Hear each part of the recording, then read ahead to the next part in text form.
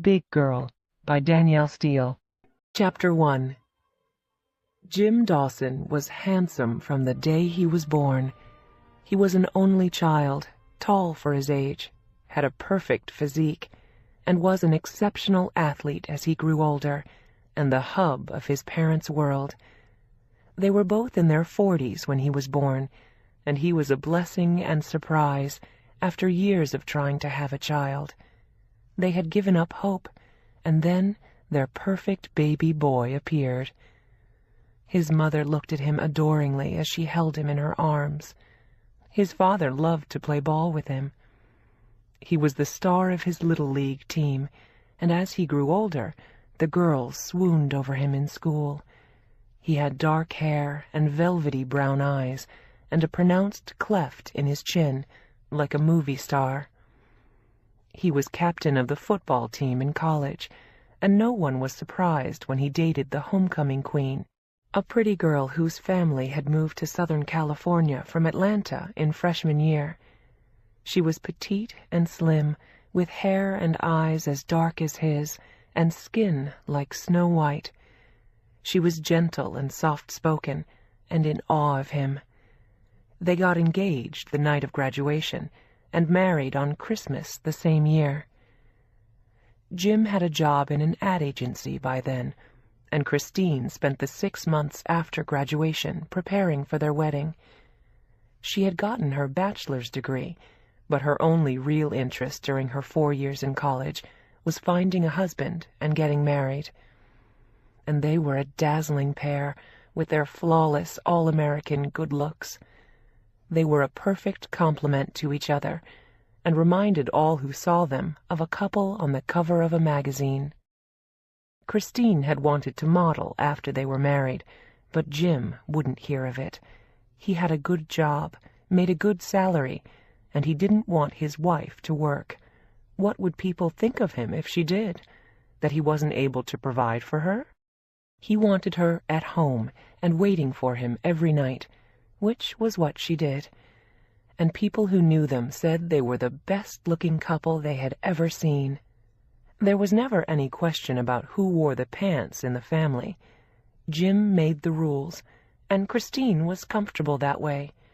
Her own mother had died when she was very young, and Jim's mother, whom Christine called Mother Dawson, sang her son's praises constantly, and Christine readily revered him just as his parents had.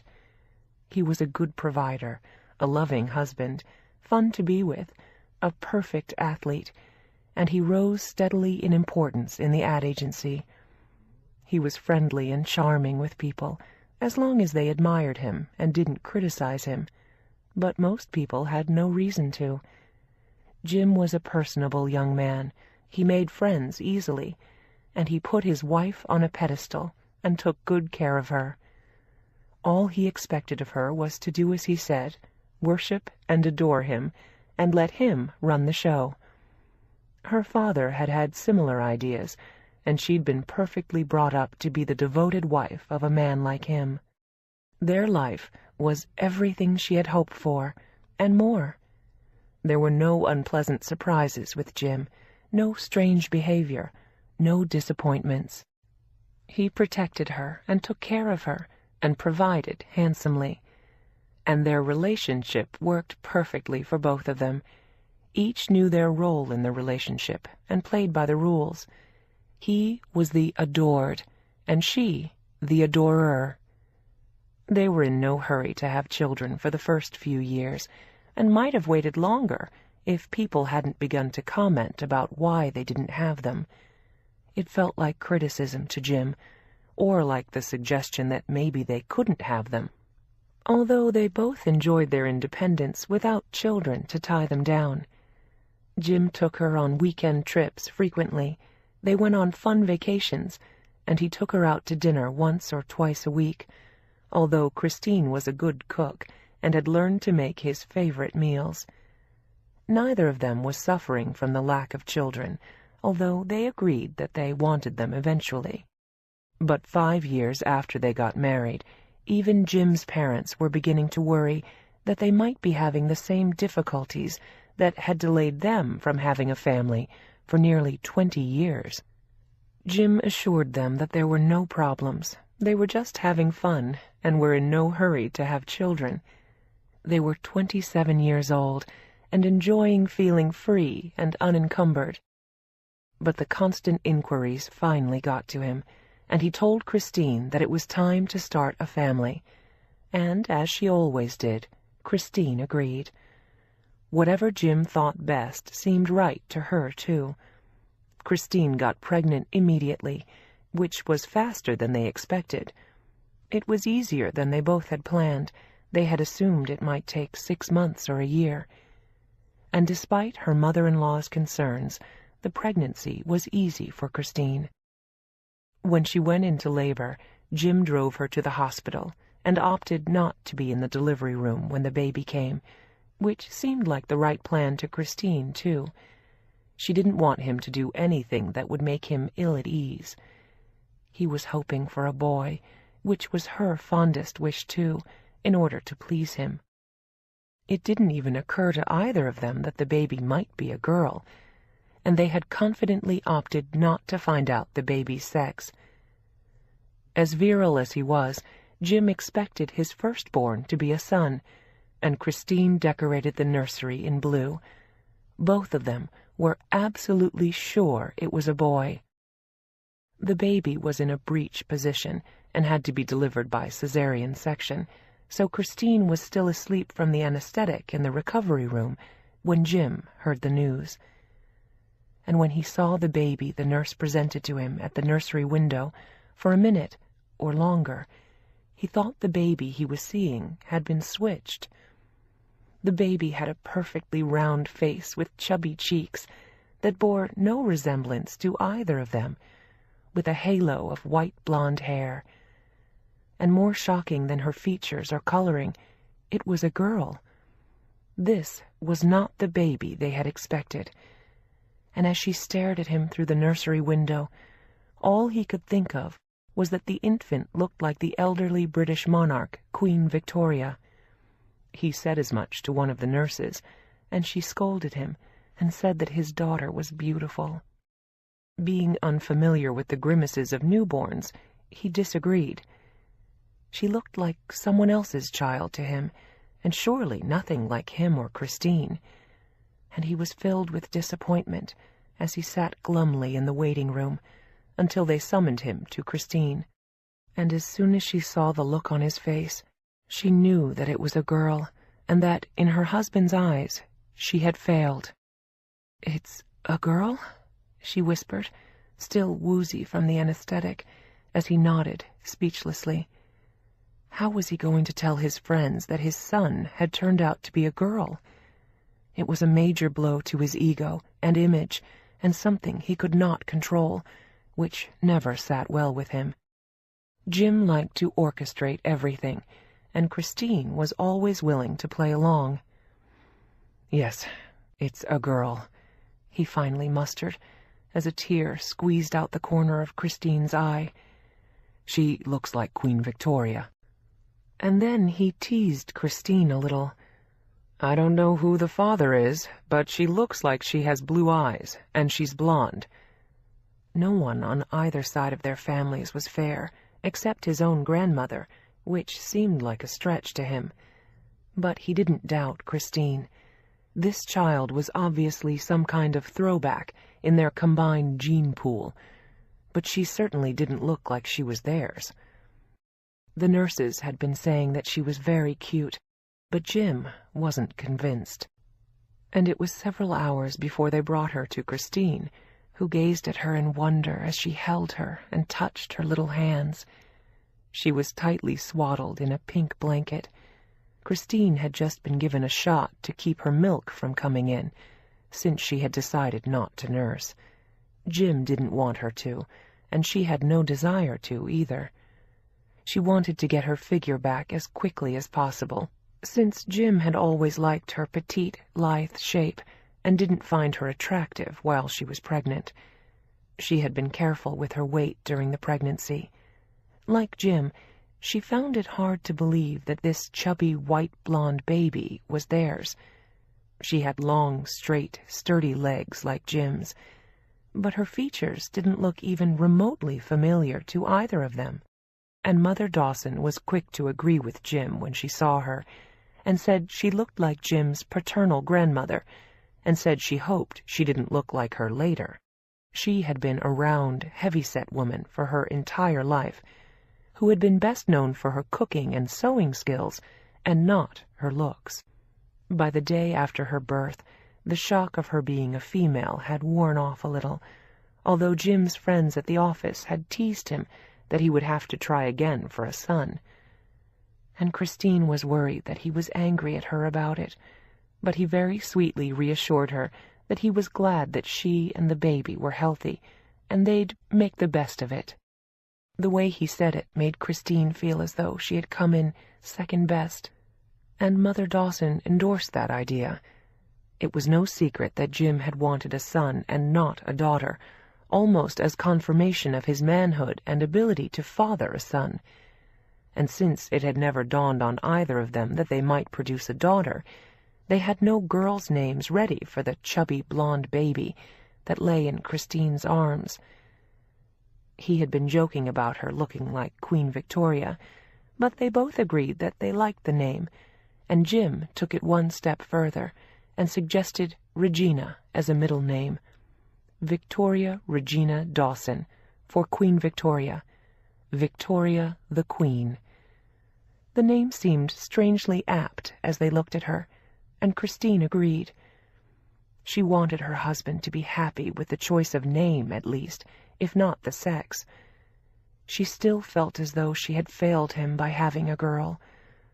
But by the time they left the hospital 5 days later, he seemed to have forgiven her. Victoria was an easy, happy baby who was good-natured and undemanding. She walked and talked early, and people always commented on what a sweet little girl she was. She remained very fair, and the white blonde fuzz she'd had when she was born turned into a crown of blonde ringlets. She had big blue eyes and pale blonde hair, and the creamy white complexion that went with it. Some people commented that she looked very English, and then Jim always commented that she'd been named for Queen Victoria, whom she looked like, and then laughed heartily. It became his own favorite joke about the baby, which he was more than willing to share, while Christine tittered demurely. She loved her daughter, but the love of her life had always been her husband, and that hadn't changed. Unlike some women who became totally focused on their children, the central focus of her world was first Jim, and then the baby. Christine was the perfect companion for a narcissist of Jim's proportions. She only had eyes for him.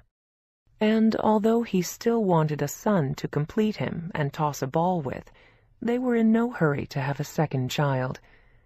Victoria fit easily into their life and caused few disruptions, and they were both afraid that 2 children, particularly if close together, would be hard to manage, so they were content to have only Victoria for now.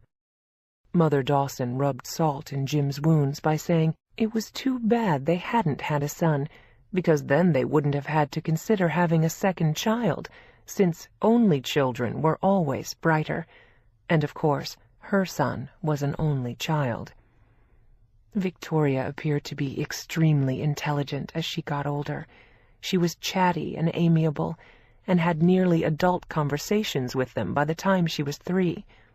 She said funny things, and was alert and interested in everything around her. Christine taught her to read when she was 4, and when she was 5, her father told her she had been named after a queen. Victoria would smile with delight every time he said it. She knew what queens looked like.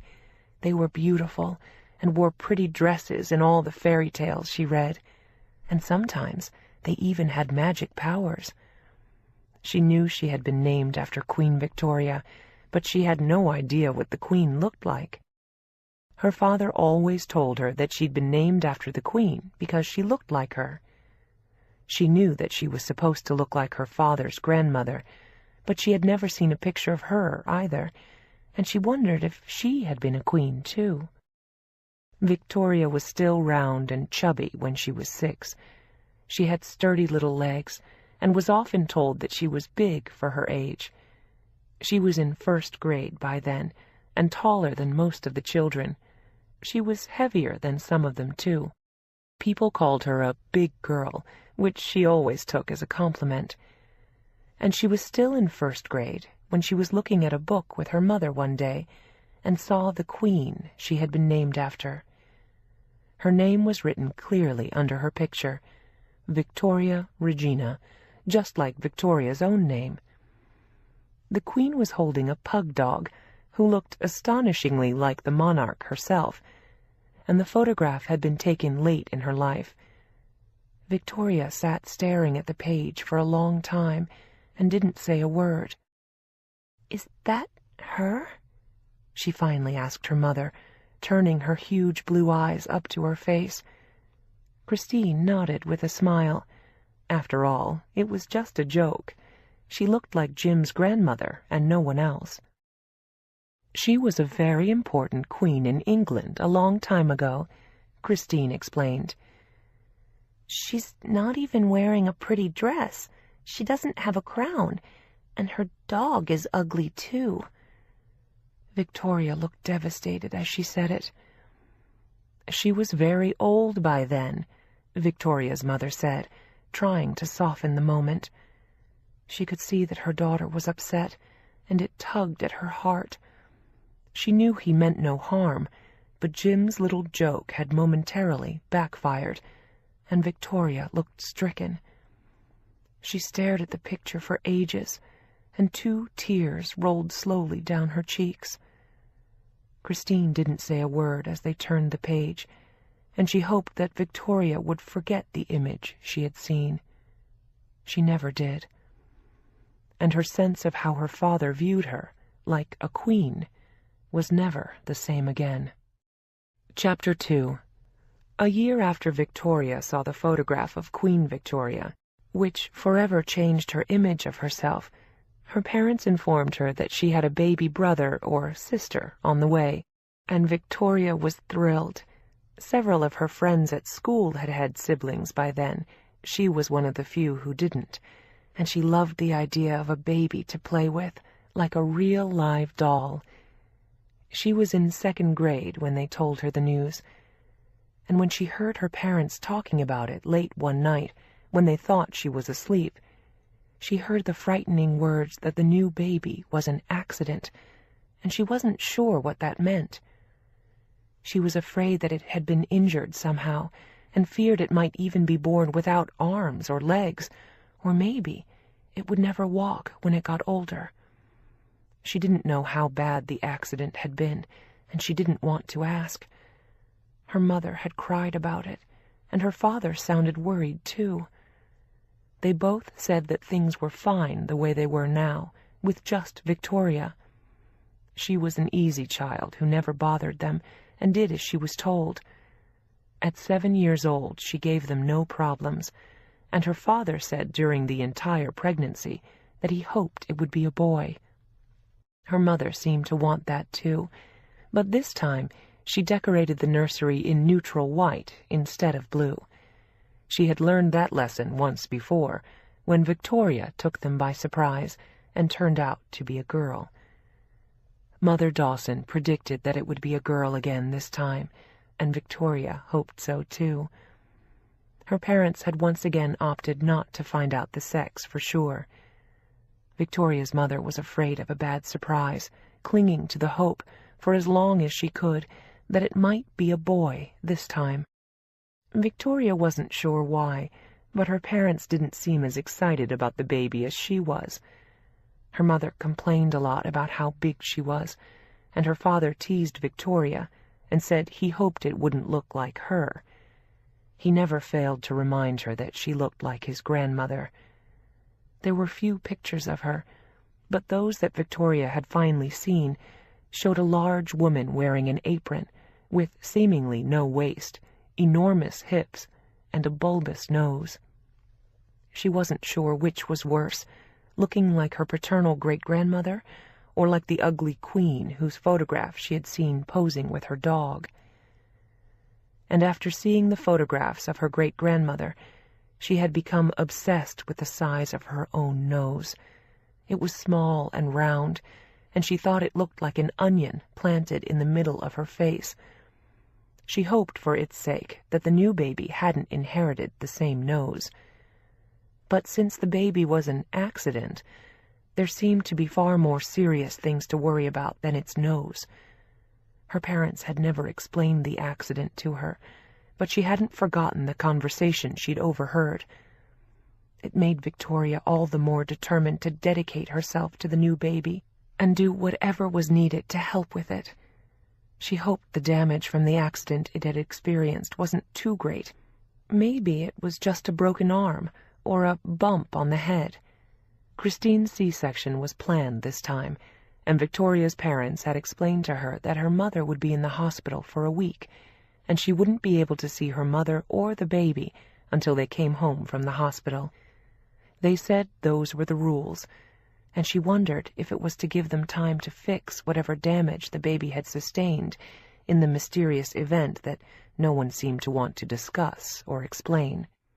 The day the baby was born, her father came home at 6 o'clock when Victoria's grandmother was preparing dinner for her. They looked at him expectantly, and his disappointment was evident when he told them it was a girl. And then he smiled and said the baby was beautiful and looked just like him and Christine this time. He seemed enormously relieved, even though it hadn't been a boy. And he said they were calling her Grace because she was so pretty. Grandmother Dawson smiled too then, proud of her ability to guess the baby's sex. She had been sure it was a girl. Jim said she had dark hair, big brown eyes like both of them, the same white skin as her mother, and perfectly formed tiny pink lips. He said she was so pretty they could have used her for an ad for babies. Her beauty made up for her not being a boy. He made no mention of an injury to the baby from the accident that Victoria had been worried about for the past 8 months, and she was relieved too. She hoped the baby was okay, and she sounded very cute. They called her mother at the hospital the next day, and she sounded very tired. It made Victoria even more determined to do everything she could to help when they got home. Grace was even prettier than they'd said when Victoria saw her for the first time. She was absolutely exquisite and perfectly formed. She looked like a baby in a picture book or an ad, as her father had said.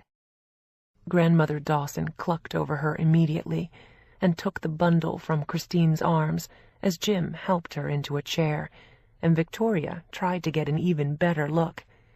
She was aching to hold the baby, kiss her cheeks, coo over her, and touch her tiny toes. She wasn't jealous of her for an instant, only happy and proud. "She's gorgeous, isn't she?" Jim said proudly to his mother, who instantly agreed. There was no mention made of his paternal grandmother this time, and no need to. Baby Grace looked like a porcelain doll, and they all agreed that she was the prettiest baby they had ever seen. She looked nothing like her older sister, who had big blue eyes and wheat-colored hair. It was hard to imagine that the two were even sisters, or that Victoria actually belonged in this family, with all of them so dark while she was so fair. And her pudgy body looked nothing like them either. No one compared this baby to Queen Victoria, or mentioned her round nose. She had the nose of a pixie or a cameo, just like Christine's. It was clear from the moment she was born that Grace was one of them, while Victoria appeared to have been dropped on their doorstep by someone else. Grace was perfect, and all Victoria felt was love as she looked at her with adoration in her grandmother's arms. She couldn't wait for them to set her down so she could pick her up herself. This long-awaited baby sister was hers. She had begun to love her long before she was born, and now she was here at last. Jim couldn't resist teasing his older daughter, as he always did. He was that kind of guy, and loved making jokes at the expense of someone else. His friends thought he was very funny, and he had no qualms about who he made the butt of his jokes. He turned to Victoria with a wry grin, as she gazed lovingly at the baby. "I guess you were our little tester cake," he said, ruffling her hair affectionately.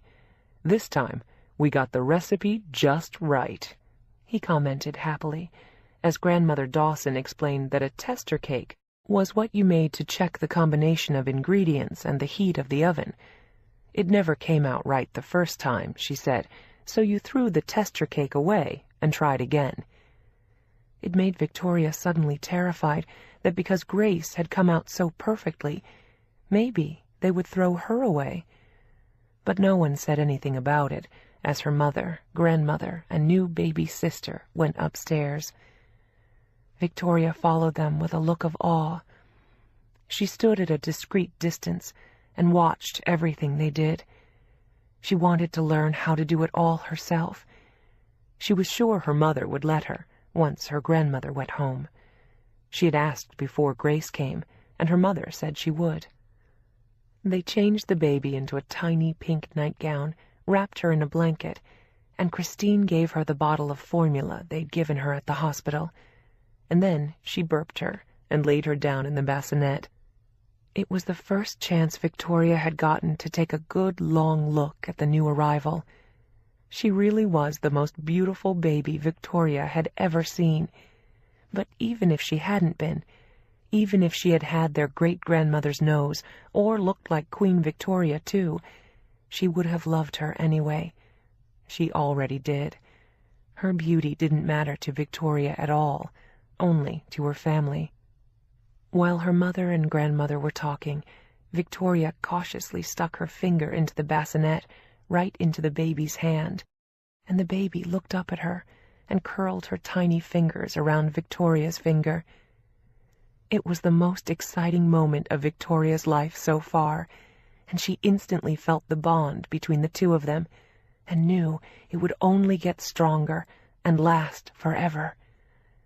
She made a silent vow to take care of her all her life, and never let anyone hurt her or make her cry. She wanted baby Grace's life to be perfect, and was willing to do whatever she had to ensure that. Grace closed her eyes then and went to sleep, as Victoria stood and watched her. She was so glad there had been no damage from the accident, and Grace was here at last. She thought of what her father had said then about her being the tester cake, and wondered if it was true. Maybe they had only had her to make sure they got it right with Grace, and if that was true, they certainly had. She was the sweetest thing Victoria had ever seen, and her grandparents and grandmother said so too. For one tiny instant, Victoria wished that someone else had been the tester cake, and they had felt about her the way they obviously did about Grace. She wished that she was a victory, and not a failure of the recipe or the oven temperature. And whatever their intentions had been in having her first, she just hoped they never decided to throw her away. All she wanted now was to share the rest of her life with Grace and be the best big sister in the world. And she was glad for the baby that she hadn't gotten their great-grandmother's nose, too. She went downstairs to have lunch with her parents and grandmother then, while the baby slept peacefully upstairs, having just been fed and changed. Her mother told her that she would sleep a lot for the first few weeks. At lunch, her mother talked about getting her figure back as quickly as she could, and Jim poured champagne for the adults and smiled at Victoria. There was always something faintly ironic about the way he looked at her, as though they shared a joke, or as though she was the joke. Victoria was never quite sure which it was, but she liked it when he smiled at her, and now she was happy to have Grace. She was the baby sister she had dreamed of all her life, someone to love, and who would love her just as much as she loved her. Chapter 3. Victoria's mother taught her to do everything for the baby. By the time Grace was 3 months old, Victoria could change a diaper, bathe her, dress her, play with her for hours, and feed her. The two were inseparable, and it gave Christine a much-needed break on busy days. Victoria helping her mother with the baby gave Christine time to play bridge with her friends, take golf lessons, and see her trainer 4 times a week. She had forgotten how much work babies were, and Victoria loved to help her. The moment she came home from school, she washed her hands, picked her sister up, and took care of whatever she needed. It was Victoria who won Grace's first smile, and it was obvious that the baby adored her, just as Victoria was crazy about Grace. Grace remained a picture-perfect baby. By the time she was a year old, whenever Christine took the girls to the supermarket with her, someone stopped her. Living in Los Angeles, there were often movie scouts in ordinary places. They solicited Christine for movies, TV shows, commercials, print ads, and working in advertising. Jim had been offered his share of those opportunities, too, whenever he showed her picture. Victoria would watch in fascination as people approached them, and try to get her mother to let them use Grace in every kind of ad, TV show, or movie, and Christine always graciously said no. She and Jim had no desire to exploit their baby, but they were always flattered by the offers and told friends about them later. Watching the exchanges and hearing about them afterward always made Victoria feel invisible. It was as though she didn't exist when the scouts talked to her mother. The only child they saw was Grace. Victoria didn't mind it, but sometimes she wondered what it would be like to be on TV or in a movie. It was fun that Grace was so pretty, and Victoria loved dressing her up like a doll, with ribbons in her curly dark hair. She was a beautiful baby, and turned into an equally lovely-looking toddler. And Victoria nearly melted the first time her baby sister said her name. Grace chortled happily whenever she saw her, and was fiercely attached to her older sister. When Grace was 2 and Victoria was 9, their grandmother Dawson died after a brief illness, which left Christine with no help with the baby, except for what Victoria did to assist her. The only babysitter they had ever used was Jim's mother, so after her mother-in-law's passing, Christine had to find a babysitter they could rely on when they went out in the evenings. Thereafter there was a parade of teenage girls who came to use the phone, watch TV, and let Victoria take care of the baby, which both sisters preferred anyway. Victoria got more and more responsible as she got older, and Grace got more beautiful with each passing year. She had a sunny disposition, and laughed and smiled constantly, mostly at the urging of her older sister, who was the only person in the family who could make her laugh through her tears or stop a tantrum. Christine was far less adept with her than her older daughter.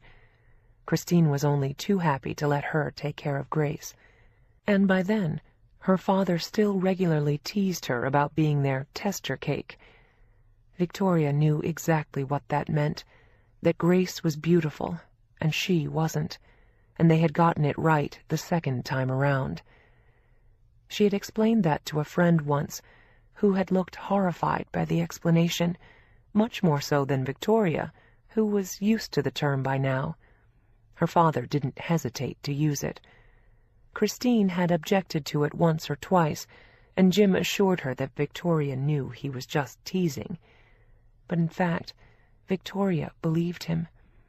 She was convinced by then that she was the mistake, and Grace their ultimate achievement. That impression was reinforced by each person who admired Grace. Victoria's sense of being invisible became deeply entrenched. Once people had commented on how adorable and beautiful Grace was, they had no idea what to say about Victoria, so they said nothing and ignored her. Victoria wasn't ugly, but she was plain. She had sweet, natural, fair looks, and straight blonde hair that her mother put in braids, as compared to Grace's halo of dark ringlets. Victoria's hair had gotten straight as she got older. She had big, innocent blue eyes, the color of a summer sky, but Grace and her parents' dark ones always seemed more exotic and more striking to her. And their eye color was all the same, as was their hair. Hers was different. And both her parents and Grace had thin frames. Her father was tall, and her mother and the baby were delicate and fine-boned and had small frames. Grace and her parents were a reflection of each other. Victoria was different. She had a square look to her, a bigger frame, and broad shoulders for a child. She looked healthy, with rosy cheeks and prominent cheekbones. The one remarkable feature about her was that she had long legs, like a young colt. Her legs always seemed too long and thin for her squat body, as her grandmother had put it. She had a short torso that made her legs seem even longer. Despite her wider frame, she was nonetheless quick and graceful. And even as a child, she was big for her age, not enough to be called fat, but there was nothing slight about her. Her father always made an issue that she was too heavy for him to pick her up, while he tossed Grace in the air like a feather. Christine had a tendency to be underweight, even after her babies, and in great shape thanks to her trainer and exercise classes, and Jim was tall and lean, and Grace was never a really chubby baby. What Victoria was more than anything was different from the rest of them, enough so for everyone to notice, and more than once people had asked her parents within her hearing if she was adopted. She felt like one of those picture cards they held up at school that showed an apple, an orange, a banana, and a pair of galoshes, while the teacher asked which one was different. In her family, Victoria was always the galoshes.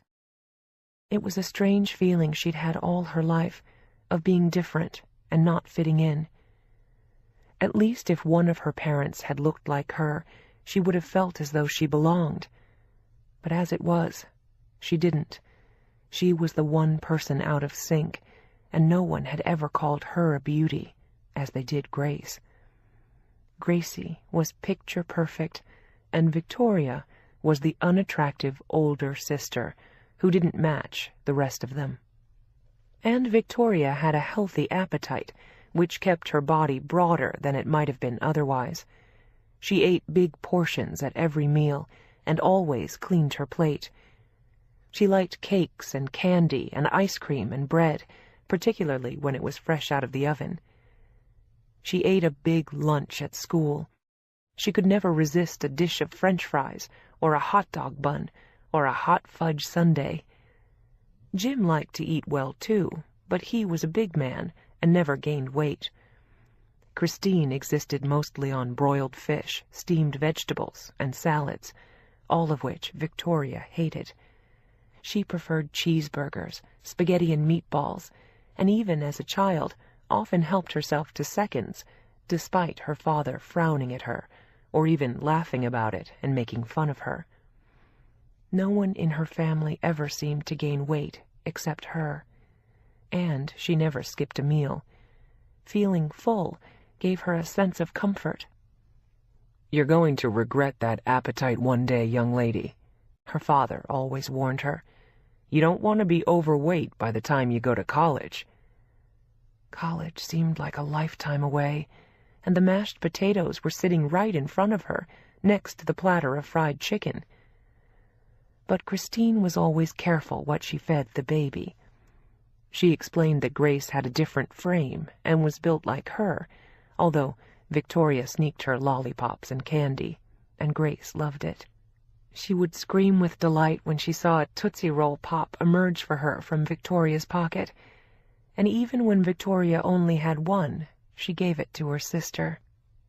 Victoria had never been popular in school, and her parents very seldom let her have friends over, so her social life was limited. Her mother said that 2 children making a mess of the house was enough for her to deal with. and she never liked any of Victoria's friends when she met them. She always found fault with them for one reason or another, so Victoria stopped asking to invite them. As a result, no one invited Victoria over after school, since she never reciprocated. And she wanted to get home to help with the baby. She had friends at school, but her friendships didn't extend past school hours. The drama of her early school years was being the only child in 4th grade who didn't get a Valentine. She had come home in tears, and her mother told her not to be silly. Gracie had been her Valentine, and the next year Victoria told herself she didn't care and braced herself for disappointment. She actually got one that year from a girl who was as tall as she was. All the boys were shorter. The other girl was a beanpole, and actually much taller than Victoria, who was wider. And the next drama she faced was growing breasts when she was 11. She did everything she could to hide them, and wore baggy sweatshirts over everything she owned, lumberjack shirts eventually, and everything 2 sizes larger. But they continued growing, much to Victoria's chagrin, and by 7th grade she had the body of a woman. She thought of her great-grandmother often, with her wide hips and thick waist, large breasts and full figure.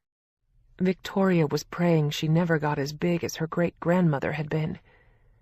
The only thing different about her were the long, thin legs that never seemed to stop growing longer. Victoria didn't know it, but they were her best feature.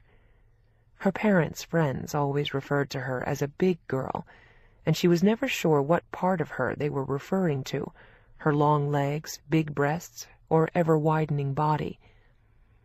And before she could figure out which part of her they were looking at, they turned their attention to the elf-like Gracie. Victoria felt like a monster beside her, or a giant, and with her height and her womanly body, she looked much older than her years. Her art teacher in 8th grade called her Rubenesque, and she didn't dare ask him what it meant, and didn't want to know. She was sure it was just a more artistic way of calling her big, which was a term she had come to hate. She didn't want to be big. She wanted to be small, like her mother and sister. She was 5'7" when she stopped growing in 8th grade, which wasn't enormous, but it was taller than most of her female classmates and all of the boys at that age. She felt like a freak. She was in 7th grade when Gracie started kindergarten, and she took her to her classroom. Her mother had dropped them both off at school, and Victoria had the pleasure of taking Grace to meet her teacher, and watched her walk into the room with caution and turn to blow a kiss to her big sister. She watched over her all year at recreation, and took her home after afternoon daycare. And the same was true in 8th grade, when Gracie was in 1st grade. But in the fall, Victoria would be entering high school, at a different school, in another location, and she would no longer be there for Gracie, or see her if she walked past her classroom during the day. And she was going to miss her, and so was Gracie, who relied on her older sister and loved seeing her peek into her classroom throughout the day. Both girls cried on Victoria's last day in 8th grade, and Gracie said she didn't want to come back to school without Victoria in the fall. But Victoria said she had to. 8th grade was the end of an era for Victoria, and one she had cherished. It always made her happy knowing Gracie was nearby.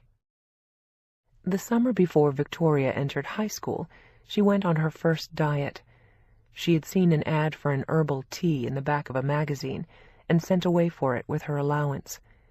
The ad said that it was guaranteed to make her lose 10 pounds, and she wanted to enter high school looking thinner and more sophisticated than she had in middle school.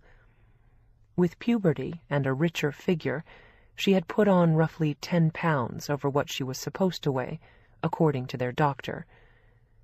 The herbal tea worked better than expected, and made her desperately ill for several weeks. Grace said she was green and looked really sick, and asked why she was drinking tea that smelled so bad. Her parents had no idea what was wrong with her, since she didn't tell them what she'd done. The evil brew had given her severe dysentery, and she didn't leave the house for several weeks and said she had the flu. Her mother told her father that it was typical pre-high school nerves. But in the end, just by making her so ill, the herbal tea caused her to lose 8 pounds, and Victoria liked the way she looked as a result. The Dawsons lived on the border of Beverly Hills, in a nice residential neighborhood. They had the house they'd lived in since before Victoria was born, and Jim was the head of the ad agency by then. He had a satisfying career, and Christine kept busy with her 2 girls.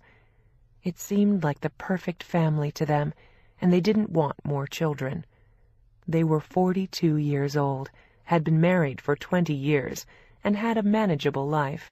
They were happy they hadn't had more kids, and were pleased with the 2 they had. Jim liked to say that Grace was their beauty, and Victoria had the brains. There was room for both in the world. He wanted Victoria to go to a good college and have a meaningful career. "You'll need to rely on your brains," he assured her, as though she had nothing else to offer the world. "You'll need more than that," Christine had said. It worried her sometimes that Victoria was so smart. "Men don't always like smart girls," she said, looking worried. "You have to look attractive, too." She had been nagging her about her weight in the past year, and was pleased about the 8 pounds she'd lost, with no idea of what Victoria had done to herself for the past month to shed the weight. She wanted Victoria to be thin, too, not just smart. They were much less worried about Gracie, who, with her charm and beauty, even at 7, looked as though she could conquer the world. Jim was her willing slave. The family went to Santa Barbara for 2 weeks at the end of the summer, before Victoria started high school, and they all had a good time. Jim had rented a house in Montecito, as he had before, and they went to the beach every day. He commented on Victoria's figure, and after that she wore a shirt over her bathing suit and refused to take it off. He had observed how big her bust was, and had then mitigated it by saying she had killer legs. He referred far more often to her body than he did to her excellent grades. He expected that of her, but always made it clear that he was disappointed by her looks, as though she had failed somehow, and it was a reflection on him. She had heard it all before, many times. He and her mother went for long walks on the beach every day, while she helped Gracie build sand castles with flowers and rocks and popsicle sticks on them. Gracie loved doing it with her, which made Victoria happy. Her father's comments about her looks always made her sad, and her mother pretended not to hear, never reassured her, and never came to her defense. Victoria knew instinctively that her mother was disappointed by her looks, too. There was a boy Victoria liked in Montecito that summer, in a house across the street. Jake was the same age she was, and he was going to Kate in Southern California in the fall. He asked if he could write to her from boarding school, and she said he could, and gave him her address in L.A. They talked late into the night about how nervous they were about high school. Victoria admitted to him in the darkness, as they shared a stolen bottle of beer from his parents' bar and a cigarette, that she had never been popular before. He couldn't see why. He thought she was a really smart, fun girl. He liked talking to her and thought she was a nice person. She'd never had beer before, nor smoked, and she threw up when she went home. But no one noticed. Her parents were in bed, and Gracie was fast asleep in the next room, and Jake left the next day. They were going to visit his grandparents in Lake Tahoe before he started school. Victoria had no grandparents anymore, which she thought was a blessing sometimes, since she only had her parents to comment on her looks. Her mother thought she should cut her hair and start an exercise program in the fall. She wanted her to do gymnastics or ballet, without realizing how uncomfortable Victoria was about appearing in front of other girls in a leotard. Victoria would have died first. She'd rather keep the figure she had than lose it that way. It had been easier just making herself sick with the nasty herbal tea. It was boring for her in Montecito when Jake left. She wondered if she'd hear from him once he started school. For the rest of the time in Montecito, she played with Grace. Victoria didn't mind that her sister was 7 years younger. She always had fun with her. And her parents always told their friends that the 7-year age difference between them really worked. Victoria had never been jealous of her baby sister for a minute, and was a totally reliable babysitter now that she was 14. They left Gracie with her older sister whenever they went out, which they did with increasing frequency as the girls got older. They had one big scare during the trip, when Grace ventured too far out at the water's edge one afternoon, at low tide. Victoria had been with her, and went back to their towel for a minute to get more sunscreen to put on her sister, and then the tide came in, and the current in the water got strong. A wave knocked Gracie over, and within an instant she disappeared as she was sucked out into the ocean and tossed under a wave. Victoria saw it happen, and screamed as she raced to the water, dove into the wave, and came up spluttering with a grip on Grace's arm as another wave hit them both. By then, their parents had seen it too, and Jim was running toward the water, with Christine right behind him. He rushed into the surf and grabbed both girls with his powerful arms and pulled them out, as Christine stood watching in silent horror, frozen to the spot. Jim turned to Gracie first. "Don't ever do that again. Don't play in the water alone." And then he turned to Victoria with a fierce look in his eye. "How could you leave her alone like that?" Victoria was crying, shaken by what had happened, with her wet shirt glued to her body over her bathing suit. I went to get sunscreen for her, so she didn't burn," she said, between sobs. Christine said nothing and put a towel around Grace, whose lips were blue. She had been in the water for too long before the tide began to turn. "She almost drowned," her father shouted at her, shaking with fear and fury. He rarely got angry at his children, but he was shaken by the close call, as they all were. He never said a word about Victoria rushing in to get her and pulling her out of the surf right before he arrived. He was too upset by what had almost happened, and Victoria was too. Grace had taken refuge in her mother's arms, who was holding her tight in the towel. Her dark ringlets were wet and plastered to her head. "I'm sorry, Daddy," Victoria said softly. He turned his back and walked away as her mother comforted her younger sister, and Victoria wiped the tears from her eyes with the back of her hand. "I'm sorry, Mom," she said softly, and Christine nodded and handed her a towel to cover herself up. The message in her gesture was clear. High school was easier than Victoria had expected in some ways. The classes were well organized. She liked most of the teachers, and the subjects were more interesting than they'd been in middle school. Academically, she loved the school and was excited by the work. Socially, she felt like a fish out of water and was shocked by the other girls when she saw them on the first day. They looked a lot racier than anyone she'd gone to school with so far. Some wore provocative clothes and looked older than their years. All the girls wore makeup, and many of them looked much too thin. Anorexia and bulimia had clearly entered their lives. Victoria felt like a moose on the first day, and all she wanted was to look cool like everyone else. She carefully observed the outfits that they favored, many of which would have looked terrible on her, although the miniskirts they wore would have looked great. Victoria had opted for jeans and a loose shirt to hide her shape. Her long blonde hair was hanging down her back. Her face looked freshly scrubbed, and she wore high-top sneakers she and her mother had bought the day before. Once again, she was out of step. She had worn the wrong thing and looked different from the other girls. The ones she saw congregating outside school when she arrived looked like they were entering a fashion contest of some kind. They appeared to be 18 years old, and some of them obviously were. But even the girls her own age seemed much older than their years, and all she could see at first was a flock of thin, sexy girls. She wanted to cry.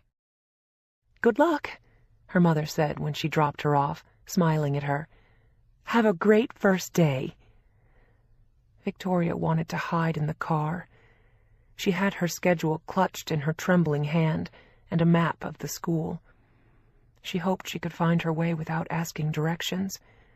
She was afraid she might burst into tears as raw terror clutched her heart.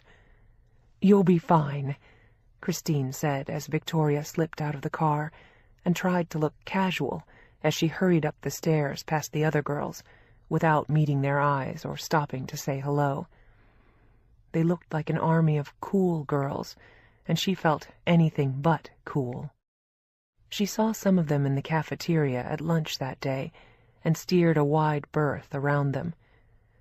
She helped herself to a bag of potato chips, a hero sandwich, yogurt, and a package of chocolate chip cookies for later, and sat at a table by herself, until another girl sat down. She was taller than Victoria and rail thin. She looked as though she could have played basketball against most of the guys, and asked Victoria permission to sit down. "Mind if I sit here?" "No, that's fine," Victoria said, opening the potato chips. The other girl had 2 sandwiches on her tray, but she looked like nothing she ate would show. Other than her long brown hair, she almost looked like a boy. She wasn't wearing makeup either, and she was wearing jeans and Converse too. "Freshman?" the other girl asked as she unwrapped her first sandwich, and Victoria nodded, feeling paralyzed by shyness. "I'm Connie.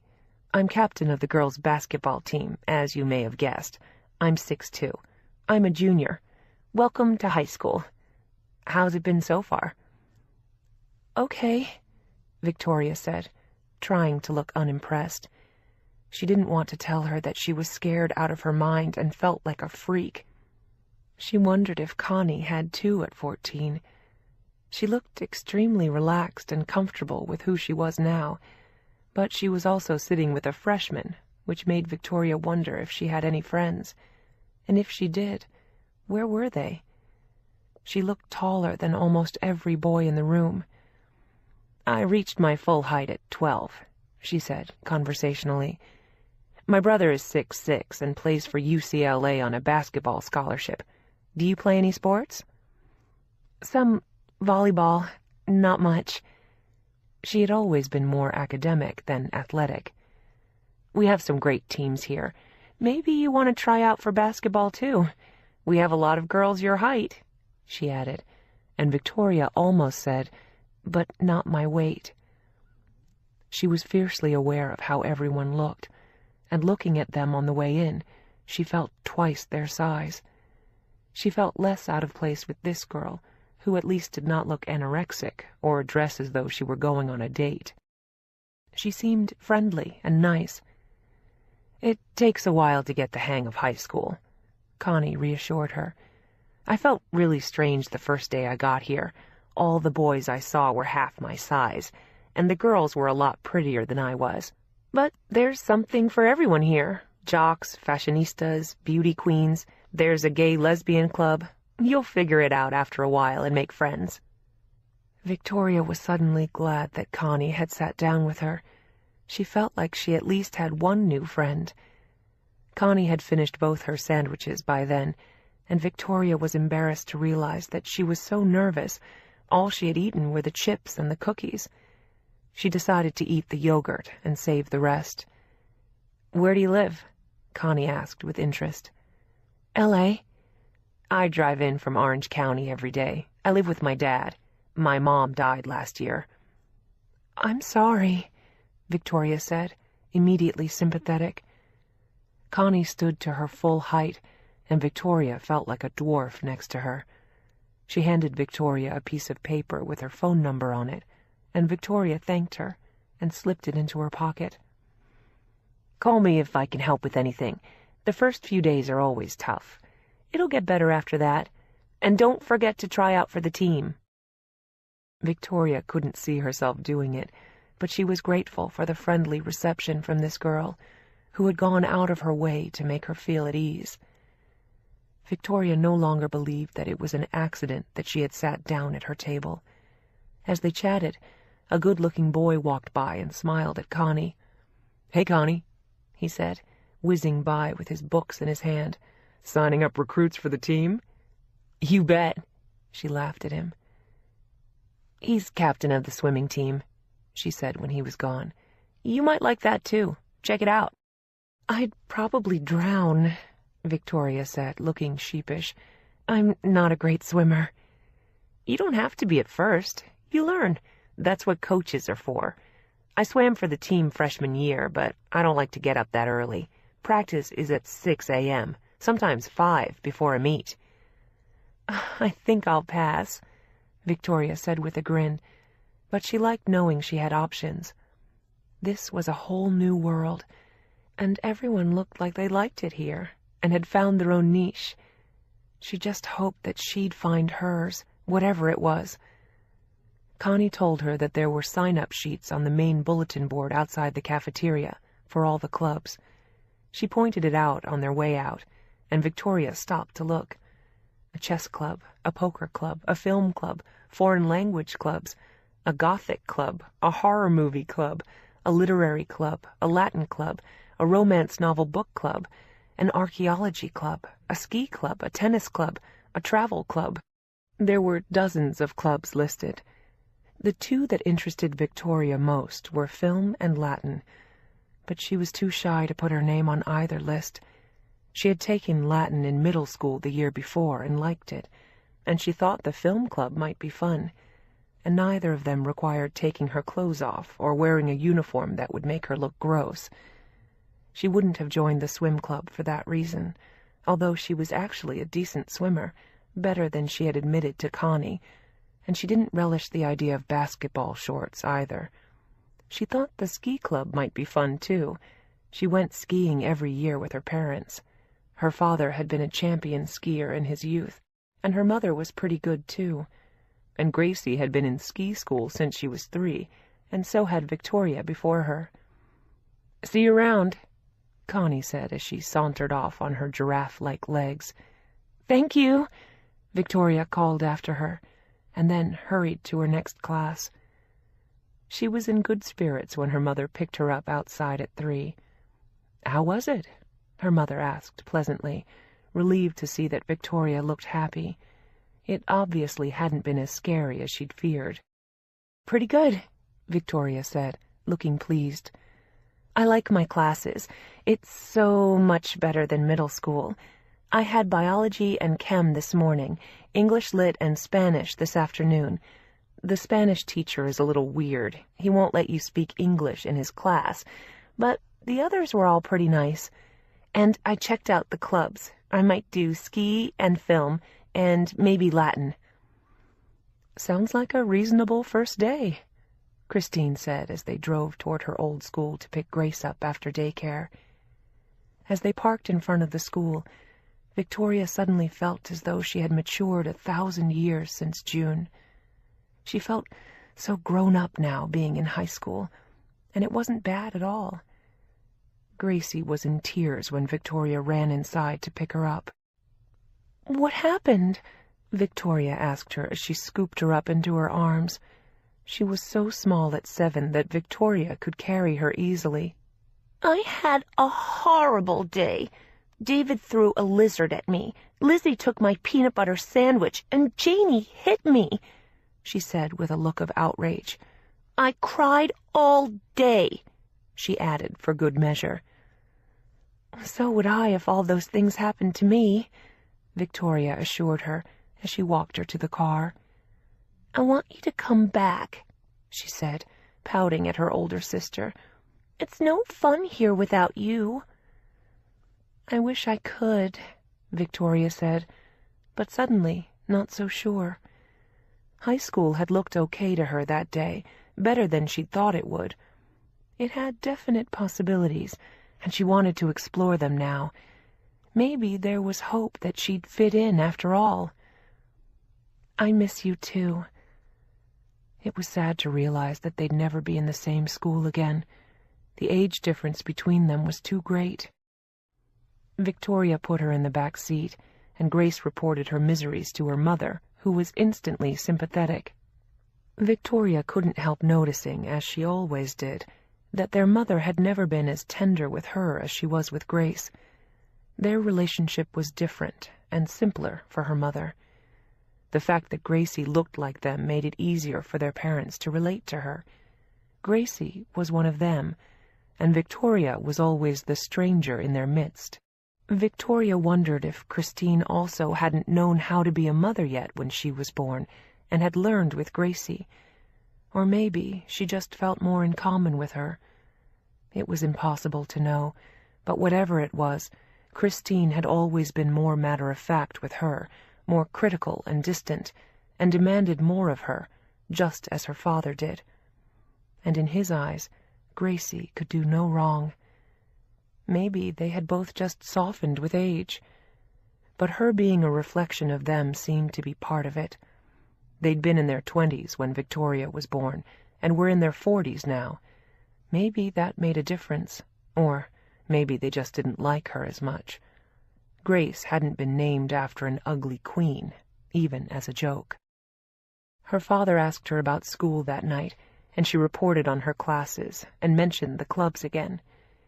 He thought her choices were all good, particularly Latin, although he thought the ski club would be fun and a good way to meet boys. Her mother thought Latin sounded too brainy, and she should join something more sociable in order to make friends. They were both aware that Victoria had had very few friends in middle school, but in high school she could meet people, and by junior year she'd be driving and wouldn't need them to chauffeur her at all. They could hardly wait, and Victoria liked the idea too. She didn't want her father making sarcastic remarks about her to her friends, as he did whenever he gave them a ride somewhere. Even if he thought his comments were funny, she never did. She signed up for the 3 clubs that interested her the next day, but none of the sports teams.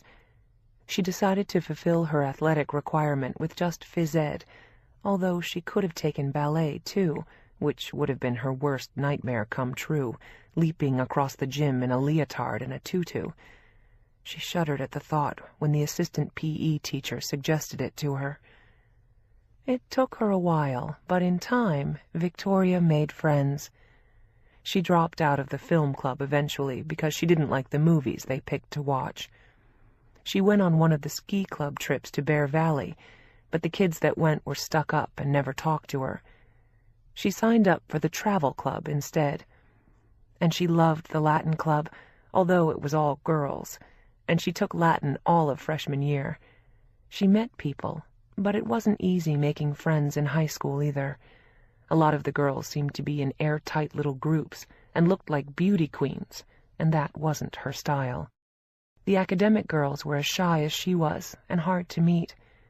Connie proved to be a good friend for 2 years, until she got a scholarship to Duke and left when she graduated. But by then, Victoria was comfortable at the school. She heard from Jake at Kate once in a while, too, but they never got together again. They always said they would, and never did. She had her first date during sophomore year when a boy from her Spanish class invited her to the junior prom, which was a big deal. Connie said he was a great guy, and he was, until he got drunk in the bathroom with some other boys and got kicked out of the prom, and she had to call her father for a ride home. She got her first car the summer before junior year, and had taken driver's ed the year before, and had her learner's permit, so she was all set. From then on, she drove herself to school. It was an old Honda her father had bought for her, and she was excited about it. It wasn't something she talked about to anyone, but by junior year, her body had gotten bigger than it was before. She had gained 10 pounds over the summer. She had a summer job at an ice cream store and ate ice cream on all her breaks. Her mother was upset about it and said it was the wrong job for her. It was too much temptation for Victoria, as proved by the weight she gained. "You look more like your great-grandmother every day," was all her father said, but it made the point. She brought home ice cream cakes shaped like clowns for Gracie every day.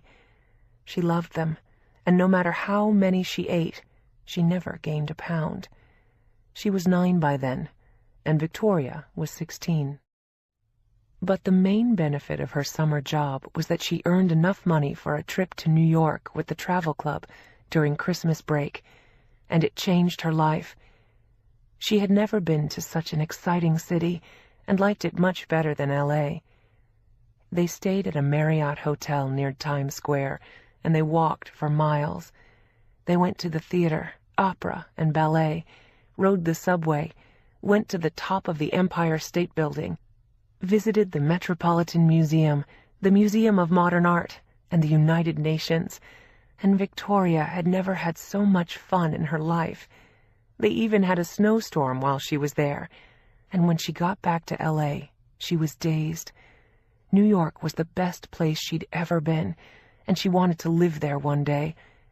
She said she might even go to college there if she could get into New York University or Barnard, which might be a stretch despite her grades, but she floated on the experience for months.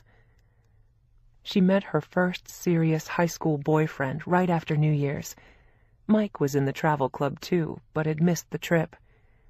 He was planning to go to London, Athens, and Rome with the club during the summer. Her parents wouldn't let her go. They said she was too young, although she'd be turning 17. Mike was a senior, and his parents were divorced, so his father had signed the permission slip. Victoria thought he was very grown-up and worldly, and fell madly in love. For the first time in her life, he made her feel pretty. He said he loved her looks. He was going to Southern Methodist University in the fall, and they spent a lot of time together, although her parents didn't approve. They thought he wasn't smart enough for her. Victoria didn't care. He liked her, and he made her happy. They spent a lot of time making out in his car, but she wouldn't go all the way. She was too scared to take that leap. She said she wasn't ready. And in April, he dropped her for a girl who would. He took the new girl to senior prom, and Victoria sat home nursing a broken heart. He was the only boy who'd asked her out all year. She never had many dates or a lot of friends, and she spent the summer on the South Beach diet. She was diligent about it and lost 7 pounds. But as soon as she got off the diet, she gained it back, plus 3 more pounds. She wanted to lose the weight for senior year, and her PE teacher had told her she was 15 pounds overweight. She lost 5 pounds at the beginning of senior year by eating smaller portions and fewer calories, and promised herself she'd lose more before graduation. And she would have if she hadn't gotten mono in November, had to stay home for 3 weeks, and ate ice cream because it made her throat feel better. The fates had conspired against her. She was the only girl in her class who gained 8 pounds while she had mono. Her size was a battle she couldn't seem to win, but she was determined to beat it this time, and swam every day during Christmas vacation and for a month after, and she jogged around the track every morning before school. Her mother was proud of her when she lost 10 pounds. She was determined to lose the other 8 pounds, until her father looked at her one morning and asked her when she was going to start working out to lose some weight.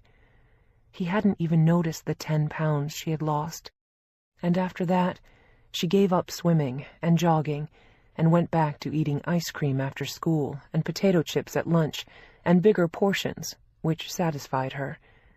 What difference did it make? No one noticed it, and no one asked her out. Her father offered to take her to his gym, and she said she had too much work at school, which was true. She was working hard to keep up her grades and had applied to 7 schools: New York University, Barnard, Boston University, Northwestern, George Washington in Washington, D.C., the University of New Hampshire, and Trinity.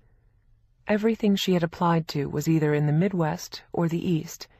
She had applied to no schools in California, and her parents were upset about it. She wasn't sure why, but she knew she had to leave. She had felt different for too long, and although she knew she would miss them, and especially Gracie, she wanted a new life. This was her chance, and she was going to grab it while she could. She was tired of competing and going to school with girls who looked like starlets and models, and hoped to be that one day. Her father had wanted her to apply to USC and UCLA, and she refused. She knew it would be just more of the same. She wanted to go to school with real people who weren't obsessed with how they looked. She wanted to go to college with people who cared about what they thought, like her.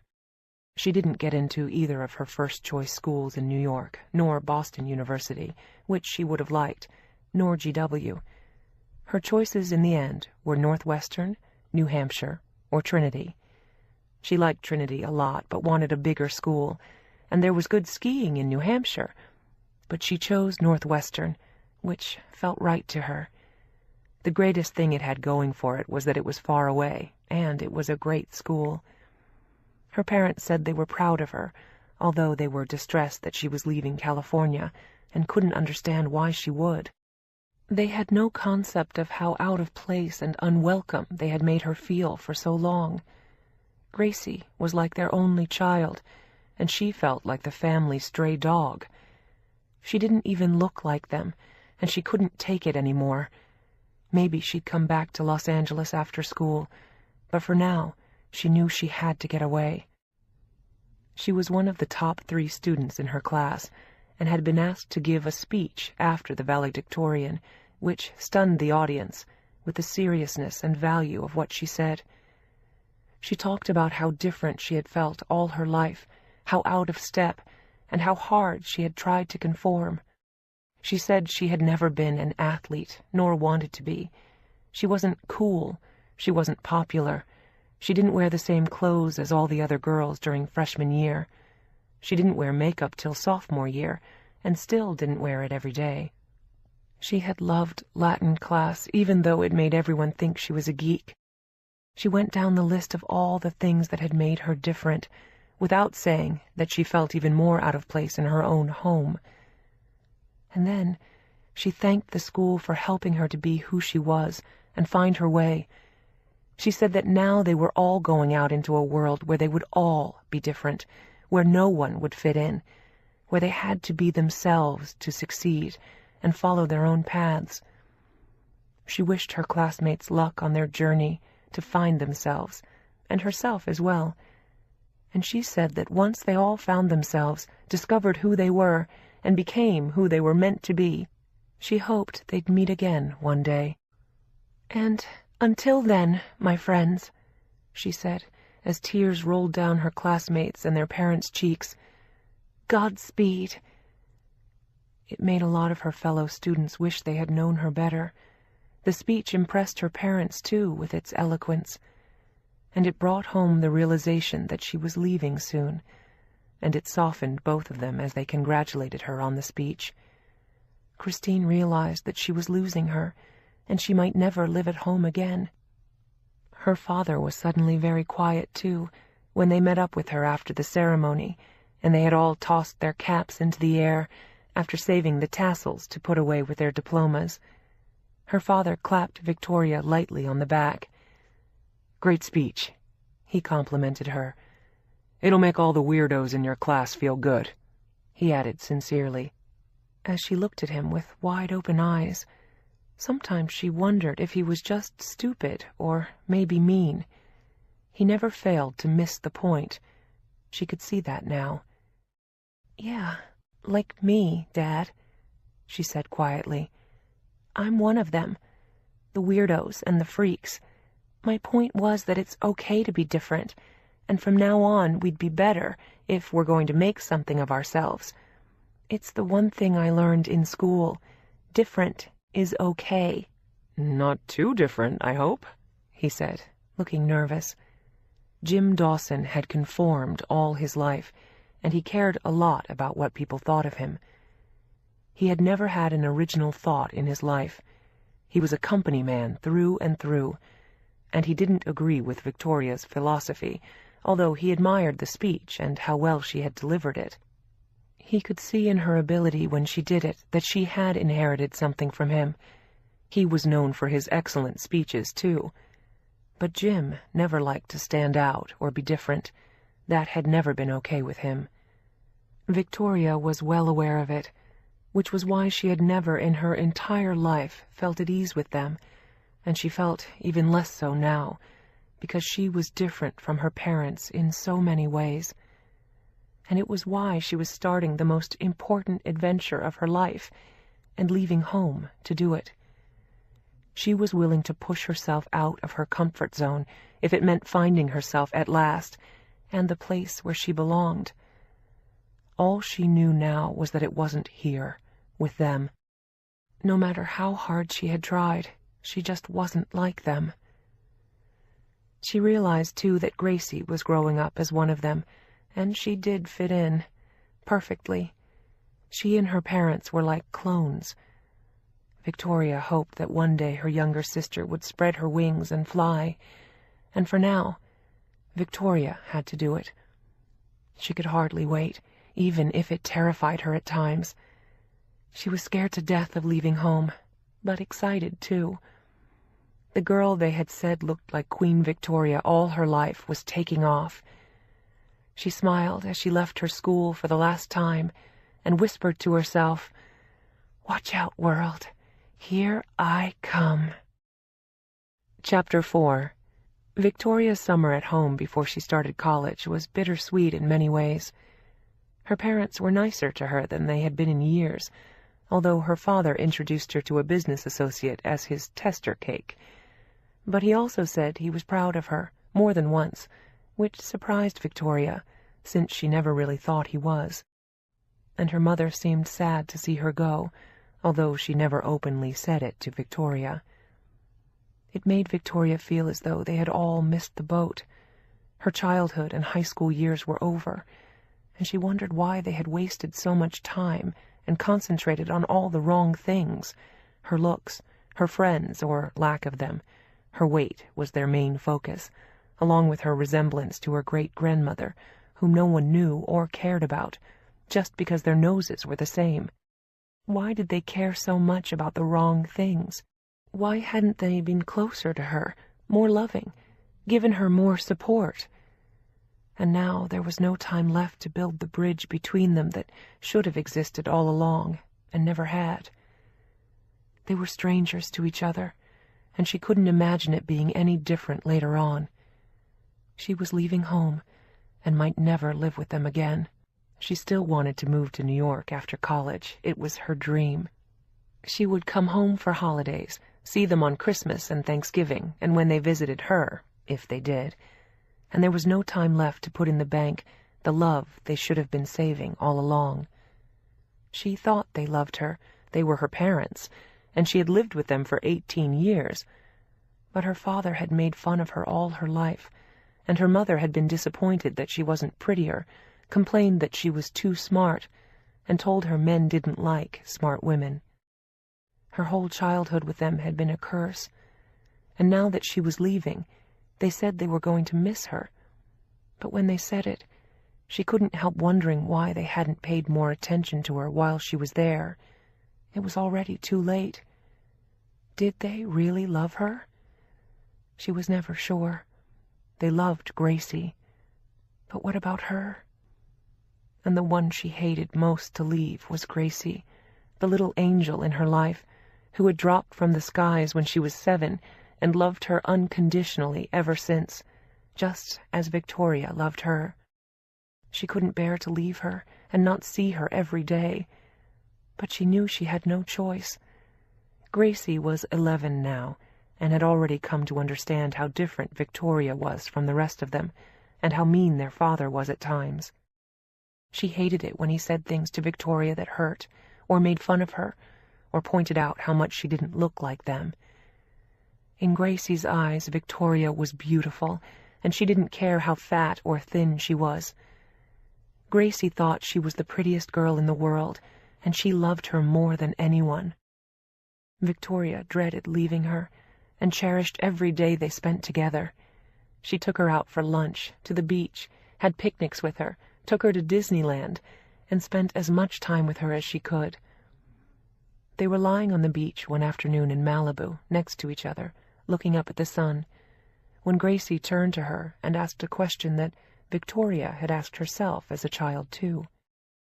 "Do you think maybe you were adopted and they never told you?" Gracie asked her with an innocent look as her older sister smiled.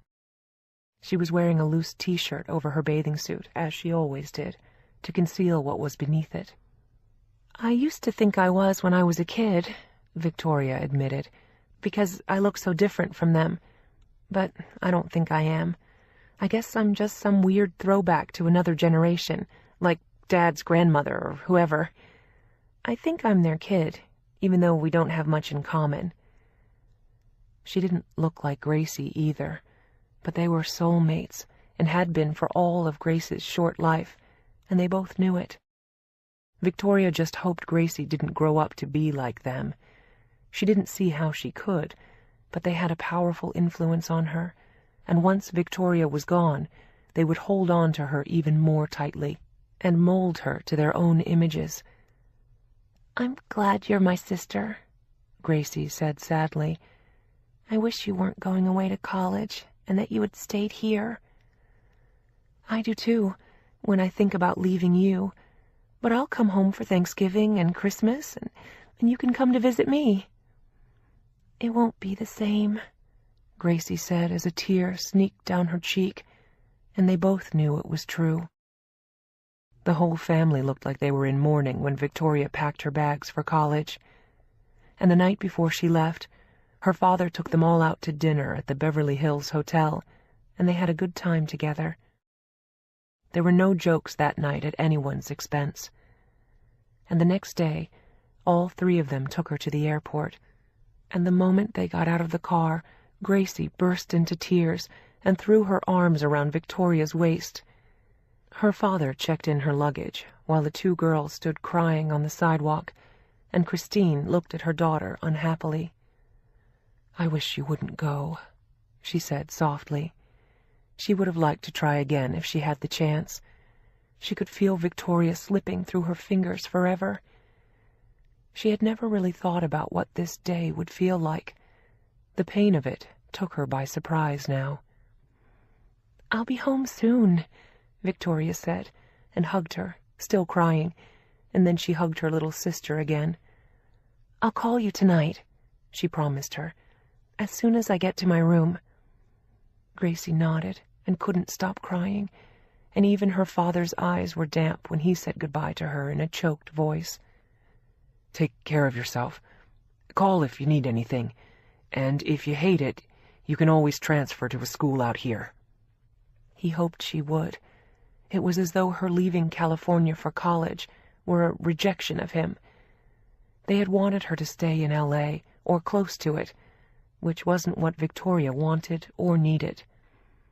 After kissing them all again, Victoria went through security and waved for as long as she could see them. They didn't leave the airport until she had disappeared from sight. The last she saw of her family was Gracie leaving the airport, walking between her parents. They all looked the same, with their dark hair and slim bodies. Her mother was holding Gracie's hand, and Victoria could see that her sister was still crying. She boarded the flight to Chicago, thinking about all of them, and as the plane took off, she looked out the window at the city she was fleeing, to find the tools she needed for a new life somewhere else. She didn't know where that would be, but the one thing she did know was that it couldn't be here, or with them. Victoria's years in college were exactly what she hoped they would be. The school was even better than she had dreamed or expected. It was big and sprawling, and the classes she took and did well at were her ticket to freedom. She wanted to acquire the skills she needed to have a job and a life someplace other than L.A. She missed Gracie, and sometimes even her parents. But when she thought of living with her parents Every fiber of her being told her that she could never live with them again. And she loved her frequent visits to Chicago and discovering everything she could about the city. It was lively and sophisticated, and she thoroughly enjoyed it, despite the brutally cold weather. She went home for Thanksgiving freshman year and saw instantly that Grace had grown taller and prettier, if that was even possible. Her mother had finally relented and let her do a commercial for Gap Kids. Grace's photograph was suddenly everywhere, and she could have had a career as a model, but her father wanted a better life for her, and he swore that he'd never let a child of his go to college so far from home again. He told Grace that she'd have to go to UCLA, Pepperdine, Pomona, Scripps, Pitzer, or USC. He was not going to let her leave L.A. In his own way, he genuinely missed Victoria. He didn't have much to say when she called, except that he hoped she'd come home soon, and then he passed the phone to her mother, who asked what she was doing and if she'd lost any weight. It was the question Victoria hated most, because she hadn't. And then she dieted frantically for 2 weeks before she went home. And when she got back to L.A. for Christmas vacation, her mother noticed that she had lost a little weight. She had been working out at the gym at school, but she admitted that she hadn't had any dates. She was working too hard at school to even care. She told them she had decided to get a teaching degree, and her father instantly disapproved. It gave them a new topic to disagree on, and distracted them from her weight and lack of dates. "You'll never make decent money as a teacher. You should major in communications and work in advertising or PR. I can get you a job." She knew he meant well, but it wasn't what she wanted to do. She liked the idea of teaching and working with kids. She changed the subject, and they talked about how cold it was in the Midwest. She hadn't even been able to imagine it until she was there. It had been well below zero for the whole week before she came home. And she was enjoying going to hockey games. She wasn't crazy about her roommate, but she was determined to make the best of it. And she had met some people in her dorm, but mostly she was trying to get accustomed to the school and to being away from home. She said she missed decent food, and this time no one commented when she took 3 helpings of pot roast. And she was happy taking time off from going to the gym while she was home. She appreciated the weather in L.A., as she never had before. Her father gave her a new computer for Christmas, and her mother gave her a down coat. Gracie had made her a montage of photographs of them, starting when she was born, on a bulletin board to hang up in her dorm room. And when she left after Christmas, Victoria wasn't sure if she was coming home for spring break. She said she might travel somewhere with friends. In fact, she wanted to go to New York and try to line up a summer job, but she didn't mention it to them. Her father said if she didn't come home in March, they would come to see her after that and take her to Chicago for the weekend. And it was even harder leaving Gracie that time. The 2 sisters genuinely missed each other, and her parents said they missed her too. Second semester of freshman year was hard for Victoria too. The Midwestern winter was dreary and cold. She was lonely. She hadn't met many people. She had no close friends yet, and she caught a bad case of flu in January. When she did, she lost the thread of going to the gym again and started living on fast food. By the end of second semester, she had gained the dreaded freshman 15, and none of the clothes she had brought with her fit anymore. She felt huge and was 25 pounds overweight. She had no choice but to start working out again, and she swam every day. She managed to lose 10 pounds of the extra weight fairly quickly with a purging diet and some pills one of her dorm mates had given her that made her desperately sick. But she could get into her clothes again, and she was thinking about going to Weight Watchers to lose the other 15, but she always had an excuse not to. She was busy. It was cold. She had a paper due. It was a constant battle with her weight, and even without her mother hounding her and her father making fun of her, she was unhappy about her size, and she didn't have a date all year. She went to New York as she hoped to over spring break and managed to get a job as a receptionist at a law firm for the summer. The pay was decent, and she could hardly wait. She didn't tell her family about it till May, and Gracie called her sobbing on the phone. She had just turned 12, and Victoria 19. "I want you to come home. I don't want you to go to New York." "I'm coming home in August before I go back to school," she promised. But Gracie was sad that she wasn't coming home till then. She had just done another ad for a national campaign. Her parents were putting the money away in trust for her, and she liked the modeling and thought it was fun. But she missed her sister. Life at home wasn't nearly as much fun without her. They had also met Victoria in Chicago, as they'd promised, for a long weekend in April, and it had snowed. It had been a seemingly endless winter, and when Victoria finally finished her exams, she was excited to fly out of Chicago on Memorial Day weekend. She was starting work in New York the day after Memorial Day. She had bought some skirts and blouses and summer dresses that were appropriate for her job at the law firm, and she had gotten her weight back in control again by not eating any desserts or bread or pasta. It was a low-carb diet that seemed to be working. It was heading in the right direction, at least, and she hadn't eaten ice cream in a month. Her mother would have been proud of her. It had also occurred to her that while her mother complained about what she ate, she had always kept a hefty supply of ice cream in the freezer, and she had served all the fattening things Victoria liked to eat. She had always put temptation in Victoria's way. At least now she could only blame herself for what she ate, Victoria told herself. And she was trying to be diligent and sensible about it, without going on any crazy diets or borrowing someone else's pills.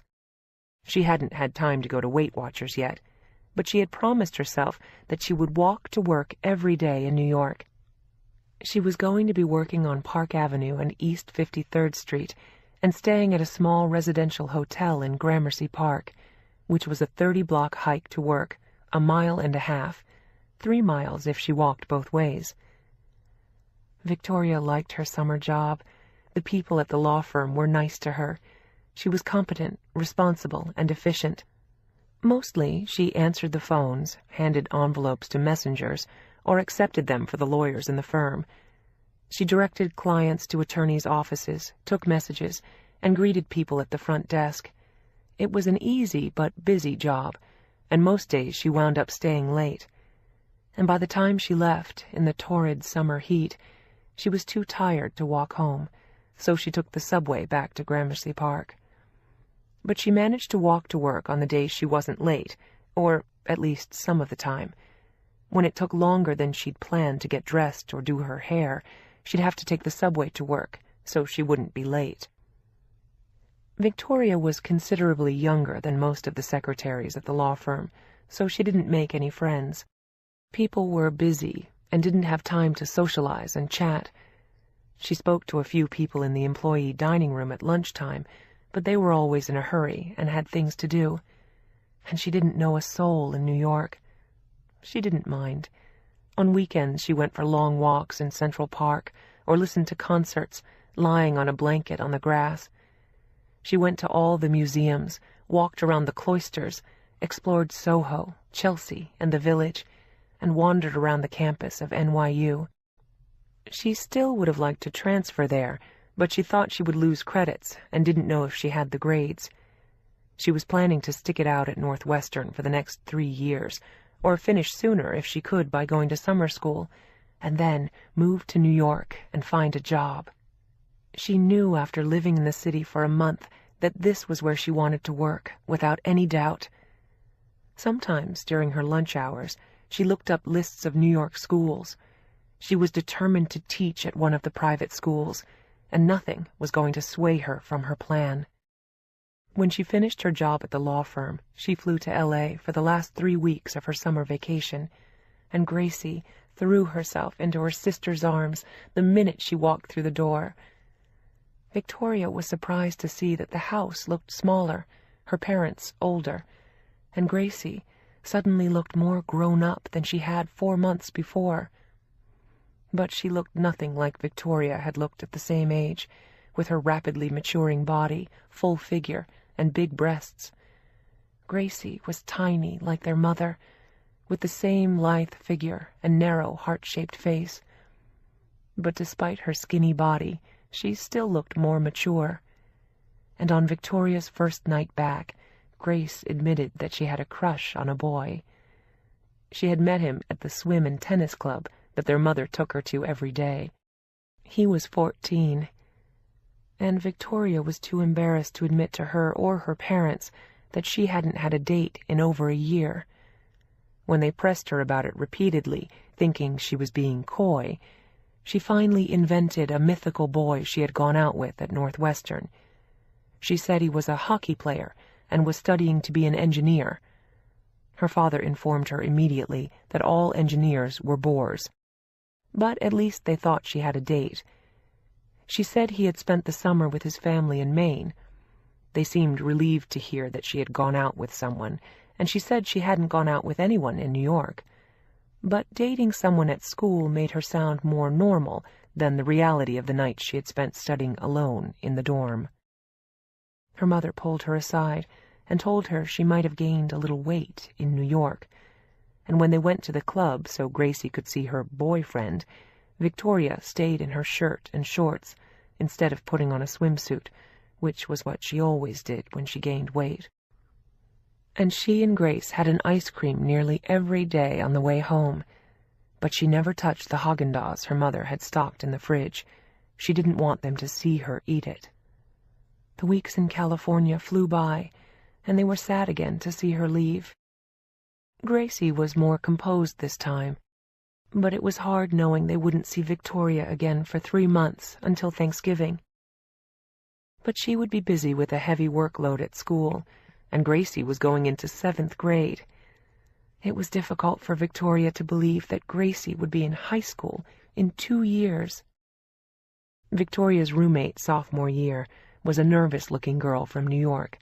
She had an obvious eating disorder and was frighteningly thin. She admitted after a few days that she had been in a hospital all summer, and Victoria watched her get thinner every day. Her parents called her constantly to check on her, and she said she had a boyfriend in New York. She looked miserable at school, and Victoria tried to ignore the atmosphere of stress she created. She was a crisis in full bloom. Just looking at her made Victoria want to eat more. And by the time Victoria went back to L.A. for Thanksgiving, her roommate had decided to leave school and go back to New York. It was a relief to know that she wouldn't be there when Victoria got back. It was hard to live with the tension she exuded in the room. It was between Thanksgiving and Christmas that Victoria met the first boy who had interested her since she'd been there. He was in pre-law, in his junior year, and he was in an English lit class with her. He was a tall, good-looking boy with freckles and red hair from Louisville, Kentucky, and she loved to listen to his drawl when he talked. They were in a study group together, and he invited her out to coffee afterward. His father owned several racehorses, and his mother lived in Paris. He was planning to spend Christmas with her there. He was fluent in French and had lived in London and Hong Kong. Everything about him seemed exotic to Victoria, and he was a kind, gentle person. They talked about their families, and he said his life had been pretty upside down since his parents' divorce, and his mother constantly moved from one place to another around the world. She had married someone after his father and was divorced again. He thought Victoria's life sounded a lot more stable than his own, and it was, but she didn't consider her childhood a happy one either. She had been an outsider in her own home all her life, and he had been a newcomer wherever he was. He had gone to 5 schools after 8th grade, and his father had just married a 23-year-old girl. He was 21. He admitted to Victoria that his stepmother had come on to him, and he had almost slept with her. They had both been drunk, and by some miracle of good judgment, he had managed not to give in to temptation, but he was nervous about seeing her again. He had decided to spend Christmas with his mother in Paris instead, although she had a new French boyfriend he wasn't crazy about either. He was very funny about his stories, but there was something almost tragic about the tales he told about a lost boy caught between crazy, irresponsible parents. He said he was living proof that people with too much money screwed up their kids. He had been seeing a shrink since he was 12. His name was Beau, and despite some romantic moments and a little heavy petting on the night before she left, they hadn't slept with each other when she went to L.A. for Christmas. He promised to call her from Paris, and he seemed wonderfully romantic and exotic to her. She was fascinated by him. And this time, when her parents asked who she was dating, she could say a junior in pre-law. It would sound respectable to them, although she couldn't imagine her father or mother liking him. He was much too offbeat for them. Beau called her over the holidays and had gone to Gstaad with his mother and her friend. He sounded bored and a little lost, and he texted her constantly with things that made her laugh. Gracie wanted to know if he was handsome, but said she didn't like red hair. And this time, Victoria watched her diet. She passed on desserts even though her father expressed surprise when his big girl said no. It was impossible to shake his view of her as someone who ate all the wrong things and was always overweight. Victoria lost 5 pounds during her 10 days in L.A., and she and Beau got back to Northwestern within hours of each other on the same day. She had thought of nothing but him over the holiday, and she wondered how long it would take for them to wind up in bed. She was glad that she had saved herself for him. Beau would be her first, and she could easily imagine him being gentle and sensual in bed. They were kissing and laughing and cuddling when he came to her dorm room, and he said he was so jet-lagged that nothing happened that night, nor for the next many weeks. They were with each other constantly. They studied in the library together, and since she no longer had a roommate, sometimes he fell asleep on the other bed. They spent a lot of time kissing and fondling, and he loved her breasts, but it never went past that point. He told her she should wear miniskirts because she had the best legs he had ever seen. He appeared to be totally enthralled with her, and for the first time in her life, Victoria was seriously losing weight. She wanted to look great for him, and she was feeling good about herself. They had snowball fights and went ice skating. They went to hockey games, restaurants, and bars. He introduced her to his friends. They went everywhere together and always had a terrific time. But no matter how close they got to it, they never made love. She wasn't sure why, and she was afraid to ask. She wondered if he thought she was too fat, or if he respected her too much, or if maybe he was afraid, or if his near miss with his 23-year-old stepmother had traumatized him, or his parents' divorce. Something was holding him back, and Victoria had no idea what it was. He obviously wanted her, and their make-out sessions grew more and more passionate, but their hunger for each other was never consummated, and it was driving Victoria insane. They were down to their underwear one night in her dorm room, and then he held her in his arms and lay there silently, without moving, for a long time. And then he got out of bed. "What's wrong?" she asked him quietly, sure that it was something about her, something wrong with her, maybe her weight. All her feelings of not being good enough came back to her in a rush as he sat down on the edge of her bed. "I'm falling in love with you," he said miserably, as he dropped his head into his hands. "So am I with you. What's wrong with that?" She was smiling at him. "I can't do this to you," he said softly, and she touched his red hair falling over his eyes. He looked like Huck Finn or Tom Sawyer. He was a boy. "Yes, you can. It's okay." She tried to reassure him as they sat there in their underwear. "No, it's not. I can't. You don't understand. This is the first time this has ever happened to me. with a woman. I'm gay, and no matter how much I think I love you now, sooner or later, I'm going to end up with a man again. I don't want to do that to you. No matter how much I want you now, it won't last with us." For a long moment, she didn't know what to say. This was way beyond her realm of experience, and more complicated than any relationship she had imagined with him. And he was being fair. He knew that sooner or later he'd want a man again. He always had. "I never should have started it, but I fell in love with you the day we met." "Then why can't this work?" she asked softly, grateful for his honesty, but it hurt nonetheless. "Because it won't. This isn't who I am. This is some kind of wild, delicious fantasy. But it's not real for me. It could never be. I was wrong to think it could. You'll get hurt. I don't want to do that to you.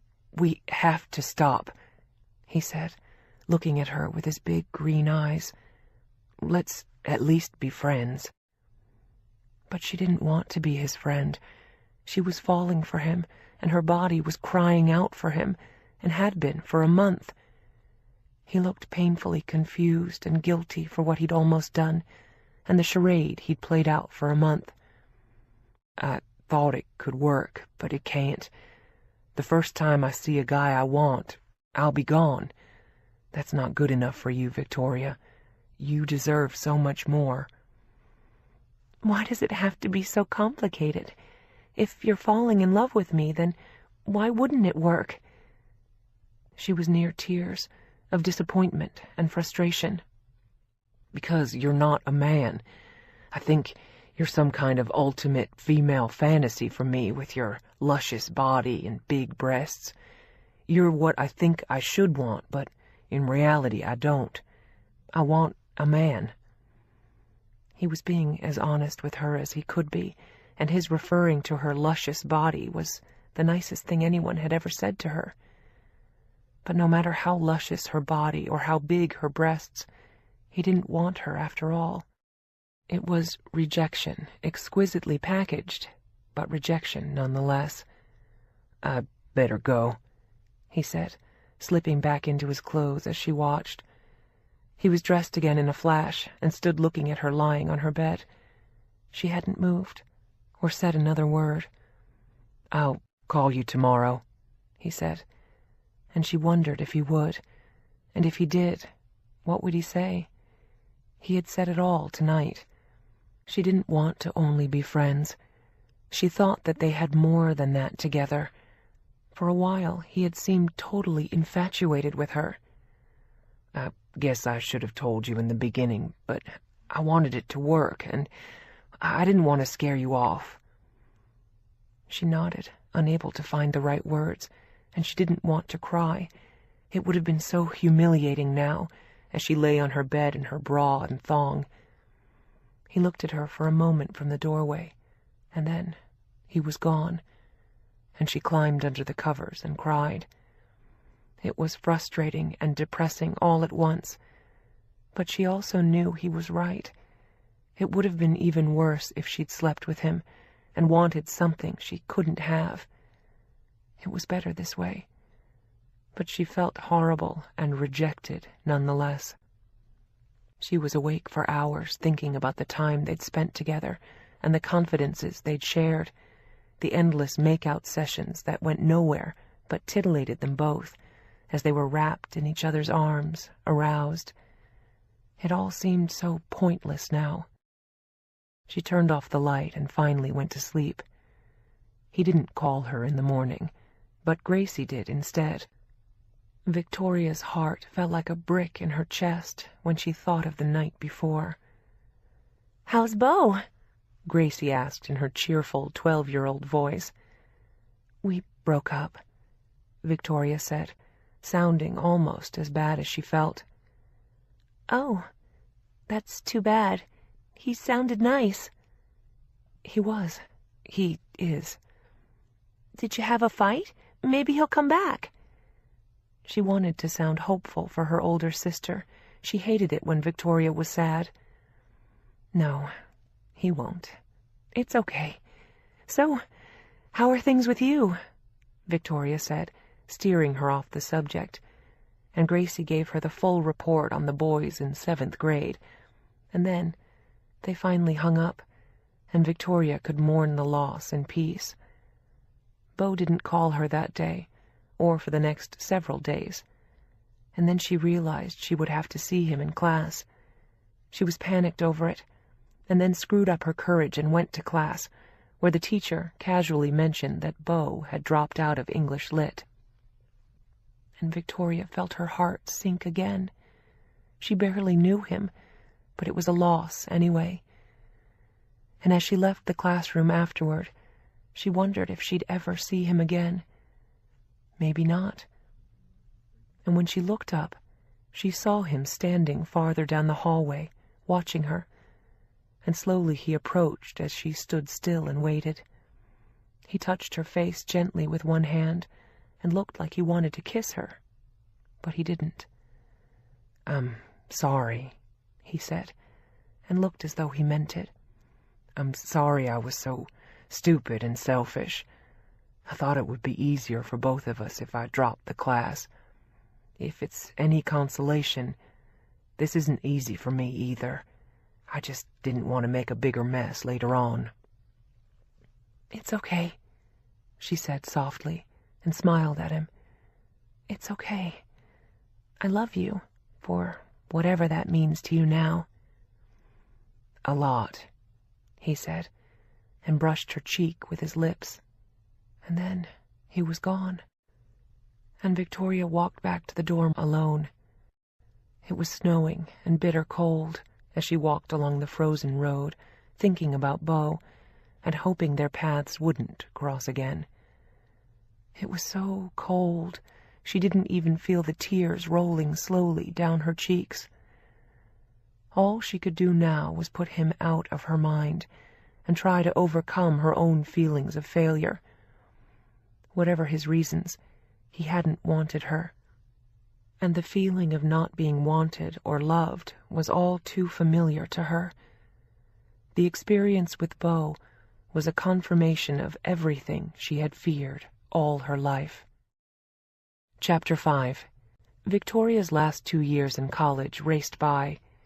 She took a summer job in New York again at the end of sophomore year. She was a receptionist in a modeling agency this time, and it was as wild as her previous job at the law firm had been sedate. And she had a great time. She befriended some of the models who were the same age as she, and the people who did the bookings were fun to be with too. All of them thought she was crazy when she said she wanted to teach school, and she had to admit that working at a modeling agency was a lot more exciting. 2 of the models invited her to live with them, and she gave up her dreary room at the hotel. And despite the parties they went to, the hours they kept, the clothes they wore, and the men they went out with, she was impressed by how hard they worked. The girls who were successful worked like dogs and were diligent about the modeling jobs they did. They went crazy after hours, but the good ones were on time for every shoot and worked tirelessly until the work was done, sometimes on 12 or 14-hour shoots. It wasn't as much fun as it looked. And Victoria was always stunned by how thin they were. The 2 girls she lived with in Tribeca almost never ate. It made her feel guilty for all that she did, and she tried to follow their example, but she was starving by dinner time. Her roommates either didn't eat at all or ate aggressively dietetic food, and very little of it. They seemed to exist on next to nothing, and had tried every kind of purge and colonic to keep their weight down. Victoria had a different constitution than they did. She couldn't survive on the tiny amounts they consumed. But she followed their more reasonable diet tips as best she could, avoiding carbs and eating much smaller portions, and she looked good when she went back to LA for a month before she went back to school. She had hated to leave New York and had had a ball. The head of the agency had told her that if she ever wanted a job with them, they would hire her any time. and Gracie loved hearing the stories she told when she got home.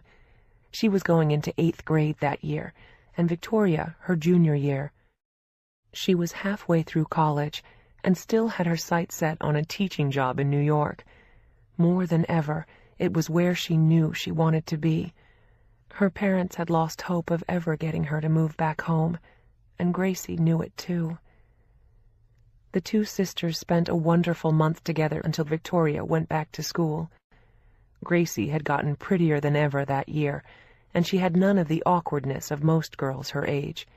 She was lean and graceful, was taking ballet, and had flawless skin. And her parents still let her do a modeling job every now and then. Gracie readily admitted she hated school. She had a booming social life, a horde of friends, and half a dozen boys calling her all the time on the cell phone her parents had finally given her. It was a far cry from Victoria's monastic life at school, although things got slightly better for her during junior year. She dated 2 boys, one after the other, although neither seriously, but she got to go out on most weekends, which was a vast improvement over the first 2 years. She finally lost her virginity to one of the boys she dated, although she didn't love him. And she never ran into Beau again. She wasn't even sure if he was still at school. She saw some of his friends once in a while, from the distance, but she never spoke to them. It had been an odd experience, and still upset her when she thought about it. He had been like a beautiful dream.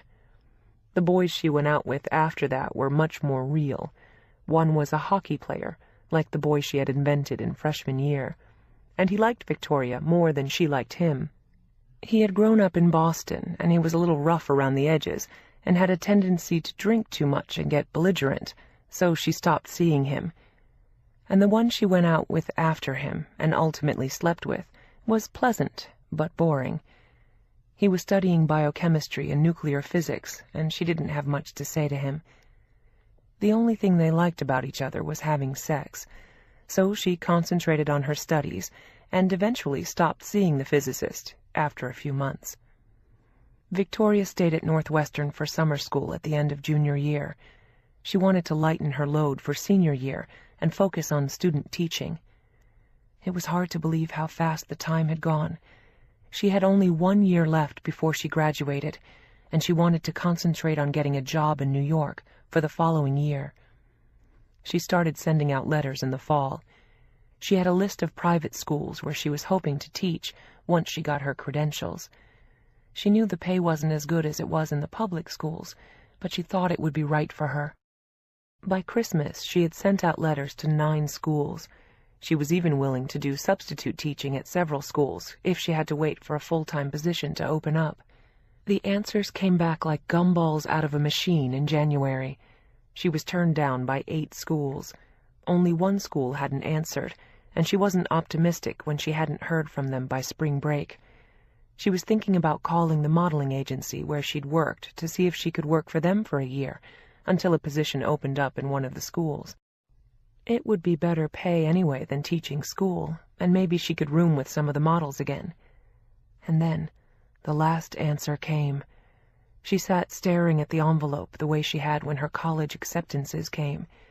She had opened them gingerly, one by one, trying to guess what was in the envelope. And she thought it more than unlikely that she would be offered a job by this school. It was one of the more elite private schools in New York, and she couldn't imagine them hiring a teacher fresh out of college. She helped herself to a candy bar she had stashed in her desk, and came back to tear open the envelope. She unfolded the single page and braced herself to be rejected again. Dear Miss Dawson, thank you for your inquiry, but we regret that at this time— She formulated their answer in her head, and then stared at the letter in disbelief. They hadn't offered her a job, but they were inviting her to come to New York for an interview. They explained that one of their English teachers would be taking an extended maternity leave in the fall, so, while they didn't have a long-term position to offer her, it was possible that they might be able to hire her for a year, if the interview went well. She couldn't believe her eyes as she let out a whoop and danced around the room, still holding the candy bar. They had asked her to advise them if she would be able to come to New York for a meeting with them in the next 2 weeks. She rushed to her computer and formulated a letter, telling them that she would be delighted to come to New York. She printed out the letter, signed it, stuck it in an envelope, and put on her coat to run to the mailbox. She had given them her cell phone number and email address as well. She could hardly wait to go to New York. If she got this job, it was her dream come true. This was what she wanted. New York, not L.A. She had spent 4 years at Northwestern dreaming of going to New York. She was thankful for the teacher who was going on maternity leave and hoped she'd get the job. Just hearing from them was cause for celebration, and she went out and got a pizza after she dropped the letter in the mailbox, and then wondered if she should have called instead. But they had her phone number now, so they could set up the meeting, and she could be on a plane to New York the next day. She took the pizza back to her dorm room and sat smiling at their letter. Just having a shot at a teaching position in a private school in New York was the happiest day of her life. They called her back 3 days later on her cell phone and gave her an appointment for the following Monday. She promised to be there and then decided to spend the weekend before in New York. It occurred to her that the appointment she had just made with them was on Valentine's Day, an ignominious day for her ever since 4th grade. But if she got the job, it would change her opinion of Valentine's Day forever. She hoped it was an omen of some kind. She booked the reservation as soon as she hung up, and then lay on her bed in her dorm room, smiling, trying to figure out what she'd wear to the interview. Maybe a skirt and sweater with high heels, or slacks and a sweater and flats. She didn't know how fancy she should look for a job at a private school in New York, and she had no one to ask. She'd have to wing it and just guess. It was all she could do to keep from running up and down the hall screaming with excitement. Instead, she just lay on her bed, grinning like a Cheshire cat. Chapter 6. The Madison School on East 76th Street, near the East River, was one of the most exclusive private schools in New York. It went from 9th through 12th grades and was a preparatory school for college. The school was expensive, had an excellent reputation, was co-ed, and its students were from among the elite in New York, with a handful of scholarship students who were lucky enough to qualify. Once accepted, the students had every possible academic and extracurricular opportunity. They got into the best colleges in the country, and it was considered one of the finest private high schools in New York. It was heavily endowed, so their science and computer labs had state-of-the-art equipment that competed with any college. Its language department was exceptional, offering Mandarin, Russian, and Japanese, as well as all the European languages, and its English department was outstanding. Several of their students had become successful writers later on, and their teaching staff was exceptional as well, with degrees from important universities. And typical of most private schools, the teachers were severely underpaid. But the opportunity to work there was considered a real prize. Just getting an interview was a major coup for Victoria, and getting the job, even temporarily for a year, was beyond her wildest dreams. If she had to choose one school she would have given anything to teach at, this was it. She took a flight after her last class before the weekend and arrived in New York late Friday night. It was snowing. All the flights had been delayed by several hours, and they closed the airport right after she landed. She was grateful they hadn't been rerouted somewhere else. And people outside the airport were fighting for cabs. She had booked a room at the hotel where she'd stayed before, in Gramercy Park. It was 2 a.m. when she finally got there, and they had saved a small, ugly room for her, but the price was one she could afford. She rapidly got into her nightgown without bothering to unpack, brushed her teeth, got into bed, and slept until noon the next day. When she woke up, the sun was shining brightly on 2 feet of snow, which had continued to fall throughout the night. The city looked like a postcard, and children outside her window were being pulled on sleds by their mothers. Others were having snowball fights, ducking for cover behind cars buried in snow that would take their owners hours or days to dig out of. Snowplows were attempting to clear the streets and spreading salt on the ground. Victoria thought it was a perfect winter day in New York, and fortunately had brought a pair of the snow boots she wore almost every day at Northwestern, so she was prepared. And at 1 o'clock she set off on foot toward the subway, which she had taken every day to work when she lived there. She got off at East 77th Street and walked east toward the river. She wanted to look at the school before she did anything else. It was a large, beautifully maintained building with several entrances, and could have been an embassy or an important home of some kind. It had been recently remodeled and was in pristine condition. A discreet bronze plaque over the entrance said only, "The Madison School." She knew that just under 400 students were enrolled. A rooftop garden provided open-air space during lunch and recreation, and they had recently built a state-of-the-art gym for all sports activities in what had once been a parking lot across the street. The school offered every possible amenity and opportunity. It stood solid and silent on the snowy, sunny afternoon, while a lone janitor cleared a path through the snow outside the school. Victoria smiled at him as she stood looking up at the school, and he returned the smile. She couldn't even imagine being lucky enough to work there in her favorite city in the world. As she stood looking at it, she was wearing the thick white down coat her mother had given her, and felt like a snowman herself. The coat was unflattering but warm. She felt like the Michelin Man or the Pillsbury Doughboy when she wore it, but it had served her well, and was the warmest coat she owned for the Arctic temperatures at school. And she was wearing a white wool hat pulled down to her eyes, as a wisp of her blonde hair peeked out over her brow. Victoria stood for ages looking up at the school, and then she turned and walked away, and went back to the subway to go to Midtown. She wanted to go shopping for something to wear on Monday. She wasn't happy with the outfits she had brought with her, and one of them was too tight. She wanted to look perfect when she interviewed for the job, and she knew how unlikely it was that they would hire her fresh out of school, and they must have had many other applicants, but her grades and recommendations were good, and she had all the excitement and enthusiasm of youth for her first teaching job. She hadn't told her parents that she had come, because her father still wanted her to look for something in another field, with better pay and more possibilities for advancement in the future. Her dream of a teaching career didn't meet their standards as something they could brag about or that would enhance their image. "My daughter is a teacher" did nothing for them, but working at the Madison School in New York meant everything to Victoria.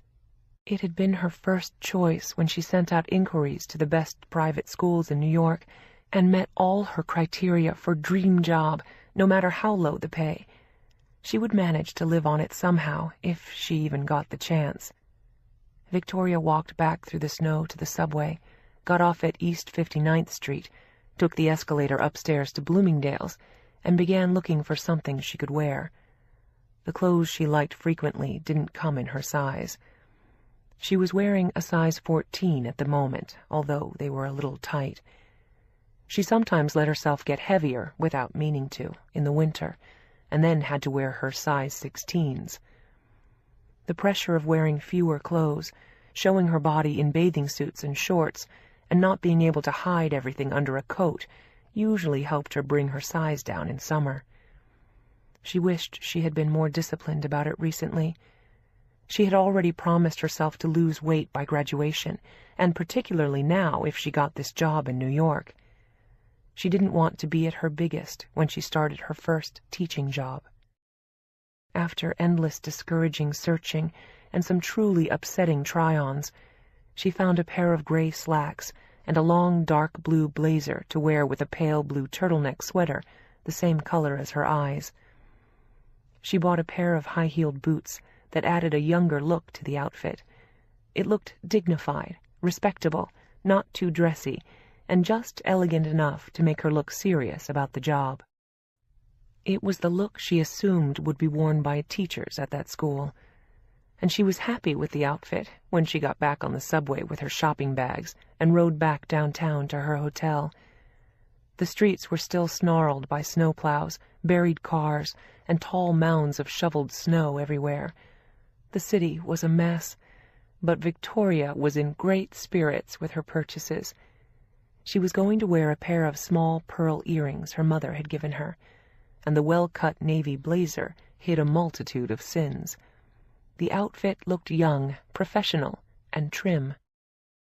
The morning of the interview, Victoria woke up with a knot in her stomach. She washed and blow-dried her hair, then brushed it into a sleek ponytail and tied it with a black satin ribbon. She dressed carefully, put on the big down coat, and went out into the February sunshine. The weather had warmed up and was turning the snow to slush with ice rivers in the gutters. She had to be careful not to get splashed with it by passing cars as she made her way to the subway. She thought of taking a cab, but she knew the subway was faster. And she reached the school 10 minutes before her 9 o'clock interview, in time to see hundreds of young people filtering into the school. Almost all were wearing jeans, and a few of the girls wore miniskirts and boots despite the cold weather. They were talking and laughing, with a wild assortment of hairdos and hair colors, carrying their books. They looked like kids in any other high school, not the offspring of the elite. And the two teachers standing at the main entrance as they filtered in were dressed the same way the kids were, in jeans and down jackets, running shoes or boots. There was a nice, informal feeling to the group, and wholesome, too. The two monitors were a man and a woman. The female teacher wore her long hair in a braid. The male teacher's head was shaved. Victoria noticed that he had a small bird tattooed on the back of his head. They were chatting animatedly as they followed the last stragglers inside, and Victoria walked in right behind them, wearing her new outfit and hoping she would make a good impression. Her appointment was with Eric Walker, the headmaster, and they had mentioned that they would want her to meet the dean of students, too. She gave the receptionist her name and waited on a chair in the lobby. 5 minutes later, a man in his mid-40s came out to greet her, in jeans, a black sweater, a tweed jacket, and hiking boots. He smiled warmly at Victoria and invited her into his office, and waved at a battered leather chair on the other side of his desk. "Thank you for coming in from Northwestern," he said, as she took off her bulky coat so he could see her new blazer. She hoped he wouldn't decide she was too uptight for the school, which turned out to be much more casual than she had expected. "I was afraid you might not be able to get in with the snowstorm," he said pleasantly. "Happy Valentine's Day, by the way. We were having a dance on Saturday, but we had to cancel. The kids from the suburbs and Connecticut couldn't have gotten in. About a fifth of our students commute to school. We had to reschedule for next weekend." He had her CV on his desk, Victoria noticed, and was fully prepared for the meeting. She saw that he had the transcript of her grades that she had sent him, too. She had Googled him and knew that he had gone to Yale and had a master's and Ph.D. from Harvard. He was Dr. Walker, although he didn't use the title on his correspondence to her. His credentials were impressive, and he had published 2 books on secondary education for laymen and a guide for parents and students on the college application process. She felt insignificant in his presence, but he had a warm, friendly demeanor and turned his full attention to her. "So, Victoria," he said, leaning back in his own ancient leather chair, behind a handsome English partner's desk he said had been his father's. The things in his office looked expensive and well-worn to the point of battered, and there were bookcases crammed full of books. "What makes you think you want to be a teacher? And why here? Wouldn't you rather be back in L.A., where you won't have to shovel snow to get to school?" He smiled as he said it, and so did she. She liked him and wanted to impress him, and she wasn't sure how to do it. All she had brought with her were enthusiasm and truth. "I love kids. I've always wanted to be a teacher when I grew up. I just knew it was right for me. I'm not interested in business or getting up the corporate ladder, although that's what my parents think I should do, and what they respect. I think that if I make a difference in a young person's life, it would be much better and more meaningful than anything else I could do." She could see in his eyes that it was the right answer, and she was pleased, and she meant it. "Even if it means you're miserably paid and make less money than everyone else you know?" "Yes, even if I'm miserably paid. I don't care. I don't need a lot to live on." He didn't ask her if her parents were going to help her. That wasn't his problem. "You'd make a lot more money working for the public school system," he said honestly, and she knew that too. "I don't want to do that, and I don't want to go back to L.A. I've wanted to live in New York since high school. I would have gone to college here if I'd been accepted at NYU or Barnard. I know this is right for me, and Madison was my first choice school." "Why? Rich kids are no easier to teach than others. They're smart kids, and they're exposed to a lot of things, no matter what their grades are, and we have our weak students too. They're savvy, and you can't bullshit them. They know it if you don't know your stuff, and they'll call you on it. They're more confident and bolder than kids with fewer advantages, and that can be tough for a teacher. And the parents can be tough here. They're very demanding, and they want the best that we can give them. And we're fully committed to doing just that. Does it bother you that you'd only be 4 or 5 years older than some of your students? The opening we have will involve juniors and seniors, and we might have you cover an English class for sophomores as well.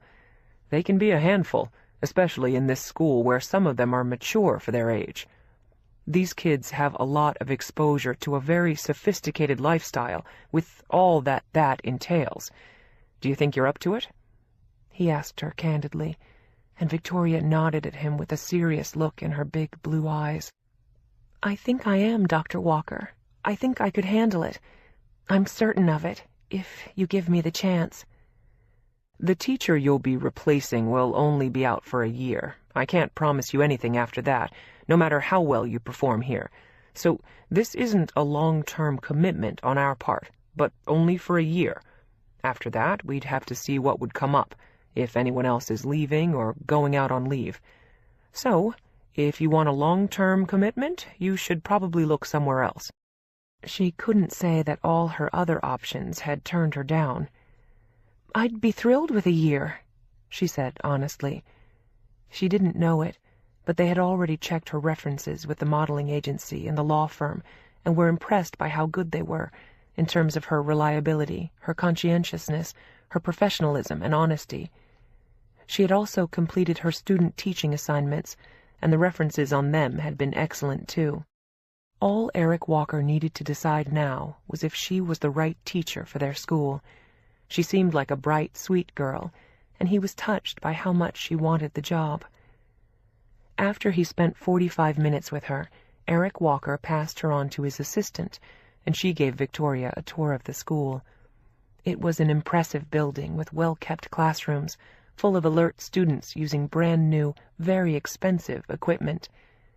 It was an atmosphere that any teacher would have given anything to teach in, and they all looked like bright, alert, interested, good kids to her.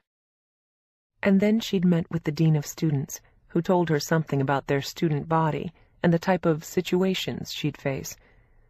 They were the same as high school students anywhere, except with more money and opportunities, and in some cases, very complicated family situations.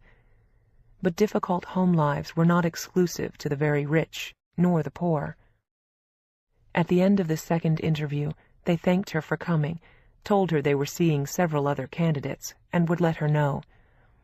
And after thanking them too, Victoria then found herself out on the street, looking up at the school, praying she would get the job. She had no idea if she would, and they had been so pleasant to her that it was hard to tell if they were just very polite or enthused about her. She didn't know.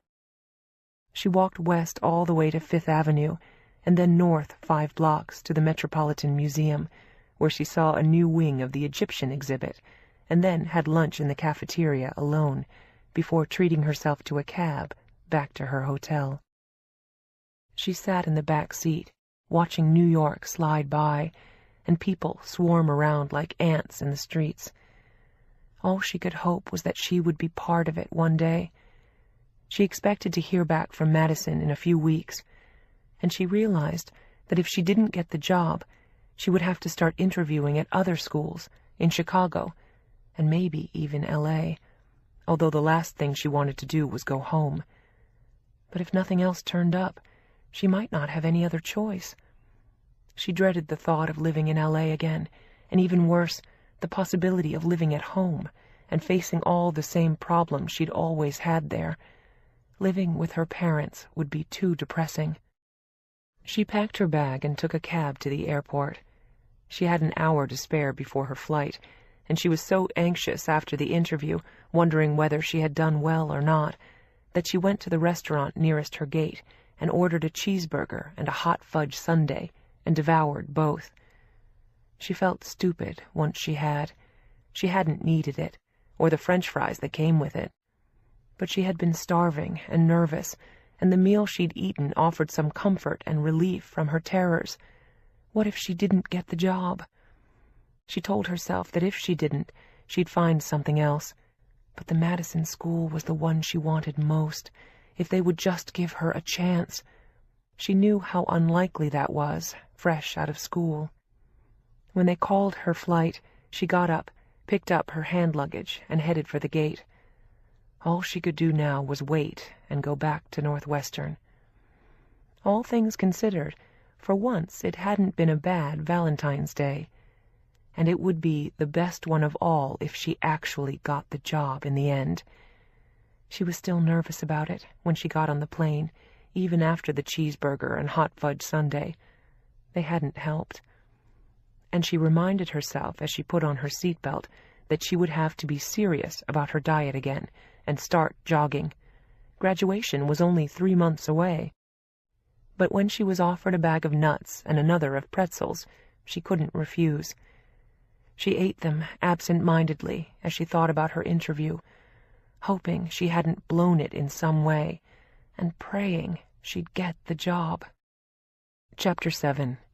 Eric Walker, the head of the Madison School, made the call to Victoria himself in the first week of March. He said it had been a tough choice between her and several other teachers, but he was happy to tell her that she had the job, and she was thrilled. He said a contract had been sent to her by mail. She was going to be the youngest member of the English department, and she would teach 4 classes, to sophomores, juniors, and seniors. She had to report for teachers' meetings on September 1st, and school would start the following week. In exactly 6 months, she was going to be teaching at the Madison School in New York. She could hardly believe it, and, unable to keep the good news to herself, she called her parents that night. "I was afraid you'd do something like that," her father said with a disapproving tone. He actually sounded disappointed in her, as though she'd been arrested for taking her clothes off in a supermarket and was in jail. As in, why did you go and do a dumb thing like that? "You're never going to make a penny as a teacher, Victoria. You need to get a real job in advertising or PR or something in the communications field. There are lots of things you can do. You can work in the PR office of any major company. You can go to work at McDonald's and make more than you will as a teacher. It's a total waste of time. And why New York? Why not here?" He didn't even ask what kind of a school it was, and gave her no credit for landing her first job in a first-rate school against stiff competition. All he had to say was that it was the wrong job in the wrong city, and she'd always be poor. But teaching was her chosen career, and it was one of the country's best private schools. "I'm sorry, Dad," she said, apologizing for it, as though she had done something wrong. "It's a really great school." "Really? How much are they paying you?" he asked bluntly. She didn't want to lie to him, so she told him the truth. And she knew, too, that it was going to be hard to live on, but it was worth the sacrifices to her, and she wasn't planning to take anything from him. "That's pathetic," he said, sounding disgusted, and handed the phone to her mother, who sounded worried the minute she got on the phone. "What happened, dear?" her mother asked. "Nothing. I just got a terrific job teaching at a wonderful school in New York. Jed just thinks they're not paying me enough, that's all. But it's a real coup that they hired me at all." "It's such a shame that you want to be a teacher," her mother said, echoing the party line, and managing to convey to Victoria, just as she always had, that she had failed and was a disappointment to them. They took the fun out of everything for her, and always had, and any sense of accomplishment over what she had achieved.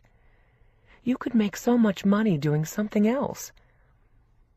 "I think I'll really like the job, Mom.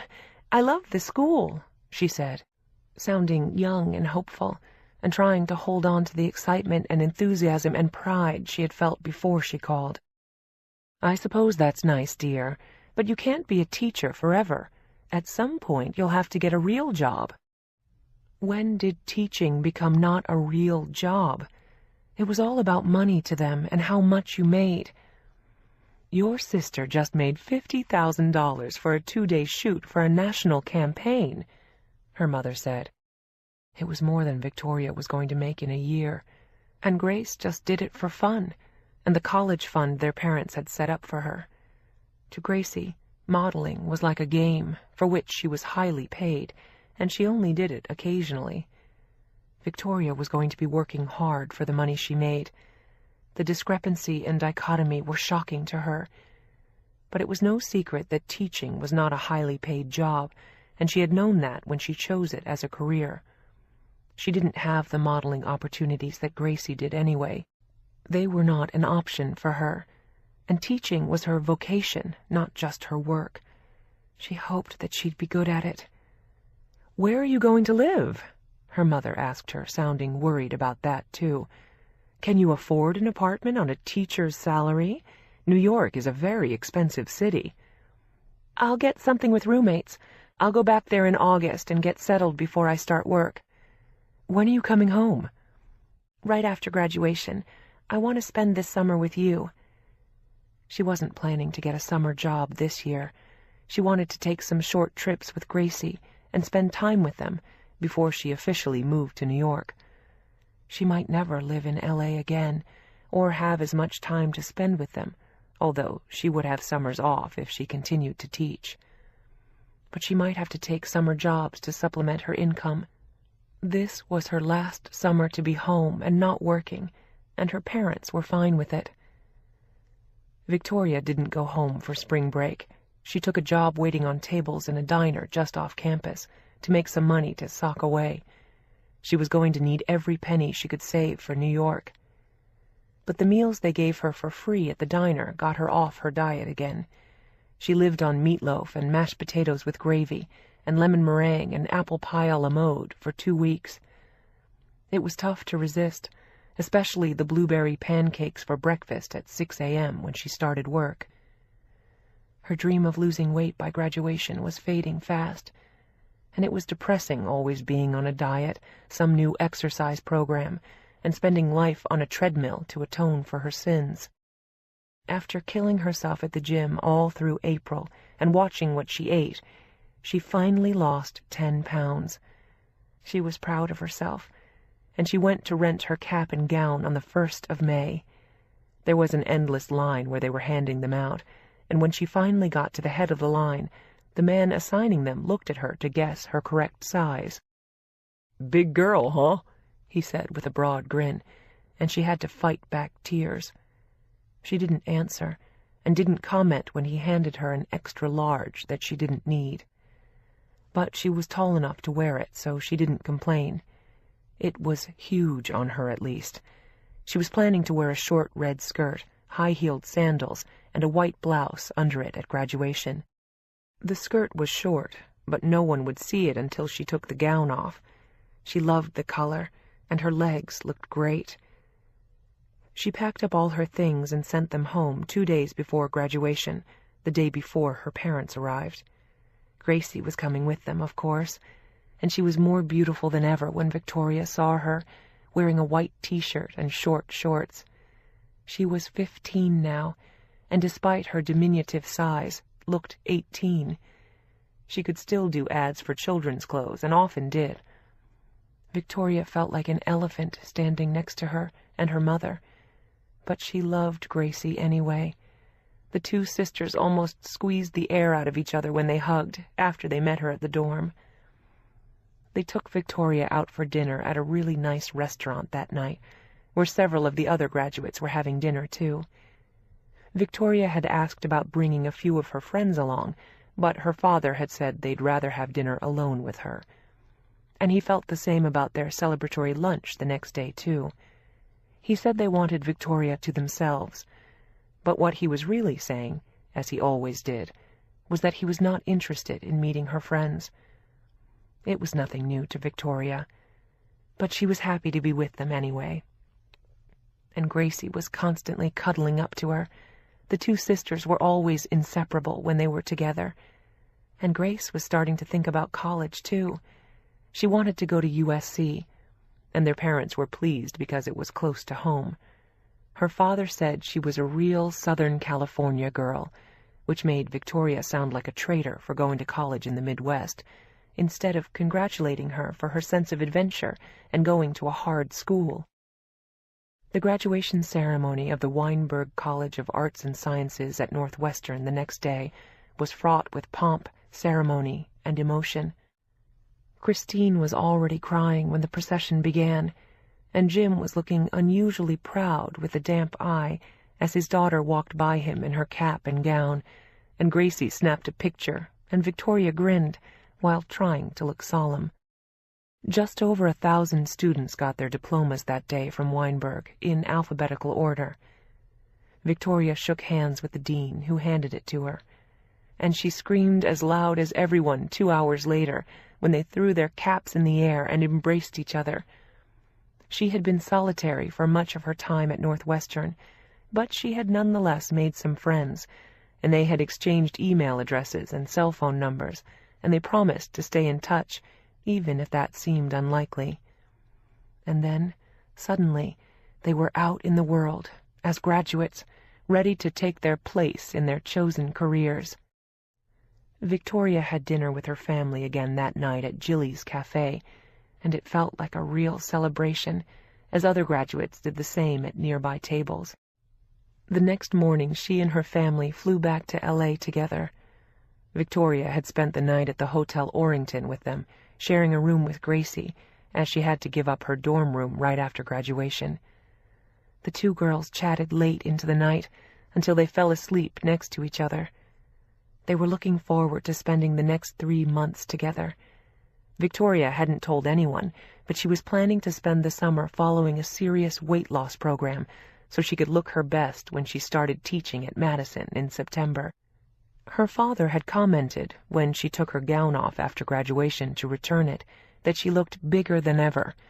As usual, he had said it with a broad smile, and then he complimented her on her long legs, as he always did, but the first comment was far more powerful than the second. She never heard the compliment once he hit her with the insult. She sat between her father and Grace on the flight home, and her mother was across the aisle reading a magazine. The two girls had wanted to sit together. They didn't even look related. And as she got older, Gracie was more and more the image of her mother. Victoria, at every age, was the image of no one. Her father leaned over to speak to Victoria right after takeoff. She and Gracie had been talking softly and were thinking of watching a movie. "You know, you've got the time to look for a decent job when you get back to LA. You can always tell that school in New York that you've changed your mind. Think about it," he said in a conspiratorial tone. "I like the job in New York, Dad," Victoria insisted. "It's a great school, and if I back out now, my name would be dirt forever in the teaching community. I want the job." "You don't want to be poor for the rest of your life, do you?" he said with a look of contempt. You can't afford to be a teacher, and I'm not going to subsidize you forever," he commented bluntly. "I'm not expecting you to, or even now, Dad. Other people live on teachers' salaries. So can I." "Why should you have to? I can line up some interviews for you next week." He was dismissing her entire achievement in landing the job in New York. To him, it wasn't even a job. He kept telling her to get a real job for decent money. "Thank you for the offer," she said politely. "But I want to stick with what I've got for now. I can always figure it out later if I really can't live on it, but I can always take a summer job and save the money." "That's pathetic. It may seem all right to you at 22, but trust me, it won't when you're 30 or 40. You can interview at the ad agency if you want to." "I don't want to work in advertising," she said firmly. "I want to be a teacher." It was the 1,000th time she'd said it to him. He shrugged in answer and looked annoyed, and after that she and Gracie put their headphones on and watched a movie. She was relieved not to have to talk to him about it anymore. Her parents were only interested in 2 things about her: her weight and how much money she was going to make at her job. And the third topic they brought up from time to time was her absence of a love life, which, in both their opinions, was a result of the first subject, her weight and size. Her father said, whenever the subject came up, that if she'd lose some weight, she'd find a boyfriend. She knew that wasn't necessarily the case, since plenty of girls who had perfect figures and were half her size couldn't find a boyfriend. And other girls who were overweight were happily married, engaged, or had significant others. Romance, she knew, wasn't directly tied to your weight. There were a lot of other factors. And her lack of self-esteem and their constantly picking on her and criticizing her didn't help her with that problem. They were never proud of her or satisfied with what she was doing, although both her parents had said they were proud when she graduated from Northwestern. They just wished it had been UCLA or USC, and that she had found a different job than the one in New York, preferably one in LA, in a different line of work. Whatever she did was never right or enough for them, and they never seemed to realize how painful their constant criticism was for her, or that it was why she no longer wanted to live in LA. She wanted to put a whole country between them. That way, she only had to see them at Thanksgiving and Christmas, and maybe one day she wouldn't go home for those either. But for now, she wanted to be with Gracie. Once Gracie left home, Victoria wasn't sure when she'd go home or how often. They had succeeded in driving her away and didn't even know it. She and Gracie got in the back of the car on the way home from the airport. Their parents were talking in the front seat about what they were going to do for dinner. Jim offered to barbecue some steaks in the backyard, and he turned toward the back seat and winked at his older daughter. "I don't need to ask you. I know you're hungry. What about you, G? How do steaks sound for dinner?" he asked Gracie. Victoria stared out the window, looking like she'd been punched in the stomach. That was the reputation she had here, and the image they had of her, the one who was always hungry. "Steaks sound fine, Dad," Gracie said vaguely. "We can order Chinese if you don't feel like making barbecue, or Victoria and I can go out for dinner if you and Mom are tired." They both would have preferred it, but didn't want to insult their parents. And Jim insisted that he was happy to barbecue, as long as he and Victoria wouldn't be the only ones eating. It was the second shot he had taken at her in 5 minutes. It was going to be a long summer if this was how it started. It was a reminder to her that nothing had changed. 4 years away at college and a diploma, and they still treated her like the resident uncontrollable eater. They sat in the backyard that night and ate dinner. Christine decided to skip the steak and just ate salad. She said she'd eaten too much on the plane, and Grace and Victoria ate the steaks their father had made. Grace helped herself to a baked potato, but Victoria didn't, and just put salad on her plate with the steak. "Are you sick?" her father said with a straight face. "I've never seen you turn down a potato." "I'm fine, Dad," Victoria said quietly. She didn't enjoy the comment, and she had decided to start her latest diet the moment she got home. She stuck to it, even though they offered her ice cream for dessert, and would have commented on that too if she'd said yes. After dinner, the two girls sat in Gracie's room, listening to music. Although Gracie's taste was younger and wilder, they shared lots of things in common. Victoria was happy to be at home with her. They spent a lot of time together that summer, once Grace got out of school, a few weeks after Victoria's graduation. The family went to Santa Barbara for the long weekend of Memorial Day, and after they got back, Victoria drove Gracie everywhere. She became her personal chauffeur and companion, and the girls were inseparable for 2 months. Victoria saw some of her old school friends who had come back to LA after graduation, or stayed to go to school there. She didn't have a lot of close friends, but it was nice to see familiar faces, particularly before she moved away. 2 were going on to graduate school, and she thought she'd like to do that one day herself, but at NYU or Columbia. She saw several of the boys she'd known at school, who'd never paid particular attention to her. One of them asked her out for dinner and a movie, but they didn't have much to say to each other. He had gone into real estate and was obsessed with money. He wasn't impressed with her choice of a teaching career either. The only one who seemed to admire it was her younger sister, who thought it was noble. Everyone else thought she was foolish, and reminded her that she'd be poor forever. For Victoria, being at home for the summer was a chance to stock up on memories she would cherish forever. She and Gracie shared their dreams and fears and hopes, and their private peeves about their parents.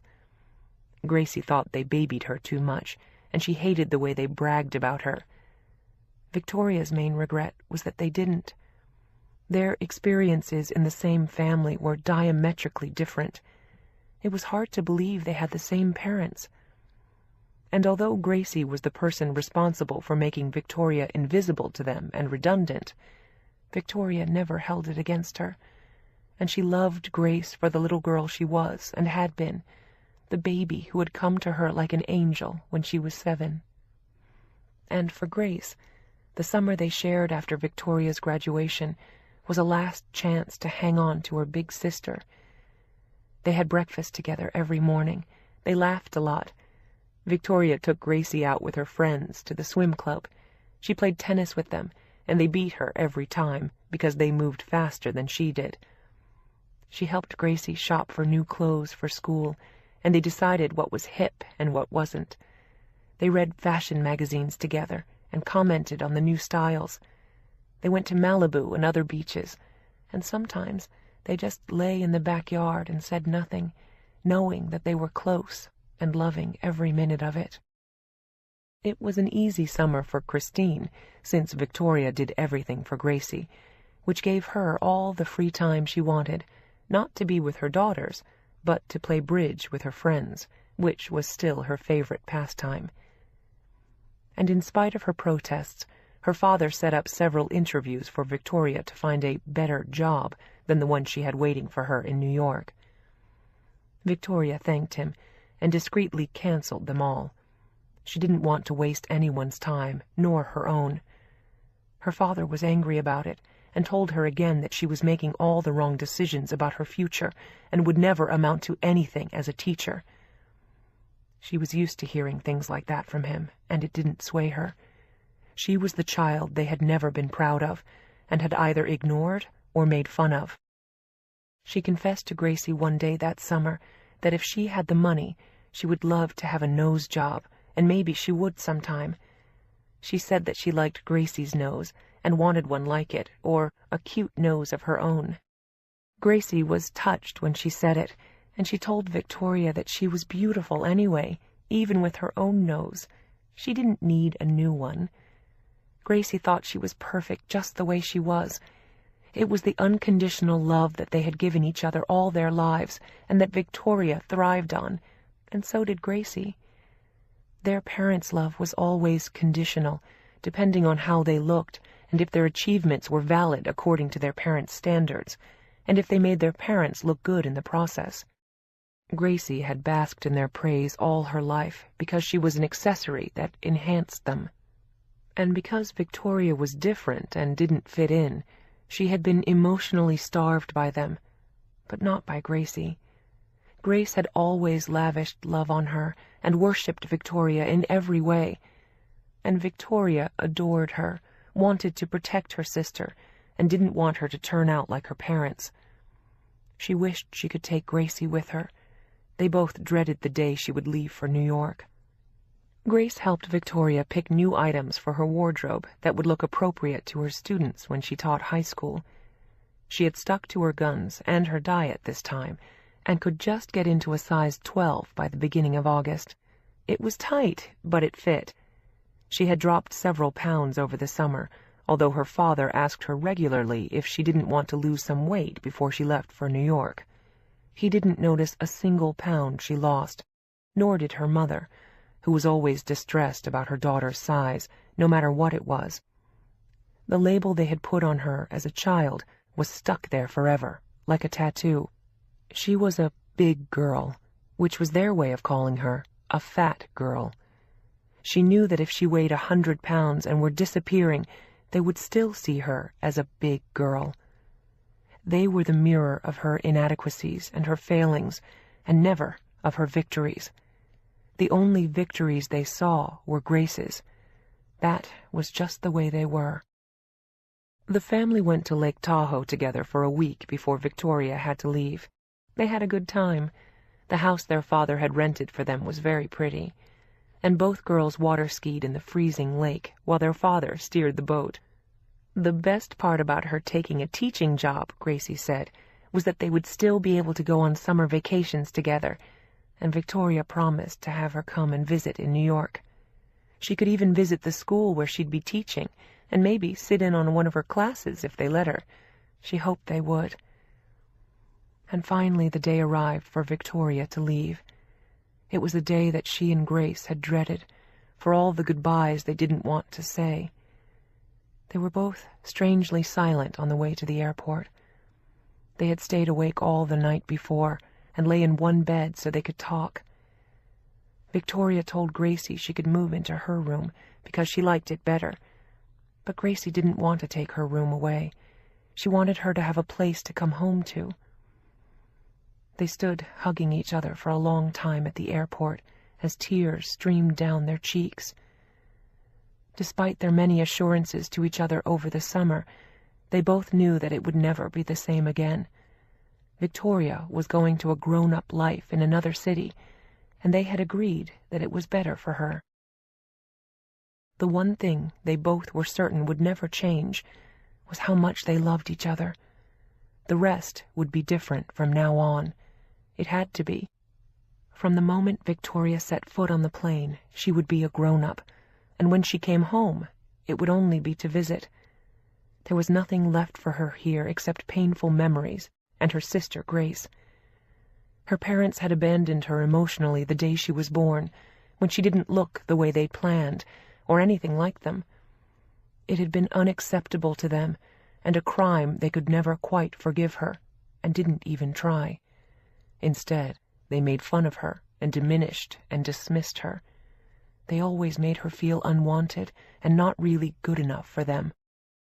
"Take care of yourself, dear, and let us know how you are," her mother said, hugging her loosely as she always did, as though Victoria were too big for her to get her arms around, or as though her proportions might be contagious. There was too little of Christine internally for her to give much to anyone else, except Jim. She gave him all she had, and always short-changed her girls, even Grace. She was only too happy to let Victoria stand in for her with Grace. "I'll find you a job when you give up teaching," her father said as he hugged her. "It won't take long," he confirmed with a grin. "You'll get tired of starving." Despite the words, he pressed a check into her hand. It was for $1,000. It was a generous gift, and she was glad to have it. It would help with her rent or the deposit for an apartment that she had yet to find. She and Grace hugged one last time, and then she had to wrench herself away and go through the security line. When she turned back to wave, She and Gracie were both crying, and her father had his arm around their mother's shoulders. Gracie was standing alone, and the look that passed between the two girls from the distance said it all. Victoria knew that they would be allies forever. She touched her heart, blew Grace a kiss, and then she was gone, to her new life. She knew that her life in L.A. was only her history now. Chapter 8. It took Victoria 2 weeks to find an apartment once she got to New York, and by the end of the first week she was beginning to panic. She couldn't stay at a hotel forever, although the check from her father helped. She had saved the money from her past summer jobs and the one she'd had at spring break, and she would have her salary to live on. She called the school to see if any of the teachers was looking for a roommate, but they told her no one was. She called the modeling agency where she had worked, and one of the booking agents told her that he had a friend who was looking for a roommate. And by sheer luck it was in the East 80s, which was close enough to the school to work for her. He gave her the friend's number, and she called immediately. There were already 3 people living in the apartment, and they were looking for a 4th. They told her that the room they were looking to fill was small, and 2 of them were men and 1 was a woman, and the price was within her budget. She made an appointment to go over that evening when they got home from work. Miraculously, it was 6 blocks from the school where she was going to teach, but she didn't want to get too excited until she saw it. It sounded too good to be true. When she got there, it was an old pre-war building in decent condition, although it looked like it had seen better days. It was on East 82nd Street, near the river. The front door was locked, and she had to be buzzed in, and then she rode the elevator upstairs. The hallway was dark but clean, and a young woman let her into the apartment. She was wearing workout clothes and said she was leaving for the gym. She was in good shape and looked to be about 30. She said her name was Bunny, for Bernice, which she hated, and she worked in an art gallery uptown. Both men had come home to meet her, too. Bill had gone to college with Bunny at Tulane and was an analyst on Wall Street. He said he was recently engaged and would be moving out in the next year. He said he usually stayed at his girlfriend's apartment, especially on weekends. The other man, Harlan, was gay and recently out of school, and worked for the Metropolitan Museum in the Costume Institute. All of them seemed serious. All were pleasant and well-spoken, and she told them she would be teaching at the Madison School. Bill offered Victoria a glass of wine, and a few minutes later Bunny left for the gym. She had an incredible figure, and the 2 men were nice-looking. Harlan had a great sense of humor and a southern drawl, and reminded her of Beau, whom she had never seen again after their aborted near affair. Harlan was born in Mississippi. She told them she came from L.A., and was desperate to find a place to live before she started work the following week. The apartment was big and sunny, with a double living room, a small den, a dining room, a kitchen that had seen better days, and 4 modest-sized bedrooms, and it was under rent control. The bedroom they showed her was small, as they had warned her, but the other rooms were pleasant and spacious, and they said they had no problem with it if she wanted to entertain, although most of them didn't, and they said they went out a lot. None of them were from New York, and the room they showed her had no furniture in it. Harlan suggested she go to IKEA, which was what he had done. He'd been living there for a year. And because the apartment was under rent control, the rent they had suggested to her was one Victoria could easily afford, even on her salary, and it was a safe neighborhood, with shops and restaurants nearby. It was an ideal young people's apartment, and they said that everyone in the building was either very young or very old and had been there forever. It was perfect for Victoria, and when she asked if she could rent it, both men approved. Bunny had already given them her okay before she left for the gym, and the booking agent at the modeling agency who had recommended her had told them what a great girl she was and what a nice person. She was in, and smiled broadly as she shook hands with the 2 men. They required no security deposit and told her she could move in immediately. As soon as she bought a bed, she could stay there. Harlan told her about a firm you could call, give them your credit card number, and they would deliver a mattress the same afternoon. Welcome to New York. Victoria gave them a check for the first month's rent. They gave her a set of keys. And when she left to go back to her hotel, her head was spinning. She had a job, an apartment, and a new life. All she had to do now was buy furniture for her bedroom, and she could move in. She called her parents that night to tell them, and Gracie was delighted for her. Her father questioned her intently about where it was, and what sort of people her roommates were. Her mother wasn't thrilled to hear that 2 of them were men. Victoria reassured her by saying that one was engaged, and the other one wasn't interested in women, and all 3 of her new roommates seemed like terrific people. Her parents sounded cautious about it. They would have much preferred her living alone than among strangers, but they knew she couldn't afford it, and her father didn't want to pay rent for her in New York. It was time for her to make her way in the world. The next day she rented a van and went to IKEA. She bought all the basics she needed for her bedroom, and was amazed by how little it cost her. She bought 2 lamps, a rug, curtains, 2 wall mirrors, bedding, a comfortable chair, 2 night tables, a nice-looking chest of drawers, and a small mirrored armoire, since the room only had 1 closet, and she hoped her things would all fit. The bad news was that all the furniture had to be assembled, but Harlan told her that the handyman in the building would do it if she gave him a decent tip. They helped her load it into the van at IKEA, and an hour later she was at the apartment and unloading her furniture with the help of the superintendent. It took another hour to get it all upstairs, and just as Harlan had said, the handyman came up with his toolbox and started assembling the pieces that needed it. She called the company that delivered mattresses and box springs, and they arrived even before the handyman had finished. And by 6 o'clock, when Bunny came home from work, Victoria was sitting in the middle of her new room, admiring how it looked. She had chosen white furniture and white lace curtains, with a blue and white rug, and it all had an airy California feeling to it. She had even bought a blue and white striped bedspread and matching cushions, and there was a comfortable blue armchair in the corner of the room, where she could read if she didn't want to sit in the living room. And earlier she had bought a small TV that she could watch from her bed. Her father's check had gone a long way to helping her with her purchases. She looked ecstatic as she sat on the bed and grinned when Bunny walked in. "Well, don't you look like a happy camper?" Bunny said, smiling at her. "I like your stuff." "Yeah, me too," Victoria said happily. This was her first real apartment. All she'd had till then were dorm rooms, and this was considerably bigger, although it wasn't huge by any means. And she shared a bathroom with Bunny. The 2 men shared the other bathroom, and she had already noticed that Bunny's bathroom was immaculate, and she was meticulously neat. The setup was ideal. "Are you staying here tonight?" Bunny asked with interest. "I'm home if you want help unpacking." Victoria had spent all afternoon putting things together, and she had sheets to sleep there that night, and a stack of brand-new towels that she wanted to run through the washing machine in the basement laundry room.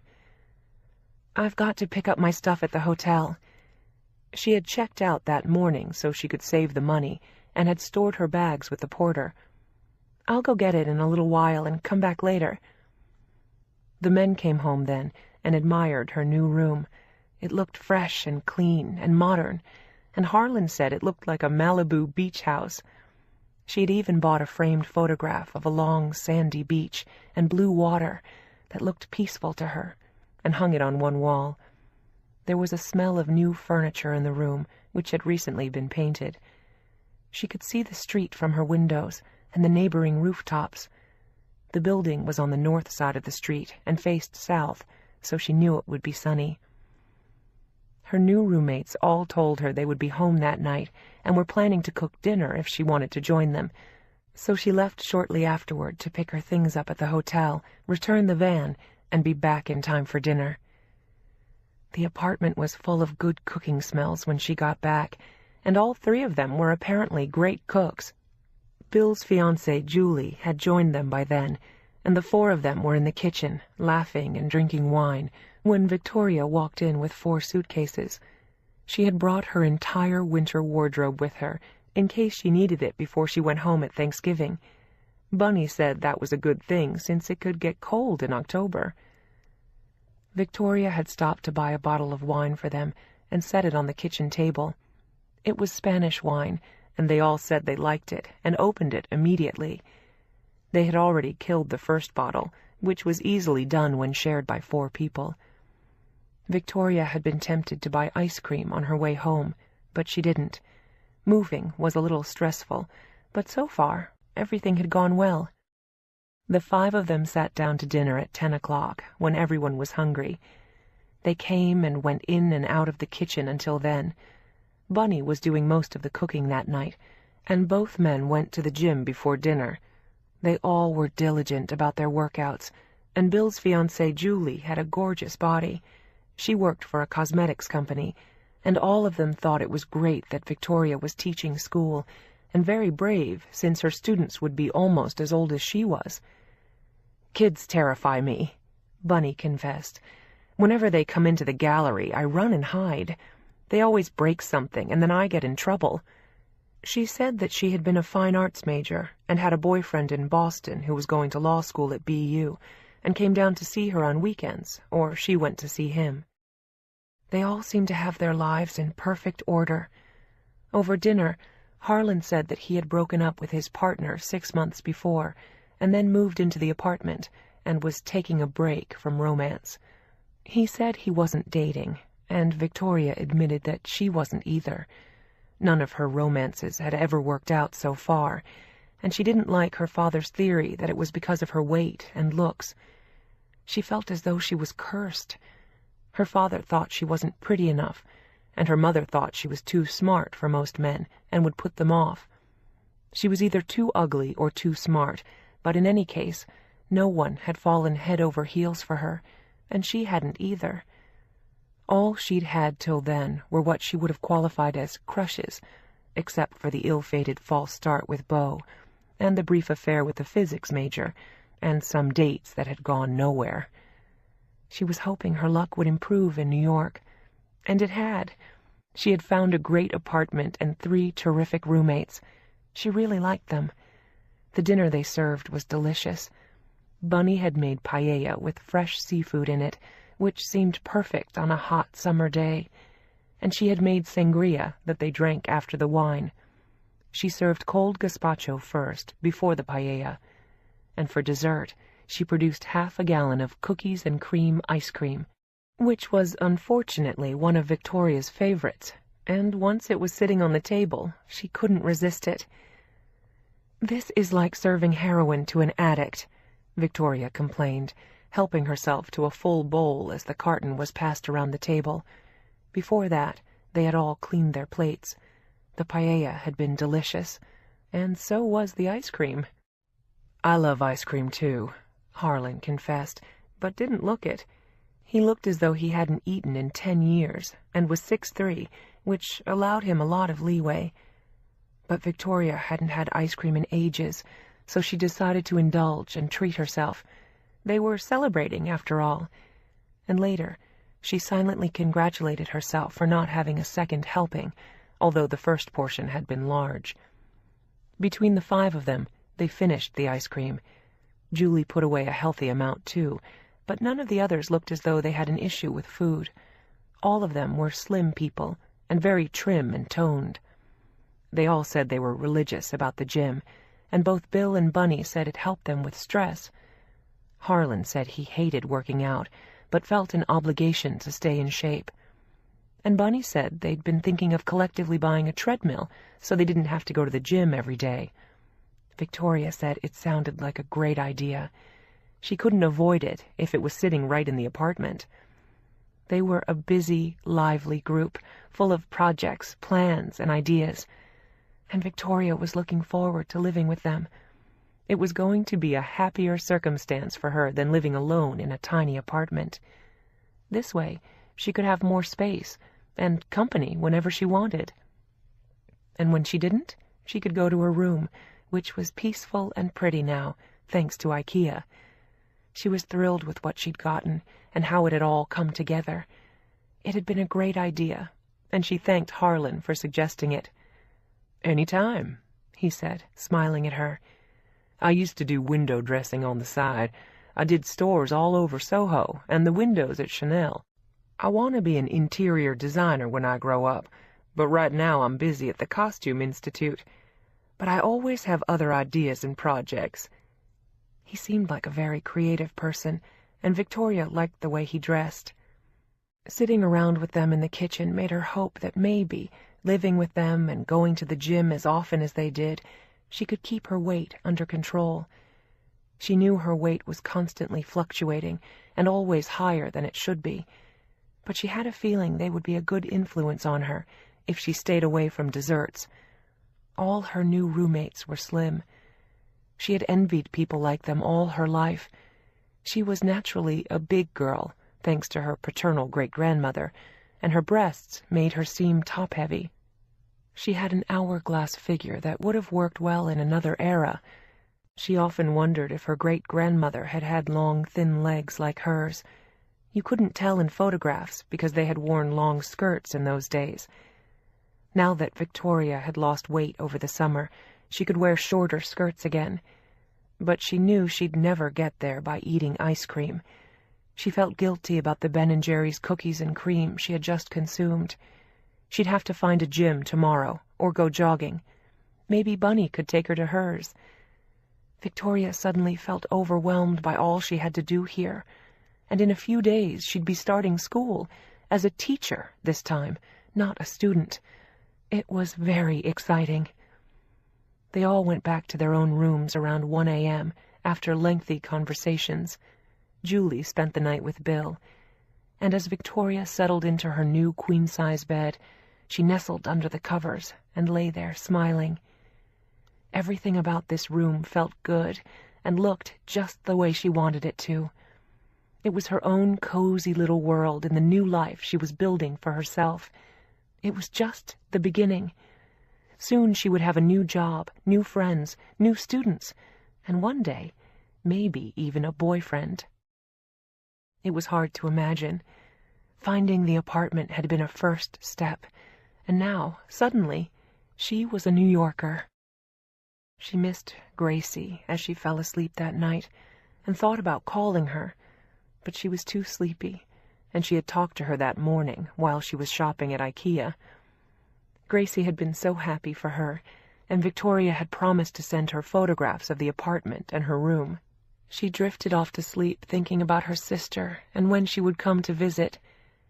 And in Victoria's dream they went shopping together, and she was suddenly much thinner, almost as though she had a new body to go with her new life. The salesgirl brought her a dress in a size 14, and Victoria told her she wore a size 8 now, and everyone in the store applauded. Chapter 9. Victoria had 2 days of meetings before the first day of school. She met the other teachers and tried to remember their departments and subjects and which age level they taught.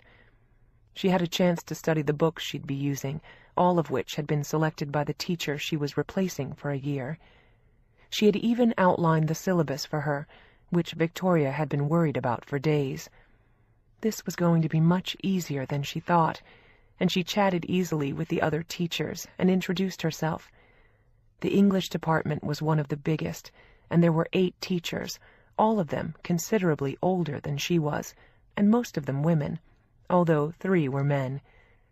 She noticed that all of the male teachers who worked at Madison were either gay or married, but she hadn't come here to find a boyfriend, she chided herself. She had come to teach.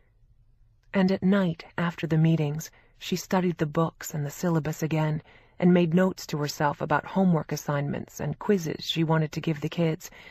But first, she wanted to get to know them and get a sense of who they were. She was going to be teaching 4 classes, 1 sophomore, 1 junior, and 2 senior, and she had been warned at Northwestern during her student teaching that seniors were always tough. They were chomping at the bit to leave school and get on with their lives in college, and by the second half of the year, when they had gotten their college acceptance letters, it was almost impossible to get their attention and make them work. It was going to be a challenging year for her, and she could hardly wait to sink her teeth into it. She hardly slept at all the night before school started. On the first day of school, Victoria was up at 6 a.m. She made a healthy breakfast of eggs, toast, cereal, and orange juice, and made a pot of coffee for her roommates to drink as well. She was dressed and at the breakfast table by 7, and back in her bedroom making some notes again by 7:30. And at 7:45, she was out the door and walking to school. She arrived promptly at 8 a.m., and the students were due at 8:30. She went straight to her classroom and paced nervously around the room, and then stood looking out the window. She was expecting 24 students that morning. There were desks for all of them, and a few spares, and a big desk for her at the front of the room. It was a class on English composition, and she had writing assignments to give them. She knew it would be hard to get their attention after their summer vacations, and the kids she would be teaching that day were in the home stretch. They were seniors, and they'd be visiting colleges and doing their applications all through the fall, and she'd have to write recommendations for them. That made her an important element in their lives, and gave her a direct impact on their future, so they had to be serious and diligent in her class. She knew their names, and now she would see the faces that went with them. She was staring into space, looking out the window, when she heard a voice behind her. "Ready for the onslaught?" She turned and saw a gray-haired woman. She was wearing jeans, a faded T-shirt with the name of a band on it, and sandals. She looked like she was still on vacation, and it was a warm day in New York. She smiled when Victoria turned around with a startled look. Victoria had worn a short black cotton skirt, a loose white linen top, and flat shoes. The baggy top hid a multitude of sins, and the reasonably short skirt showed off her legs. But she wasn't looking to seduce them, only teach them. "Hi," Victoria said with a look of surprise. She had seen the other woman at the teachers' meetings, but hadn't met her, and couldn't remember what department she was in, and didn't want to ask her. "I'm social studies. I have the classroom next to you, so if they start a gang war, I can help you. My name is Helen." She was smiling as she came to shake Victoria's hand. She looked to be around Victoria's mother's age, somewhere in her mid to late 40s. Victoria's mother had just turned 50. "I've been here for 22 years, so if you need a cheat sheet or a guide, just ask me. They're good people here, except the kids and their parents. Some of them, anyway. Some of them are great kids, in spite of the privileged circumstances they live in." As she said it, a shrill bell rang, and a few minutes later they could hear footsteps pounding up the stairs. It sounded like everyone was running. "Thank you," Victoria said, not sure what else to say. The statement she had made about the students and their parents was pretty damning, and an odd position to take for a woman who worked in a school full of rich kids. "I love my students, but sometimes it's hard to get them to deal with reality. How real is it when your parents have a boat, a plane, and a house in the Hamptons, and you spend every summer in the south of France? That's the way it is for these kids. What the rest of the world deals with is pretty remote to them. It's up to us to introduce them to the real world, and sometimes it's not easy. Sooner or later you can get there, with most of them, but not very often with their parents. They're past it. They don't want to know how the other half lives. I guess they figure it's not their problem. But the kids have a right to know and make choices." Victoria didn't disagree with her, and she hadn't thought a lot about the lifestyles of these kids and how it would affect their view of the world. But Helen sounded faintly bitter about it and resentful of the kids, and Victoria wondered if she was jealous of the privileged lives they led.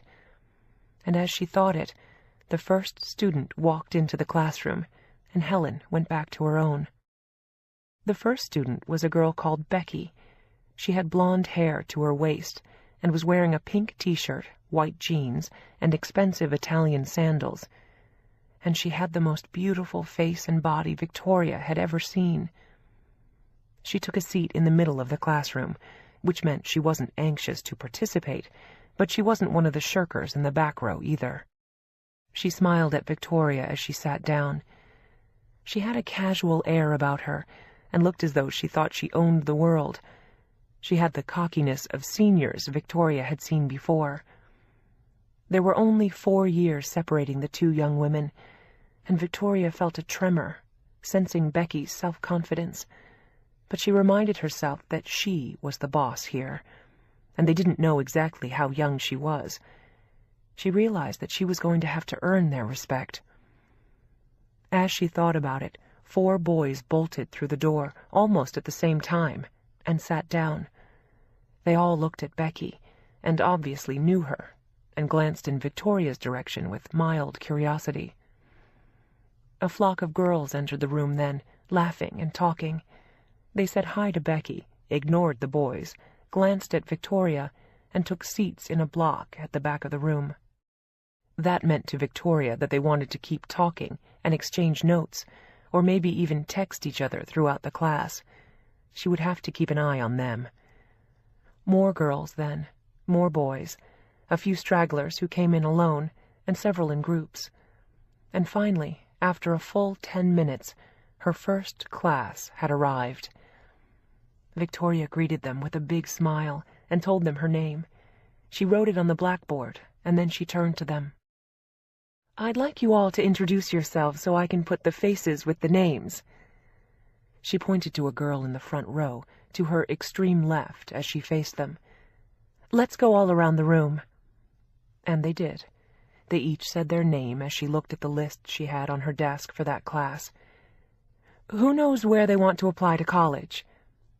Less than half the hands in the room went up. "How about telling us?" She pointed to a boy in the back row who already looked bored. She didn't know it yet, but he had been Becky's boyfriend the year before, and they broke up before the summer. Now both of them were unattached. Becky had just gotten back from her father's villa in the south of France, and like many of the students at Madison, her parents were divorced. The boy Victoria had asked about the colleges he was applying to reeled off a list: Harvard, Princeton, Yale, Stanford, Duke, Dartmouth, and maybe MIT. He had every top school on that list, and she wondered if he was telling the truth or pulling her leg. She didn't know the cast of characters yet at all, but she would. "What happened to the circus college in Miami?" she asked him with a blank expression, and everyone laughed. "That might be fun." I want to take chemical engineering with a minor in physics, or maybe the other way around. "How are your grades in English?" she asked him. He was the kind of boy who would think an English comp class was a drag, but it was a required course, even for him. Not so good, he admitted sheepishly in answer to her question. I'm stronger in science. "What about you?" she asked the others. "How are you at English comp?" It was a reasonable question, and they were honest with her. Some said they sucked, and others said they were good at it, and there was no way for her to know the truth, particularly not this soon. "Well, if you want to get into those colleges, and I assume that several of you do, then you're going to need decent grades in English. So let's work on it together this year. I'm here to improve your writing skills. It should help you with the essay on your college app, and I'll be happy to assist any of you with those applications, if you like." It was an interesting spin on the purpose of the class, and the point hadn't been lost on them. They sat up and listened to her more closely for what came next. She talked about the value of being able to write clearly and coherently, not in flowery prose, but to be able to write an interesting story with a beginning, a middle, and an end. "I think we ought to have some fun this year, too. Writing doesn't have to be dreary, and for some people, I know it's hard." She glanced at the boy who wanted to go to MIT. English comp was clearly not his thing. "You can add some humor to what you write, or write it tongue-in-cheek.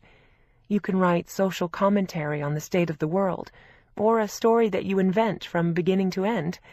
But whatever you write, make it simple and clear, and make it something special that others will want to read. So, in that vein, I'm going to ask you to write something that we'll all enjoy reading." As she said it, She turned around and wrote on the blackboard that ran the length of one wall of the room, behind her desk. She wrote in a clear hand that they could all read easily. "My summer vacation." And as she did, everyone groaned, and she turned around to face them again. "There's a twist to it, a little spin. I don't want to hear about the summer vacation you did have, which might be as boring as mine with my family in LA. I want you to write about the summer vacation you wish you'd had. And when you're finished writing it, I want to wish I had that vacation too. And I want you to make me understand why. Why was that the vacation you wanted to have or wished you had? You can write it as an essay in first person or as a story in third. And I want some really great stuff. I know you can do it if you try." She smiled broadly at them then, and said something they didn't expect. "Class dismissed." For a moment they looked at her, a little stunned, and then they let out a whoop and got up and started shuffling out of the room. She tapped her desk once and told them that the assignment was due the next time the class met, in 3 days. With that, they groaned again, and she got more specific. "And it doesn't have to be long," she said, as they beamed. "I wish I'd spent my summer vacation in a bordello in Morocco," one boy said, and everybody laughed at his irreverence. Making fun of a teacher was something kids always enjoyed, at every age. It was a thought Victoria couldn't imagine the boy saying, but she didn't react. Kids that age liked to shock adults. She gave no indication that he had. "That would work," Victoria said calmly, "as long as I believe you. If I don't, you're out of luck. That's the hitch. Make me believe you. Make me care. Make me fall in love with the characters, or with you. That's the whole point of writing, to convince the reader that what you've written for them is real. And in order to do that, you have to believe it too. Have fun," she said, as the rest of the students left the room. Victoria had a break between classes then, and sat at her desk making a few notes, when Helen, the teacher from the next classroom, walked back in. She seemed to be interested in everything Victoria did. Carla Bernini, the teacher on maternity leave, was her best friend, and Victoria wondered if she was defending her buddy's turf, or at least keeping an eye on it for her. "How did it go?" she asked as she sat down in one of the chairs. "Pretty well, I think," Victoria said honestly. "They didn't throw things at me or hit me with any bottle rockets, no stink bombs, and I kept it short, which always helps." She had done that with her student teaching, too.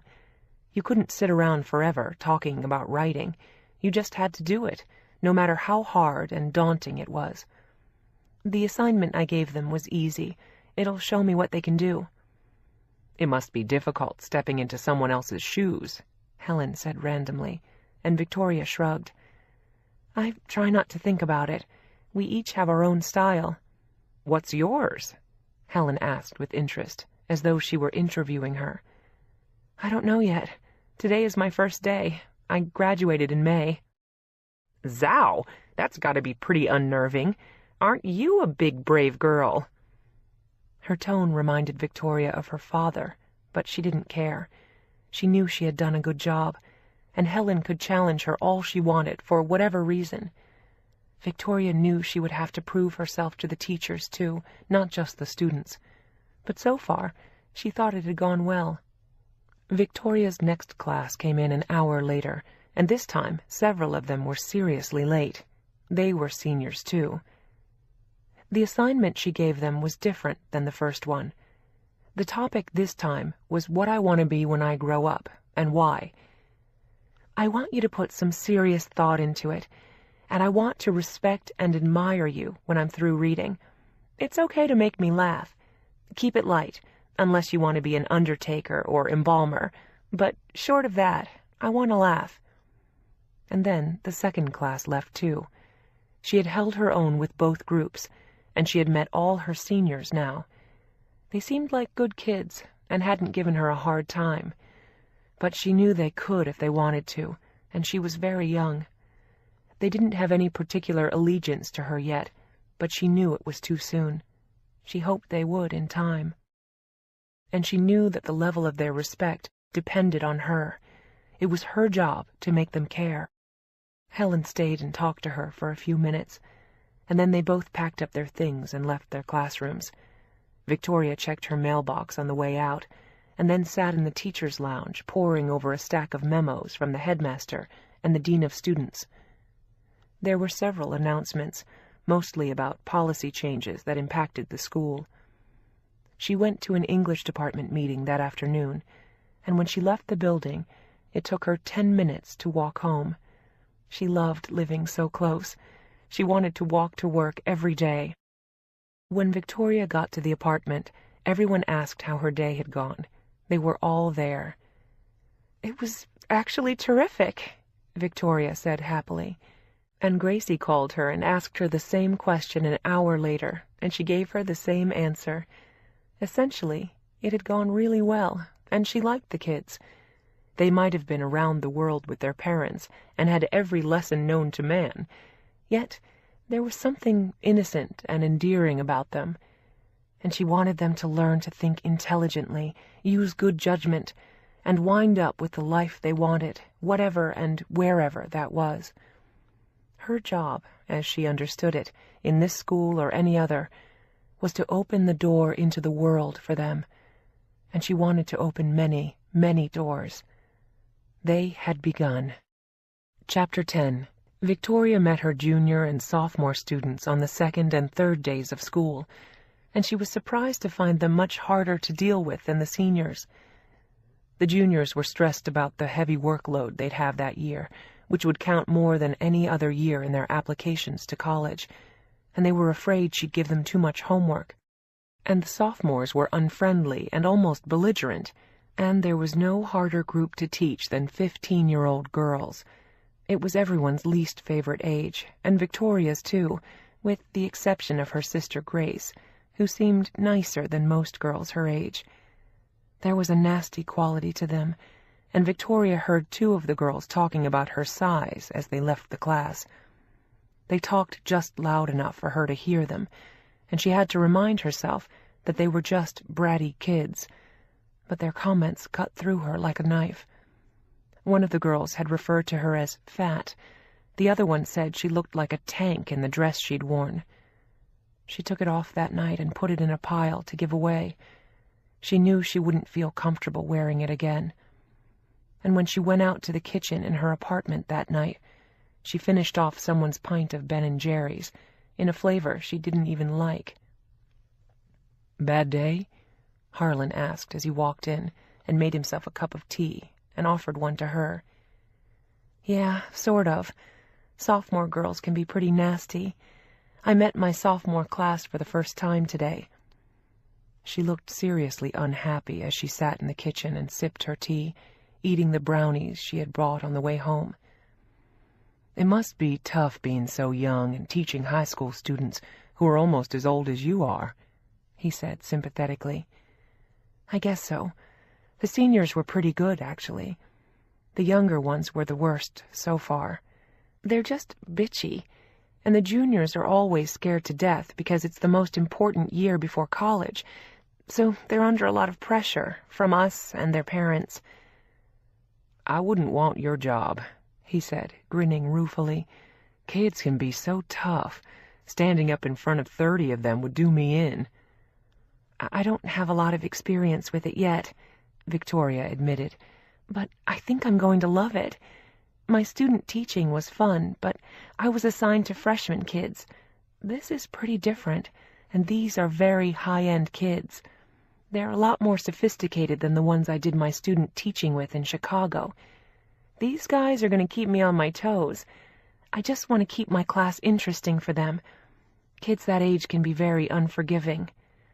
"They sound dangerous to me," he said, and pretended to shudder, and Victoria laughed. "They're not as bad as that," she defended them. "They're just kids." But the next day, when she met with her seniors again, she was inclined to agree with Harlan. She was expecting both groups to hand in their writing assignments. Less than half of each class had done them. When she first realized it, Victoria looked disappointed. Is there some reason why you didn't? She asked Becky Adams. I had too much work to do for my other classes, Becky said with a shrug, while the girl sitting next to her laughed. May I remind you that this is a required English class? Your English grade this term will depend on what you do here. Yeah, whatever, Becky said, turning to the girl next to her to say something in a whisper. And she glanced up at Victoria as she did, which made her feel they were talking about her. She tried to regain her composure, collected the papers that had been done, and thanked the students who had completed the assignment. For those who didn't, Victoria said calmly, you have till Monday, and from now on I expect you to turn your assignments in on time. It threw off the assignment she had planned to give them to do over the weekend, but less than half the class had done the work. She discussed the power of the essay then, and handed out some examples, explaining why they worked, and pointing out the strengths of each piece. And this time, the entire group ignored her. 2 girls in the back row were wearing iPods, 3 of the boys were laughing at a private joke, several of the girls were passing notes, and Becky pulled out her BlackBerry and sent texts. Victoria felt like she'd been slapped and wasn't sure what to do. They were 5 years younger than she was, and behaving like total brats. Are we having a problem here? She finally said quietly.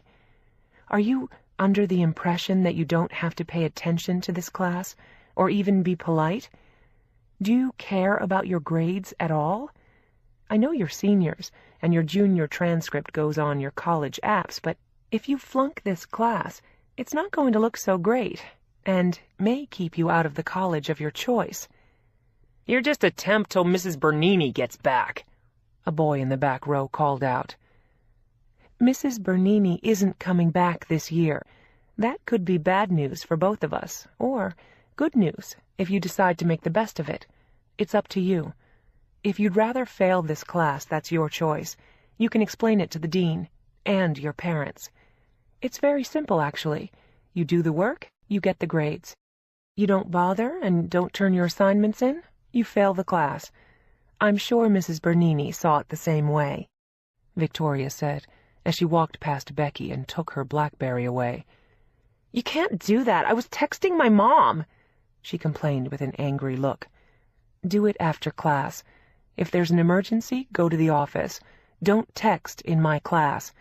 That goes for you, too, she said, pointing to a girl in the second row who had actually been exchanging text messages with Becky. Let's get this straight. No BlackBerries, no cell phones, and no iPods in my class. No texting. We're here to work on English composition.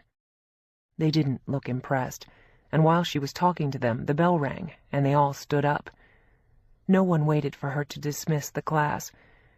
She was seriously disheartened as they left the room, and she put the assignments that had been turned in into her briefcase. And she was even more depressed when her second class of seniors came in and were equally disruptive. She had been identified as the teacher to play with, be rude to, and ignore. It was as though a memo had gone out to all seniors to jerk her around. She was near tears when Helen came into her classroom after the kids left. Victoria was gathering up her things and looked upset. Bad day?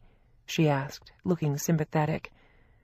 Until then, Victoria wasn't sure if she and Helen were allies, but she looked friendly when she walked in. Not so great, actually, Victoria admitted as she picked up her briefcase with a sigh. You got to get them in control fast before they beat you up. Seniors can be nasty if they get out of hand. Juniors are always stressed out of their minds, and sophomores are just kids. Freshmen are babies and scared to death the first half of the year. They're easy. She had it down pat, and Victoria smiled. Too bad Mrs. Bernini didn't teach freshmen, and I've got a double dose of seniors with 2 classes. They'll eat you for breakfast if you let 'em, Helen warned her. You have to kick ass. Don't be too nice, and don't try to be their friend, especially as young as you are. The kids at Madison can be great, and most of them are smart, but a lot of them are very manipulative and think they own the world.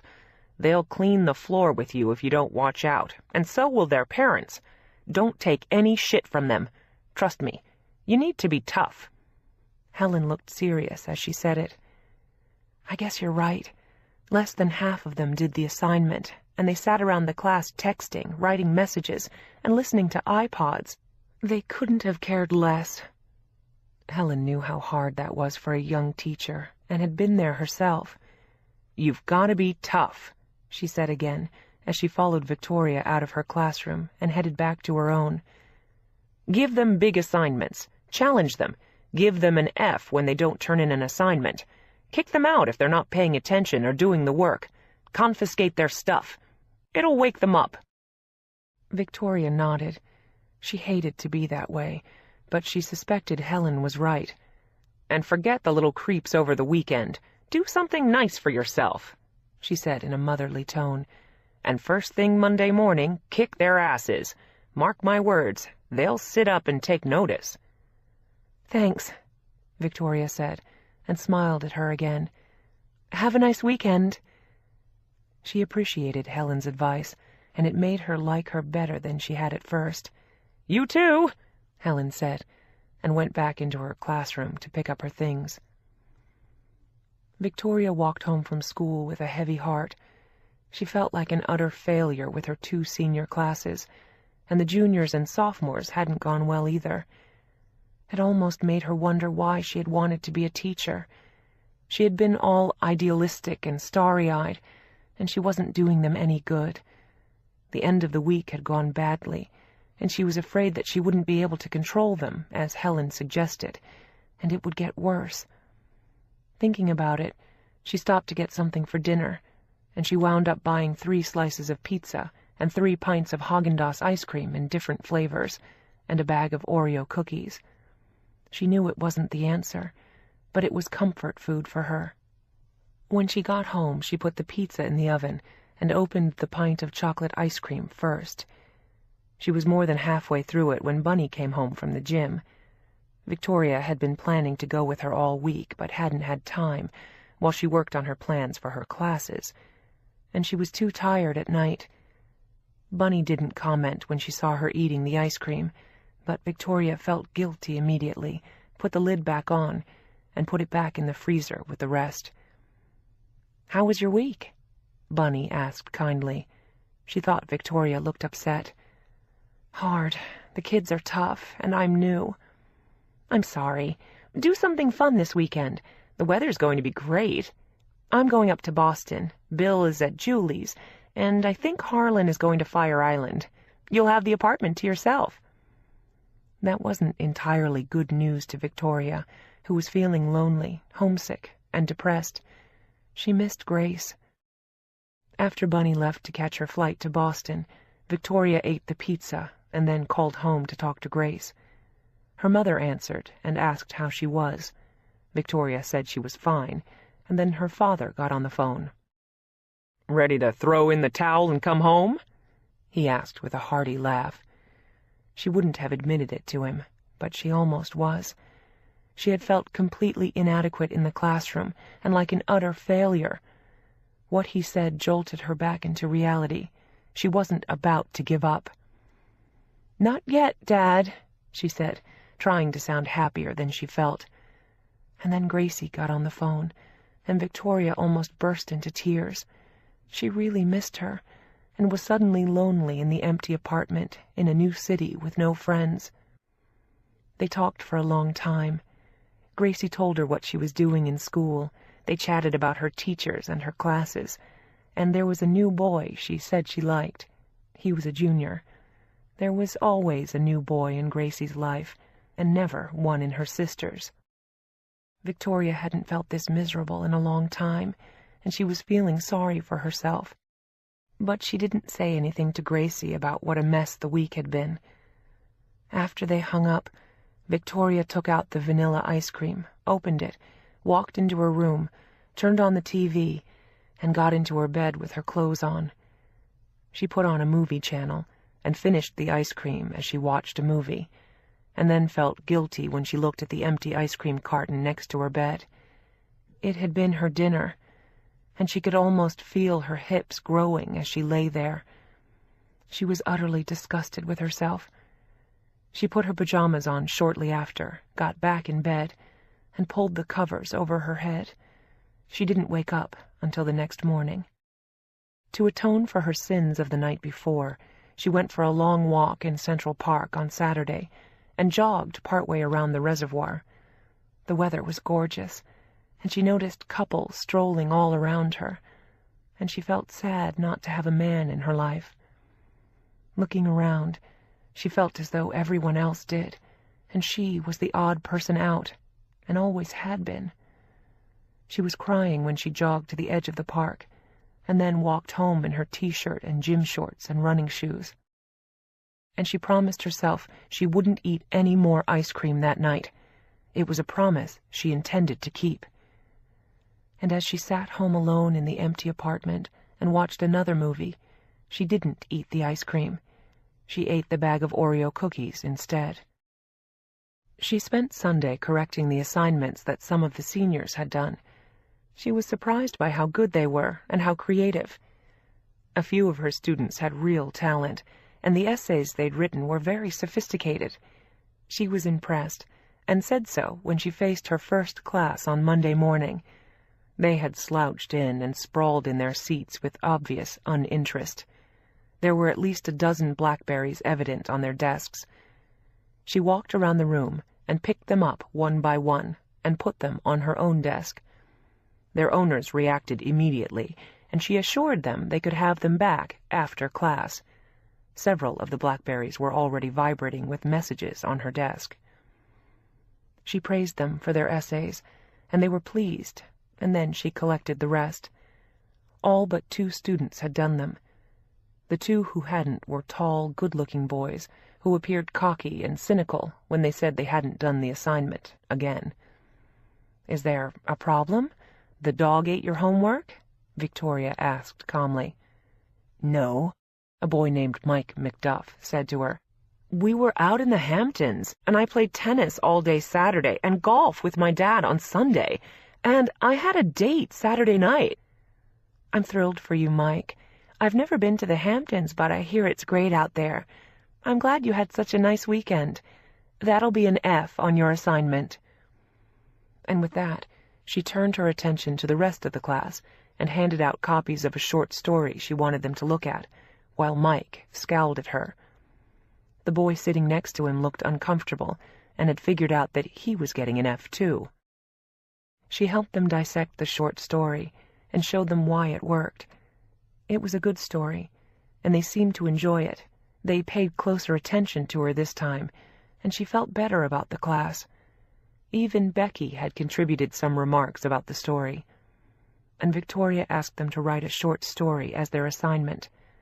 Mike stopped at her desk on the way out, and in a gruff voice he asked whether, if he did the assignment he'd missed, she'd drop the F for his failure to write it.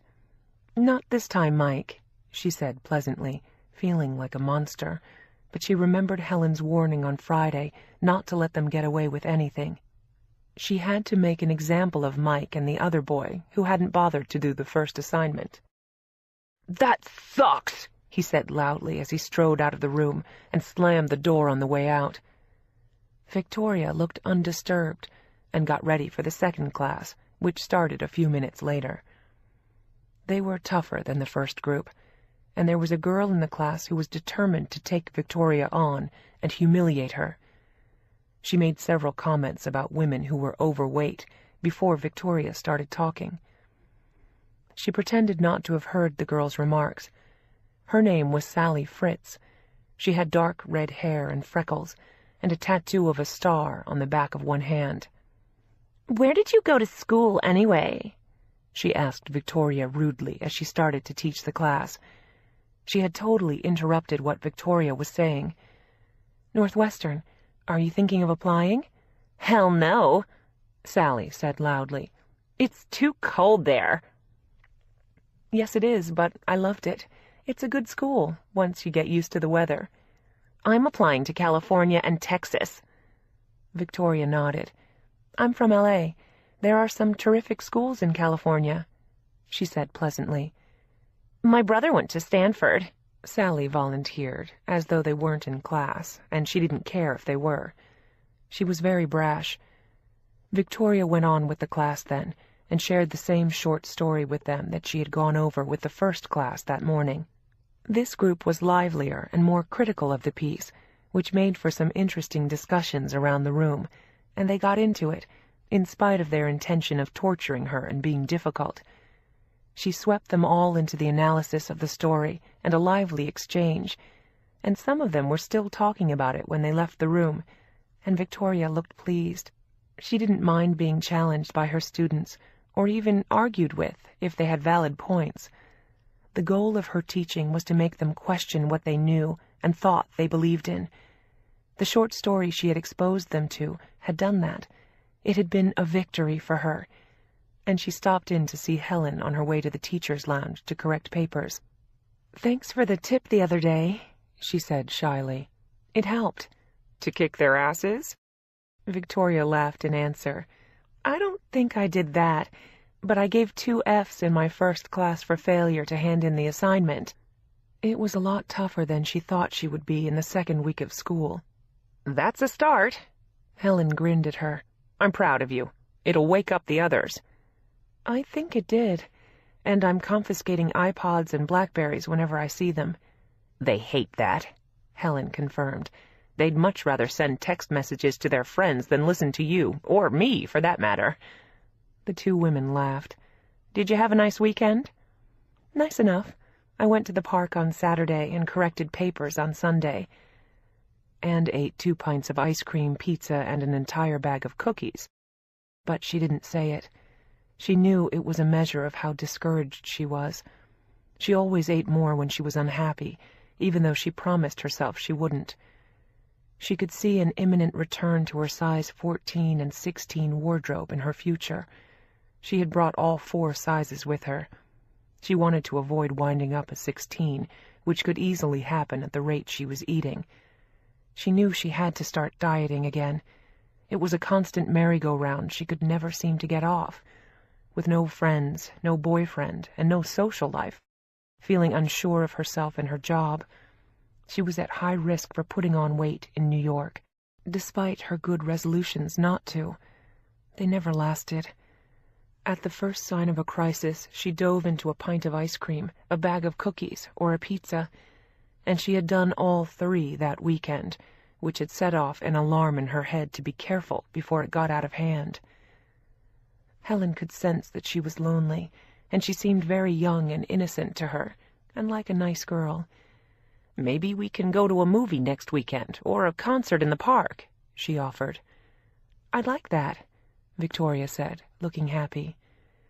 She felt like the new kid on the block, and she was. And she was the youngest teacher in the school. Helen was twice her age, but she liked Victoria.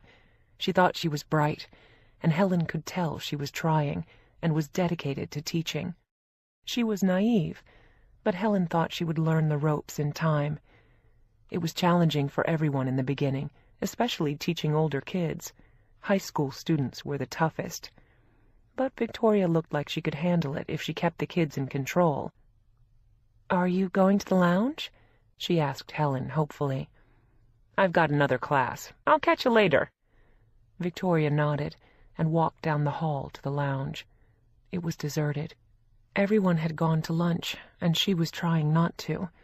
She had brought an apple in her briefcase and had vowed to be good. She sat munching it as she read the papers, and once again they were surprisingly good. She had some very bright students. She just hoped she was bright enough to teach them and hold their interest for the entire year. She was feeling very unsure of herself. Now that she was faced with a classroom full of real people, this was much harder than she had anticipated, and it was going to take more than just discipline to keep them in line.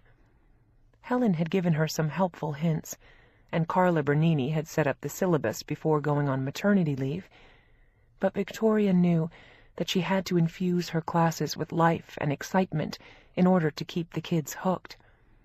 And she was scared to death that she wasn't good enough to do it and would fail. She wanted to be good at it more than anything. She didn't care how little the job paid. This was her vocation, and she wanted to be a great teacher, the kind kids remembered for years. She had no idea if she could do it, but she was trying her best, and this was only the beginning. The school year had just started. For the next 2 weeks, Victoria fought to keep her students' attention. She confiscated cell phones and Blackberries. She gave them tough assignments. And one day, when her sophomore class was too restless, she took them for a walk around the neighborhood and made them write about it. She tried to come up with every creative idea she could, and to get to know every one of her students in all 4 classes. And she began to get the feeling, after 2 months, that some of them liked her. She racked her brain on the weekends, searching for ideas for them, new books to read, and new projects. And sometimes she surprised them with unexpected quizzes and assignments. There was nothing dull about her classes. And by late November, she felt like she was beginning to get somewhere with them and win their respect. Not all of her students liked her, but at least they were paying attention and responding to her. By the time she got on the plane to go home for the Thanksgiving holiday, she had a feeling of accomplishment, until she saw her father. He looked at her with surprise when he met her at the airport with her mother and Grace, who hurled herself into Victoria's arms with glee as her big sister kissed her. "Wow, the ice cream must be good in New York," he commented, grinning broadly. And her mother looked pained, not at his comment, but at Victoria's appearance. She had gained back everything she lost, while correcting papers at night and on weekends and working on her classes. She had been living on Chinese takeout and double chocolate milkshakes. The diet she kept meaning to start just hadn't happened. Her whole focus had been on her classes and her students, and not on herself. And she kept eating all the wrong foods to give herself energy, comfort, and strength. "I guess so, Dad," Victoria said vaguely. "Why don't you steam fish and vegetables, dear?" her mother said. Victoria marveled that after not seeing her for almost 3 months, her weight was all they could think about. Gracie just looked at her and beamed. She didn't care what size Victoria was. She just loved her. The 2 sisters walked off arm in arm toward the baggage claim, happy to be back together. On Thanksgiving Day, Victoria helped her mother cook the turkey, and she enjoyed the day and the meal with them, miraculously without negative comments from her father. The weather was balmy and warm, and they sat in the backyard afterward, and her mother asked her about her teaching. "Do you like it?" She was still puzzled why her daughter would want to be a teacher. "I love it." She grinned at her sister then. "And my sophomore students are horrible. They're all little monsters like you. I confiscate their iPods all the time so they'll listen to me." "Why don't you make them write lyrics?" Gracie suggested as her older sister looked at her in amazement. "That's what my teacher did, and we loved it." "That's brilliant!" Victoria could hardly wait to try it on them. She had been planning to have her juniors and seniors write poetry in the weeks before Christmas, but lyrics for the sophomores was a great idea. "Thank you, Gracie." "Just ask me about the sophomores," she said proudly, since she was one herself. Her father managed to stay off the subject of her weight for the rest of the visit, and her mother discreetly said that she should go to Overeaters Anonymous, which really hurt Victoria's feelings. But other than that, it was a warm, comfortable weekend, especially with Gracie, and they all drove her back to the airport on Sunday. She was planning to come back in 4 weeks to spend Christmas with them, so this time their goodbyes weren't tearful.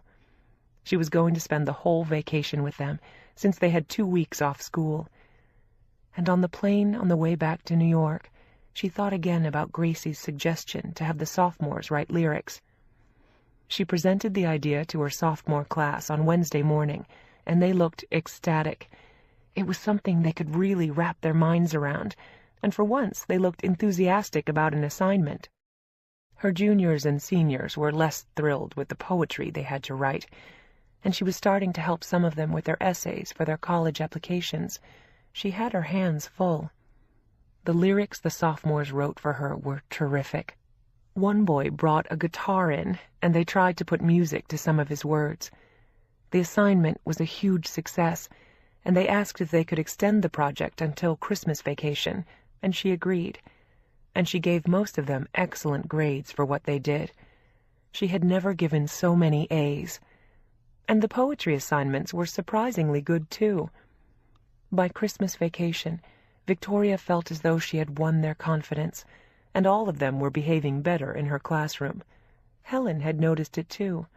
The students looked happy and enthusiastic now when they left her room. "What did you do to them? Give them drugs?" I took my 15-year-old sister's suggestion. I've had the sophomores writing lyrics, Victoria said proudly, and Helen was impressed by her creativity. "That's pure genius. I wish I could do that in my class." I stole the idea from my sister's teacher, but it worked, and the older kids have been writing poetry. A few of them really have talent. "So do you," Helen said with a look of admiration. "You're a damn good teacher. I hope you know that. And I'm happy that you're learning to control the class. It's better for them, and you. Even at their age, they need boundaries, discipline, and structure." "I've been working on it," Victoria said honestly. "But sometimes I think I really screw up. There's a lot more creativity to teaching than I originally thought." "We all screw up," Helen said candidly. "That doesn't make you a bad teacher. You keep trying, and you find what works till you win them over. That's the best you can do." "I love what I'm doing," she said happily, "even if they drive me crazy sometimes. But they don't seem as cocky lately.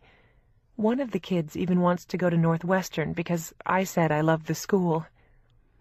Helen was smiling at her as she listened. She could see Victoria's passion for her profession in her eyes, and it warmed Helen's heart. "I hope Eric is smart enough to hire you permanently after Carla comes back. He'll be crazy if he loses you," Helen said warmly. "I'm just grateful to be here. We'll see what happens about next year." She knew that contracts would be offered in March and April, and she didn't know if they'd have an opening for her. She hoped so, but nothing was sure. For now, it was working, for her and the kids and the school. Eric Walker, the headmaster, had been hearing good things about her from the students, and 2 of the parents had commented that they liked her assignments. She really inspired the kids, and when necessary, she pushed them. She thought outside the box and wasn't afraid to try new things.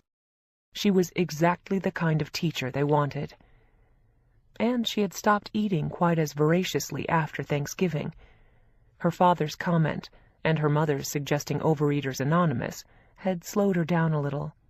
She hadn't started any crazy new diets yet, and she was planning to do that over Christmas. She had thought about going to Weight Watchers, but she told herself she didn't have time. But for now she had eased up on the ice cream and pizza. And she was buying salads and cooked chicken breasts to eat in the kitchen with the others when she got home, and she made sure she had fruit for an afternoon snack. She still hadn't developed a social life, other than the occasional movie date with Helen, but she enjoyed her roommates. She saw more of Harlan than anyone, because Bill was always with Julie, and Bunny had been going to Boston almost every weekend to be with her boyfriend. She was thinking of moving to be with him. But Harlan was around almost as much as she was. He was single and unattached, too, and he worked as hard as she did. When he came home at night, he was exhausted and happy to crash in front of the TV in his room and meet her for a snack in the kitchen. "So, where are you going for Christmas?" she asked him one night over a cup of tea. "I've been invited to South Beach. I'm not sure if I'm going. Miami isn't really my scene." He was a serious man who worked diligently at the museum. She knew he wasn't close to his family and wasn't planning to go back to Mississippi for the holidays. He said his parents were still upset that he was gay and he wasn't welcome, which she thought was sad for him. "I'm going back to L.A. to see my parents and sister," Victoria said pensively, thinking that her parents had never fully accepted her either. She had been a misfit and an outcast in their midst all her life. Even her size upset them and made her look different. Her mother would have preferred to die than to be the size she was, and would never have let that happen. and her father still couldn't resist remarks at her expense, with no awareness of how hurtful they were to her. She never believed that his cruelty was on purpose. "Do you miss them when you're here?" Harlan asked, curious about her family. "Sometimes. They're familiar. Mostly I miss my little sister. She's always been my baby." Victoria smiled at Harlan as he poured them both another cup of tea. "I have an older brother who hates me. Being gay was not the thing to be in Tupelo, Mississippi when I was growing up, and it still isn't. He and his friends used to beat me up all the time. I didn't even know why till I was 15 and figured out why they did it. Up until then, I thought I was just different. After that, I knew. I left the minute I turned 18 and came to college up here. I think they were as relieved as I was. I only go back once every few years when I run out of excuses." It sounded sad to her and very lonely.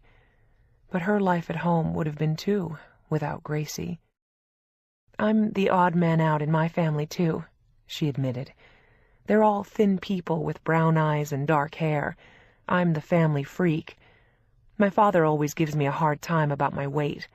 My mother leaves clippings on my desk about new diets." "Well, that's mean," Harlan said sadly, although he had noticed the things and quantities she ate when she was tired or depressed. He thought she had a pretty face and great legs, despite the generous middle. But in spite of it, she was a good-looking woman. He was surprised that she wasn't dating. "Some parents do so much damage," he said thoughtfully. "It makes me glad I'll never have kids. I wouldn't want to do to anyone what they did to me. My brother is a real jerk. He works in a bank, and he's dull as dishwater. He's married and has 2 kids. He thinks being gay is like a disease. He keeps hoping I'll get over it, like amnesia, and remember that I'm straight, which would be less embarrassing for him." Harlan laughed as he said it. He was 26 years old and comfortable about who he was.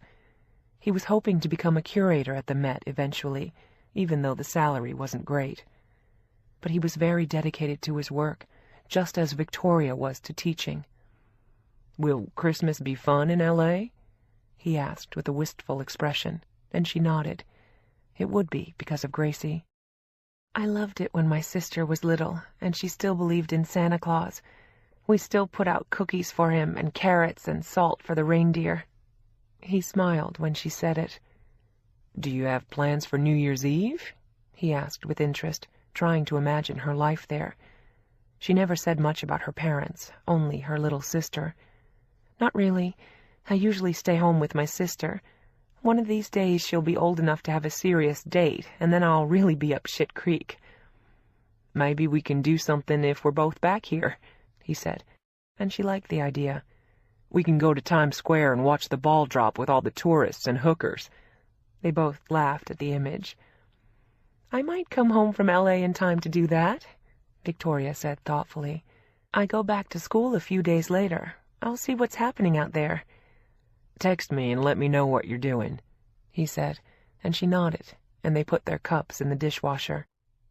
Victoria left little gifts on each of their beds for all 3 of her roommates when she went to L.A., and she had presents for Gracie and her parents in her suitcase.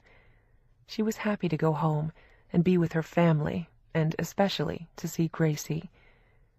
When they got home from the airport, they all decorated the tree and drank delicious rum punch. It was pungent and burned her tongue a little, but she liked it, and her head spun slightly when she went to bed. It felt good to be home, and Gracie slipped into bed next to her, and they giggled and talked until they fell asleep. And both her parents seemed in good spirits.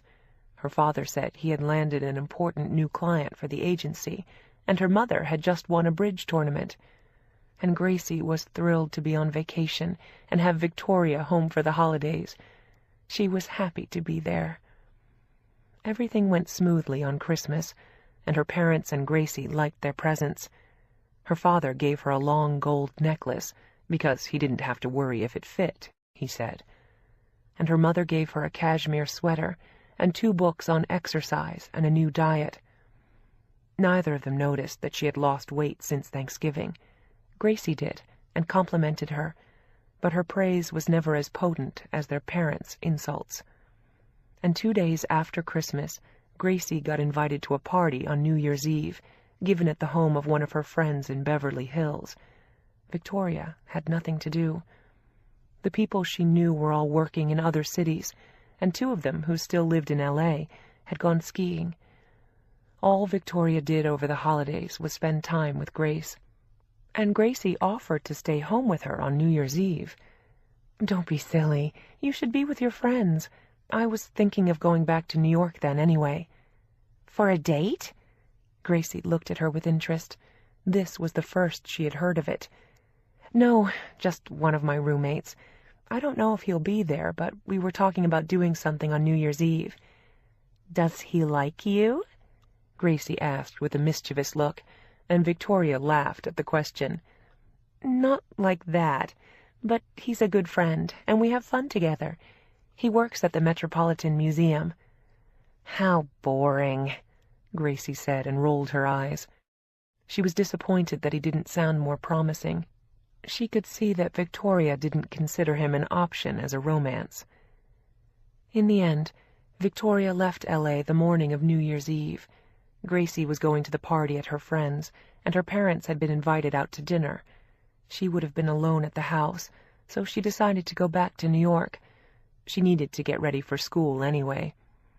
And she texted Harlan, hoping he would be back in New York.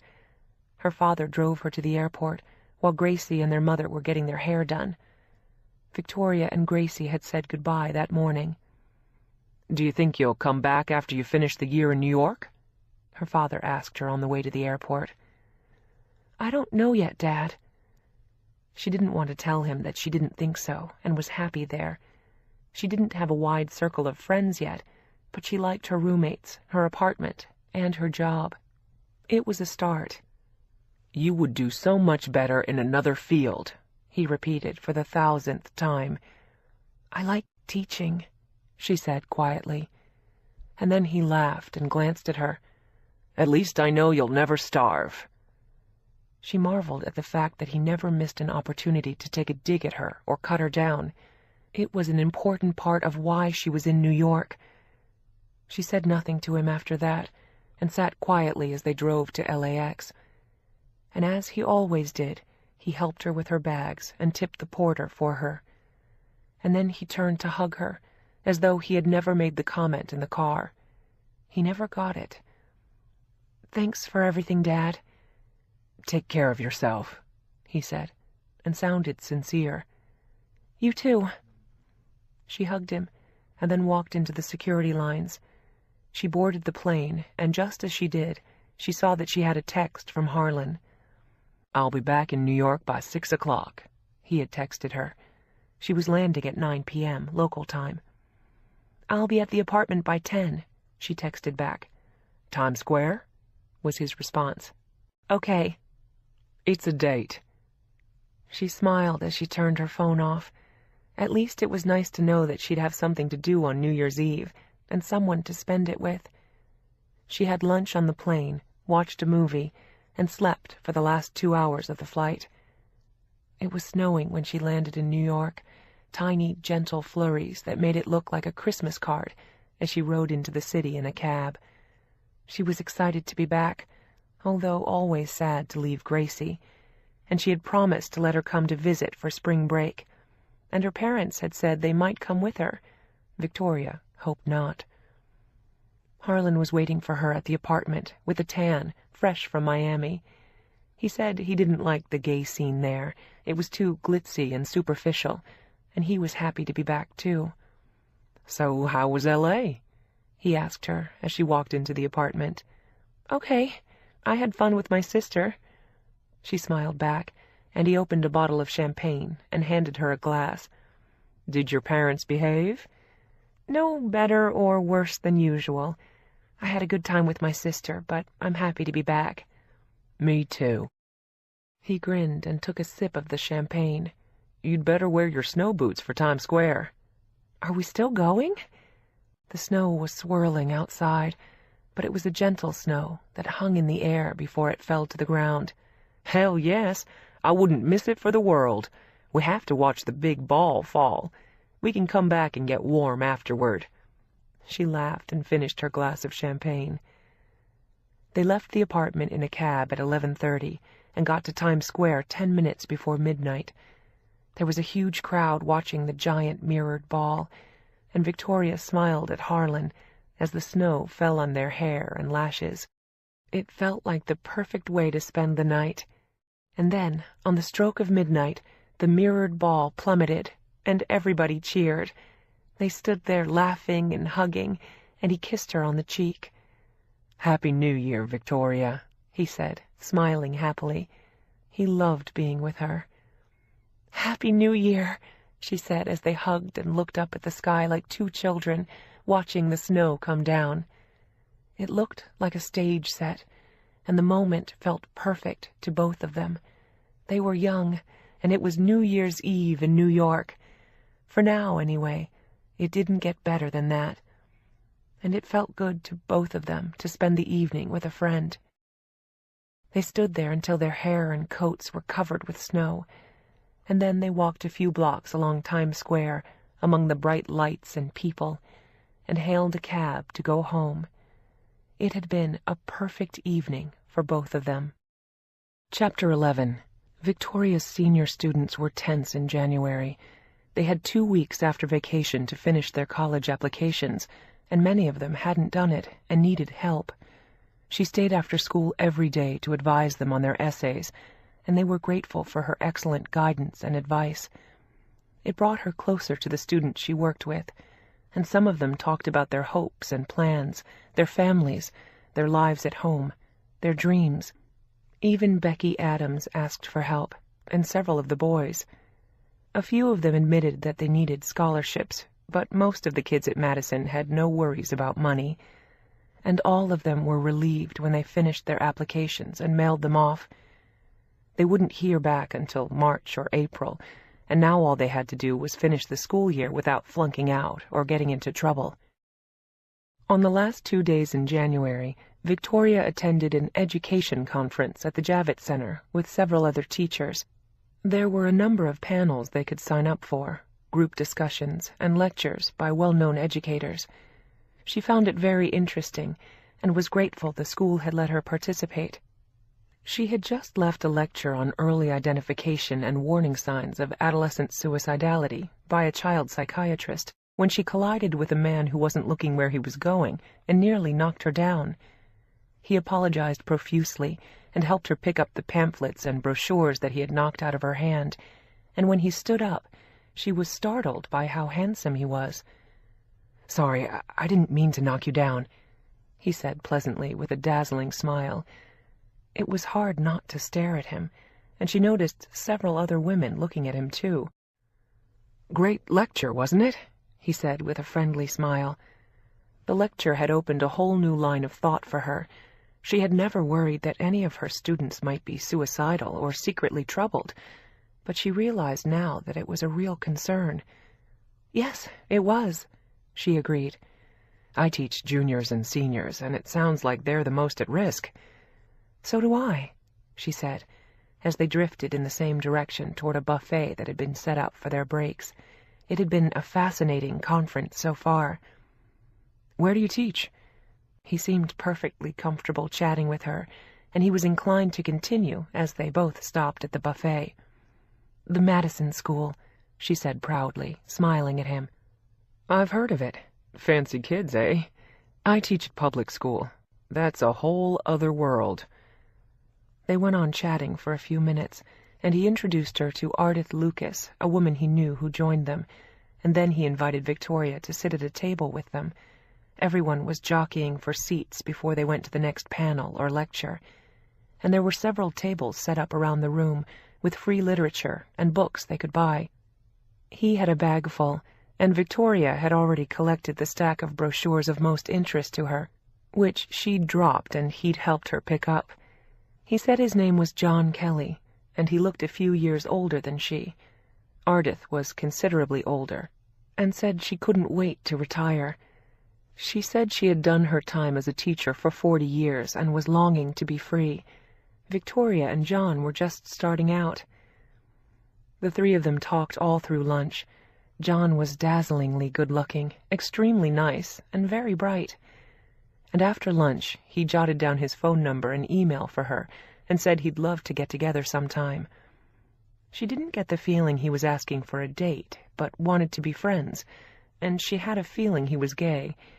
She gave him her information, too. She didn't know if she'd hear from him again, forgot about it, and a week later she was surprised when he called and invited her to lunch on a Saturday. There was a new Impressionist exhibit at the Metropolitan Museum, and they both wanted to see it. She met him in the lobby, and they went through the exhibit, enjoying it together, and then went to the cafeteria for lunch. She was having a very nice time with him, and then mentioned that one of her roommates worked at the Costume Institute and was setting up a new exhibit that day. And after lunch they decided to drop by and see Harlan. He looked surprised to see Victoria and was impressed by her new friend. It was impossible not to notice John's blonde good looks and his extremely athletic body, and when she saw them look at each other, her earlier impression of John was confirmed. The two men were drawn to each other like magnets. Harlan gave them a private tour of the Costume Institute, and when they left, John looked as though he hated to leave. And as they walked down the steps of the museum, he commented on what a terrific guy Harlan was, and Victoria agreed. She felt like Cupid suddenly, and loved the idea of introducing them. And on the spur of the moment, she invited John to dinner at the apartment on Sunday night. He looked very happy to accept, and then he took a bus downtown to where he lived, and Victoria walked home. Harlan didn't come home till 8 o'clock that night, after setting up the exhibit, and he wandered into her room when he got in. She was lying in bed watching TV. "What was that vision of gorgeousness you brought to the Costume Institute today? I nearly fainted when you walked in. How do you know him?" Victoria laughed at the look on his face. "I met him at a teachers' conference last week. He nearly knocked me down, literally." "Lucky you. He seems like a really great guy." "Yes, I think so too," she said, smiling at Harlan. "And I think he plays on your team." "So why did he ask you out?" Harlan looked suspicious, and was worried he might be straight. "To be friends, I think. Believe me, he doesn't look at me the way he looked at you." Men never did, not in her experience at least. "And by the way, I invited him to dinner tomorrow night." She laughed out loud at the look on Harlan's face. He looked as though she had just told him he'd won the lottery. "Is he coming?" "Yes, and you'd better cook dinner. If I do, I'll poison us all, unless we order pizza." "I'd love to," Harlan said happily, and went back to his room, looking like he was floating on a cloud. He had never seen anyone as handsome as John. Harlan was a good-looking man, too, and Victoria thought they looked like a good match. She wondered if some premonition or instinct had led her to introduce them to each other. It had been a spur-of-the-moment idea, but now seemed like divine inspiration to her, and to Harlan as well. He was a very proficient cook, and spent the whole next day in the kitchen, after buying a leg of lamb, potatoes, string beans, and chocolate cake at a nearby bakery. And by dinner time, the smells emanating from the kitchen were delicious. John Kelly arrived right on time. He had brought a small bouquet of flowers and a bottle of red wine. He handed the flowers to Victoria and the wine to Harlan, who opened it and poured them each a glass, and then they went to sit in the living room. And the two men got on like a house on fire. They never stopped talking until dinner, which was an hour later. And Harlan had set the table nicely with placemats and linen napkins, and candles on the table in the dining room. He had gone all out.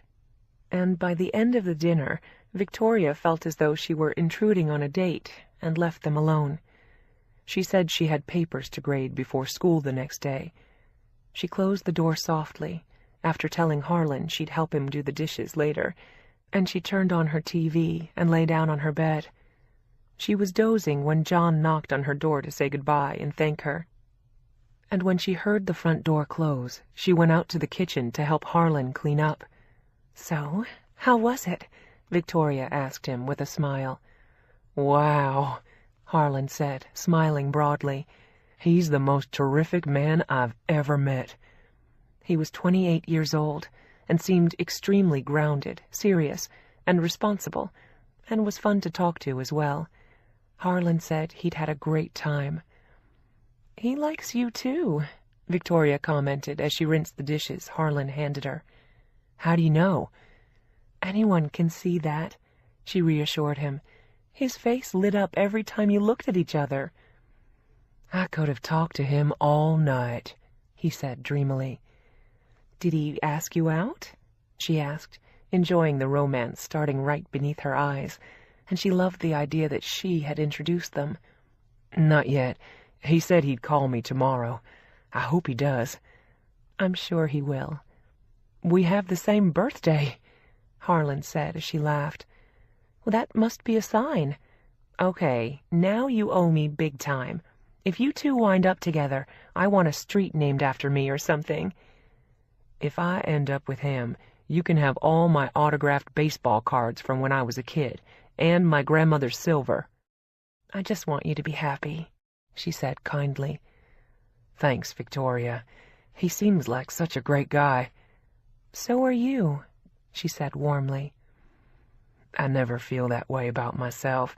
I always feel like everyone is better than I am. Smarter, nicer, better looking, cooler." He looked nervous as he said it. "So do I," she said sadly. She knew the feeling and why she had it. It came from years of her parents telling her how inadequate she was, and her father letting her know that he thought she was fat and ugly. It had undermined her confidence and self-esteem since birth, and it was a cross she had to bear now. Deep down, she always believed that he was right. "I guess our parents do that to us early on," Harlan said quietly. "I don't think he's had an easy time of it either. His mother committed suicide when he was a kid, and his father won't see him because he's gay. But he seems pretty healthy and normal in spite of that. He just got out of a relationship he's been in for 5 years. His partner cheated on him, so they broke up." Victoria was happy for Harlan and hoped that something came of it for both of them. He thanked her profusely again, and then they turned off the lights and went to their rooms.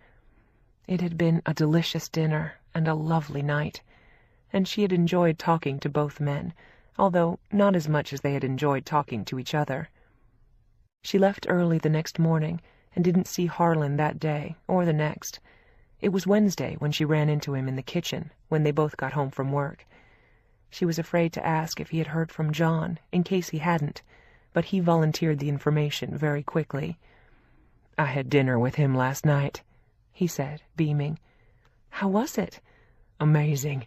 I know it's too soon to say it, but I'm in love." "Just go slow and see how it goes."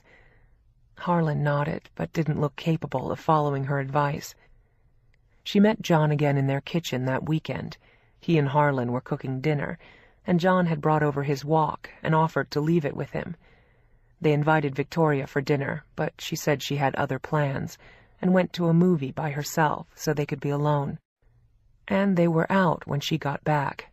She didn't know where they'd gone, and she didn't need to know.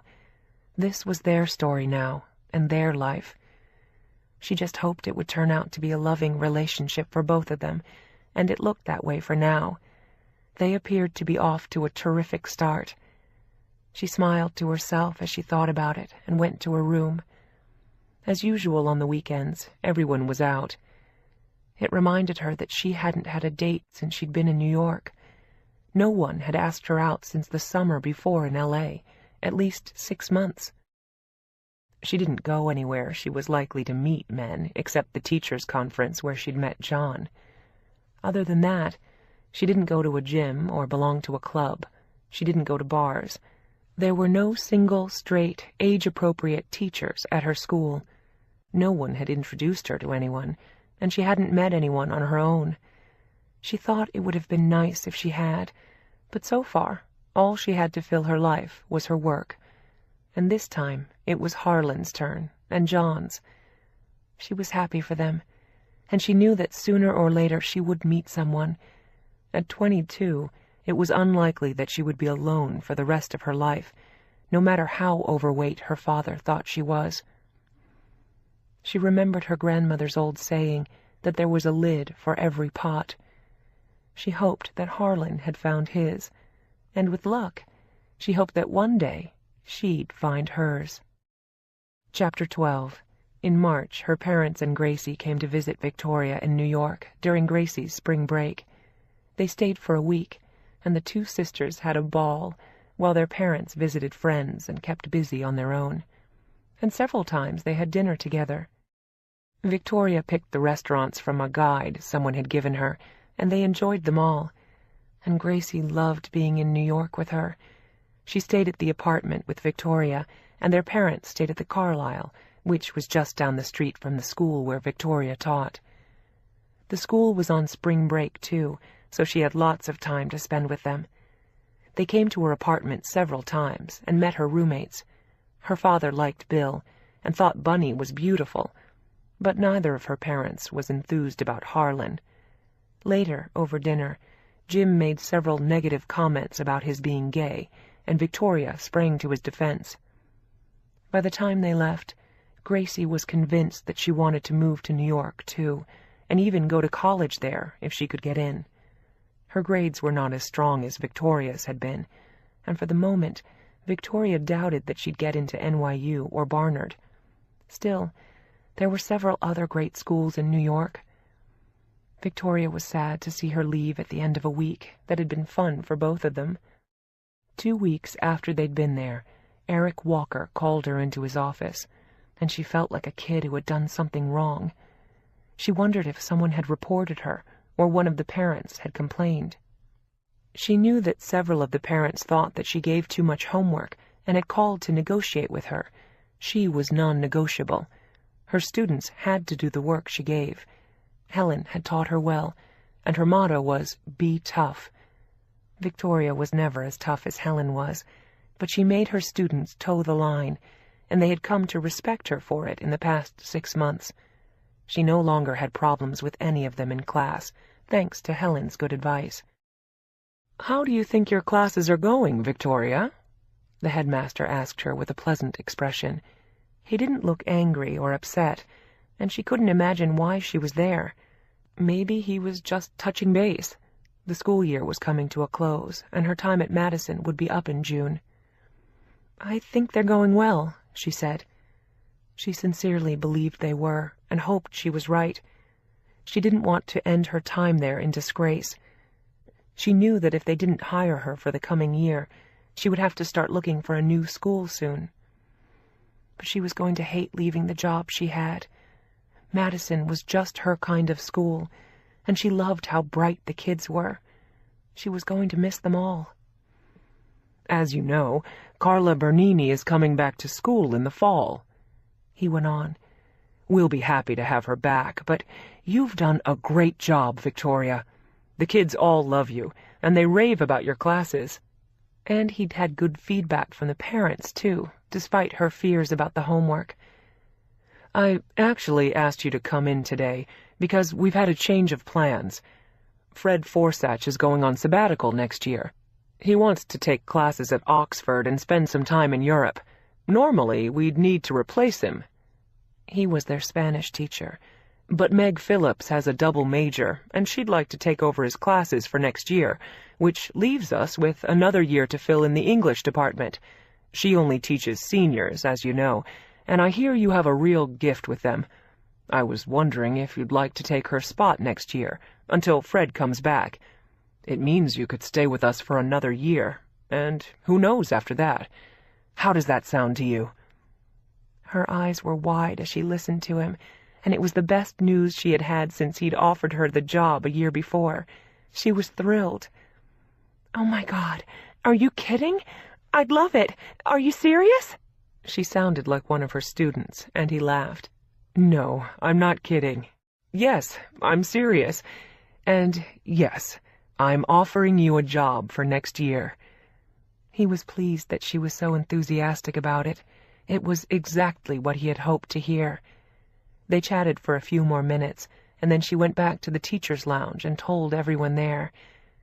She thanked the Spanish teacher profusely when she saw him later that afternoon. He laughed when he saw how happy she was, and he was just as pleased at the prospect of being in Europe for a year.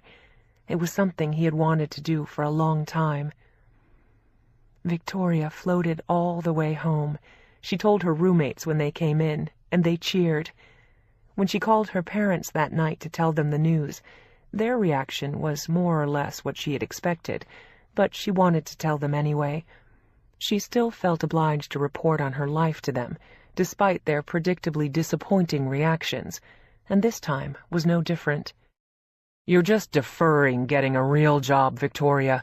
You can't live on that salary forever," her father said, but actually she was living on it. She hadn't asked him for help since she left home. She was careful about what she spent, and she still had some savings left. The small rent she paid kept her budget in good shape most of the time. "This is a real job, Dad," she insisted, knowing it was pointless trying to convince him. "I love my job, the kids, and the school." "You could be making 3 or 4 times what they pay you at any ad agency out here, or just about any company that would hire you." He sounded disapproving, and he was not impressed that the best private school in New York had offered to hire her for a second year, and was pleased with her performance. "It's not about the money," Victoria said, sounding disappointed. "I'm good at what I do." "Anyone can teach, Victoria. All you do is babysit those rich kids anyway." In a single sentence he had dismissed her abilities and her career. And what he said wasn't true, she knew. Anyone couldn't teach. It was a very specific skill, and she had talent at it. Not everyone was able to do what she did. But it meant absolutely nothing to her parents. She didn't speak to her mother since she was out playing bridge, but Victoria knew she wouldn't have been impressed. She never was, and she took her cues from her husband. She echoed every opinion he had on every subject. "I'd like you to give this some serious thought before you sign that contract," he urged her, and she sighed. "I already have. This is what I want and where I want to be." "Your sister will be very upset that you're not coming home," he said, playing the guilt card. But Victoria had already warned her during spring break that she might stay another year if she got the chance, and Gracie had understood. She also knew firsthand why Victoria was unhappy at home. Their parents never missed a chance to make her feel bad. It always made Gracie feel guilty that they were so nice to her and never had been to their older daughter. Gracie had observed it all her life. It was no wonder that she had thought Victoria was adopted when they were younger. It was hard to believe that they would be so critical and uncharitable with their own child, but they were. Nothing she did impressed them, or was ever good enough, and this was no different. Her father was annoyed, not proud of her, and as usual, only Gracie celebrated for her and with her when she called her about the job. Harlan and John were excited about it for her, too. They both gave her a big hug to congratulate her.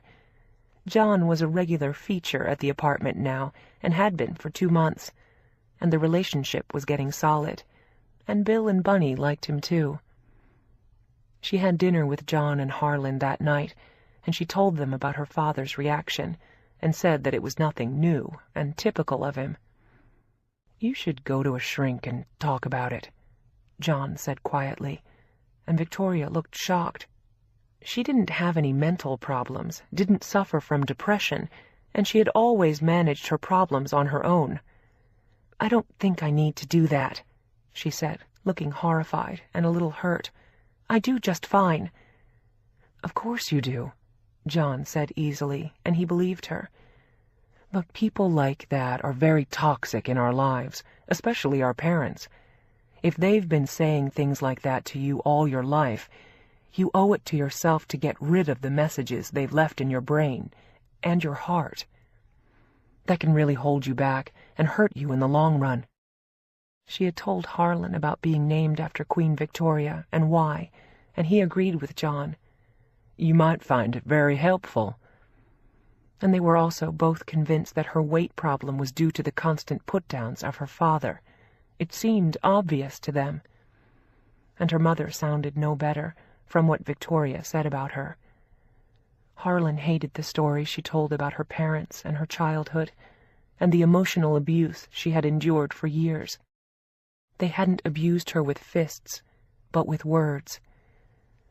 "I'll think about it," she said softly, and put it out of her head as soon as she could. The thought of going to a therapist was really upsetting to her, and it didn't surprise either of them that without thinking she helped herself to a bowl of ice cream after dinner, although neither of them was eating dessert. Neither of them insisted about the shrink, and Harlan didn't bring it up again. And before the summer, Victoria lined up a summer job for June and July so she didn't have to go home. She took a job for very little pay, tutoring underprivileged kids at a shelter where they lived while waiting to go into foster care. It sounded depressing to Harlan when she told him, but she was excited about it. She was starting there the day after Madison closed for the summer. Gracie had a summer job that year, too. It was her first one at 16, and she'd be working at the desk of the swim and tennis club they belonged to. She was thrilled about it, and their parents sounded pleased. They thought Victoria's job sounded unpleasant, and her mother told her to wash her hands a lot, or she might catch a disease from the kids she tutored. She thanked her for the advice, and was annoyed that the job she was doing didn't impress them, nor did her work as a teacher. But Gracie working at the desk in a tennis club was cause for celebration and endless praise. It didn't make her angry at Gracie, only at them. Before she started work, Gracie was coming to visit Victoria in New York. This time, Gracie came alone, without their parents, and they had even more fun than they had had in March. She kept herself busy in the daytime, going to galleries and museums and going shopping, and Victoria took her out to movies and restaurants at night. They even went to a Broadway play. And as usual, Victoria was planning to go home in August. It was the longest time she spent with them now every year. But this time, she only intended to stay for 2 weeks, which was more than long enough for her. And once there, as usual, her father criticized her frequently about her job, and her mother nagged her constantly about her weight, which had gone up again after a brief dip in the spring. Before she left New York, Victoria had gone on a cabbage diet, which helped her lose weight. The diet was miserable, but it worked, and then a short time afterward, she gained all the weight back again. It was a battle she just couldn't seem to win. It was discouraging. When she got back to New York, she was disheartened by the things her parents had said and the weight she had put back on, and she thought about Harlan's suggestion that she see a shrink. And in a dark mood one day right before school started, she called a name he had given her.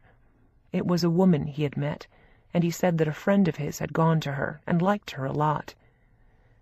Before Victoria could change her mind, she called her and made an appointment for the following week. And she agonized about it as soon as she did. It seemed like a crazy thing to do, and she thought about canceling, but didn't have the courage to do that either. She felt stuck, and she ate half a cheesecake alone in the kitchen the night before she went. What if the woman discovered that she was crazy, or that her parents were right about her, and she was a total failure as a human being? What kept her from canceling the appointment was the hope that they were wrong.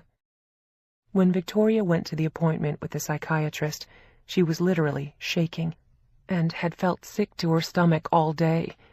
She couldn't remember why she had made the appointment, and wished she hadn't, and her mouth was so dry when she sat down that she felt like her tongue was stuck to the roof of her mouth. Dr. Watson looked sensible and pleasant. She was in her early 40s, and she was wearing a well-cut navy blue suit. She had a good haircut, wore makeup, and looked more stylish than Victoria had expected, and she had a warm smile that started in her eyes. She asked Victoria a few details about where she had grown up, where she had gone to school and college, how many siblings she had, and if her parents were still married or divorced. These were all easy questions to answer, especially the one about Gracie. Victoria lit up like a light bulb when she answered the question about having a sibling, and then described her and how beautiful she was. She told the doctor then about how different she herself looked from all of them, and had thought she was adopted as a child, and her sister had thought so too. "What made you think something like that?" the doctor asked casually, sitting across from Victoria as they sat in comfortable chairs. There was no couch in her office, only a box of Kleenex, which seemed ominous to Victoria and made her wonder if people cried often when they were there. "I was always so different from them," Victoria explained. "I don't look like them in any way. They all have dark hair. I'm fair. My parents and sister have dark brown eyes. Mine are blue. I'm a big person. All three of them are thin.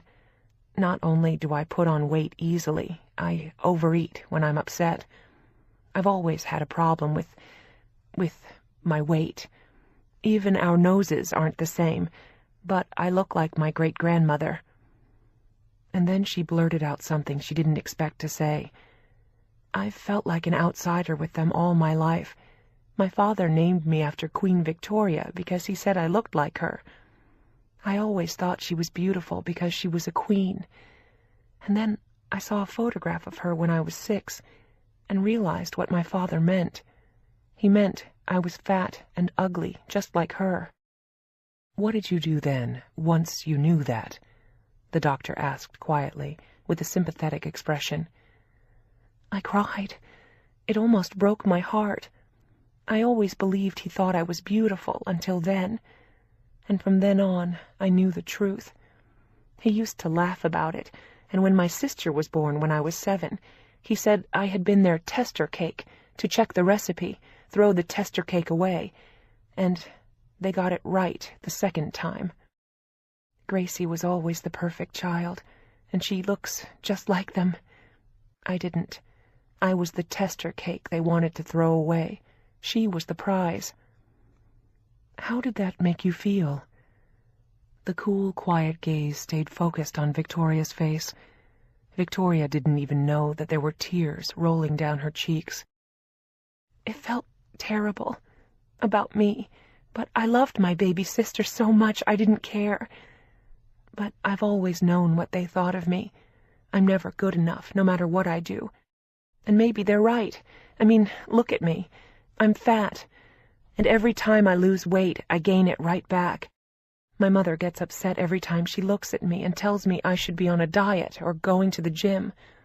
My father hands me the mashed potatoes and then makes fun of me when I eat them." What she was saying would have horrified anyone, but nothing showed on the psychiatrist's face. She just listened sympathetically, with an occasional murmuring sound.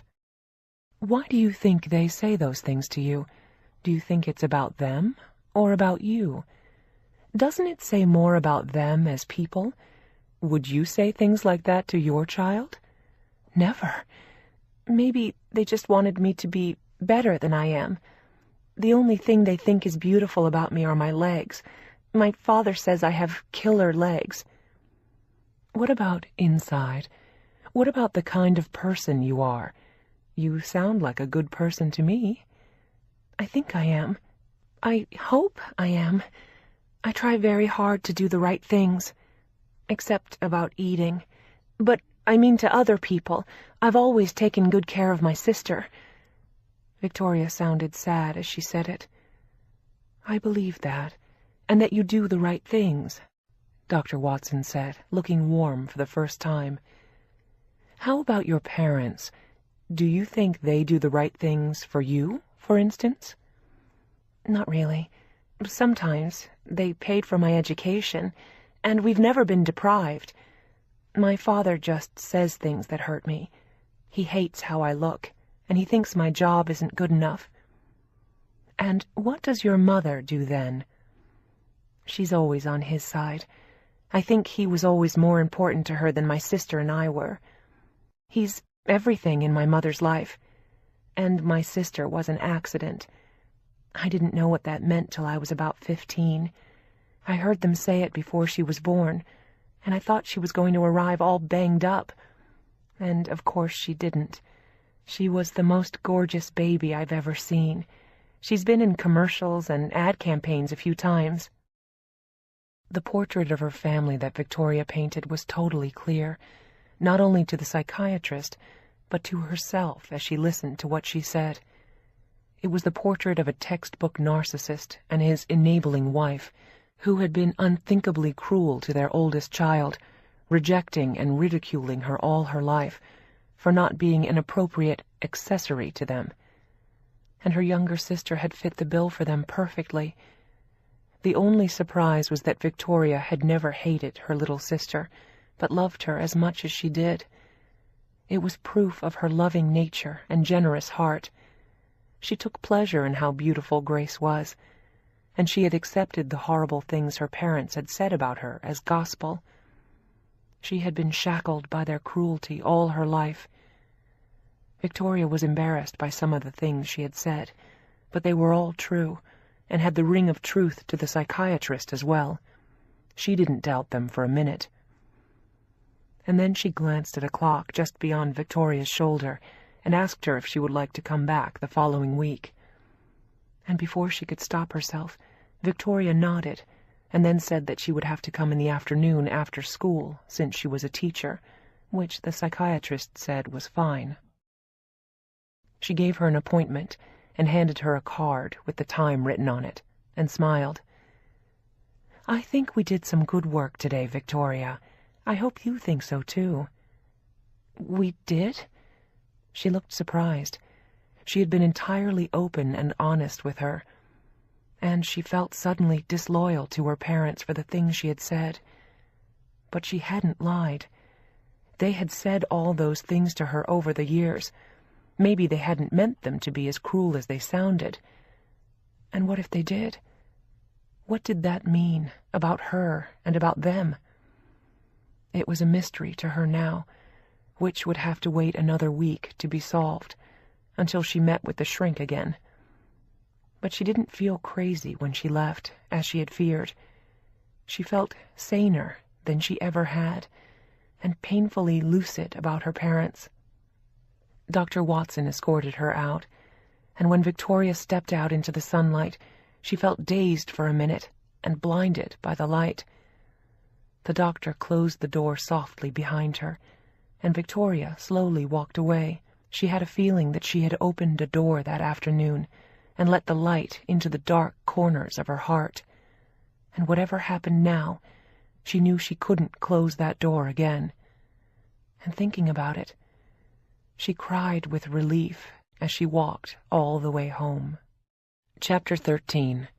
For Victoria's second year at the Madison School, she got a very respectable raise.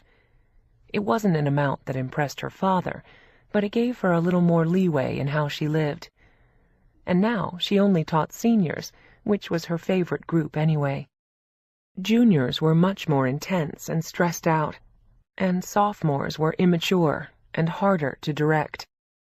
They were still babies in many ways, testing their limits and often rude. Seniors were in the home stretch and had begun to acquire a certain poise and sense of humor about life, and they were enjoying their last year at home as kids.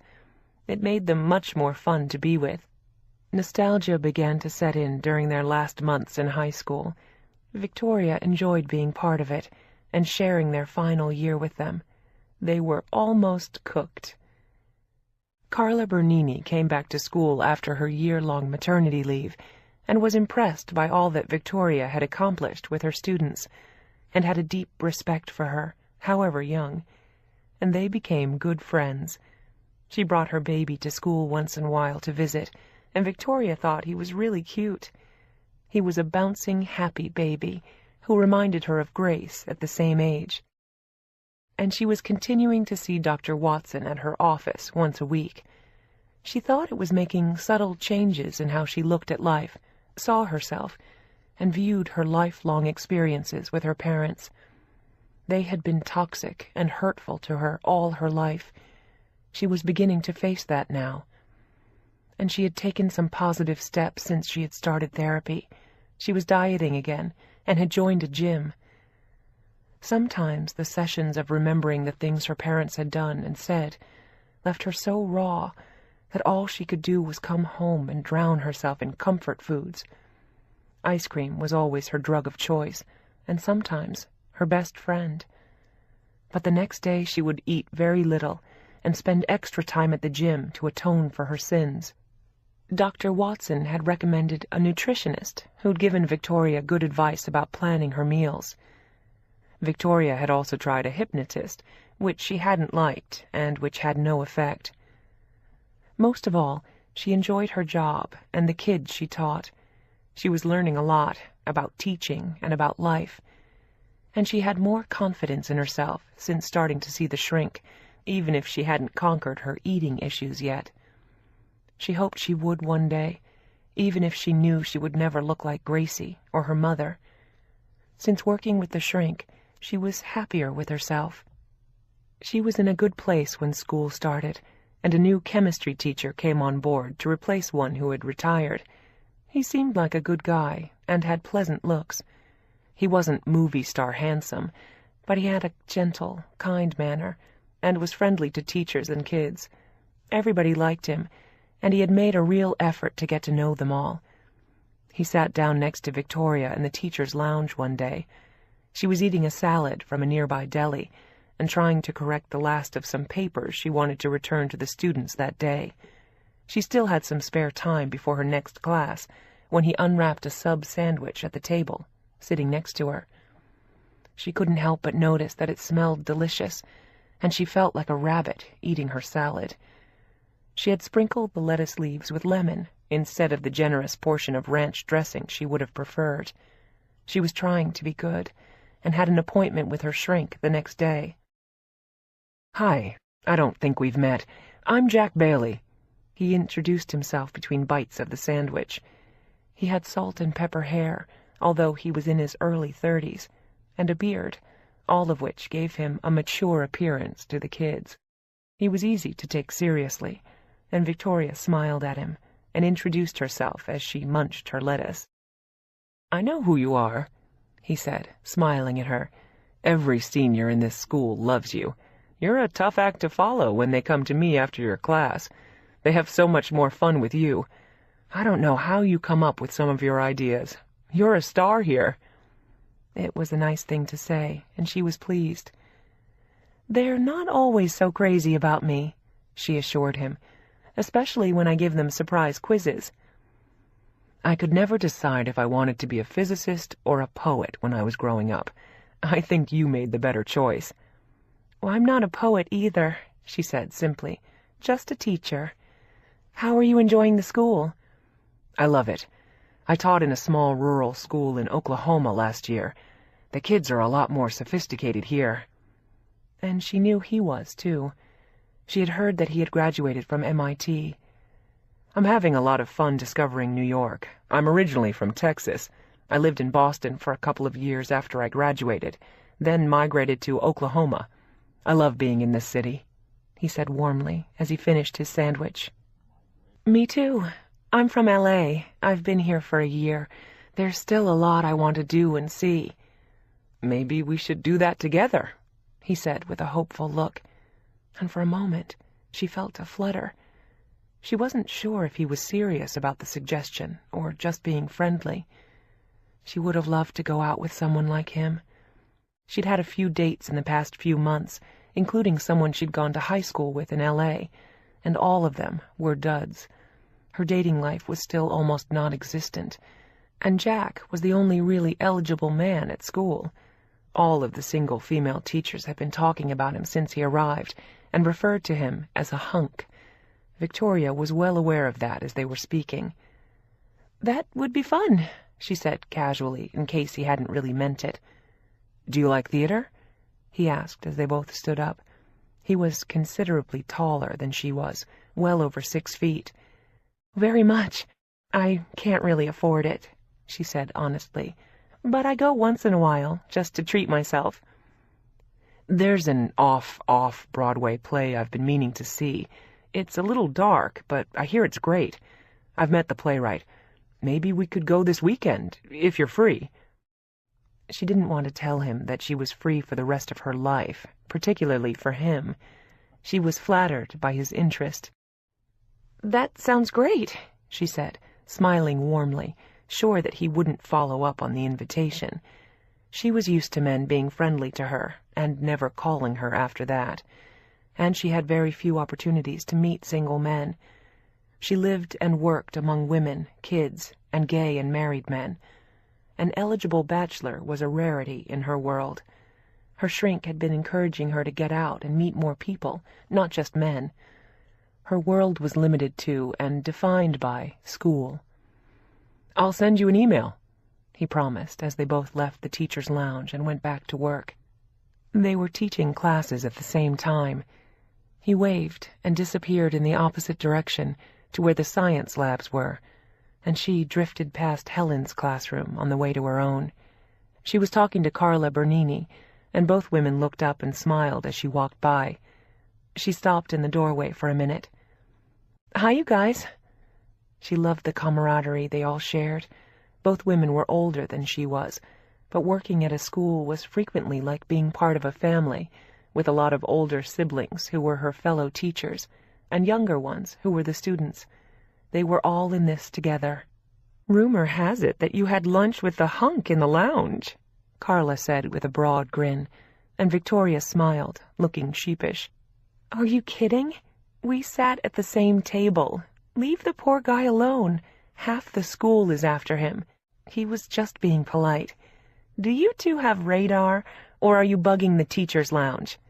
All three women laughed.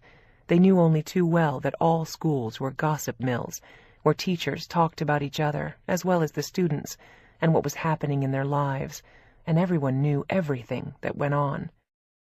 "He's cute," Carla volunteered, and Helen agreed, as Victoria rolled her eyes. "Believe me, he's not after me. I'm sure he has better fish to fry." And it was common knowledge that the hot new French teacher was after him. What chance would she have? "He'd be lucky to have you," Carla said warmly. She had become very fond of their youngest colleague, and she had a lot of respect for Victoria as a teacher, even though she still had a lot to learn. But she had done very well in her first year. "Thanks for the vote of confidence," Victoria said again, and walked on to her classroom. It was amazing to her how fast news traveled in a high school, faster than the speed of sound.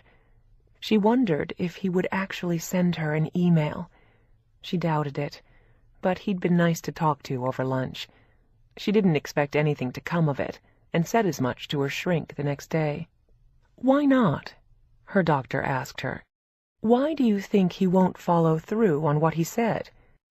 "Because it was no big deal, just casual conversation over lunch. He probably didn't mean it." "What if he did? What would that say to you?" "I guess that he likes me, or maybe he's just lonely." "So you think you're only worthy as a stopgap for lonely guys? What if he actually likes you?" "I think he was just being polite," Victoria said firmly. She'd been disappointed before by men who she thought were interested in her and never called her. "What makes you think that?" her psychiatrist said with quiet interest.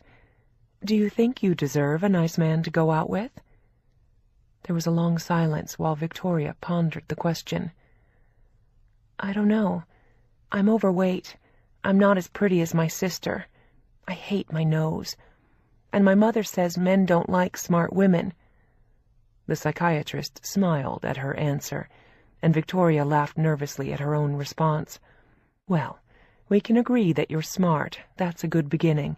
And I don't agree with your mother. Smart men like smart women. The superficial ones may not, and may be threatened by them. But you wouldn't want one of those men. Your nose looks fine to me. And weight is not a character flaw. It's something you can change. A man who really likes you and cares about you won't care about your weight one way or another." You're a very attractive woman, Victoria, and any man would be lucky to have you." It was nice to hear, but Victoria didn't entirely believe her. The evidence in the other side of the scale had been too heavy for too long. The insults of her father, the constant dismissal of her parents, her own sense of failure. "Let's see if he calls you, but even if he doesn't, all that means is that he has other interests. It doesn't mean that no man will ever want you." She was 23 years old, and so far, no male she'd ever known had fallen seriously in love with her. She had been passed over and ignored for years, except by friends. She felt like a shapeless, sexless, totally undesirable object, and it was going to take hard work and dedication to turn that around. It was why she was here, to change the image her parents had given her of herself. And she said she was willing to do whatever it took, even if the process was painful for her. Living with her own sense of defeat was worse. It had been her parents' legacy to her, to make her feel unlovable because they didn't love her. It had started the day she was born. She had 23 years of their negative messages about her to cancel out now, one by one. And finally, she was ready to face it. Victoria felt a little discouraged after the session. It was hard digging through her past at times, pulling all those ugly memories out into the open and looking long and hard at them. She was still feeling down about it when she got home.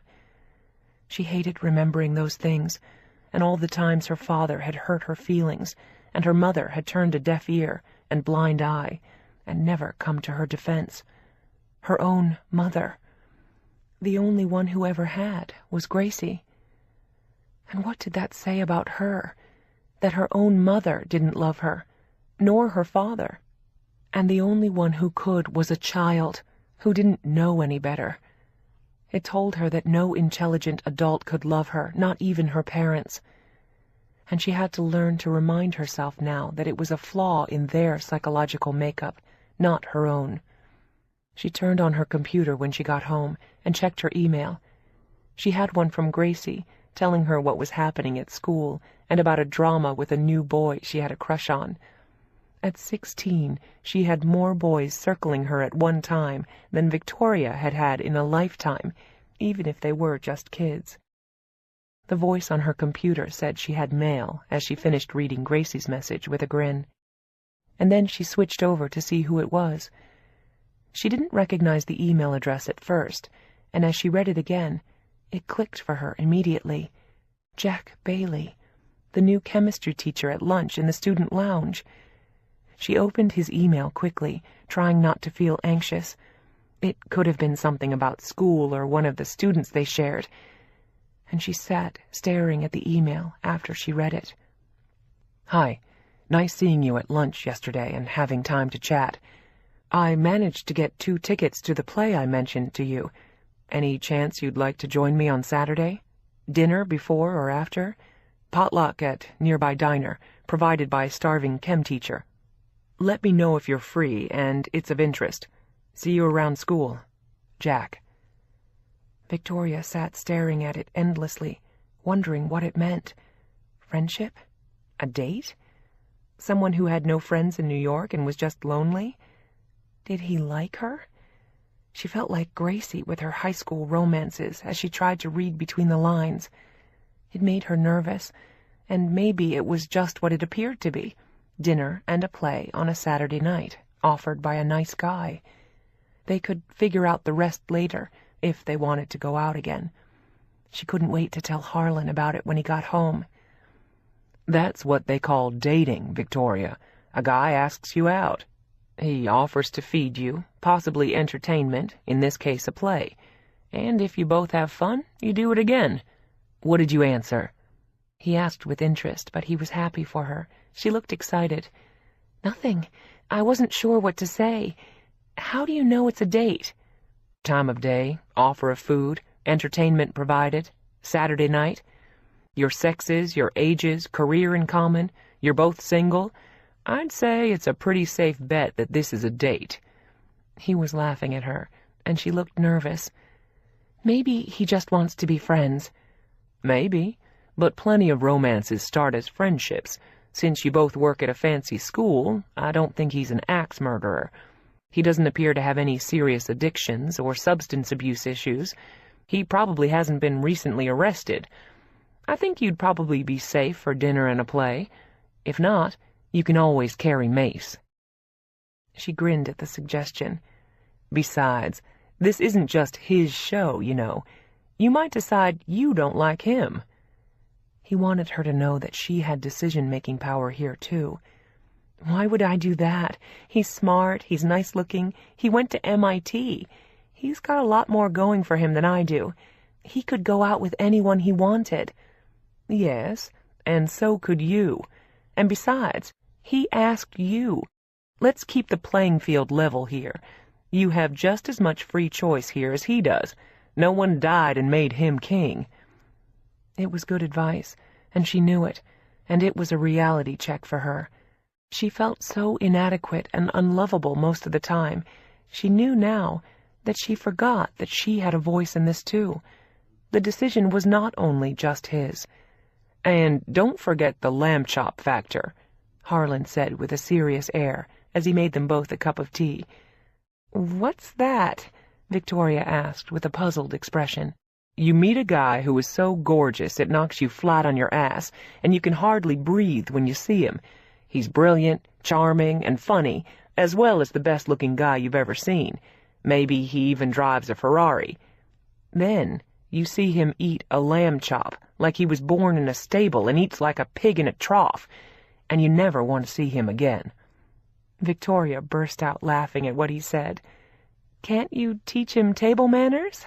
she asked innocently. Harlan shook his head with a determined look. "Never. It's too embarrassing.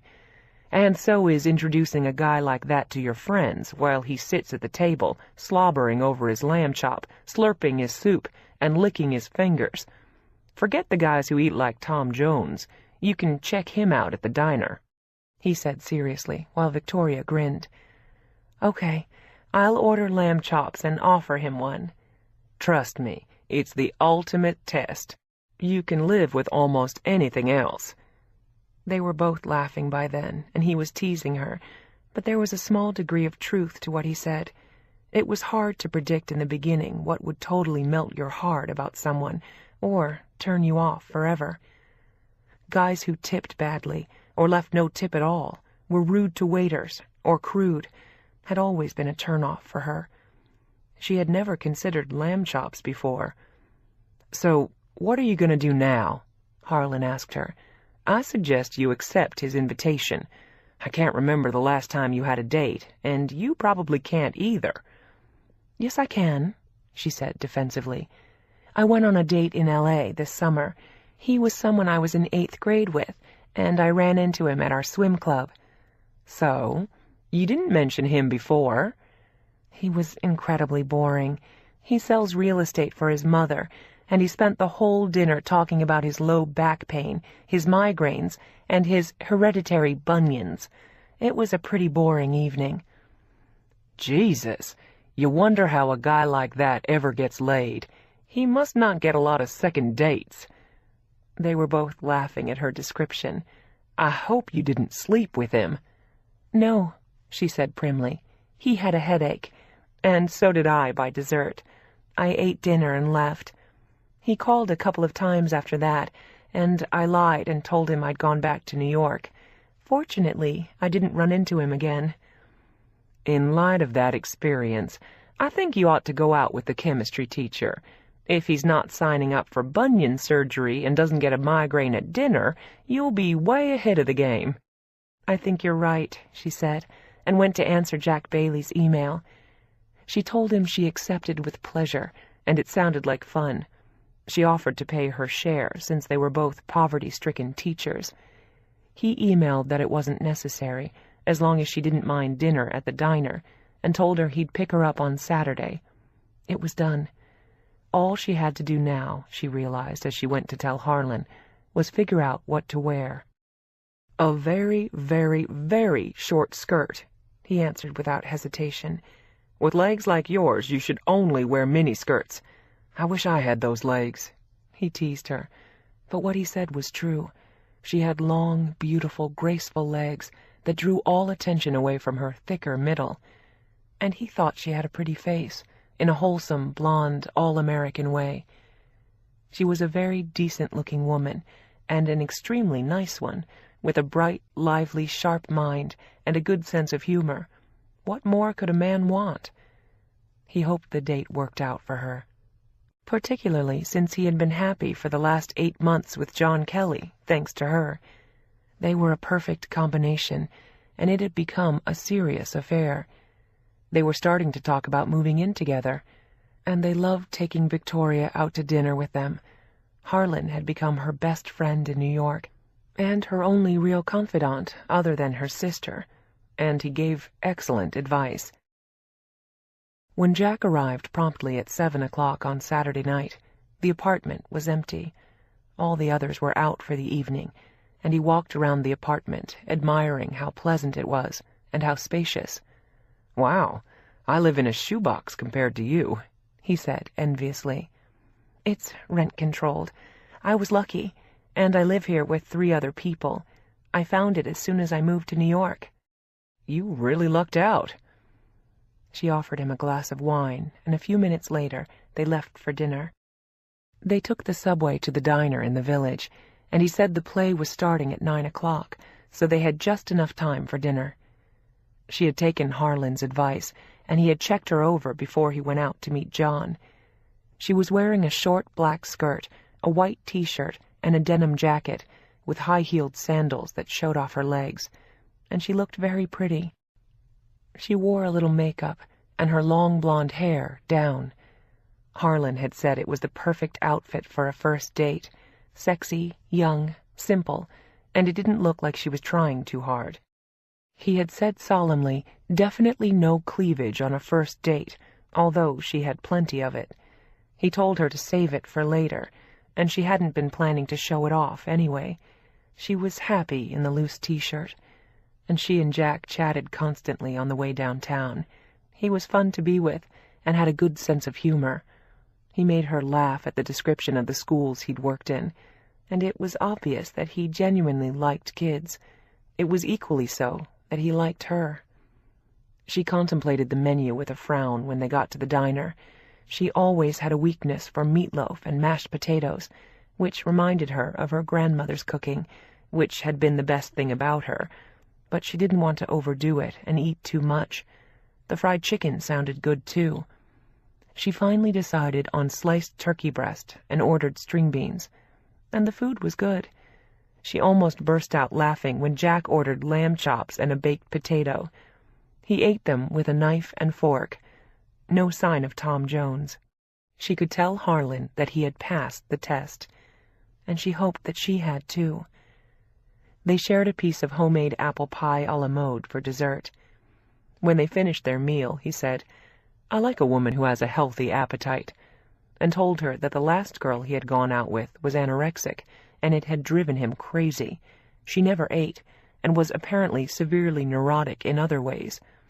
He didn't see anything wrong with Victoria enjoying her food. They both liked the play, and talked about it all the way back to her place on the subway. It was depressing, but beautifully acted and well written. She'd had a great evening with him, and she thanked him as they stood outside her building in the warm night air. She didn't invite him to come upstairs at the end of the evening. It was too soon. But it definitely felt like a date to her. Jack looked happy, too, and said he'd like to go out with her again. She thanked him, and he hugged her, and there was a spring in her step and a smile on her face when she walked into the empty apartment. For a minute, she was sorry she hadn't invited him upstairs for a drink, but decided it was better this way. And, much to her surprise, he called her the next day. He said there was an art show downtown that he was going to, and wanted to know if she'd like to join him. She did. They met downtown and had dinner together again. By the time she got back to school on Monday morning, they had had 2 dates, and she couldn't wait to tell her shrink.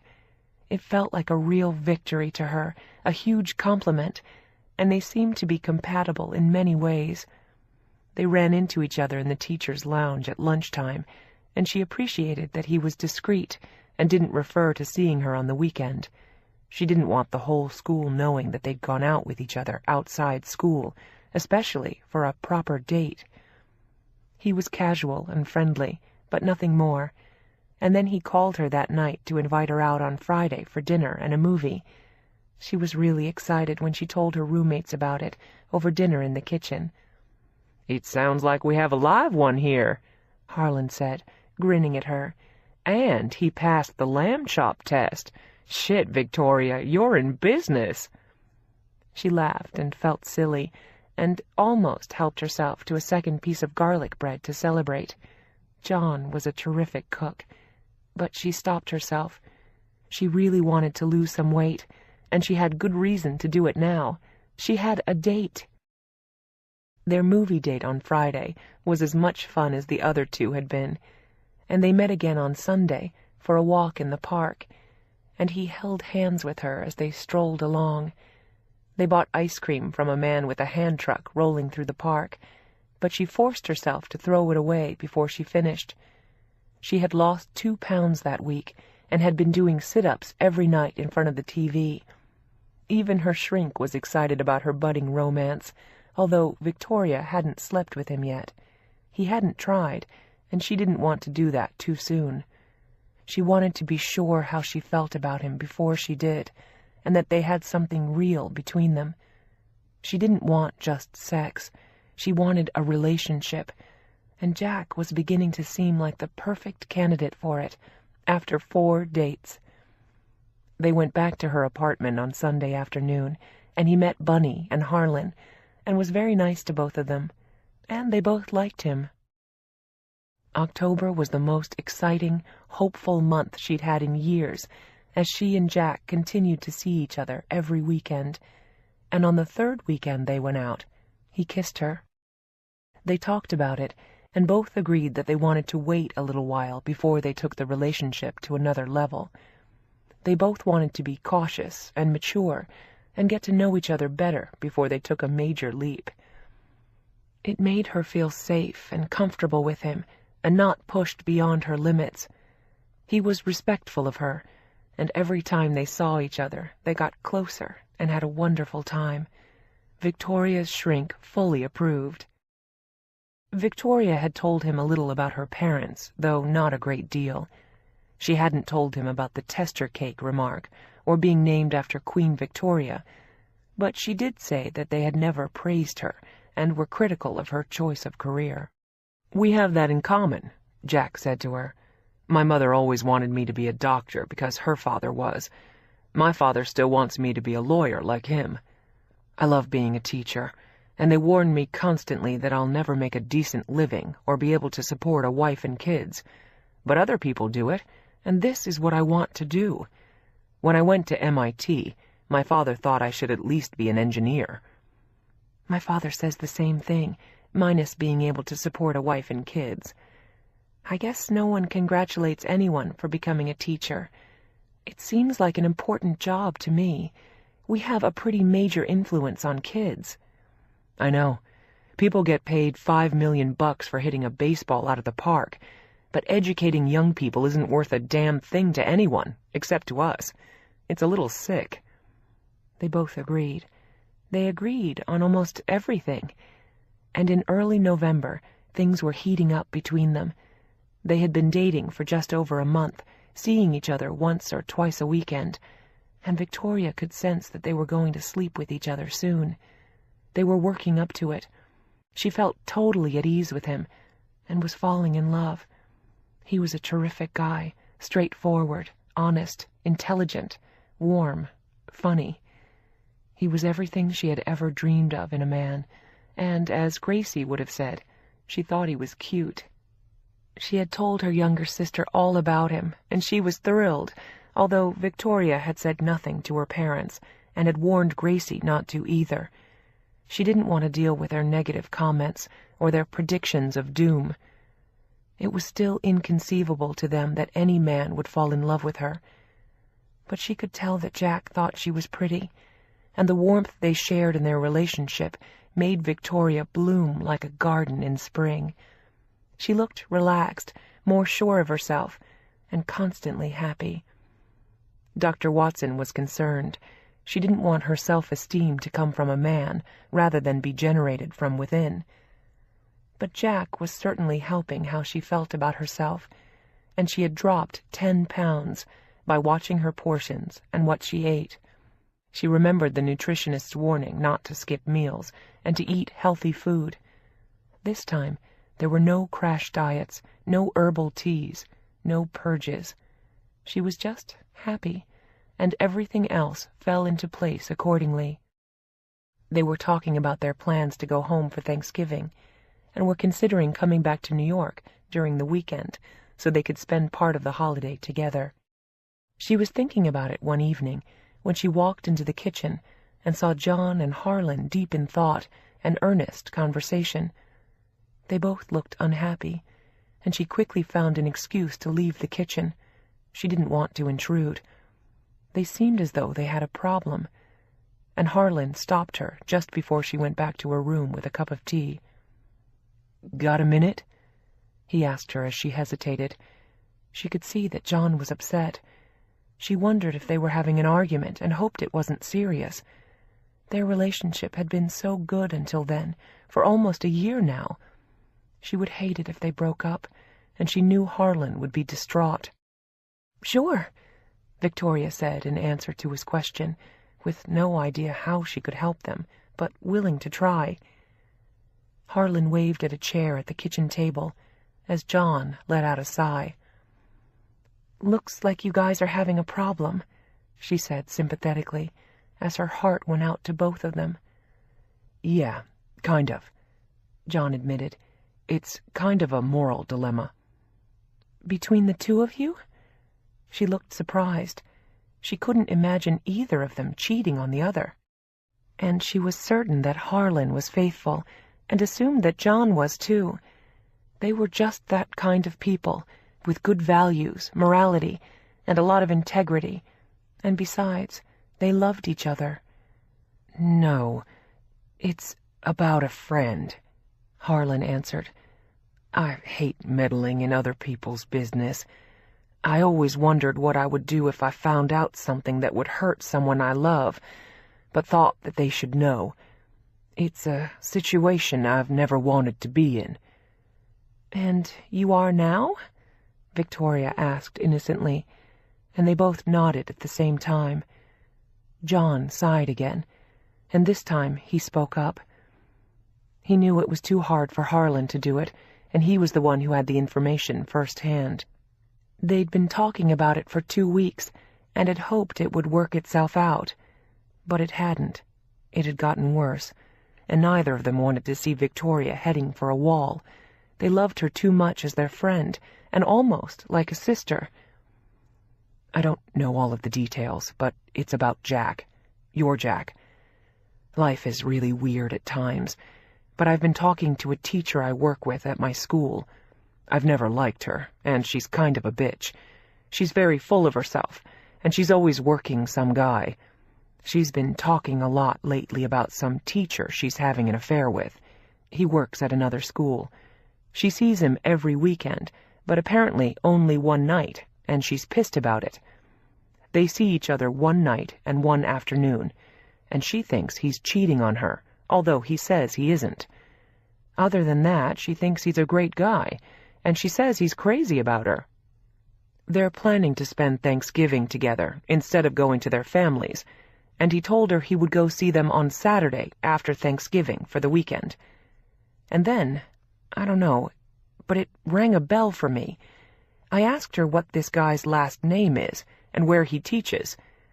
I never bothered to ask her before, 'cause I really don't give a damn. She says his name is Jack Bailey, and he teaches chem at Madison. John turned sad eyes toward Victoria, and she looked like she was going to faint or burst into tears. "It sounds like your guy is riding 2 horses, or trying to. I wanted to say something before you got in any deeper. It sounds like he's splitting every weekend, and now Thanksgiving, between the two of you. which is a shit thing to do. If he hasn't told you that's what he's doing and you haven't agreed to it. And honestly, this girl is really a bitch. She's just not a decent person. I don't know what he's doing with her when he has you." It made both John and Harlan feel sick for her, and now she looked it too. She started to cry as they sat at the kitchen table, and Harlan handed her a tissue. They felt terrible telling her, but thought that she should know what she was dealing with, and whom. "What am I going to do?" she asked them through her tears. "I think you have to talk to him about it," John said simply. "You have a right to know what he's doing. He's seeing a lot of you, and apparently of her too, every weekend. And she says she's been sleeping with him for 2 months. He didn't add salt to the wound by telling Victoria that the other woman claimed he was great in bed. She didn't need to hear that, too, particularly since she hadn't slept with him yet herself, but they all knew that she would soon. She had kind of guessed that it would happen naturally over Thanksgiving, and with all her roommates away, she'd been planning to invite him to stay at the apartment when they got back from their holiday with their families. Although she knew now that he'd been planning to spend it with the other woman and lying to her about where he was spending the weekend. He was lucky it was a big city, and he hadn't run into either of them when he was with the other. But it was a small world anyway, and by sheer coincidence he was seeing a woman who worked with one of her best friends. The possibility of that happening was slim, but it had happened. Providence had intervened. "What do I say to him? Do you think it's true?" She was hoping it wasn't, but John was honest with her again, however painful. "Yes, I do. She's a slut, but there's no reason for her to lie or make this up. I think he's the one who's not being honest, and it's a rotten thing to do to you, even if you're not sleeping with him yet. You've been dating him for almost as long as she has. It sounds like he's playing you both." Victoria felt sick as she listened and sat frozen in her seat. She felt cold suddenly, and the boys saw her shiver. "Do you think he'll tell me the truth now?" she asked miserably. "Probably. He's been pretty much caught red-handed. It would be interesting to hear what he does say and how he explains it. This will be a tough one to justify or clean up." "I never asked him if he was seeing someone else," Victoria said honestly. "I didn't think I had to. I assumed he wasn't." "It's a good question to ask," Harlan added sadly. "Some people don't fess up unless you ask. But by this point, seeing each other every weekend and building a relationship, he should have told you whether you asked or not." She nodded and thanked John for the information, although she hated hearing it, and he looked miserable for having told her. But they all knew it was right. She had to know. She sat with them in the kitchen for a long time, mulling it over, rehashing what they knew, and was confused, hurt, and angry about it. She managed to avoid Jack at school all the next day. She didn't feel ready to confront him, and that night he called her. "Where were you today? I looked for you all over and couldn't find you," he said, sounding as affectionate as ever. It was Thursday, and they were supposed to have dinner together the next day. She tried to keep her voice normal, but it was hard. She didn't want to confront him about what she'd heard until they were face to face. This was not a conversation she wanted to have with him over the phone. She had felt sick about it all day and hadn't slept the night before. It was hard to believe that someone she cared about so much and had been so open with and trusted so much had been so dishonest with her. It had been a heart-wrenching revelation. All her fears came back to her that she wasn't good enough to be loved. She hoped he had some reasonable explanation for it, but she couldn't imagine one. She was willing to listen to what he had to say and wanted to hear it, but the evidence John had presented to her was pretty damning. She told Jack she had been busy all that day, meeting with students and their parents about the college process, and she invited him to come to the apartment for a drink before dinner the following night. He said it sounded like a great idea, and he was as warm as ever. She had never pressed him about spending both nights of the weekend together, and never wanted to be pushy, but she decided to try it now and see what he would say in response. Maybe we can do something Saturday night, too. There are some really great new movies out, she said innocently. Maybe we can do that Sunday afternoon, he said with a tone of regret. I have to correct exams all day Saturday and Saturday night. I'm way behind on it now. There was her answer. She could have Friday night and Sunday afternoon, but not Saturday or Saturday night. And with a sinking heart and a knot in her stomach the size of her head, she knew that what John had told her was true. She hadn't doubted it, but hoped he was wrong somehow. Apparently, he wasn't. She was distracted and nervous at school all day Friday, and saw Jack in the teacher's lounge briefly at lunchtime. She nearly ran out the door and told him she was late for a student meeting. And he arrived at her apartment right on time on Friday night. He looked as appealing and as relaxed as ever. There was a quality about him that made him look honest and sincere. He exuded integrity in a way that suggested that he was a person you could trust, and she had, wholeheartedly. Apparently, he was not what he appeared. It was a bitter pill for her to swallow. They were alone in the apartment. Everyone was out on Friday night, and Harlan and John knew what she'd be doing. She had told them. They were at John's place to give her space, but had told her they were available if she needed them. She had no idea how to start the conversation as she poured him a glass of wine with trembling hands. She had worn slacks and an old sweater. Suddenly, she didn't feel beautiful, as she often did when she was with him. She felt ugly and unloved and betrayed now. It was a terrible feeling. She hadn't bothered to wash her hair or wear makeup. The notion of competing with the other woman was foreign to her. Her spirit and her confidence in herself had folded like a house of cards. He was proving her father right. She wasn't worthy of being loved. Someone else was. Jack was looking at her carefully as he held his glass of wine. He could see that she was upset and had no idea what it was about. "Something wrong?" he asked innocently. Her hand was shaking as she set down her glass, and her stomach did a roll.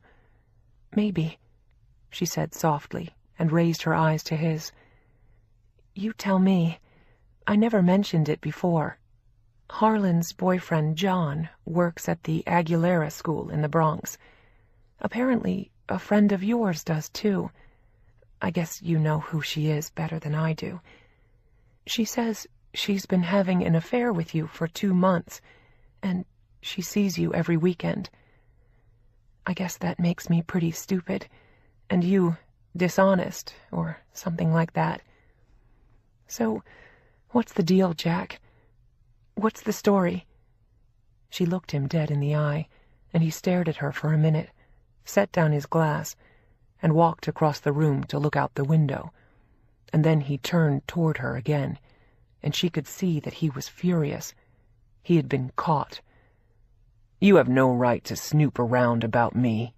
He started on the offensive, but it got him nowhere. She didn't buy it. "I didn't. It fell into my lap. And I guess I'm lucky John told me. She's been bragging about you. It's a small world, Jack, even in a city the size of New York. How long were you planning to do double duty, and why didn't you tell me about it?" "You never asked me. I never lied to you," he said angrily.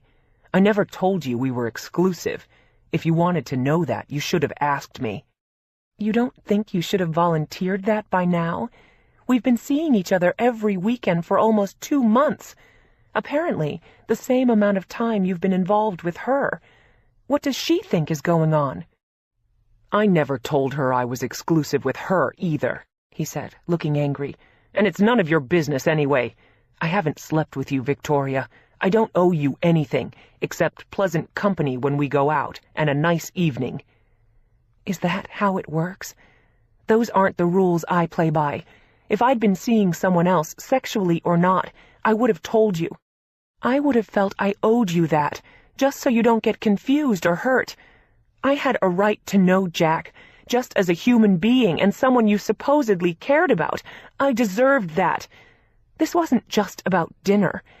We were trying it out as a relationship. And I guess you're doing the same with her. And who else is there? Do you have slots open during the week, too? It sounds like you've been a pretty busy guy, and not an honest one. It was a shitty thing to do, Jack, and you know it. There were tears in her eyes when she said it. Yeah, whatever, he said, nasty with her for the first time, and he looked cold now. He didn't like being called on the carpet, or being accountable for his behavior. He wanted to do whatever he wanted, no matter who got hurt, as long as it wasn't him. He wasn't the man she'd thought him, not by a long shot. Lamb chops hadn't been a problem, but his integrity was. He had none. The fact that she never asked was no excuse for him leading her on. I don't owe you any explanations, he said, standing and looking down at her unkindly. This is dating. That's all it is. And if you don't like the heat, get out of the kitchen. Or in this case, I will. Thanks for the wine, he said, strode to the door, and slammed it behind him. That was it. 2 months with a guy she liked and had believed in, and he had cheated on her, lied, and had no regret whatsoever. He didn't give a damn about her. That much was evident. Victoria sat in her chair, shaking after he left, but proud of herself for having confronted him. It had been ugly and painful, and she told herself that she was better off finding it out now. But she felt like someone had died when she walked back into her bedroom, lay down on the bed, and sobbed into her pillows. She hated what he had done, but worse yet, she felt terrible about herself. All she could think as she remembered the look in his eyes before he left was that if she had been worthy, he would have loved her. And he didn't. Chapter 14. Victoria still felt shattered over the disappointment with Jack Bailey when she left for L.A. for Thanksgiving. It was good to see Gracie and share the holiday with her family, but she was feeling terrible about herself. Gracie could see it and was sad for her. She could tell how upset she was by what she was eating. All her parents noticed was that she had gained weight, and Victoria went back to New York on Saturday. She couldn't take it any longer. She called Dr. Watson on Monday morning after Thanksgiving and went in to see her. They had been talking about Jack for the past several weeks. No matter how Victoria turned it around, she still felt somehow to blame, and that if she were truly lovable and worthy of being loved, Jack would have behaved differently. "It's not about who you are," her psychiatrist said kindly again. "It's about who he is. His lack of integrity, his dishonesty. This wasn't your failure, it was his." Victoria knew it intellectually, but she couldn't get it emotionally. For her, it always went back to whether she was lovable or not, and if her parents hadn't loved her, who would? And the same principles applied to them. Their failure to love her as she was spoke volumes about who they were, but it still made her feel terrible about herself. And she tried to fill the void with gallons of ice cream when she went home to L.A. over Christmas. She was still depressed and couldn't seem to turn it around. Her parents knew nothing about the relationship with Jack. She had never shared it with them, and she knew that if she had, they would only have found a way to blame her when it failed. Of course he couldn't love her if she was too fat, and the other woman in his life was probably thin. And in some part of her psyche, Victoria believed that too. She had never had the courage to ask John what the other woman looked like. She believed her parents' subliminal and overt messages. Men only loved girls who looked like Gracie, and no man wanted an intelligent woman. She didn't look like Gracie, and she was a bright girl, so who would want her? She was still seriously depressed when she went back to New York on New Year's Eve. She spent midnight on the plane, and when the captain announced Happy New Year at midnight, Victoria pulled a blanket over her head and cried. It had been agony seeing Jack at school between Thanksgiving and Christmas. She never ate lunch in the teacher's lounge anymore. She stayed in her classroom or went for walks outside along the East River. It was a serious reminder of why it wasn't smart to get romantically involved with someone at work. Picking up the pieces later was a mess, and there were whispers among teachers and students that they had been dating and she had gotten dumped. It was humiliating beyond belief. Victoria did all she could to disappear, although it was Jack who should have been ashamed. And she heard just before Christmas that he was dating the French teacher who had been chasing him since the first day of school. She felt sorry for her, since she assumed he was still seeing the woman at John's school and not being any more honest with the French teacher than he had been with her. Or maybe the French teacher was smarter and knew the right questions to ask, like, "Are we exclusive?" Or maybe he would have lied. In any case, it wasn't Victoria's problem anymore. Jack Bailey was no longer in her life. It was a dream that had almost happened and had fallen apart before it did. More than anything, for Victoria, it was a loss of hope. Helen and Carla tried to comfort her as gently as they could, but she avoided them, too. She didn't want to discuss it with anyone, in school or out. She didn't talk to John and Harlan about it either now. It was done. But they could see how badly it had impacted her. She was grateful for the distraction when she went on a college tour with Gracie in January, over a long weekend. They went to visit 3 schools in the East, but Gracie was determined to stay on the West Coast. She was a California girl, but they both enjoyed the trip anyway. It was a wonderful chance to be together. And Gracie didn't say anything when Victoria ate a huge steak and baked potato with sour cream, followed by a hot fudge sundae for dessert when they went out to dinner. She knew how sad she was over Jack. And Victoria was well aware herself that even her baggiest pants had gotten tight since Thanksgiving. She knew she had to do something about it, but she wasn't ready to yet. She wasn't ready to give up what her shrink called the bottle under the bed, which, in her case, was fattening foods.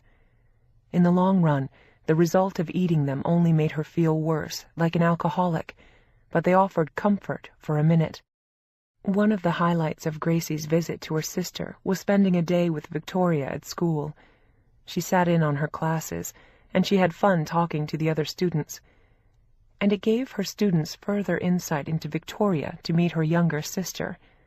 Gracie was a big hit in the classroom, spoke up easily, and was the instant focus of all the boys, who wanted her email and to know if she was on Facebook, which she was. She handed her email address out like candy, and they grabbed it. Victoria was relieved that Gracie left before she turned her classes upside down. She was more beautiful than ever at nearly 18, which suddenly made Victoria feel old as well as huge. It depressed her to think that she would be turning 25 in a few months, a quarter of a century. And what did she have to show for it? All she could focus on was that she had no man in her life and was still battling her weight. She had a job and a sister she loved, and nothing else. She had no boyfriend, and had never had a serious one, and her social life consisted of Harlan and John. It didn't seem like enough at her age. And Dr. Watson broadsided her the next time they met, when Victoria told her about the college tour she'd taken with Gracie and how much fun it was for her. "I want to raise a question for you to think about," her psychiatrist said quietly. Victoria had come to rely on her in the past year and a half and value what she said.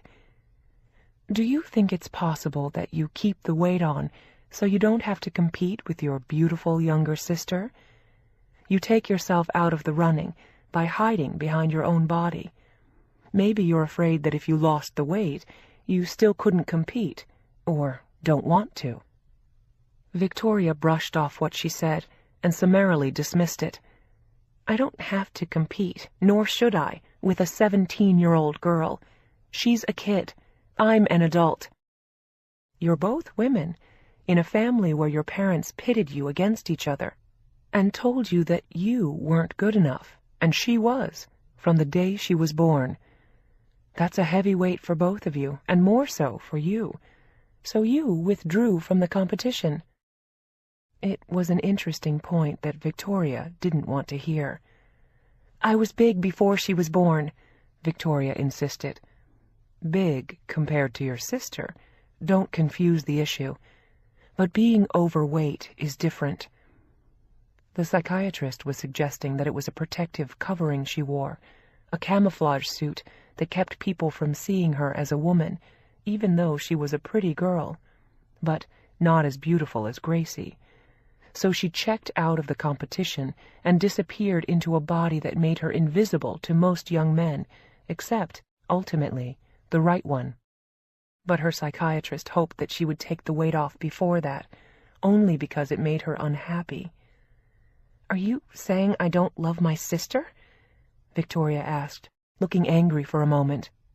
No, her doctor said quietly. I'm saying you don't love yourself. Victoria fell silent for a long moment as tears ran freely down her cheeks. She had learned long since what the tissue box was for and why people used it as often as they did. In the spring of Victoria's second year at Madison, they offered her a permanent job in the English department, and she was relieved to hear that Jack Bailey's contract wasn't being renewed.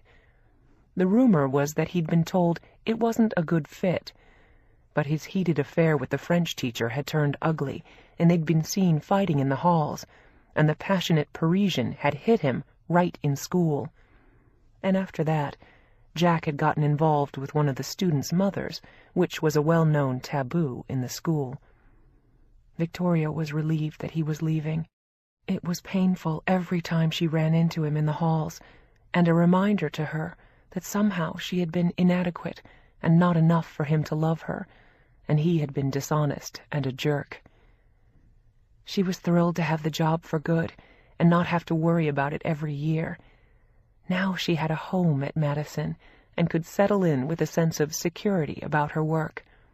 Helen and Carla had been thrilled when she told them and took her out for lunch, and she celebrated the news that night with Harlan and John. Bill had moved out by then to live with Julie, and John had taken over his old room and was using it as an office, and they were sharing Harlan's room. John was a good addition to the group, and Bunny liked him too. She was spending more and more time in Boston, and Victoria had a feeling she'd be moving soon too, and possibly getting married. As single people, it was a fluid community, but she, John, and Harlan weren't going anywhere. She didn't even bother to call her parents about the job, although she told Gracie, who was 2 months away from graduation and was ecstatic over being accepted at USC. And she was planning to live in the dorms. Their parents would have an empty nest at last. They weren't happy about it, but she was adamant, and their parents always gave in to her. It struck Victoria that they were more upset about Gracie moving to the dorms than about her own move 3,000 miles away. Whatever happened, Gracie was always the apple of her father's eye and his baby, and Victoria was their tester cake. They hadn't thrown her away, but they might as well. Their lack of affection and approval for her had done just as much damage, and for Victoria, it was the reality of her relationship with them. Chapter 15. Gracie's graduation was a gala celebration. Whereas Victoria's graduation, even from college, had been dealt with quietly, their parents allowed Gracie to invite 100 kids to a barbecue in the backyard, with her father at the grill, making chicken, steaks, burgers, and hot dogs. And there was catering staff in T-shirts and jeans. The kids had a ball. Victoria flew out for the party and the graduation the next day. Gracie looked adorable in her cap and gown, and their father actually cried when she got her diploma. Victoria couldn't remember his ever doing that for her, probably because he hadn't. and their mother was undone. It was an extremely emotional event, and the two sisters embraced afterward and cried too. "I can't stand it," Victoria laughed through her tears as she hugged her. "My baby has grown up. How dare you go to college? I hate this." She wished, too, that Gracie had tried harder to get into a school in New York instead of staying in L.A. She would have loved to have her closer, so she had family in New York. But she would also have liked to see her little sister get away from their parents' stifling influence. They hovered over her, and her father was a powerful force in her life and tried to form her every opinion. Victoria had never been able to tolerate it, but Gracie bought into a lot of it: their lifestyle, their opinions, their politics, their philosophies about life. There was much she agreed with and even admired about them. But Gracie had had a very different set of parents than Victoria did. Gracie had parents who worshipped and adored her and supported her every move and decision. That was heady stuff. And she had no reason to rebel against them or even separate from them. She did everything their father thought she should. He was her idol. And Victoria had had parents who ignored her, ridiculed her, and never approved of a single move she made. Victoria had had good reason to move far away, and Gracie had just as many compelling reasons to stay close to home. It was incredible to realize how different their experiences and lives had been with the same parents. It was like night and day, positive and negative. Sometimes Victoria had to remind herself of how much easier Grace's life had been, and how much kinder they had been to her, to explain to herself why Gracie didn't want to separate from them. It had been a big decision for Gracie to live in the dorm rather than stay at home. That felt like a major move to her, although it seemed like a tiny one to her older sister and not big enough. Victoria still believed that they were toxic people, and her father a narcissist, and she would have liked to see her sister get more breathing space from their parents, but she didn't want it. In fact, Gracie would have fought to stay close to them. Victoria's graduation gift to her was a big one. She was careful with her money and saved whatever she could. She wasn't extravagant, despite living in New York, and she offered to take Gracie to Europe as a graduation present. They had gone with their parents when they were much younger, but their parents hadn't been interested in traveling in years. So Victoria was taking Grace to Paris, London, and Venice in June, and Rome if they had time. Grace was so excited she couldn't stand it, and so was Victoria. They were planning to be gone for 3 weeks, with 4 or 5 days in each city. With Victoria's new job at Madison, she had gotten a raise that allowed her not to work this summer. After going to Europe with Gracie in June, she was planning a trip to Maine with Harlan and John in August. Gracie had a million plans of her own before she started college in late August.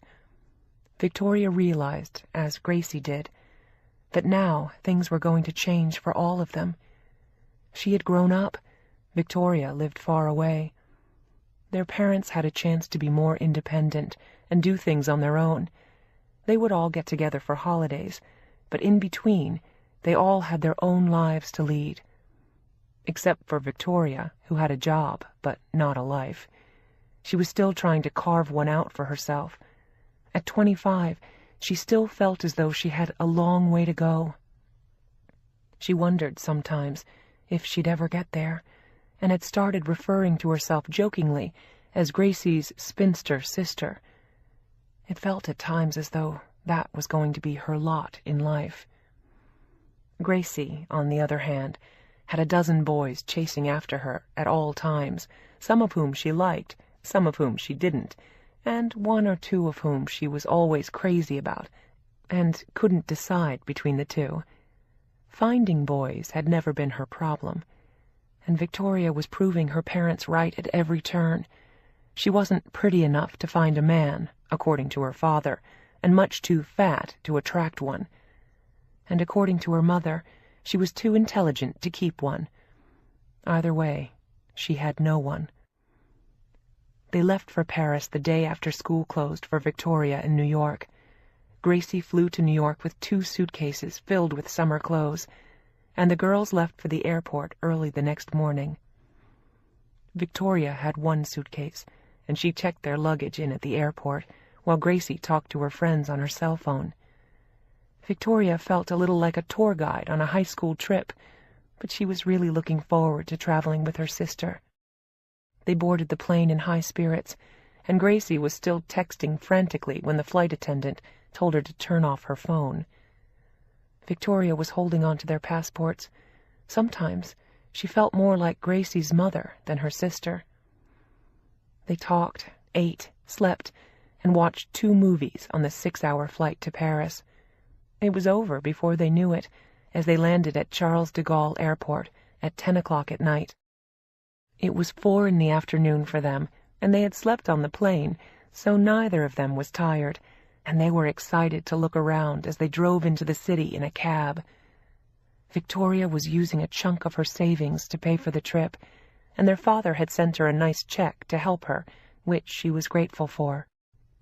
At Victoria's request in broken French, the cab driver drove them through the Place Vendôme, past the Hotel Ritz, into the excitement and beauty of the Place de la Concorde, with all the lights on the fountains, and then they drove up the Champs-Élysées toward the Arc de Triomphe. They turned onto the broad avenue just as the Eiffel Tower exploded in sparkling lights, which it did for 10 minutes on the hour. They were both on sensory overload from the beauty of it all, as Gracie looked around in awe. And there was an enormous French flag fluttering in the breeze below the arc. "Oh, my God," Gracie said, looking at her sister. "I'm never going home." Victoria smiled, and they held hands as the driver spun them through the free-form traffic around the Arc de Triomphe, and they headed back down the Champs-Élysées again, toward the Seine, saw the view of the Invalides, which housed Napoleon's tomb, and sped across the Pont Alexandre III, onto the left bank. They were staying at a tiny hotel Victoria had heard about, on the Rue Jacob. They were planning to travel as inexpensively as possible, stay in small hotels, eat in bistros, and go to galleries and museums. They were on a tight budget for a trip both girls knew they would remember all their lives. It was an incredible gift from Victoria to her sister. They had onion soup that night at a tiny bistro around the corner from their hotel. After dinner, they walked around the left bank, and then came back to their hotel, and went upstairs and talked until they fell asleep.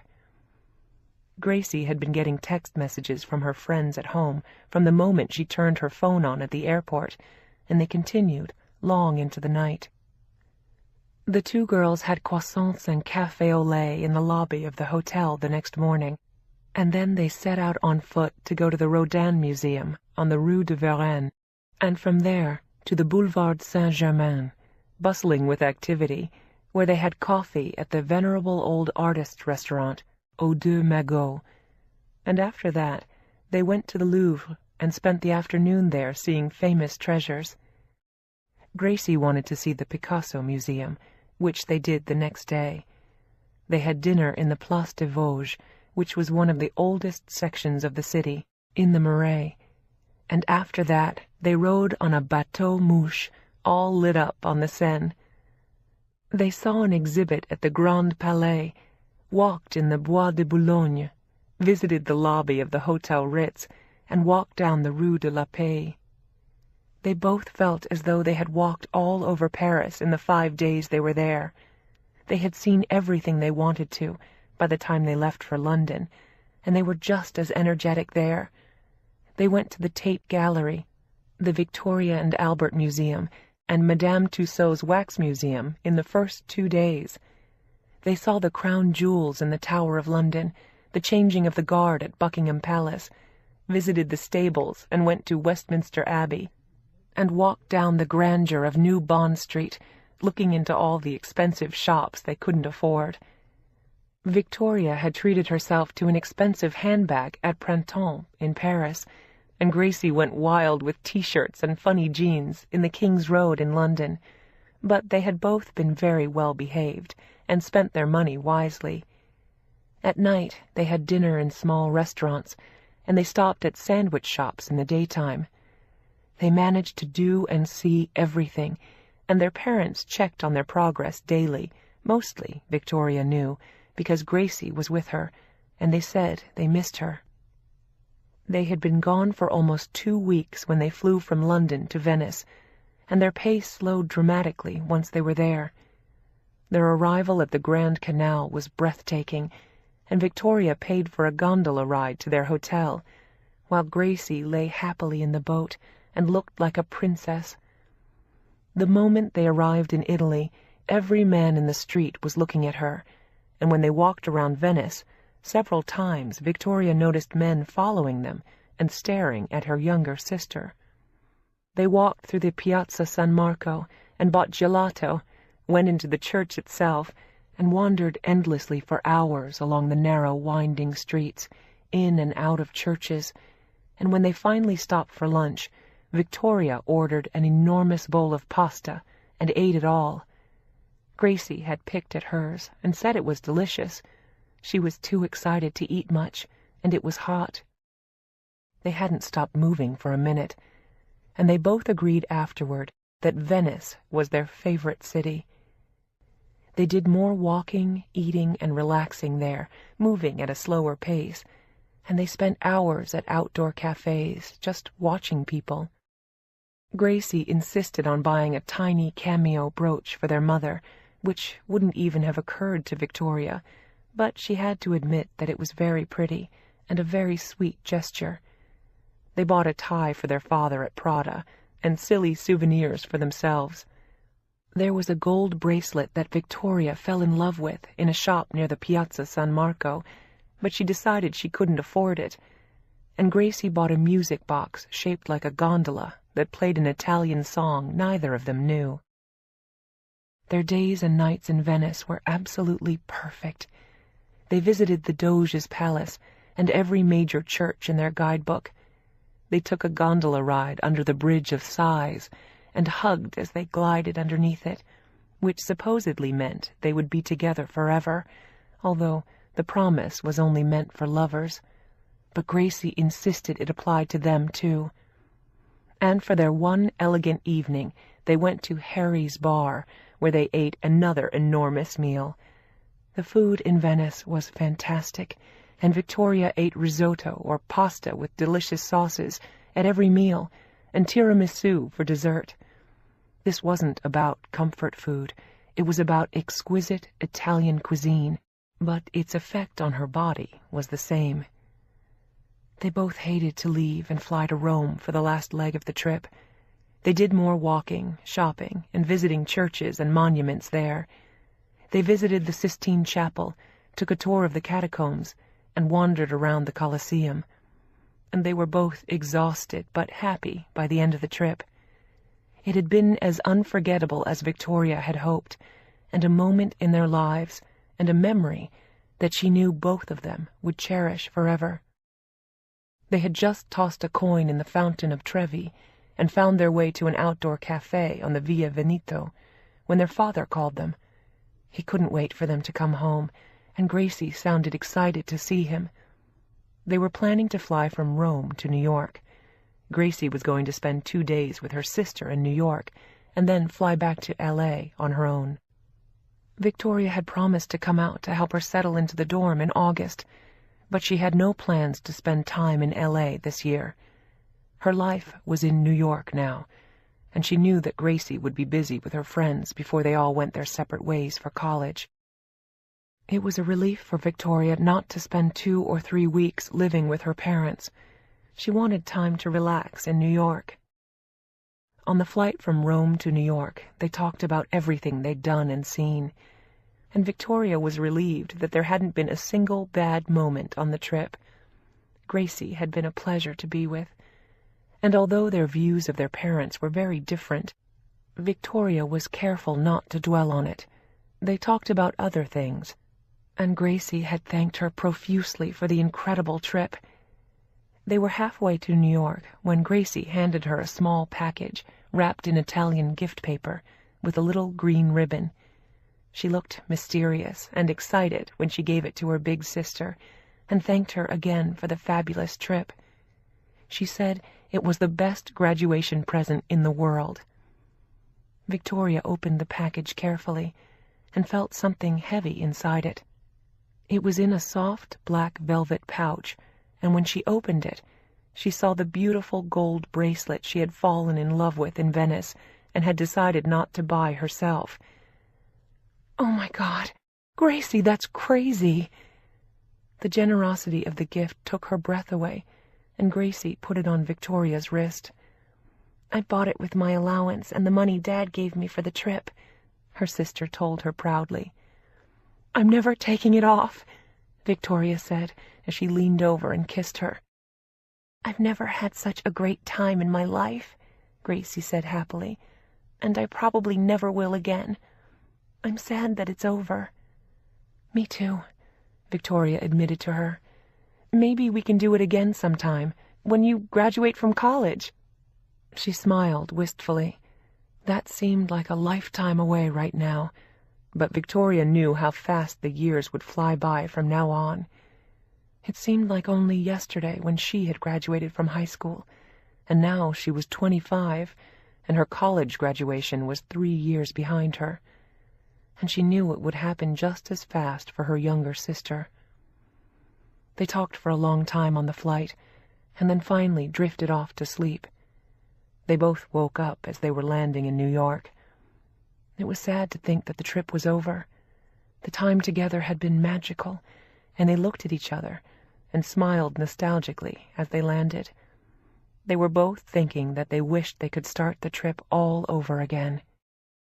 It took them an hour to get their bags and get through customs, and another hour to get into the city in a cab. By the time they pulled up in front of Victoria's building, Rome, Venice, London, and Paris felt like they were a lifetime away. "I want to go back," Gracie said mournfully as Victoria let them both into the apartment.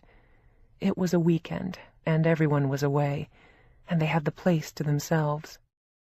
"So do I," Victoria said as she read a note from Harlan, welcoming her home. He had left some groceries in the fridge so she could cook Gracie breakfast, and Victoria put their bags in her bedroom. It felt strange coming home. They went to bed early that night, after calling their parents to say that they had arrived safely. Gracie was always good about that, and didn't want them to worry. She had never gone through a rebellious phase, and sometimes Victoria wished she had. It might have been healthier than being so close to their parents. She hoped that now Gracie would find some independence in college, but she had a feeling they'd be wanting her to come home all the time. It made Victoria glad that she had gone to Northwestern, but they had never been as attached to her, and Gracie was their baby. The next morning Victoria made French toast for breakfast. Then they took the subway to Soho and walked around among the street vendors, shoppers, and tourists.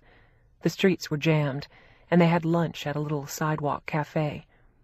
But it was nothing like Europe, and they both agreed that they wished they were back in Venice. It had been the high point of their trip, and Victoria was proudly wearing the beautiful gold bracelet Gracie had given her.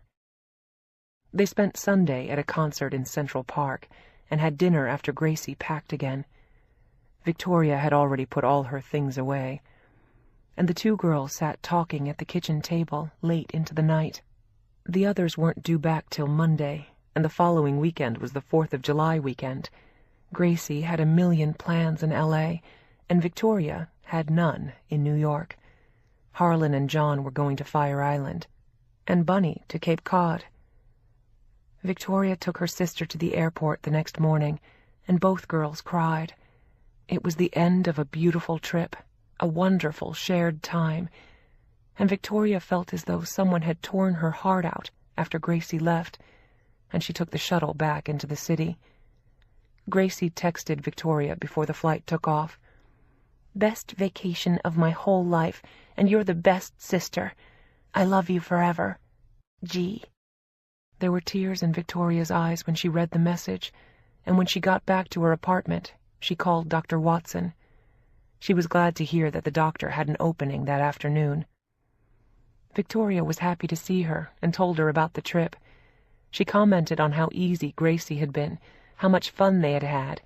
She showed her the bracelet on her arm and laughed when she told her about the men who had followed Gracie around in Italy. "And what about you?" the doctor asked her quietly. "Who followed you around?" "Are you kidding? Given the choice between me and Gracie, who do you think they'd follow?" "You're a good-looking woman, too," Dr. Watson confirmed. She could hear how much Victoria had done for her younger sister and hoped that she had gotten enough emotional sustenance for herself in return. "Gracie is gorgeous, but I worry about how close she is to my parents," Victoria admitted to her doctor. "I don't think it's healthy. They're nicer to her than they ever were to me, but they stifle her. They treat her like a possession. My father fills her head with all his ideas. She needs her own." "She's young. She'll get there," the shrink said philosophically. "Or maybe she won't. She may be more like them than you think. That may be comfortable for her." "I hope not," Victoria said, and the psychiatrist agreed, but also knew that it didn't always work out that way, and not everyone was as brave as Victoria, breaking free and moving to New York. "And what about you? Where are you heading these days, Victoria? What are your goals?" She laughed at the question. She often laughed when she really wanted to cry. It was less scary that way. "Get skinny and have a life. Meet a man who loves me and whom I love too." She had gained weight on the trip and wanted to lose it over the rest of the summer. "What are you doing to make that happen?" the psychiatrist asked quietly about the man Victoria hoped to meet. "Nothing right now. I just got back this weekend. It's not that easy to meet people. Everyone I know is married, in a relationship, or gay." "Maybe you need to branch out a little bit and try some new things. Where are you these days about your weight?" She was usually either on a diet or in deep despair. "I ate a lot of pasta in Italy and croissants in Paris.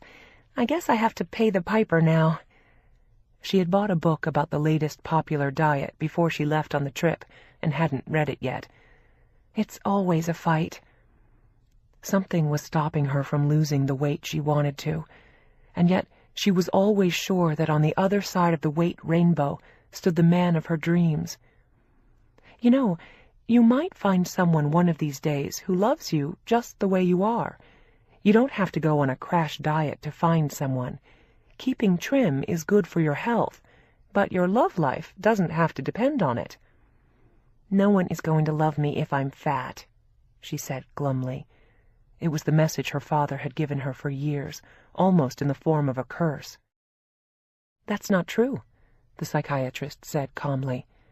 "Someone who loves you will love you fat, thin, or any shape." Victoria didn't answer, and it was obvious she didn't believe what Dr. Watson had said. She knew better. There were no men pounding down her door, stopping her on the street to beg for her phone number, or asking her for dates. "You can always go back to the nutritionist. That worked for you pretty well." And they had discussed Weight Watchers many times, but she never got there. She said she was too busy. "Yeah, I guess I'll call her in a few weeks." She wanted to settle in first, but she wanted to lose some weight before she went back to school. She was in her bigger clothes again after the trip. She talked about her trip again then, and the hour was over. As she walked outside, she had the feeling again that she was stuck. Her life was going nowhere. And she bought herself an ice cream cone on the way home and told herself what difference did it make anyway. She would start dieting seriously tomorrow. Harlan and John were home when she got in, and so was Bunny. They were happy to see her, and they had dinner together that night when Bunny got back from the gym. John had made a big bowl of pasta and lobster salad, both of which were irresistible. Harlan could see that she had gained weight, but he didn't say anything. They were just happy to be together again, and Bunny told her she was engaged and showed them her ring. She was getting married the following spring. It didn't come as a surprise to any of them, and Victoria was happy for her.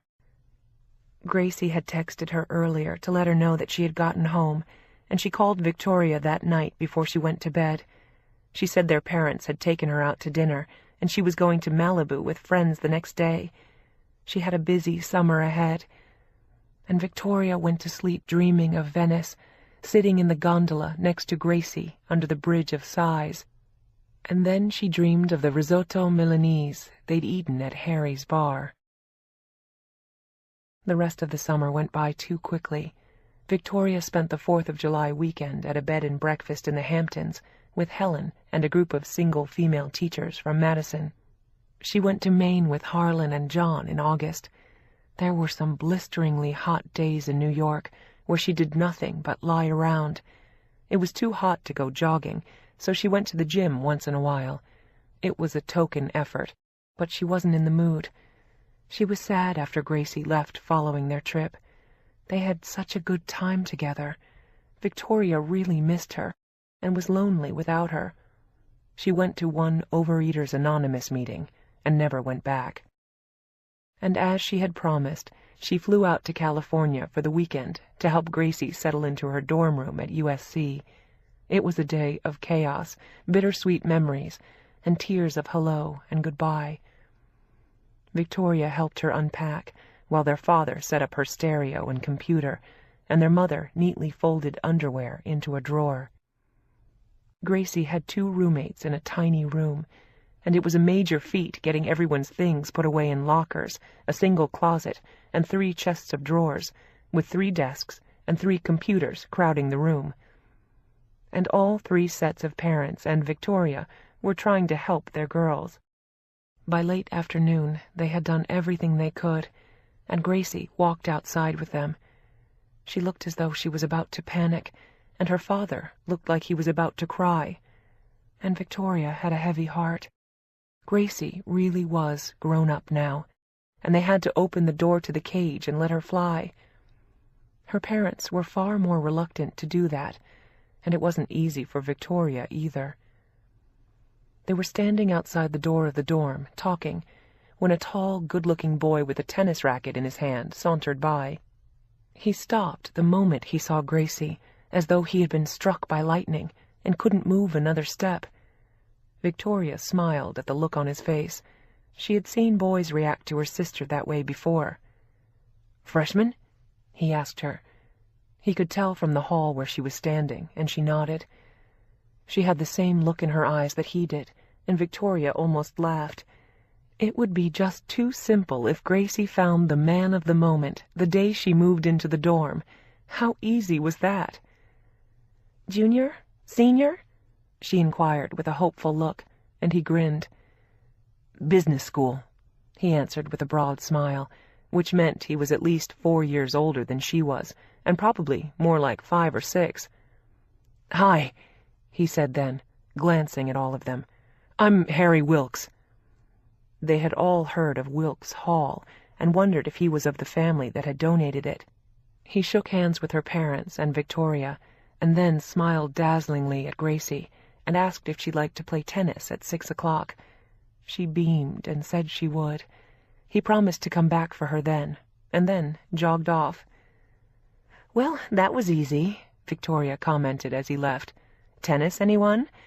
You really don't know how lucky you are." "Yes, I do," she said with a dreamy look. "He's really cute." And then, as though she had been taken over by an alien being from outer space, she spoke to Victoria in an undertone. "I'm going to marry him one day." "Why don't you check him out at tennis first?" Victoria had seen all the boys who had come and gone in her high school days. This was only the beginning of 4 years of college. She just hoped Gracie didn't follow in their mother's footsteps and spend all 4 years looking for a husband instead of having fun. There was no reason to even think of marriage at her age. "No, seriously, I am. I just felt it when he said hello to me," Gracie said with a serious look that made Victoria want to throw water on her to wake her up. "Hello, this is college. 4 years of fun, things to learn, and great guys. Let's not get married the first day." "Leave it to your sister to find the richest kid on campus," their father said proudly, assuming he was the Wilkes of Wilkes Hall. "He looked pretty taken with her." "So was half of Italy in June. Let's not lose our heads here," Victoria said, trying to be the voice of reason, but no one was listening to her. His name had done it for her father, his looks had done it for Gracie, and the word marriage did it for their mother. Poor Harry Wilkes was a goner, Victoria thought to herself, if the three of them got hold of him. "Listen, you," she said to her little sister. "Try not to get engaged before I come back for Thanksgiving." She gave her a big hug then, and the two sisters held each other, wishing they could stop time and freeze this moment forever. "I love you," Victoria whispered into her dark, curly hair. Gracie looked like a child in her sister's arms, and Gracie looked up at her with tears on her lashes. "I love you too. I really meant what I said before. I just got this weird feeling about him." "Oh, shut up," Victoria said, laughing, and gave her a sisterly shove. "Have fun at tennis. Call and tell me how it was." Victoria wasn't leaving for New York till the morning. There was nothing to stay for once Gracie left the house, nothing to keep Victoria there. There hadn't been in years. The three of them walked back to the enormous parking lot and found her father's car. Victoria got into the back seat, and they rode in silence all the way home, each of them lost in thought, thinking how fast it had all gone. 1 minute, Gracie was a baby, a toddler careening around the room at full speed.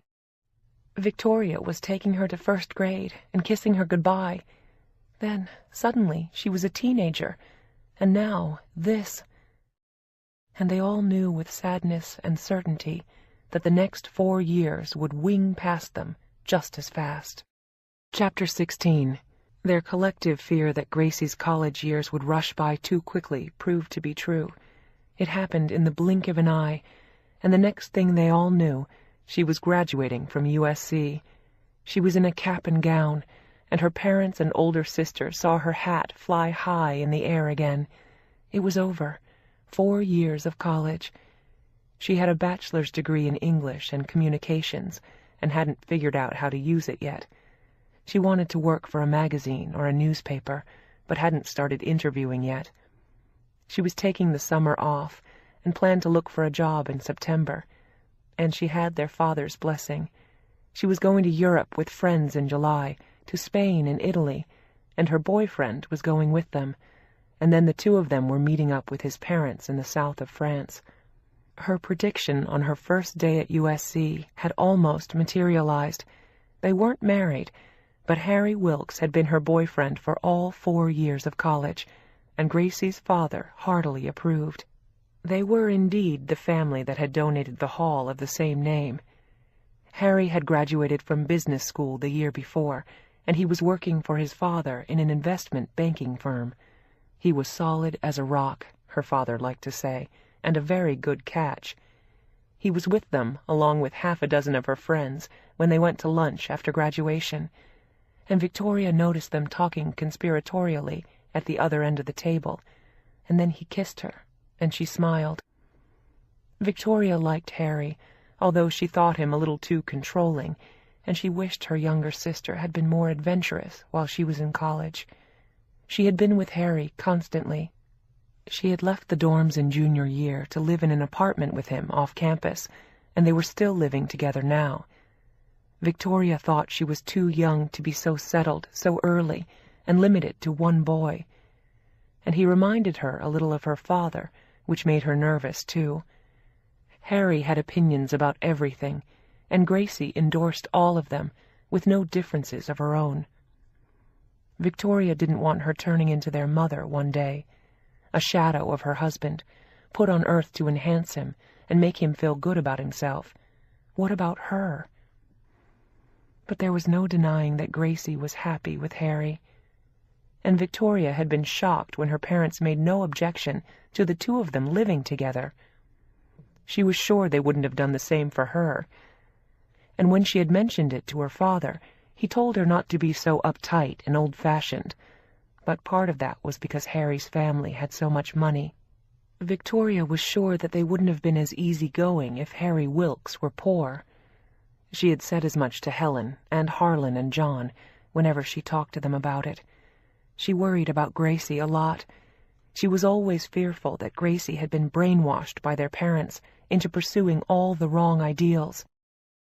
The luncheon celebration had started late after graduation and went on until 4 in the afternoon. They finally left the table, and Gracie went to return her rented cap and gown. She handed Victoria her diploma for safekeeping and said Harry was going to drive her home. They were going out with friends that night. Harry was driving the Ferrari his parents had given him when he graduated from business school. Victoria saw them kiss as soon as they walked away, and it seemed only yesterday that he had been standing holding a tennis racket outside her dorm the day she moved in as a freshman. "I must be getting old," Victoria said to her father as they got in his car and drove away. She was turning 29. "She was 5 years old about 5 minutes ago. How did we get here?" "Damned if I know. I feel the same way about you." He even managed to look sentimental as he said it, which surprised Victoria. During Gracie's 4 years in college, Victoria had gone out with a few men she'd met here and there, an attorney, a teacher, a stockbroker, a journalist. But none of them had mattered to her, and the relationships had only lasted a few weeks or months. She was the head of the English department at Madison now, and still living in the same apartment. She shared it with only Harlan and John. They each used a second bedroom as a study. Bunny had gotten married 3 years before and had 2 children. She had just moved to Washington, D.C. with her husband and babies. He had a State Department job, which they all suspected was really CIA, and she was a stay-at-home mom. Harlan was still working at the Costume Institute, and John was teaching at the same school in the Bronx. And she had stopped seeing Dr. Watson 2 years before. There was nothing more to say to her. They had covered the same territory many times, and they agreed. There were no mysteries left to discover. Her parents had given her a raw deal and poured all their love into her sister, and had never left any for her, even before Gracie was born. In plain talk, she'd been screwed, but she loved her sister dearly anyway, and she had very little feeling for her parents, neither anger nor affection. They were selfish, self-centered people who should never have had children at all. Or not her, anyway. Gracie suited them. She didn't. And Victoria was doing fine in spite of it. Victoria felt that Dr. Watson had helped her a great deal. She still had the same parents and a problem with her weight, but she was dealing with both more successfully than before. She still hadn't found the man of her dreams, and maybe she never would. But she loved her job. She was still teaching seniors, and her weight still fluctuated up and down.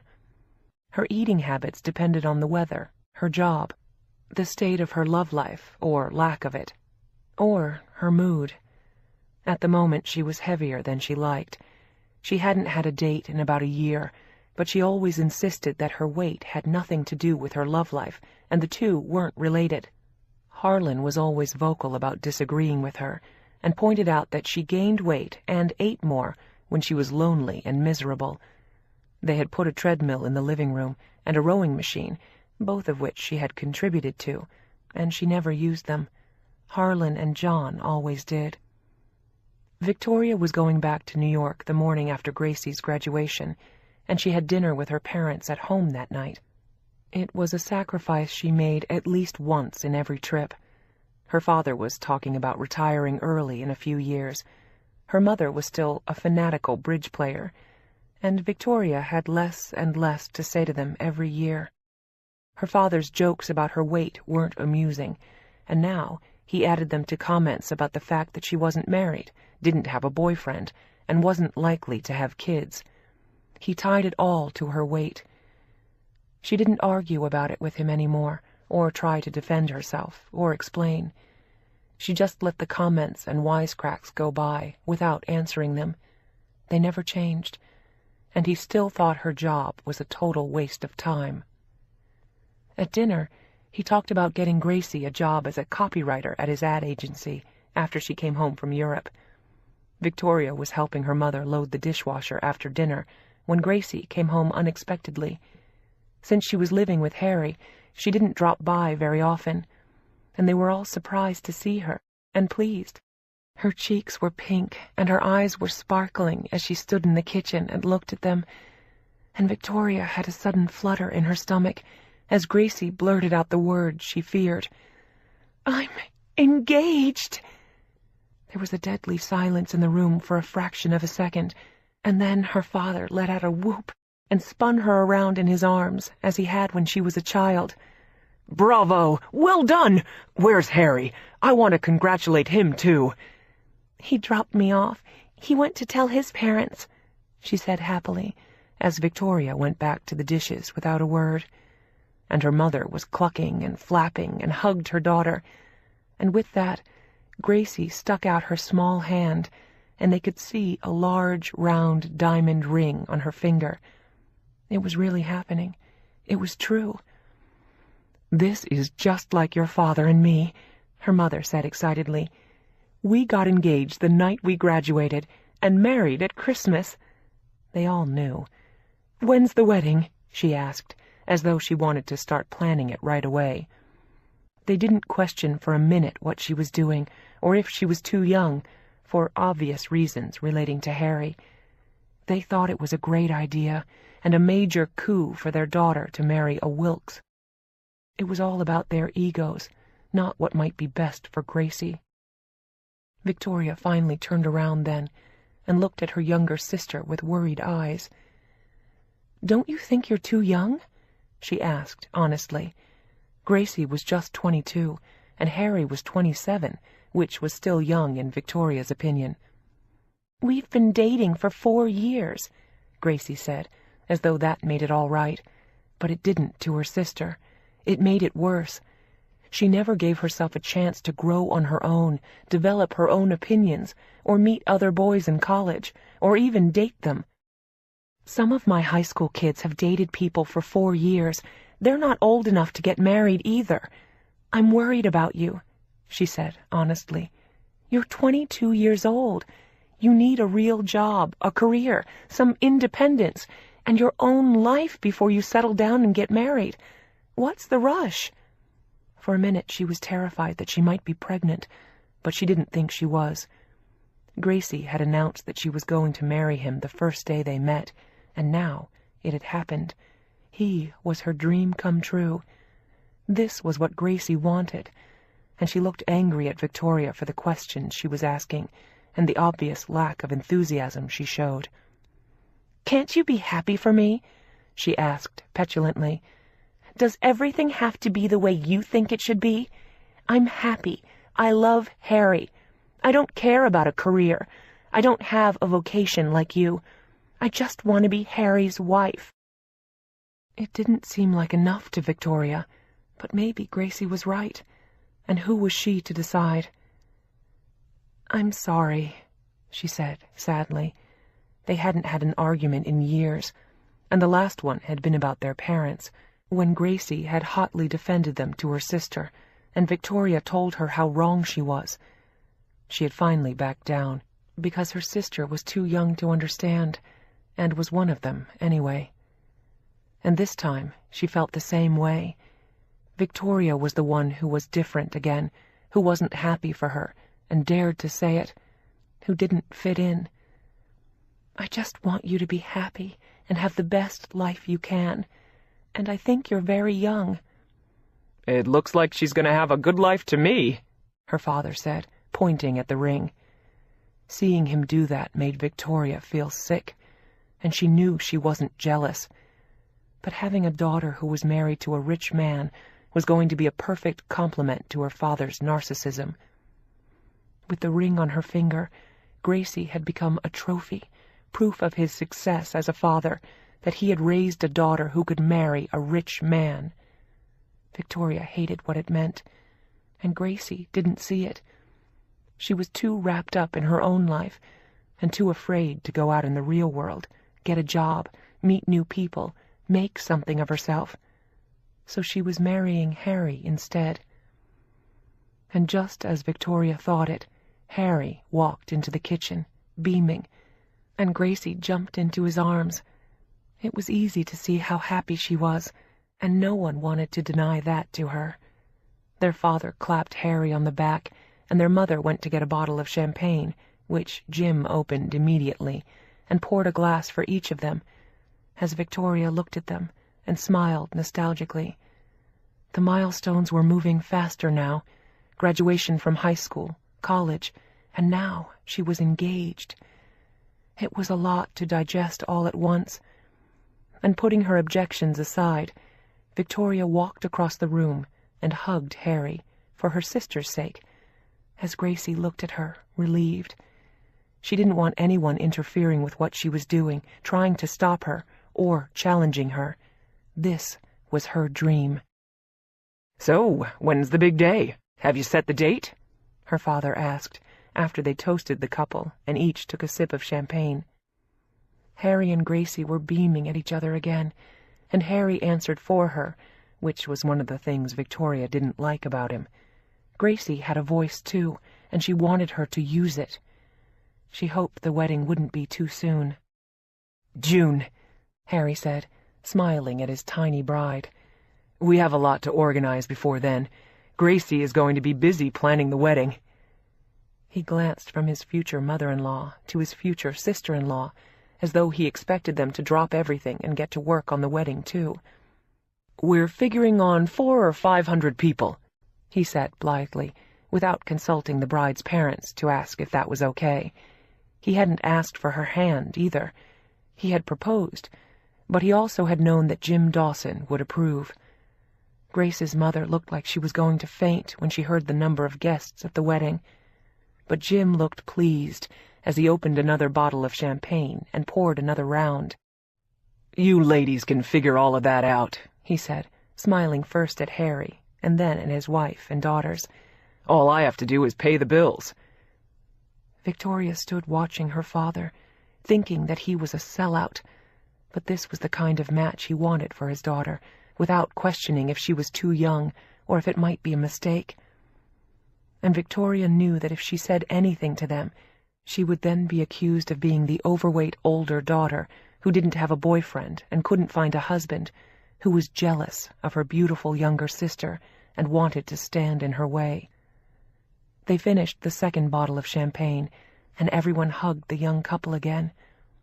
Harry said his parents wanted to have dinner with them sometime soon, and Victoria got a chance to hug her sister again. "I love you. I'm sorry if I upset you." "It's okay," Gracie whispered. "I just want you to be happy for me." Victoria nodded. She didn't know what to say. And then the newly engaged couple went on their way. They were meeting friends and going to a party, and Gracie wanted to show off her ring. Victoria heard her BlackBerry come to life after they left and checked it. It was from her sister. "I love you. Be happy for me." Victoria answered just as quickly with the only response she could give her. Her response said, "I love you too." "Well, you've got a year to plan the wedding," Jim said to Christine as soon as Grace and Harry left. "That'll keep you busy. You may even have to take some time off from bridge." As he said it, Victoria got another text. It was from Gracie again. "Maid of honor?" it said, and Victoria smiled. They were going to rope her into this one way or another, but she wouldn't have dreamed of denying her sister, or herself, that honor, if she was going through with this. "Yes, thank you. Of course," she answered Gracie by text. So she was the maid of honor, and her baby sister was getting married. It had been quite a day. Chapter 17. As soon as Victoria flew back to New York, 2 days after Gracie's graduation, she called Dr. Watson.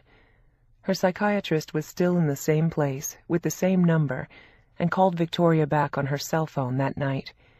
And she asked how she had been. She said she was fine and anxious to see her, so Dr. Watson managed to squeeze her in the next day. She noticed when Victoria walked in that she looked slightly more grown up, but essentially the same. She hadn't changed. Victoria was wearing black jeans, a white t-shirt, and sandals. It was a hot New York summer day, and her weight was about the same as it had been the last time they met, no better and no worse. "Is everything all right?" the psychiatrist asked her, sounding concerned. "You sounded like it was urgent." "I think it is. I think I'm having some kind of wake-up call or identity crisis or something." She had been upset since graduation day. It was hard enough watching Gracie graduate without having her get engaged on the same day. "My little sister got engaged a few days ago. She's 22 years old. She got engaged on her graduation day from college, just like my parents. They think it's fine since the man she's marrying, or wants to, has tons of money. I think they're all crazy. She's 22 years old. She won't have a job. He doesn't want her to. She wanted to work in journalism. Now she doesn't care. And she's going to end up just like my mother, being a backdrop for him, and seconding all his opinions, of which her fiancé has many, just like my father. She's going to lose herself married to this guy, and the thought of it is making me crazy for her. And all she wants to do is get married. I think she's too young. Or maybe I'm just jealous because I have no life. All I have is a job I love. That's it. And if I say anything about thinking she shouldn't get married, to her or my parents, they'll think it's sour grapes." The story poured out of her like marbles rolling down a hill. "Is it sour grapes?" the shrink asked her bluntly. "I don't know." Victoria was always honest with her. "What do you want, Victoria?" The doctor pressed her. She knew it was time to do that now. Victoria was ready. "Not for her. For yourself."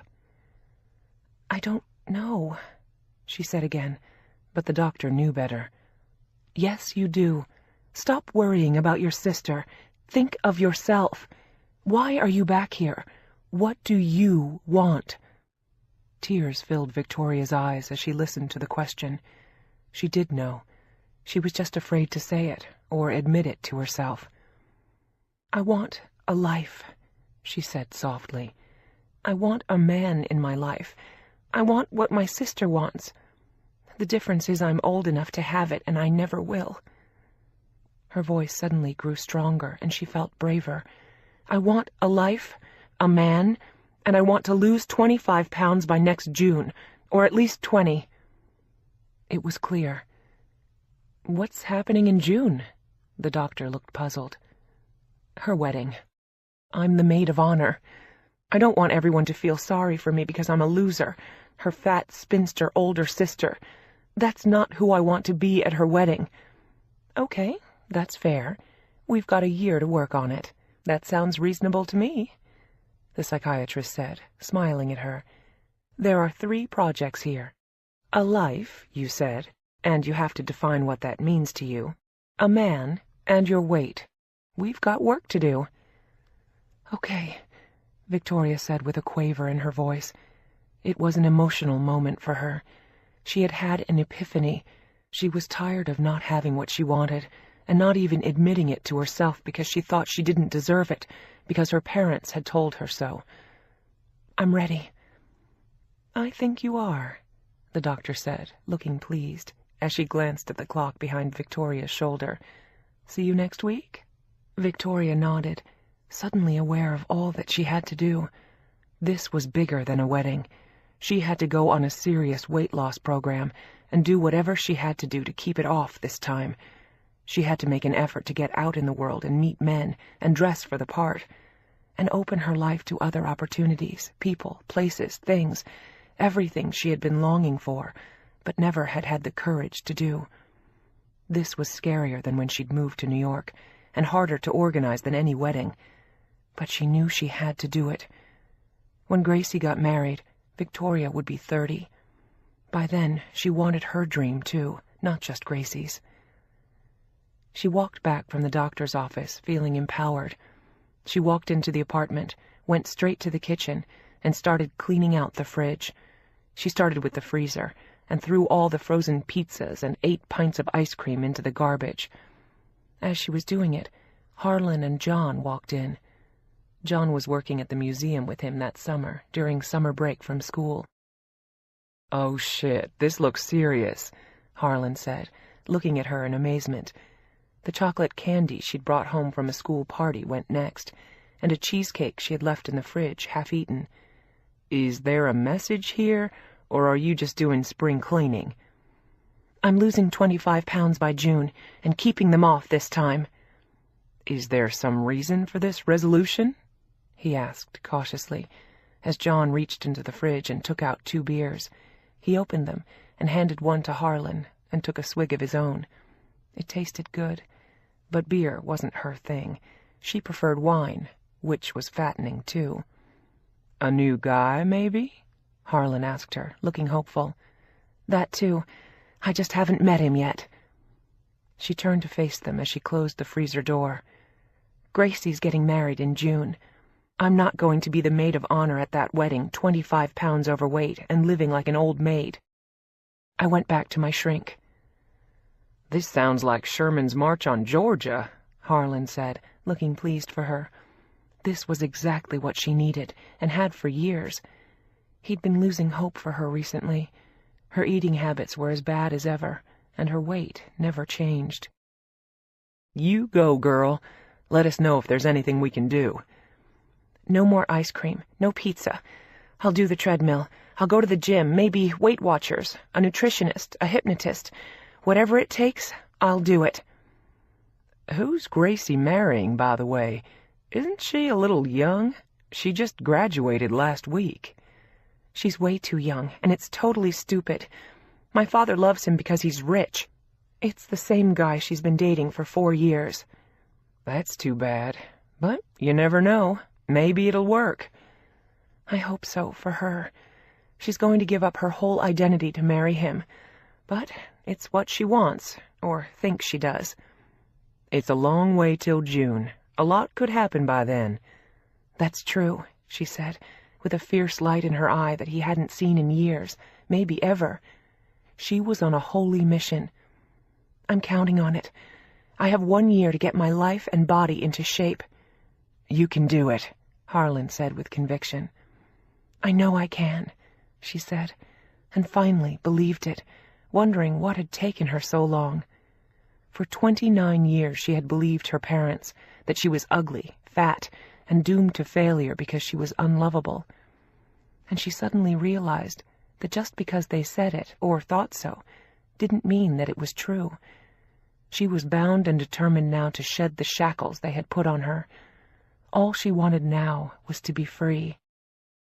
She signed up at Weight Watchers the next day, and came home with instructions and a scale for food.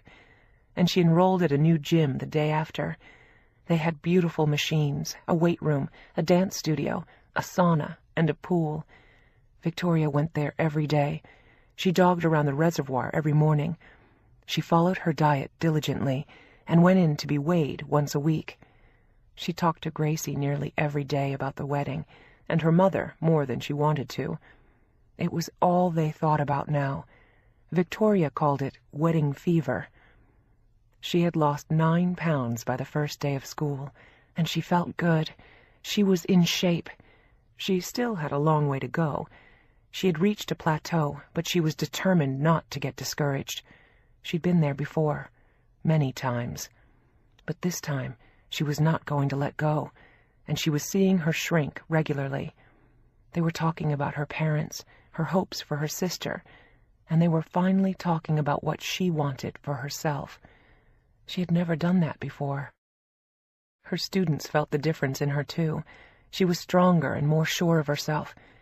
Helen and Carla told her they were proud of her.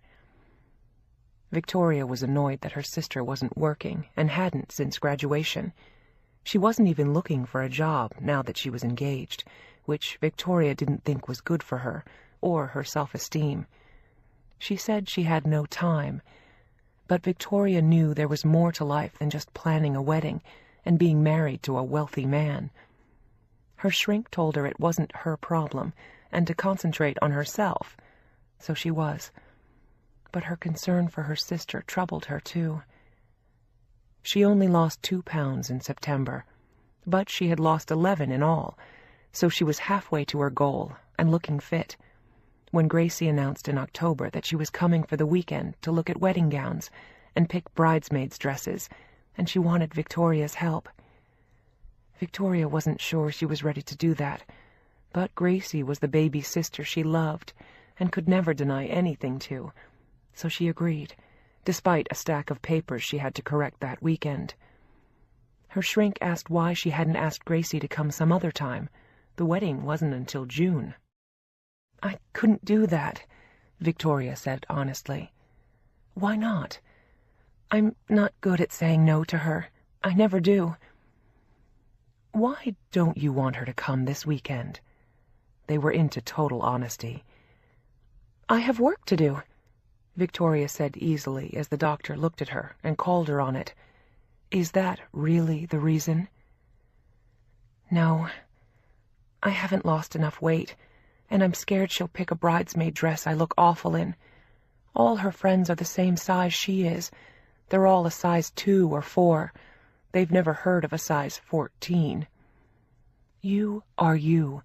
You won't be a size 14 by next June," the doctor reassured her. Victoria hadn't wavered in her resolve. "What if I am?" she said with a look of panic. Her dream was to be a size 8, but even a 10 would have been thrilling if she could maintain that weight. "Why do you think you won't succeed?" "Because I'm afraid my father's right, and I'm a loser. Gracie just proved him right again. She's going to be married at 22 to the perfect guy. I'll be 30 by the time she gets married. I'm still not married. I don't even have a boyfriend or a date. And I'm just a school teacher." "And a good one," the doctor reminded her. "You're the head of the English department at the best private high school in New York. That's not small potatoes." Victoria smiled at what she said. "Besides, you're the maid of honor. You can wear a variation or even something entirely different if she picks something that won't look good on you. She's giving you a chance to choose." "No," Victoria corrected her. She knew her baby sister. She might be willing to let Harry run the show, but she had her own ideas about some things. "She's giving me a chance to watch her choose." "Then this is an opportunity to do things differently with her," the therapist suggested. "I'll try," but Victoria didn't sound convinced. Gracie arrived on Friday morning while Victoria was still at school, and she rushed back to the apartment to meet her as soon as she could. She had left the key under the mat outside the apartment, and Gracie was inside, waiting for her, walking at a brisk pace on the treadmill. "This thing's pretty good," she said as she grinned at her sister. She looked like an elf or a child on the big machine. "It should be," Victoria answered. "It cost us a fortune." "You should try it sometime," Gracie said as she hopped off.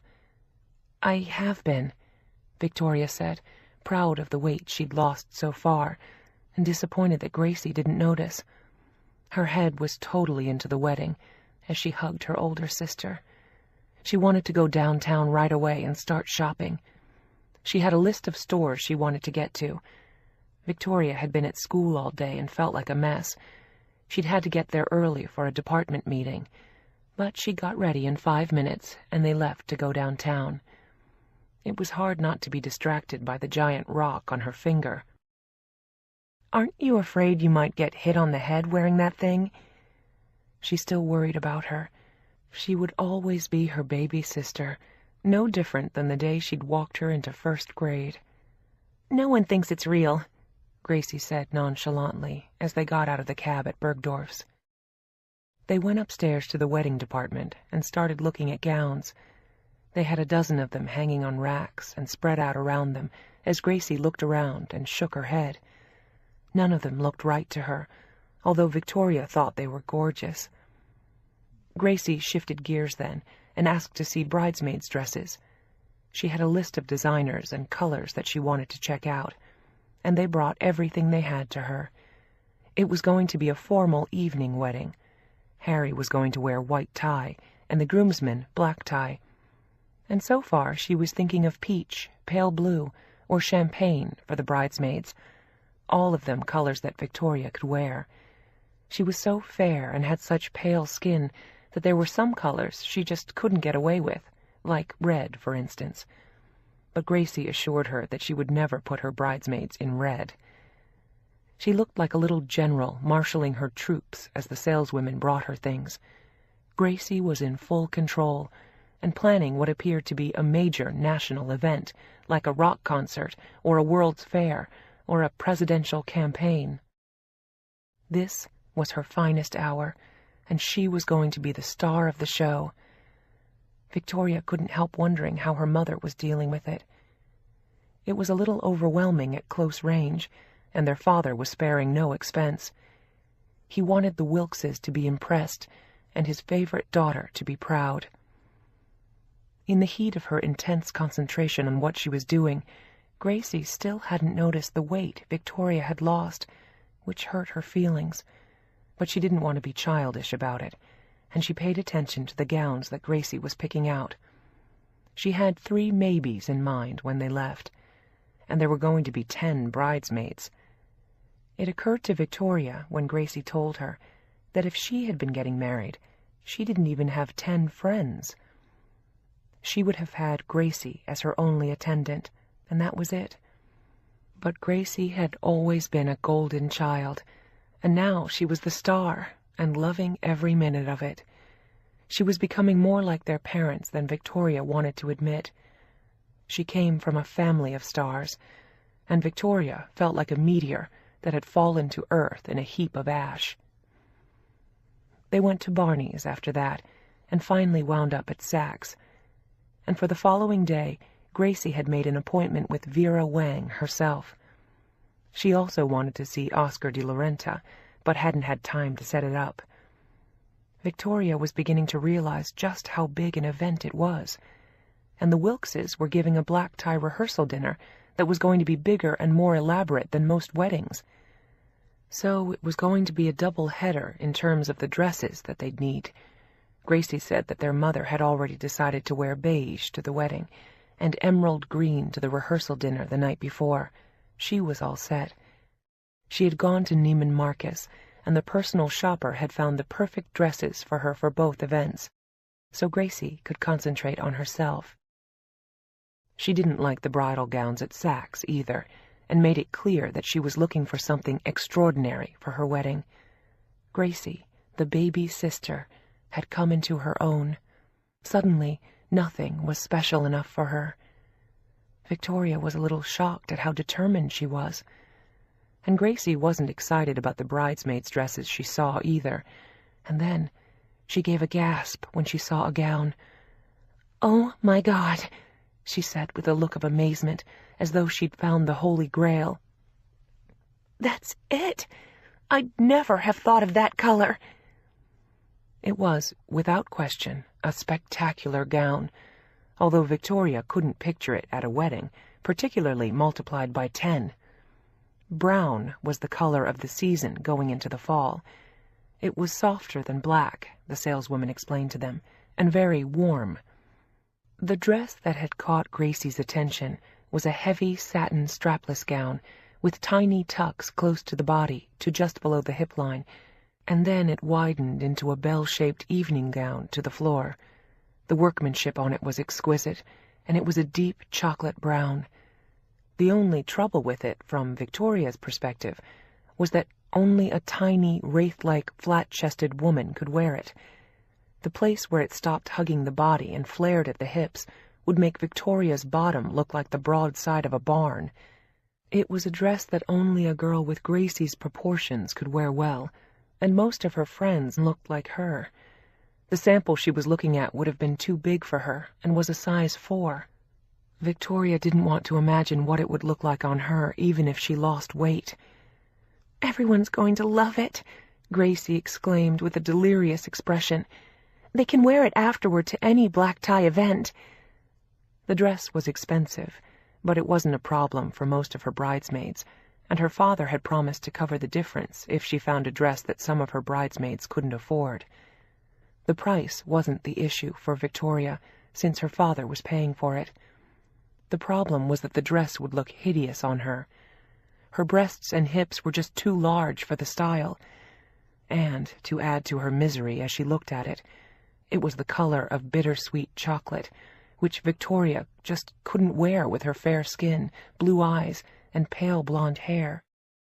"I can't wear that dress," she said reasonably to her sister. "I look like a mountain of chocolate mousse, with either spelling, even if I lost 50 pounds, or maybe 100. My chest is too big, and I can't wear that color." Her sister looked at her with imploring eyes. "It's exactly what I wanted. I just didn't know it. It's a gorgeous gown." "Yes, it is," Victoria readily agreed with her, "but for someone your size. If you wear that and I wear the wedding gown, it'll be perfect. That dress will be frightening on me. I'm sure it doesn't even come in my size." "You can order it in any size," the saleswoman said helpfully. It was an expensive dress and would have made a handsome sale. "Can we get 10 of them by June?" Gracie asked with a look of panic, totally ignoring her sister's pleas for mercy. "I'm sure we can. We can probably have them for you by December, if you get me all the sizes." Gracie looked relieved, and Victoria near tears. "Gracie, you can't do that to me.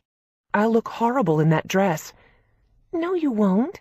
You said you want to lose weight anyway." "I still couldn't wear it.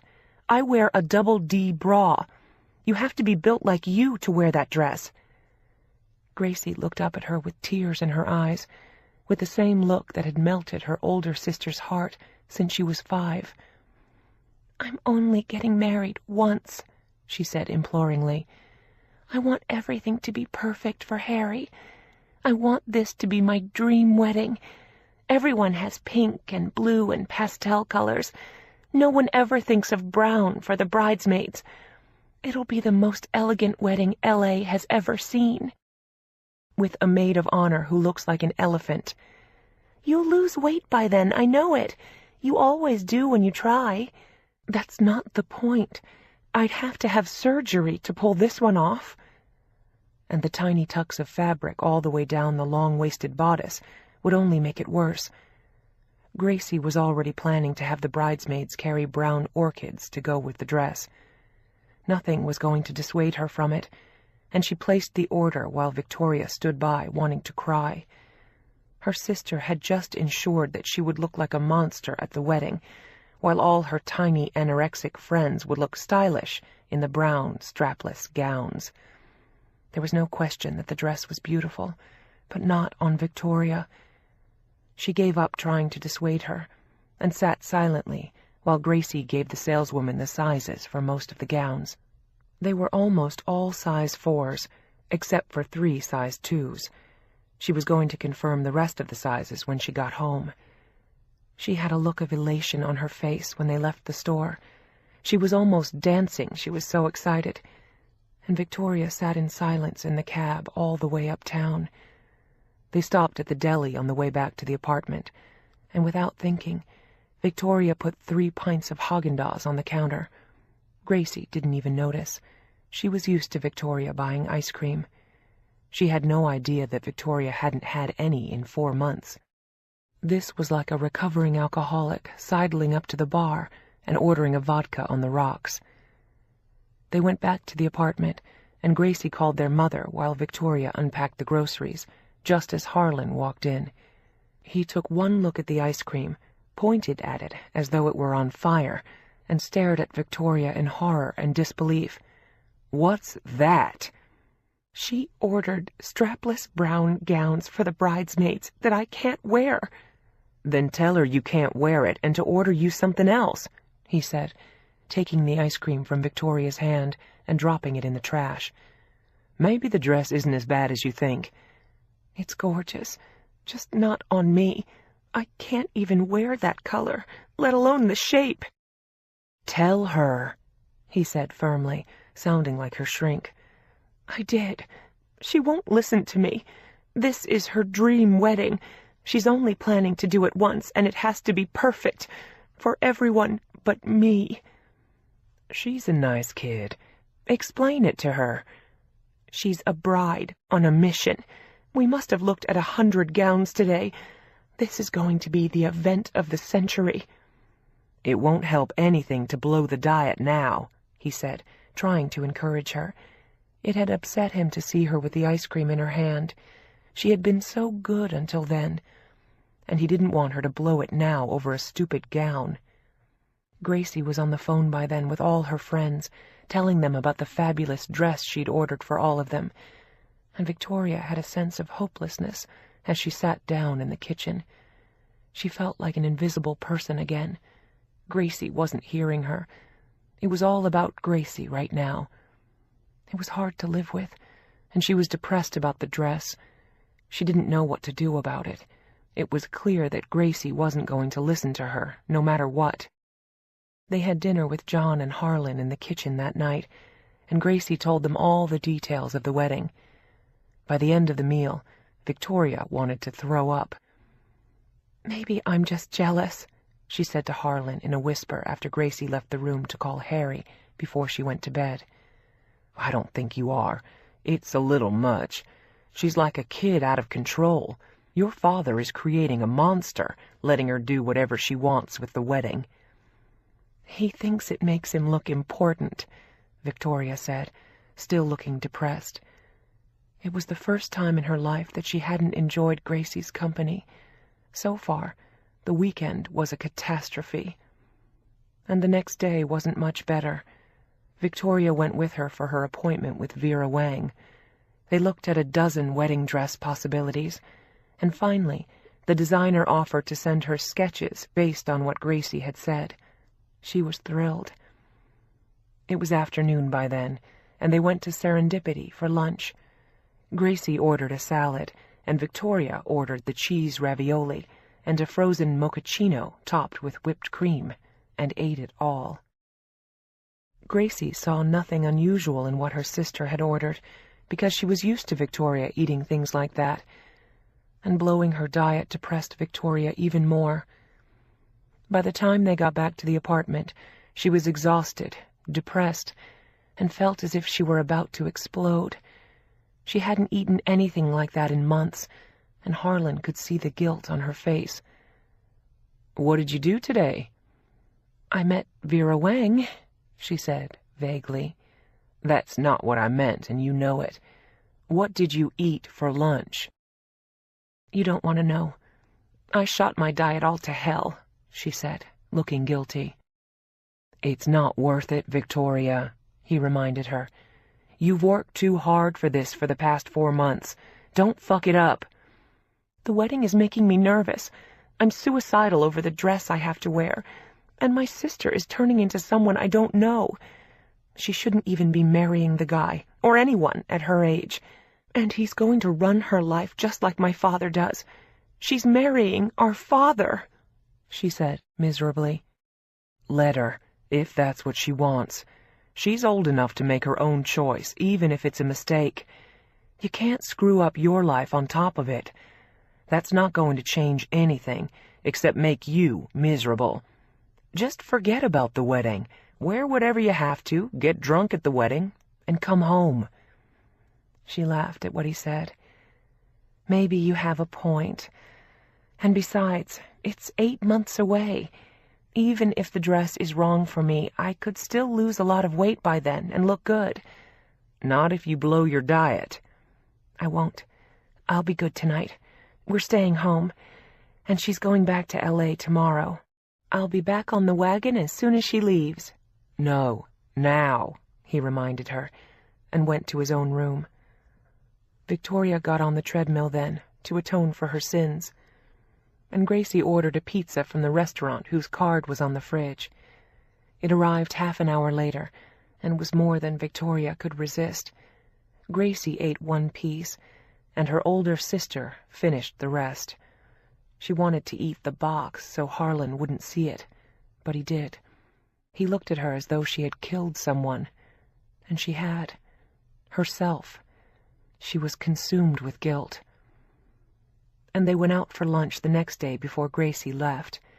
To thank her for her help, Gracie took her to the Carlisle for brunch, and Victoria had eggs Benedict, and when Gracie ordered hot chocolate and little cookies, she couldn't resist them.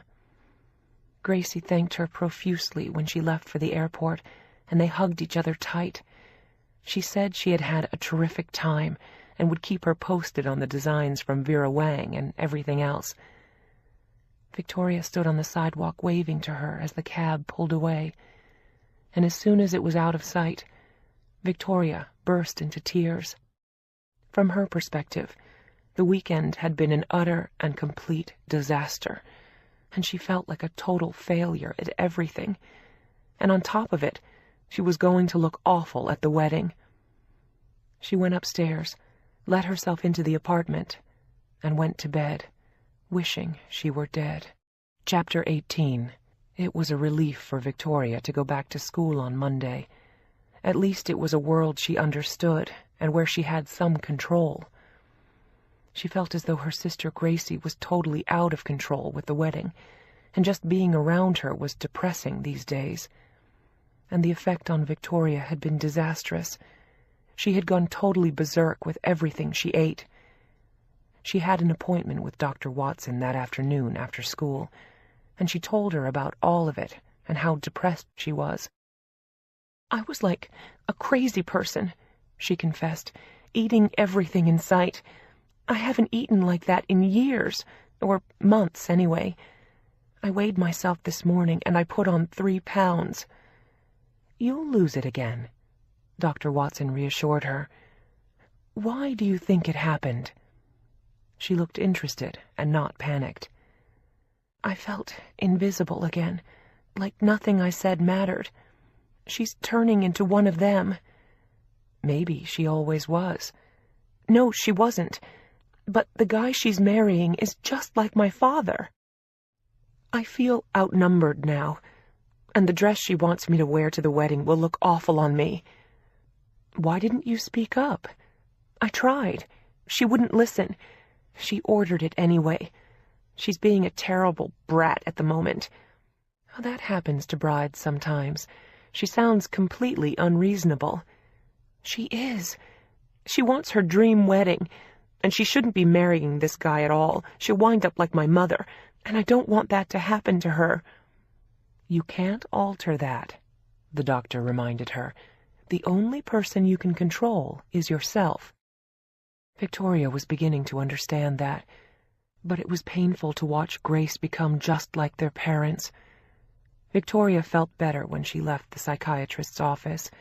She spent an hour on the treadmill when she got home, and then she went to the gym.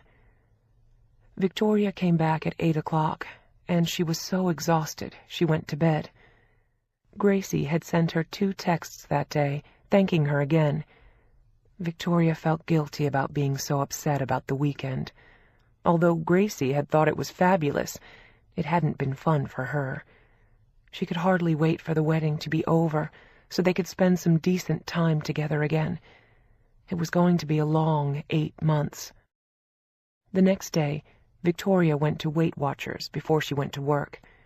She confessed her sins to one of the counselors and submitted to the weigh-in. She had already lost 2 of the pounds she'd gained on the weekend, which was a relief, and she was back on track again. She taught 3 classes back-to-back before lunch, and she was just leaving her classroom and heading for her office when she saw one of her students crying in the hall. The girl had a look of despair on her face, and she darted into the ladies' room when she saw Victoria coming, which worried her. She followed her inside and found her in the bathroom, alone. "Are you okay?" Victoria asked her cautiously. The girl's name was Amy Green. She was a good student, and Victoria knew from the grapevine that the girl's parents were getting divorced.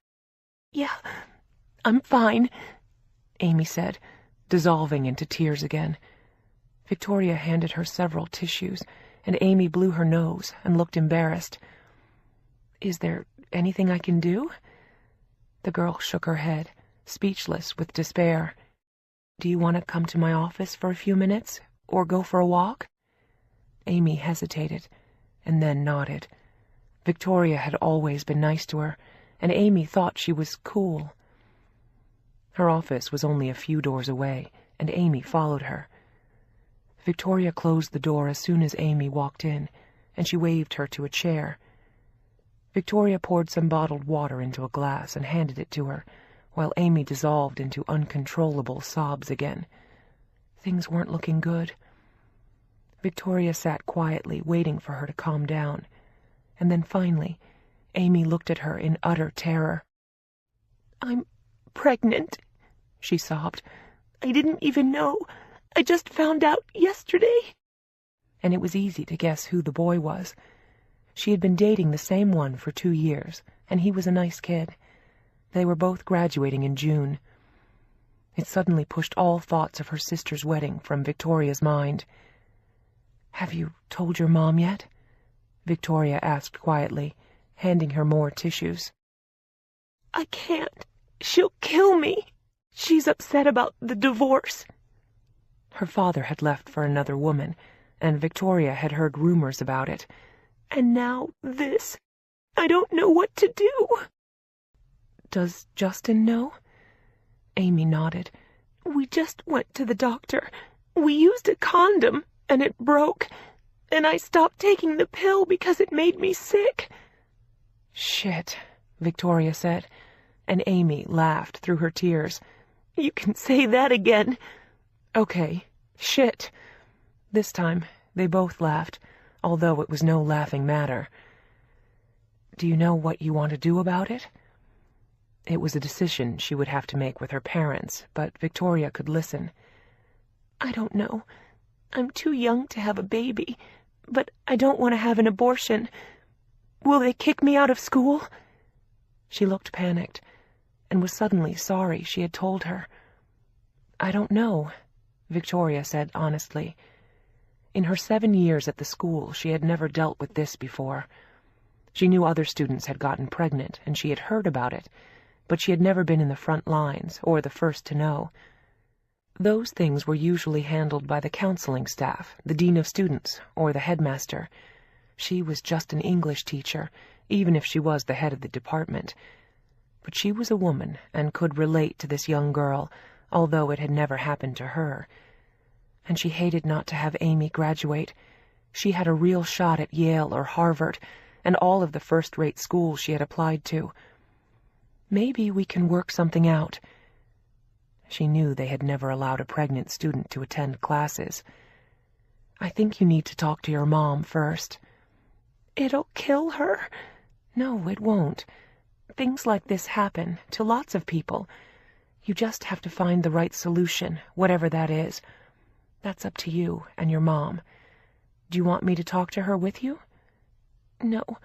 I think she'd be mad I told you first," Amy said with a sigh, and took a sip of the water. She had calmed down, but she had some tough decisions to make. She was 17 years old and had a bright future ahead of her, without a baby. With one, it would be a lot harder. "Justin said he'd talk to her with me. He wants me to keep it, and maybe we can get married one day." She looked sad as she said it. She didn't feel ready for a baby or marriage, but the alternative sounded worse to her. Victoria jotted her cell phone number down on a piece of paper and handed it to her. "Call me any time, at any hour. I'll do anything I can to help. And if you talk to Mr. Walker, maybe I can help out there." She didn't want her to get kicked out or suspended. She wanted her to finish school, which was what Amy wanted too. They left her office together a few minutes later, and Victoria gave her a hug before Amy went to find Justin in the cafeteria. And she saw them leave school together after lunch. She hoped she was going home to see her mother. And the following day she didn't come to school. And then Amy called her. She said they were meeting with Mr. Walker that afternoon after school, and she asked Victoria to be there. She agreed to do it, and she was waiting outside his office when Amy and her mother arrived. Amy looked as if she'd been crying, and her mother looked bleak. Amy smiled as soon as she saw Victoria, and her mother thanked her for coming. The headmaster was expecting them, and stood up as soon as they walked into the room. He looked surprised to see Victoria and invited them all to sit down. He looked concerned. He hadn't heard of any problem Amy was having at school, and he had no idea why they were there. He assumed it was something to do with the divorce, and hoped she wasn't changing schools. She was an excellent student, and they would be sorry to lose her if she did.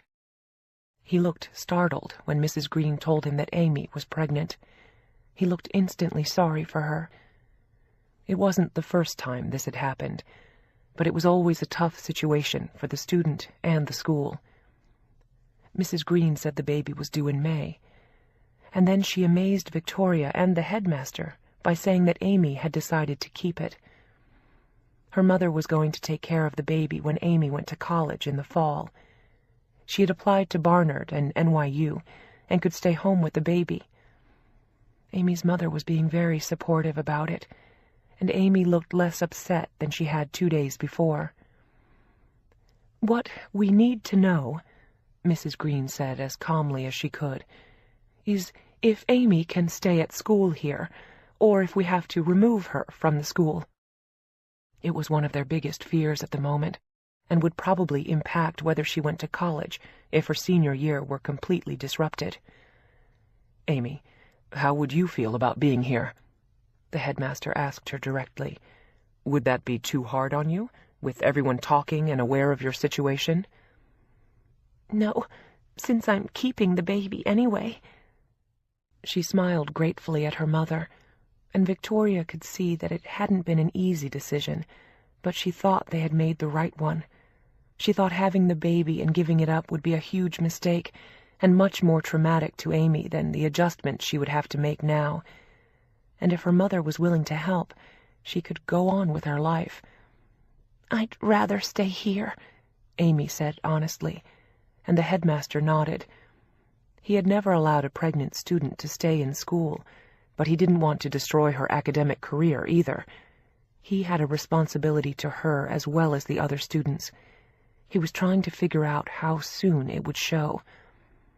"I could put you on independent study, but the college that accepts you might not like it. When is the baby due again?" "The 1st of May," Amy told him. "We have a long break in April for spring vacation," he said, thinking out loud. "That will take us to the end of April. What if you stay until spring vacation and stay home after that to have the baby? Then you can come back to school by the end of May to take final exams and graduate with your class in June. It won't disrupt you too badly academically, and I think we can make it work here. I've had students stay out longer with mono, and I don't want you to blow senior year. This will be a first for us, but we can live with it if you can," he said, looking at both of them, and Amy nodded and started to cry again. She was so relieved. Victoria hadn't said a word, but she had been there to support her. Amy's mother thanked the headmaster profusely, and they left the room a few minutes later. Justin was waiting for them outside, looking worried. Amy smiled at him the minute they came out, and he put his arms around her as her mother and Victoria watched. He was very sweet to her and very protective, and Victoria was hopeful for them both. Maybe things would work out with her mother's help. "They're letting me stay," Amy told Justin, beaming. "Mr. Walker was really nice. I'll stay till spring vacation and come back after the baby for final exams and graduation." Justin looked like a huge weight had been taken off his shoulders, too. They were both really good kids, and everyone was committed to help them. "Thank you," Justin said to Victoria and Amy's mother. "I didn't do anything," Victoria corrected immediately, and Amy intervened. "Yes, you did. You listened to me the other day and helped me get up the courage to tell my mom. We went to see her right after I saw you." "I'm glad," Victoria said quietly. "I think you've all made some good decisions, and some very challenging ones, I'm sure." There was no ideal resolution, but this was the best they could all do. "Thank you for your support," Amy's mother said to Victoria in a choked voice, and the three of them left the school a few minutes later to go home.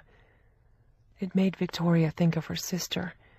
She was glad nothing like that had ever happened to her. She knew it could happen to anyone, and Mrs. Green was being particularly understanding about it. Amy and Justin were handling it well, too, and being very brave. She was still thinking about them when she went home that night. Amy came to Victoria's classroom to thank her again the next day. Justin was glued to her side, as he had been for 2 years, and Amy looked better than she had in days. It was going to be an interesting school year with a pregnant student in their midst. And as the headmaster had said, it was a first. Victoria couldn't help thinking that there was never a dull moment with kids. Chapter 19. As she did every year, Victoria flew to L.A. for Thanksgiving. It was going to be different this year because Harry had agreed to join them. It was a prelude to what it would be like when he and Gracie were married. And when Victoria got to the house on Wednesday night, her mother was in a flap setting the table with their best linens, and Gracie was nowhere to be seen. She and Harry were out having dinner with his sister, who was going to her in-laws the next day. Their parents were away, so Harry was having Thanksgiving with the Dawsons instead. And her parents were acting as though a head of state was going to be with them. Their best everything was being used, which seemed silly to Victoria. But she helped her mother set the table as soon as she arrived. They were using her grandmother's linens and crystal, and Christine's own wedding plates. "Gee, Mom, do we really have to go to all this trouble for him? I can't remember you ever using these plates before." "I haven't in 20 years," she admitted sheepishly. "Your father wants me to. He thinks Harry is used to only the finest, and he doesn't want him to think we don't have nice things." It gave Victoria a sudden urge to turn Thanksgiving into a backyard barbecue and use paper plates. It seemed so pretentious to go to such lengths for a 27-year-old kid who was about to be family after all. But her parents were showing off. Harry would probably have been just as happy with their everyday plates, which he had seen before, and were perfectly fine. It turned their holiday into a much bigger deal than it usually was. Gracie came home at midnight and raved about how adorable Harry's sister was, and what a good time she'd had with them, although she'd met her before. But they were going to be sisters-in-law now. His sister supposedly had a nice husband and 2 children, and Victoria missed the days when Gracie talked about something other than the Wilkses and the wedding. And she still hadn't accepted the fact that she had to wear the brown dress at the wedding. It was impossible to get Gracie's feet on the ground these days and talk about anything other than the wedding. "Maybe you should get a job," Victoria said sensibly. "It would give you something else to think about till the wedding." "I don't think Harry wants me to," Gracie said meekly about the job. "She doesn't have time," their mother added. "She has too much to do for the wedding. We still have to order the invitations and pick out everything for her registry in 3 stores. Harry wants to find an apartment, and she has to help him with that. We're still waiting for the sketches from Vera Wang, and Oscar de la Renta is also doing some sketches of wedding gowns that would go with the bridesmaid dresses. She hasn't picked the cake. We have to meet with the caterer, the florist. We need a band. We're not sure about which church. And then she'll have to have fittings for the dress, be photographed in it. There will probably be counseling at the church. She doesn't have time for work. She'll be busy every day with the wedding." Victoria was exhausted just listening to the list, and her mother looked it. It had become a full-time preoccupation for both of them, and seemed ridiculous to Victoria. Other people managed to work and get married, but not Gracie. "This must be costing a fortune," Victoria commented to her father the next morning, while her mother was basting the turkey, wearing a white wool Chanel suit and an apron. They had gotten very fancy. Victoria was wearing gray wool slacks and a white sweater, which seemed like enough for their usual Thanksgiving. They didn't normally get this dressed up or make as much effort. But a new day had dawned ever since Gracie was engaged to Harry. Victoria thought it was absurd and inappropriate, and didn't want to join in. "You're damn right it's costing a fortune," her father confirmed. "But they're a very important family. I don't want Gracie to be embarrassed. Don't expect something like this if you ever get married," he warned her. "If you find some guy to marry, you'd better elope. We couldn't do this again." She felt as though he had slapped her. As usual, she was being informed that Gracie deserved a wedding fit for a princess, but if she ever married, which her father considered unlikely, she'd better plan on eloping, because they weren't giving her a wedding. How nice, and how clear. Welcome to second-class citizenship, again. The family was going first class, and she had to go steerage. They were always singling her out to be different and lesser than everyone else, or a failure. She wondered why they just didn't put up a sign on the door to her room, "We don't love you." Her parents said it every way they could, and for a minute she was sorry she had come home. She could have had Thanksgiving with Harlan and John at her apartment. They were having friends over that day, and she was sure she'd have been more welcome than she was here. She couldn't have felt less welcome and less loved after what her father had just said. She didn't mention the wedding again. It was becoming a sore subject with her, even if it was the only thing her sister ever thought of now. And when Harry arrived at noon, it got worse. Everyone got nervous and started running around. Her father served champagne instead of wine. Her mother was anxious about the turkey. Victoria was helping in the kitchen, and Harry and Gracie went outside and were whispering and giggling, while her parents made fools of themselves. And once they got to the table, her father and Harry talked politics. Harry told them what was wrong with the country and what should be done to fix it, and her father agreed. Every time Gracie started to say something, Harry cut her off, or finished the sentence for her. She had no voice and no opinions, and none were allowed about anything but the wedding. It was no wonder she talked about it all the time. It was the only thing Harry would let her talk about. Victoria had always found him annoying while they were dating, but he was insufferable now and pompous beyond belief.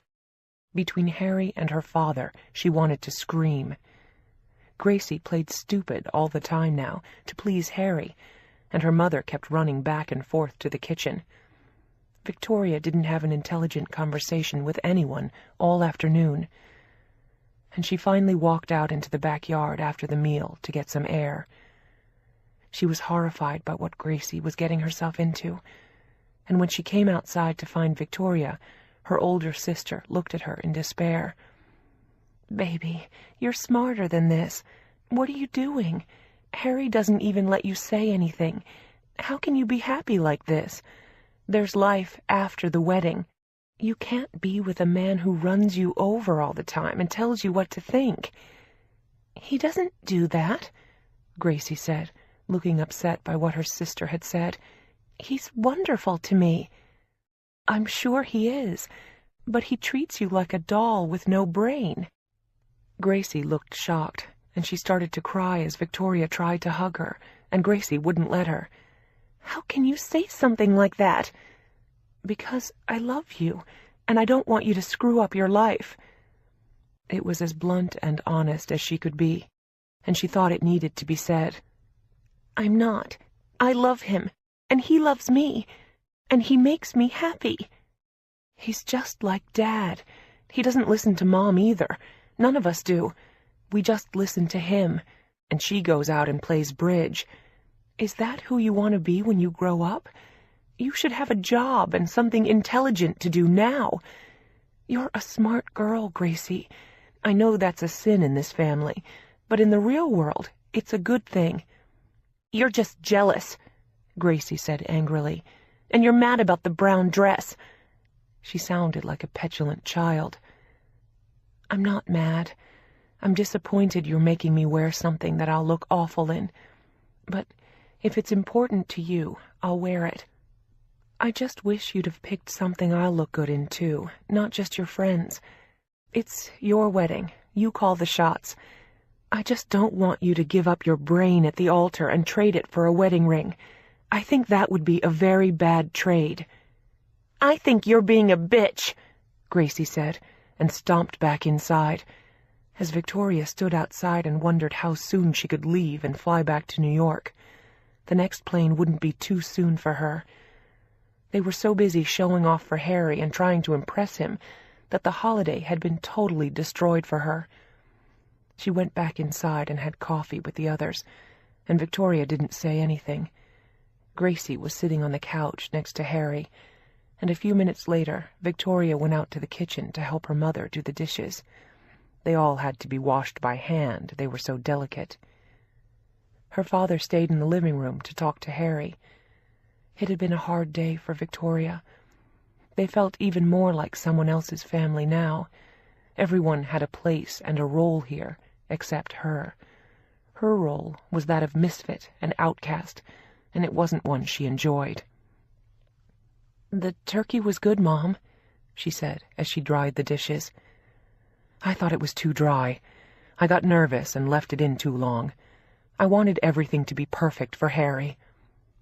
Victoria wanted to ask her why. What difference did it make if he was going to be family? He wasn't a king or the Pope. She had never seen so much fuss made for anyone who visited them before.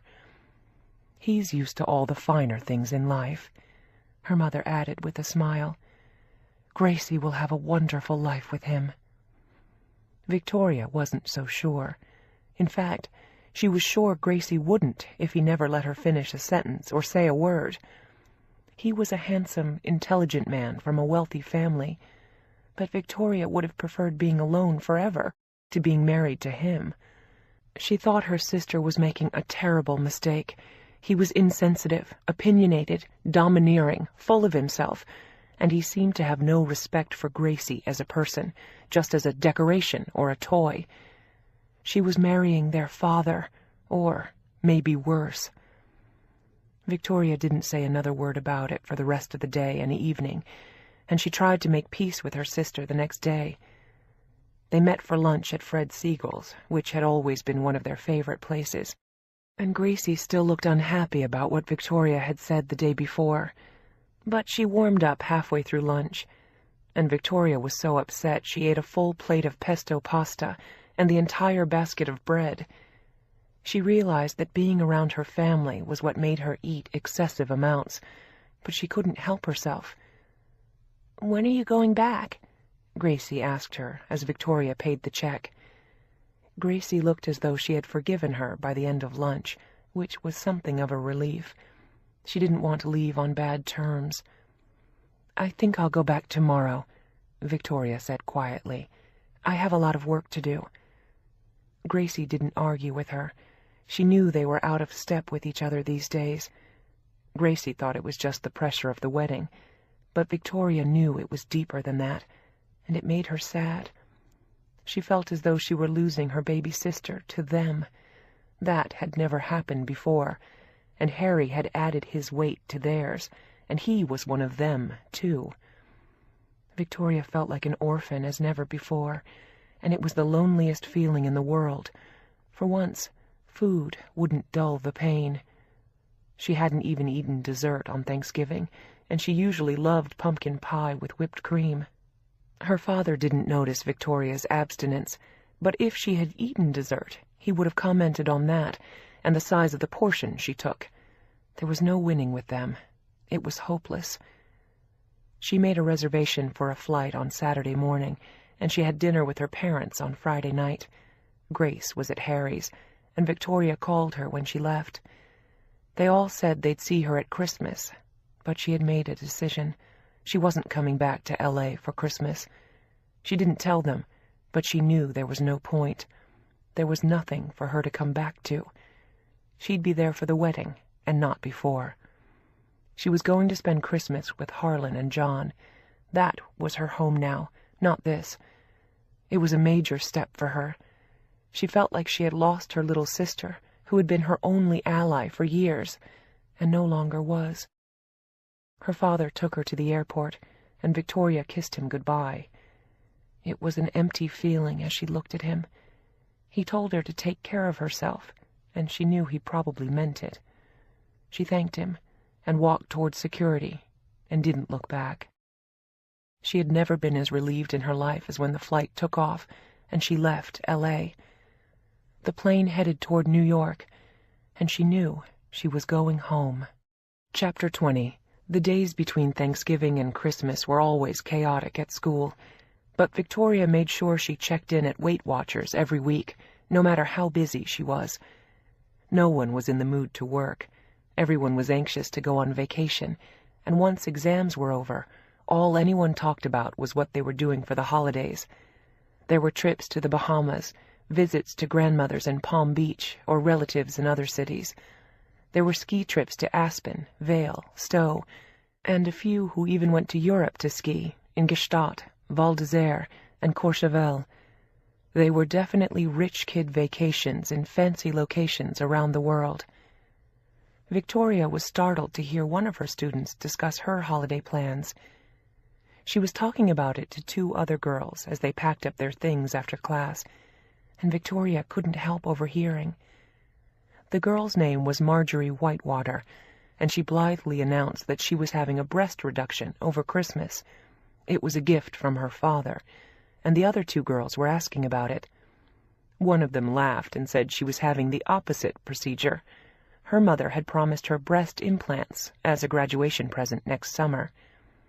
All three girls seemed to take their assorted surgical procedures in stride, and Victoria looked up with a start. "Isn't that very painful?" Victoria couldn't resist asking about the breast reduction. It sounded awful to her, and she knew she wouldn't have had the courage to do it. And what if she didn't like the result? She had complained about the size of her breasts all her life, but getting rid of them, even in part, sounded like a major step to her. She had thought about it over the years, but never seriously enough to do it. "It's not that bad," Marjorie answered her. "My cousin had it done last year, and she looks great." "I had a nose job when I was 16, one of the other girls said. It was a serious medical discussion about the benefits of plastic surgery among teenagers. Victoria was startled by their nonchalance and knowledge about the various operations. "It hurt," she admitted about the nose job, "but I love my new nose.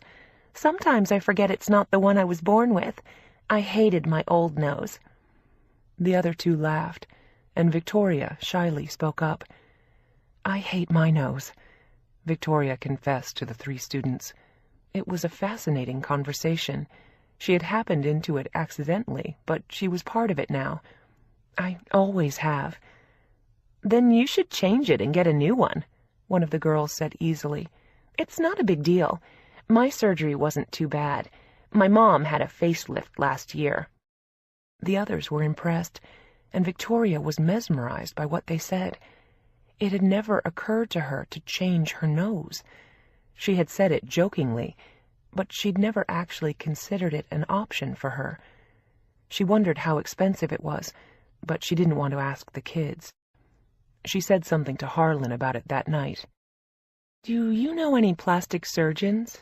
she asked him casually, as they cooked dinner together. They were having vegetables and steamed fish, and she was being good about her diet, and she was beginning to shed the weight she had wanted to lose for so long. "Not really. Why?" "I'm thinking of getting a new nose." She said it like a new hat or a pair of shoes, and he laughed. "When did that happen? You've never mentioned that before."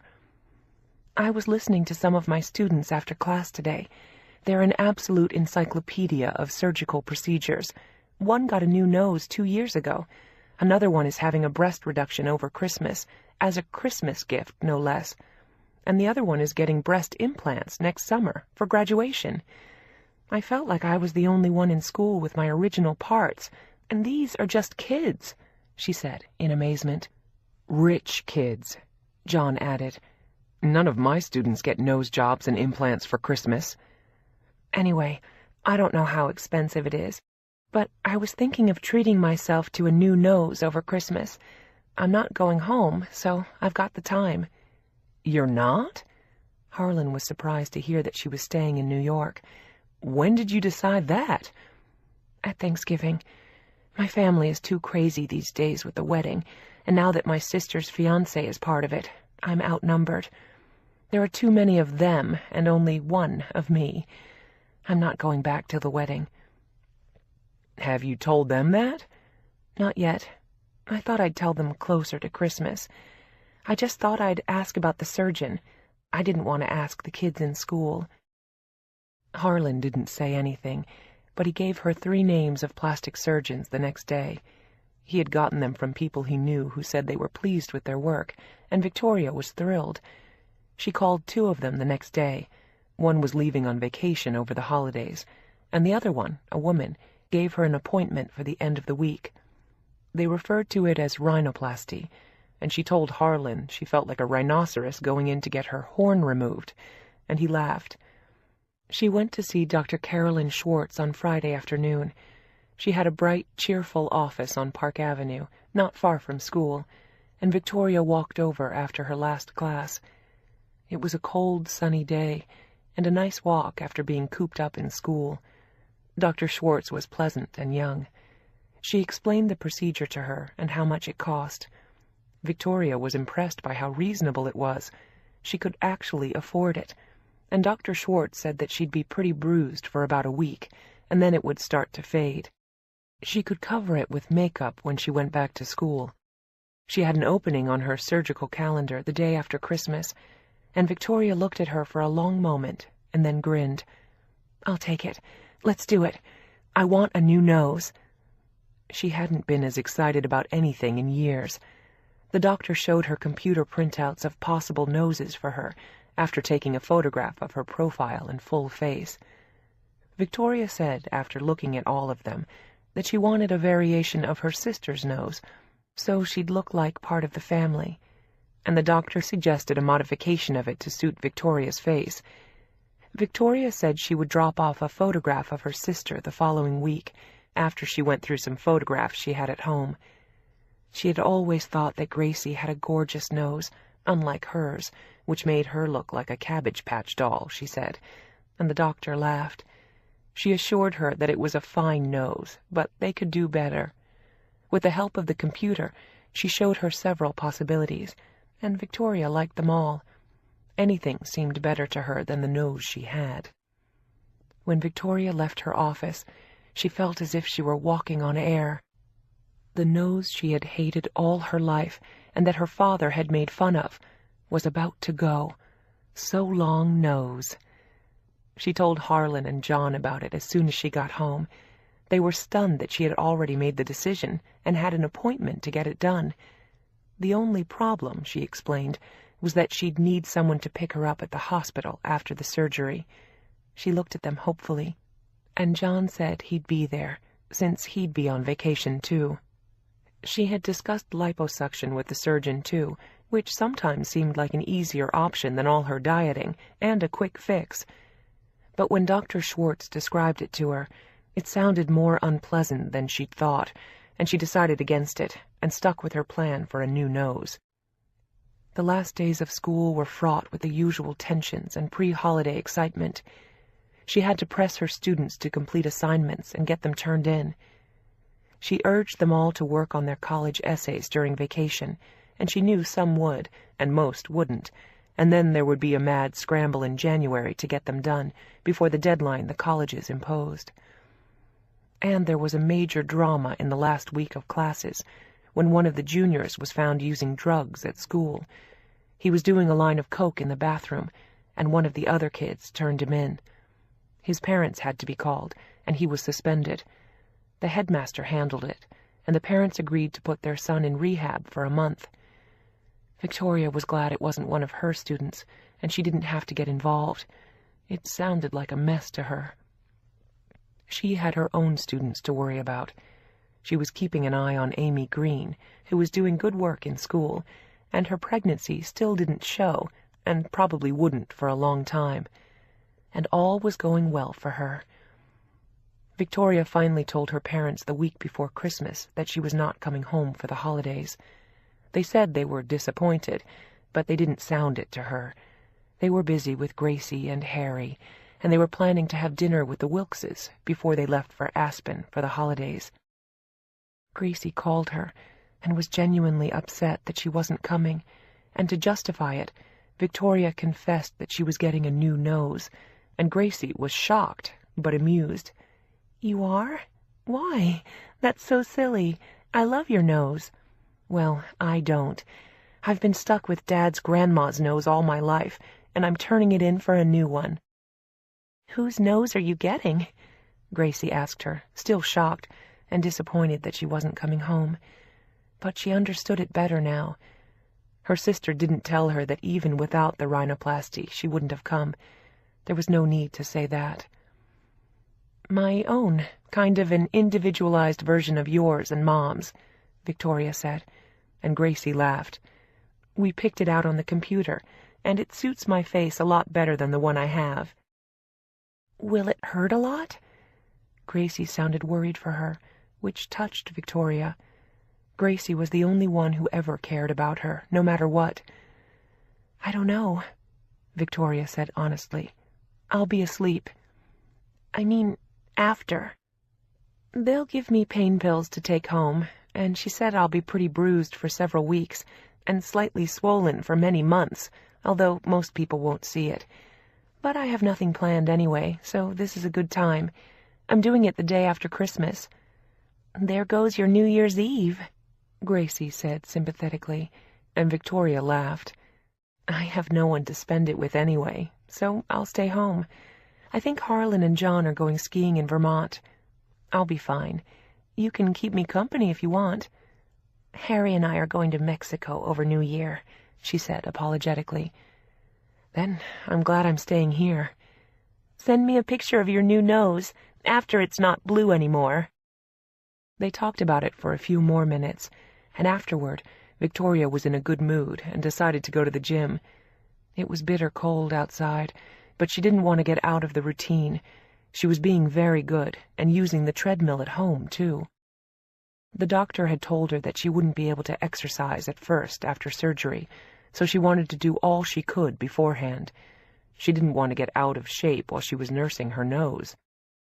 It was starting to snow when she got to the gym, and it looked like Christmas around the city. People had their trees up, and she was planning to get one with Harlan and John that weekend. They were having friends over to help them decorate it, and Victoria was thinking about it as she rode one of the exercycles, and she noticed that the man on the one next to her was exceptionally rugged and good-looking, and he was talking to a beautiful girl on his other side. Victoria stared at them for a few minutes, mesmerized. They were an extremely handsome couple.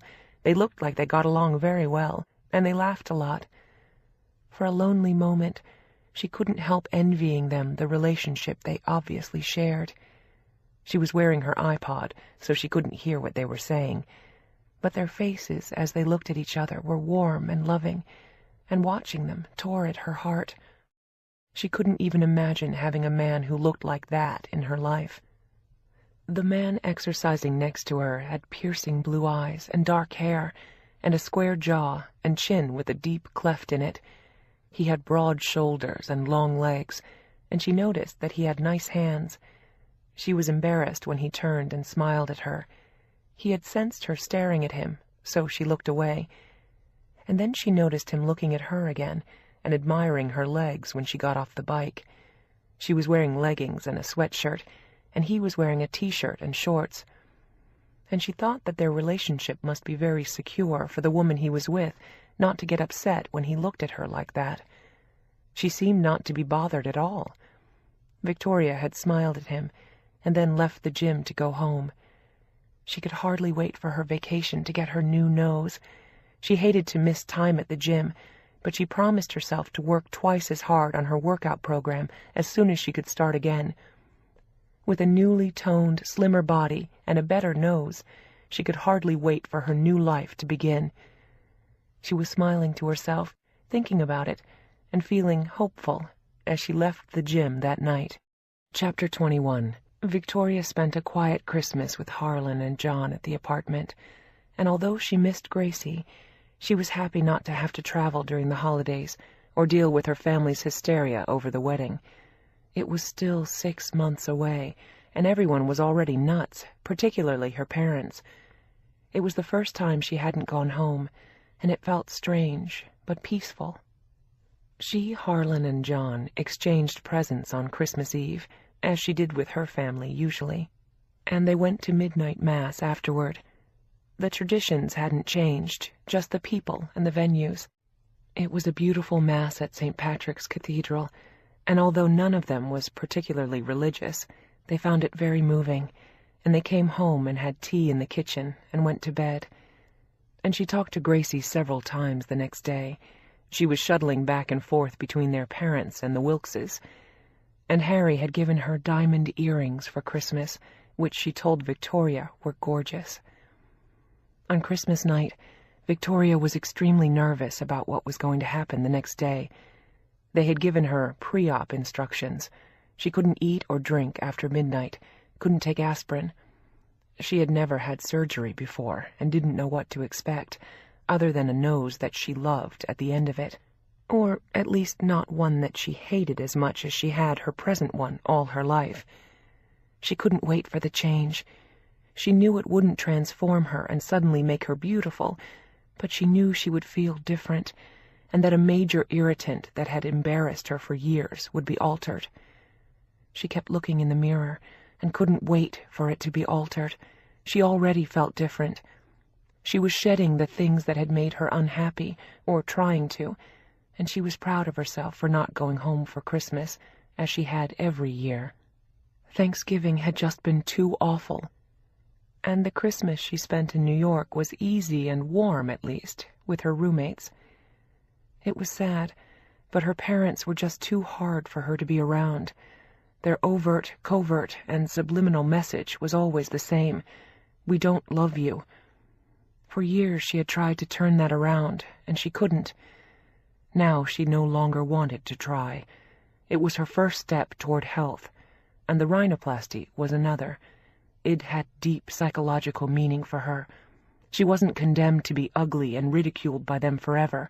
She was taking control of her life. Victoria got up early and walked around the apartment nervously before she left. The tree was sitting in a corner of the apartment, and she wondered how she'd feel when she got home. Not too bad, she hoped. She hoped she wouldn't be in terrible pain or feel sick, and she was scared to death when she took a cab to the hospital at 6 a.m. Had it been for anything else, she might have backed out and canceled.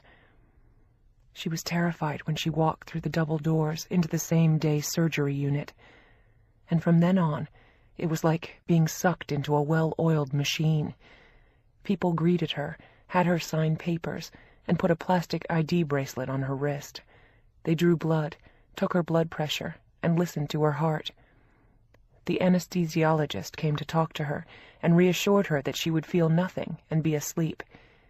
They wanted to know about any allergies she had, which she didn't.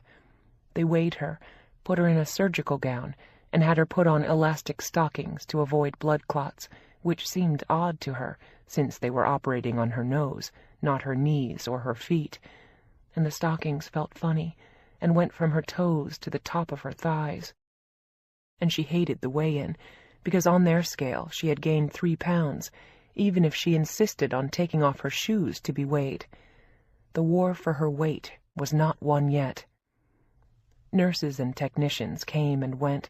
Someone put an IV in her arm, and before she knew what had happened, she was on the operating table, and her surgeon was smiling at her and patting her hand, while the anesthesiologist talked to her, and seconds later she was asleep.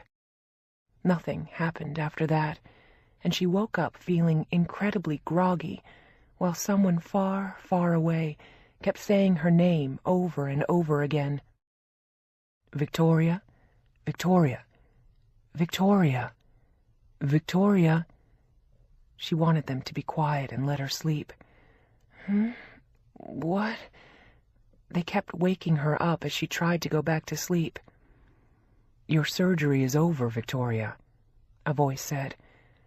She fell asleep again, and then someone put a straw in her mouth and offered her a drink. She took a sip, and slowly she began to wake up. She could feel tape on her face, and it felt strange, but she wasn't in pain. They gave her oral painkillers after she woke. She spent the day in and out of sleep, and they made sure she was warm enough. They finally told her that she had to wake up if she wanted to go home. They cranked up the bed and made her sit up while she nodded off again. And then they gave her Jell-O, and she looked up and saw Harlan standing next to her bed. John had a cold, so he didn't come. "Hi, what are you doing here?" She looked at him in surprise and felt drunk. "Oh yeah, that's right. I'm going home. I'm kind of out of it," she said apologetically, and he grinned. "I'll say, I don't know what they're giving you, but I want some." She laughed and felt a sharp twinge in her face when she did. He didn't tell her that the bandages on her face looked like a hockey mask. They'd been putting ice packs on her face all day, and a nurse came in to help her dress while Harlan waited outside. She was in a wheelchair, still looking sleepy, when he saw her again. "How do I look? Is my nose pretty?" she asked him groggily. "You look gorgeous," Harlan said, exchanging a smile with the nurse. She was used to groggy patients. Victoria was wearing sweatpants and a top that opened down the front, which they had told her to do, so she didn't pull it over her head. The nurse had put Victoria's shoes and socks on after taking the elastic stockings off, and her hair was disheveled and pulled back in an elastic band. And they had given her pills to take with her in case she was in pain when she got home. Harlan left her in the lobby with the nurse while he went to get a cab, and was back in less than a minute. Victoria was shocked to see it was dark outside. It was 6 o'clock, and she had been there for 12 hours. The nurse rolled the wheelchair right out to the cab, and Harlan helped Victoria in, settled her on the seat, and thanked the nurse. He hoped Victoria hadn't heard her warn him that she was a big girl, so he didn't try to lift her. He knew how she hated that expression. It was one of the painful mantras of her childhood. She didn't want to be a big girl, just a kid then, and a woman now. "What did she say?" Victoria frowned as she looked at him. "She said you look like you've been on a 2-week drunk, and she wishes she had your legs." "Yeah," Victoria nodded seriously. "Everyone says that. They want my legs. Great legs. Fat ass, though." The driver smiled in the rearview mirror when he heard her, and Harlan gave him their address. It was a short drive home, and Victoria dozed with her chin on her chest, and once she snored. It was not a romantic vision, but Harlan loved her. She had become his best friend. He woke her when they got there. "Okay, Sleeping Beauty, we're back at the castle. Get your gorgeous ass out of the cab." He wished he had the wheelchair at the house, but she didn't need it.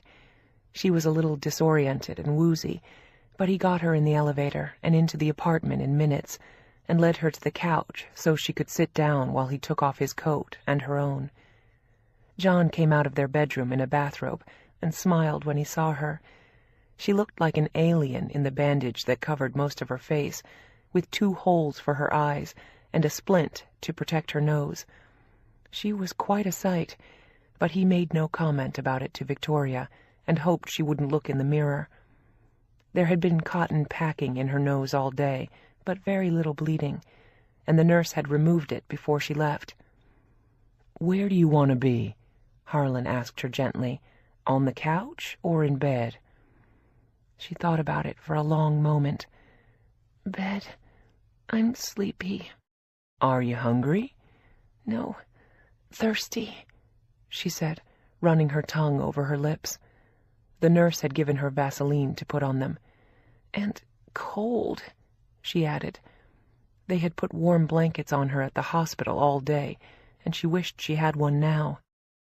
Harlan brought her a glass of apple juice with a straw, as they had told him to do. Victoria had several pages of post-op instructions for the coming days, and a few minutes later he led her to her room, helped her undress, and put her pajamas on, and 5 minutes later she was sound asleep, propped up on pillows in bed to elevate her head, and Harlan was back in the living room with John. "Wow, she looks like a train wreck," John whispered to Harlan, and he nodded. "They told her to expect a lot of bruising and swelling. She's going to have 2 big shiners tomorrow, but she's happy, or she will be. She wanted a new nose, and she got one. It may not look like a big deal to us, but I think it's a big deal to her psychologically, so why not?" John agreed. They spent a quiet evening on the couch watching 2 movies, and every so often Harlan would go in and check on Victoria. She was sound asleep and purring softly, and somewhere under the bandages she had the new nose she wanted. Santa Claus had brought it to her the day after Christmas. It was a gift she had wanted all her life. The next day Victoria woke up feeling like she'd been in a rodeo all year. She ached, she was tired, she felt as though she had been drugged. There was a dull ache in her nose. She decided to have breakfast and take a pain pill, but she wanted to eat something first so it didn't make her sick. By sheer habit, she opened the freezer and was staring at the ice cream when Harlan walked in. "I don't think so," the voice of her conscience said right behind her when he saw what she was looking at. "You have a fabulous new nose. Let's not go crazy with the ice cream, shall we?" He closed the freezer door, opened the fridge, and handed her the apple juice. "How do you feel?" So-so, but not too bad. Kind of woozy. I'm a little sore. I'm just going to sleep today and take the pain medicine." She wanted to stay on top of it so it didn't get too bad. The swelling had gotten worse, which they had warned her would happen for the first few days. "Good idea," he said. He made some whole wheat toast, covered it with a low-fat synthetic dairy spread, and handed it to her. "Do you want eggs?" She shook her head. She didn't want to lose track of her diet in the coming days, especially while she couldn't exercise. "Thanks for taking care of me yesterday," she said, trying to smile, but there was tape on her face, and it felt odd. She felt like the man in the iron mask, and she couldn't wait to get the bandages off in a week. They were annoying, and she was afraid to look in the mirror. She had made a point of not doing so in her bedroom or when she went to the bathroom. She didn't want to scare herself, and knew she might, and you couldn't see her nose anyway. It was all covered up under the bandages and splint. Victoria slept for the next 2 days and hung around the house after that. It was a quiet time. She had no plans, and she had done the surgery over the holidays so she could take it easy. Harlan brought her movies, and she watched TV a lot, although she had a headache for the first few days. She talked to Helen, but she didn't want to see anyone except John and Harlan. She didn't feel up to it, and was afraid she looked too scary. And by New Year's Eve, she was feeling pretty good and didn't need the pain pills.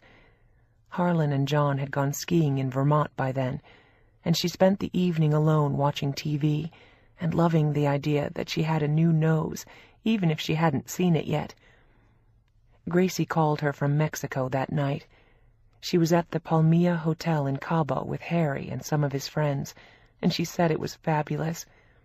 As his fiancée and soon-to-be wife, she had a golden life now. Victoria didn't envy her, though, because she wouldn't have wanted to be there with him, but Gracie sounded ecstatic. "So, how's the new nose?" Gracie asked her. She had called several times that week and sent Victoria flowers, which was very sweet. Victoria had been touched by the gesture. Their parents knew nothing of the surgery, and Victoria didn't want them to. She was sure they would disapprove and make rude comments about it. Gracie had agreed to keep it secret. "I haven't seen it yet," Victoria admitted. "They're taking the bandages off next week. Supposedly, except for the bruising and some swelling, it should look pretty good. They said I'd be back to normal, relatively, within a week or 2, except that I'll still be tired. But I can cover the bruising with makeup." They had told her that she would only have a Band-Aid on her nose after that, but all the bandages and stitches would be gone within a week or 2. "Are you having fun?" She suddenly missed her baby sister terribly. "It's fantastic here. We have an incredible suite," Gracie said, sounding happy. "You're going to be one spoiled brat as Mrs. Wilkes," Victoria teased her, but she didn't begrudge it to her. She liked her own life better in some ways, and her job. At least no one was telling her what to think, do, and say. She couldn't have stood it. Gracie didn't seem to care as long as she had Harry. It was the same pact with the devil that their mother had made, and Victoria felt sorry for them both. "I know," Gracie tittered in answer to the remark about being spoiled. "I love it. Well, let me know how the nose looks." "I'll call you immediately when I see it." "Your old one was fine," Gracie said again. It wasn't hideous, just round. "My new one will be better," Victoria said, happy about it again. "Have fun in Cabo. I love you, and Happy New Year." "You too. I hope it will be a good year for you too, Victoria." Victoria knew she meant it, and wished the same for her. They hung up, and Victoria settled back to watch another movie from the couch. And at midnight she was sound asleep. It had been a quiet New Year's Eve for her, and she didn't mind at all. Chapter 22. Dr. Schwartz took Victoria's bandages off 8 days later, and said she was very pleased with the result when she saw it. It was healing nicely. Victoria had been brave enough to see her face mask bandages in the mirror by then, and she thought she looked ghoulish, though for a good cause. She didn't regret the surgery for a minute, and when she saw the result unveiled, she was thrilled, despite the bruising and slight swelling. The doctor pointed out where the swelling was and where she could expect improvement, but all things considered, it looked great, and Victoria let out a squeal of delight. The surgeon had done a fantastic job, and the patient was ecstatic. She said she already felt like a new person. The only shocking thing, and Victoria wasn't surprised, since she had been told to expect it, was the extent of the bruising, which was severe. She had 2 huge black eyes, and bluish discoloration that went down most of her face. But the doctor assured her that it would go away soon, was normal, and she could start covering it with makeup in a few days. She said she'd be quite presentable by the time she went back to school in another week, and it would continue to improve after that as the swelling went down and the bruising disappeared. It would continue to look even better over several months. She put a Band-Aid over the bridge of Victoria's nose and sent her home. She said she could go back to normal activity, within reason. No skydiving, water polo, or touch football, she teased her. No contact sports. She told her to be reasonable and not do anything where she might hit her nose. And when Victoria inquired, she said that she could go to the gym, but again, be sensible about it and not overdo. No jogging, no strenuous exercise, no swimming, no extreme workouts, which Victoria didn't want to do anyway. It had been freezing outside all week. And the doctor added no sex, which unfortunately wasn't an issue for her at the moment. Victoria was so happy with the result that she bought a big Caesar salad on the way home and ate it in the kitchen. She had lost a few pounds from not eating much while she was sleeping her way through her recovery, and the pain pills had killed her appetite. She hadn't even eaten ice cream, and just to be on the safe side, Harlan had thrown it away again. He called it her stash. In the chutes and ladders of weight loss, it set her back at 0 again every time. She put on her gym clothes after she ate the salad and walked the several blocks to the gym, in leggings, gym shorts, an old Northwestern sweatshirt, a parka, and a pair of beat-up old running shoes. Harlan and John were still skiing in Vermont, and the day was crisp and clear in New York, despite predictions of snow. She signed in at the gym and decided to ride the exercise bike and put it on the easiest setting since she hadn't exercised in a week and wanted to start slow. She put her iPod on and was listening to the music with her eyes closed as she pedaled rhythmically along. She didn't open them until she'd been on the bike for 10 minutes, and was startled to see the same very good-looking man sitting next to her, whom she'd seen there before Christmas. This time he was alone, without the beautiful woman who'd been with him, and he was looking at Victoria when she opened her eyes. She had forgotten what her face looked like after the surgery, with all the bruising, and she wondered why he was staring at her, and then she remembered and was embarrassed. He was looking sympathetic and pained for her. He said something, and she took the iPod out of her ear. He had a light tan on his face, as though he'd been skiing, and she was struck again by how handsome he was. "What does the other guy look like?" He teased her lightly, and she smiled, suddenly acutely aware of the bruises on her face and remains of 2 black eyes. And she wondered if he had guessed why. He looked more serious then as he chatted with her. "I'm sorry, I didn't mean to make a joke of it. It looks painful. It must have been a nasty accident. Car or ski?" he asked matter-of-factly. Victoria hesitated with a look of confusion, and she didn't know what to say. Nose job sounded a lot worse to her and would have made her feel foolish to a stranger. "Car," she said simply as they pedaled along. "I figured. Did you have your seatbelt on? Or was it the airbag? People don't realize how easily you can break your nose with an airbag. I know several people who have." She nodded as a blanket yes and felt really stupid. "I hope you sue the hell out of whoever hit you," he said, still sympathetic, assuming immediately that it was the other guy's fault, not hers. "Sorry, I'm a lawyer. I get litigious at the drop of a hat. There are so many drunk drivers on the road over the holidays, and bad ones. It's a wonder more people don't get killed.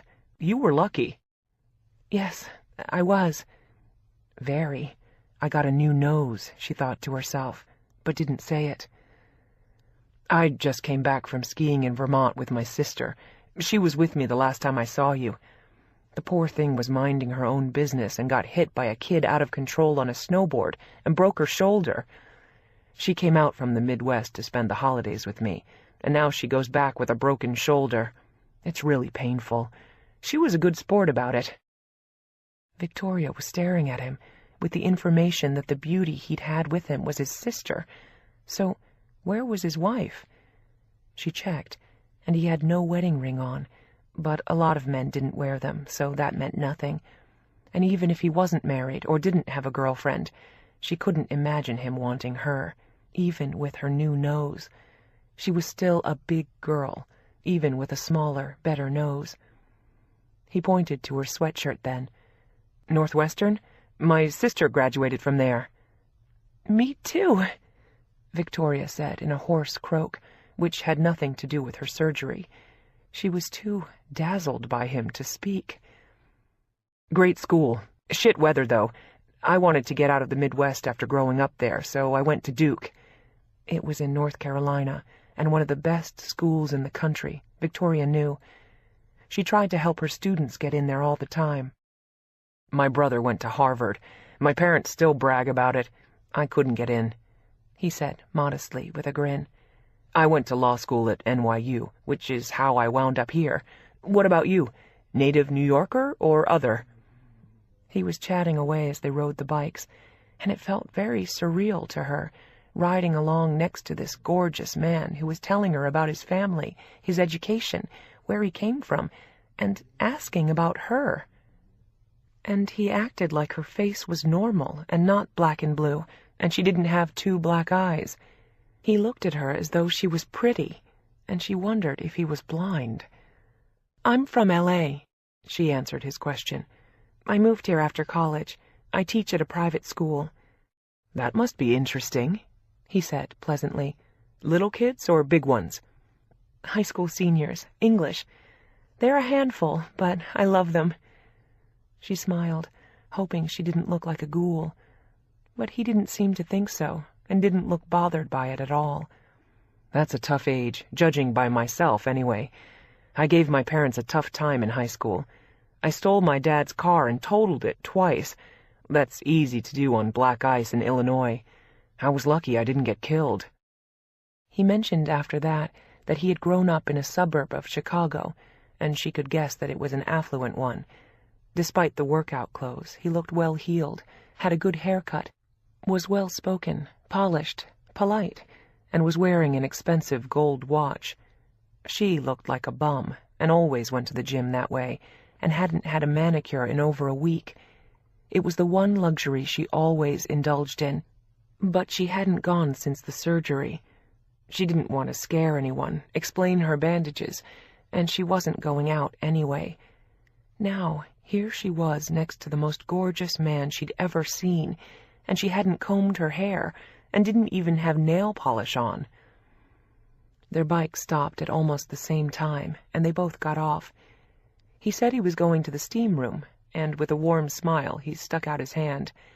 "I'm Colin White, by the way." "Victoria Dawson."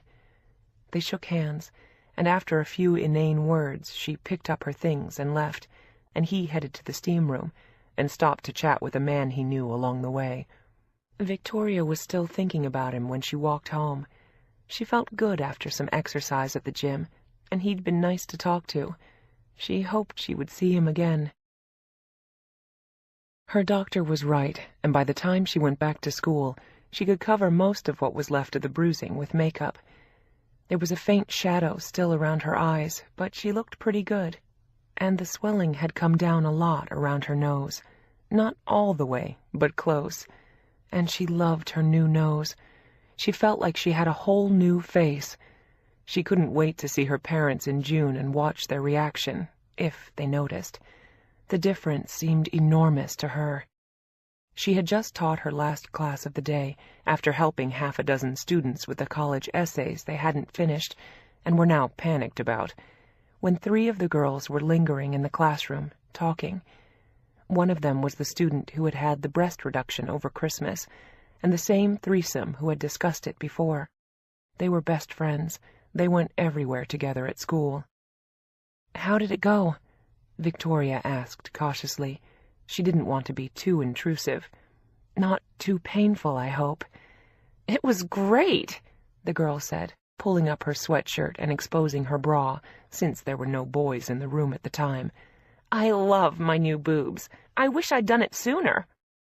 And then she looked at Victoria intently, as though seeing her for the first time, and in some ways she was, parts of her anyway. "Oh my God, you did it!" She was staring at the middle of Victoria's face, and the other 2 girls looked too. "I love your new nose," she said emphatically, and Victoria blushed to the roots of her hair. "Can you tell?" "Yes. No, I mean, you didn't look like Rudolph before, but it's a definite subtle difference. That's how it's supposed to be. People aren't supposed to shriek and know you did it. You're just supposed to look better, and no one can figure out why. Your nose is great. Watch out, though. It's addictive. My mom does something all the time. Chin implants, Botox, new boobs, lipo. Now she wants to reduce her thighs and calves. I'm happy with my boobs," the girl said, looking pleased. "And I love my nose," Victoria admitted happily, since they were all so much more sophisticated than she was and familiar with the process. "I actually decided to do it after talking to you. You made me feel brave. I'd never dared to do it before." "Well, you did good," she congratulated her and gave Victoria a high five. They all left the room together and passed Amy Green and Justin in the hall. She smiled broadly at Victoria. She hadn't admitted the pregnancy yet at school, and it still didn't show, although it would soon. She was young, and her muscles were tight, and she was dressing carefully to conceal it. Justin was constantly with her, protecting her like a security man guarding the Hope Diamond. They were sweet to watch. "He follows her around like a puppy," one of the girls said, rolling her eyes as they walked by. Victoria thanked the girls again for their good advice and went to her office to pick up some files she wanted to take home. She was touched by their praise of her new nose. She loved it, too. She wondered for a minute then if she should have a breast reduction, too, and then she remembered what the girls had said, that plastic surgery was addictive, and some women didn't know where to stop. She was going to stop here, with her nose. She'd have to work the rest off the hard way, and she was working at it steadily. The wedding was 5 months away. She ran into Colin White again that night at the gym, and they chatted easily as they rode the bikes. He told her what law firm he worked at on Wall Street, and that he was a litigator. It was an important firm, and his job sounded interesting to her. And she told him where she taught. He had heard of the school. They talked about nothing in particular, and when they got off the bikes, he surprised her and asked her if she wanted to go for a drink across the street. She looked as big a mess as she had before, and couldn't believe that he'd ask her anywhere, or want to be seen with her. He asked her again as though he really meant it, and she nodded, put on her coat, and followed him across the street, wondering why he'd want to have a drink with her. They both ordered wine, and she asked how his sister's shoulder was after the snowboard accident. Painful, I think. Those things take a while, and you can't do much with a shoulder, except time. She was lucky she didn't need surgery when it happened. He asked more about the school where she worked then, and why she'd gone into teaching, and about her family. She told him she had a sister who was 7 years younger, had just graduated from USC the previous June, and was getting married in 5 months.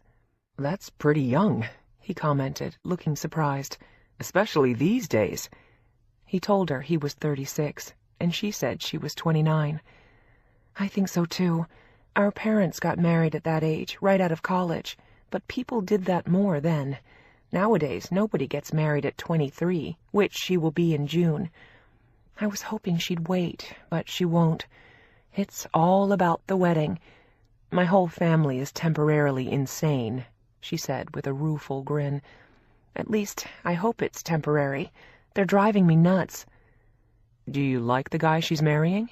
he asked, looking at her closely. And Victoria hesitated for a long time, and then decided to be honest. "Yes, maybe. Well enough. But not for her. He's very domineering and opinionated for a young guy. He doesn't let her open her mouth and thinks for her. I hate seeing her give up her personality and her independence just to be his wife." She didn't say that he had a huge amount of money and didn't think it appropriate to do so, and that wasn't the point. She wouldn't have liked Harry any better for Gracie if he'd been poor. The money made him pompous, but his own personality made him controlling, which was what Victoria didn't like about him. She wanted more for Gracie than that. "My sister almost married a guy like that. She dated him for 3 years, and we all liked him, but not for her. They got engaged last year. She was 34, and she's all wound up about getting married and having babies, and she's scared to death she'll miss the boat. She finally realized what she was getting herself into, and they broke up 2 weeks before the wedding. It was a mess. She was really upset, and my parents were great about it. I think she did the right thing. It's tough for women," he said sympathetically. "At a certain age, that time clock starts ticking like a bomb, and I think a lot of women make bad decisions because of it. I was proud of my sister for bailing out. You saw her here. She's 35, and she'll find the right guy, hopefully in time to have kids. But she's better off alone than with the wrong guy. It's not easy to meet good people," he said thoughtfully. Victoria had a hard time believing that a woman who looked like his sister didn't have 10 men running behind her, waving wedding rings, or at least wanting to date her. "She hasn't met anyone since they broke up," he added, "but she's over it, and she says she won't go back to him. Thank God she woke up." "I wish my sister would," Victoria said with a sigh. "But she's a kid. She's 22, and she's all excited about the dress and the wedding and the ring. She's lost sight of what's important, and I think she's too young to get it. And by the time she does, it'll be too late, and she'll be married to him and sorry as hell." "Have you said that to her?" He looked interested in what she said. "Yes. She doesn't want to hear it and gets all upset. She thinks I'm jealous, and believe me, I'm not." He believed her.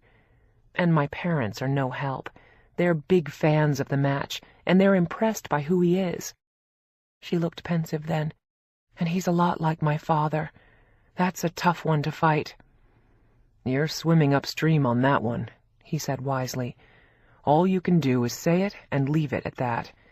And maybe it'll work for her. You never know," he said philosophically. "People want different things, and not always what we think they should have or want for them." "I hope it works, but I doubt it," Victoria added, looking sad for her sister. "Are you two very different, other than the age difference?" He got the feeling they were. Victoria appeared to be a smart, sensible woman with her feet on the ground and a good head on her shoulders. He could tell just by listening to her. And her younger sister sounded flighty, young, and spoiled to him, and maybe headstrong and impulsive too. He wasn't wrong. "She's more like my parents," Victoria said honestly. "I've always been the odd man out. I don't look like them, think like them, or act like them, or want the same things. Sometimes it sounds like we didn't have the same parents. We didn't, actually, because they treated us very differently. So her life experience and her childhood were completely different from mine."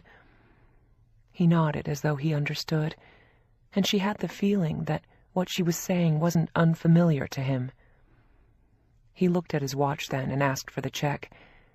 "I've enjoyed talking to you," he told Victoria as he paid it. "Would you like to have dinner sometime?" he asked with a hopeful look as she stared at him. Was he crazy? Why would he want to go out with her? She thought he was much too good for her. "Like next week?" he added more precisely. "Just something easy, if you'd like that." He didn't want to snow her with a fancy restaurant. She was a kind person and easy to talk to. He wanted to spend a real evening with her, getting to know her, not show off and try to impress her. He wanted to know more about who she was. He liked what he'd heard so far, and he liked her looks, even with her bruised face. "Yes, of course, I'd like that," she blurted out when he looked as if he expected an answer. She didn't add why. She could only assume that he wanted to be friends and liked having someone to talk to. This was obviously not a date. "How about Tuesday? I've got a partners meeting Monday night." "Of course. Yes, sure." She felt like an idiot, burbling at him. "Could I have your number or your email?" he asked politely, and she jotted them down and handed them to him. He put them directly into his phone and slipped it back into his pocket with the piece of paper and thanked her. "I've really enjoyed meeting you, Victoria," he said pleasantly, while she tried not to focus on how handsome he was. It was too unnerving. "Me too," she said weakly. This was very odd. She liked him, but she thought a man like him shouldn't even be talking to her. He should have been with some drop-dead gorgeous beauty, like his sister, who had no dates. Go figure. The world was too strange. They left each other in front of the gym, and she walked home, thinking about him, and trying to figure out why he had asked her to dinner. She told Harlan about it when she got home, and explained that it wasn't really a date, he just wanted to be friends. "How do you know that?" Harlan looked surprised by what she said. "Did he say so?" "Of course not, he's too polite, but it's obvious. You should see the guy.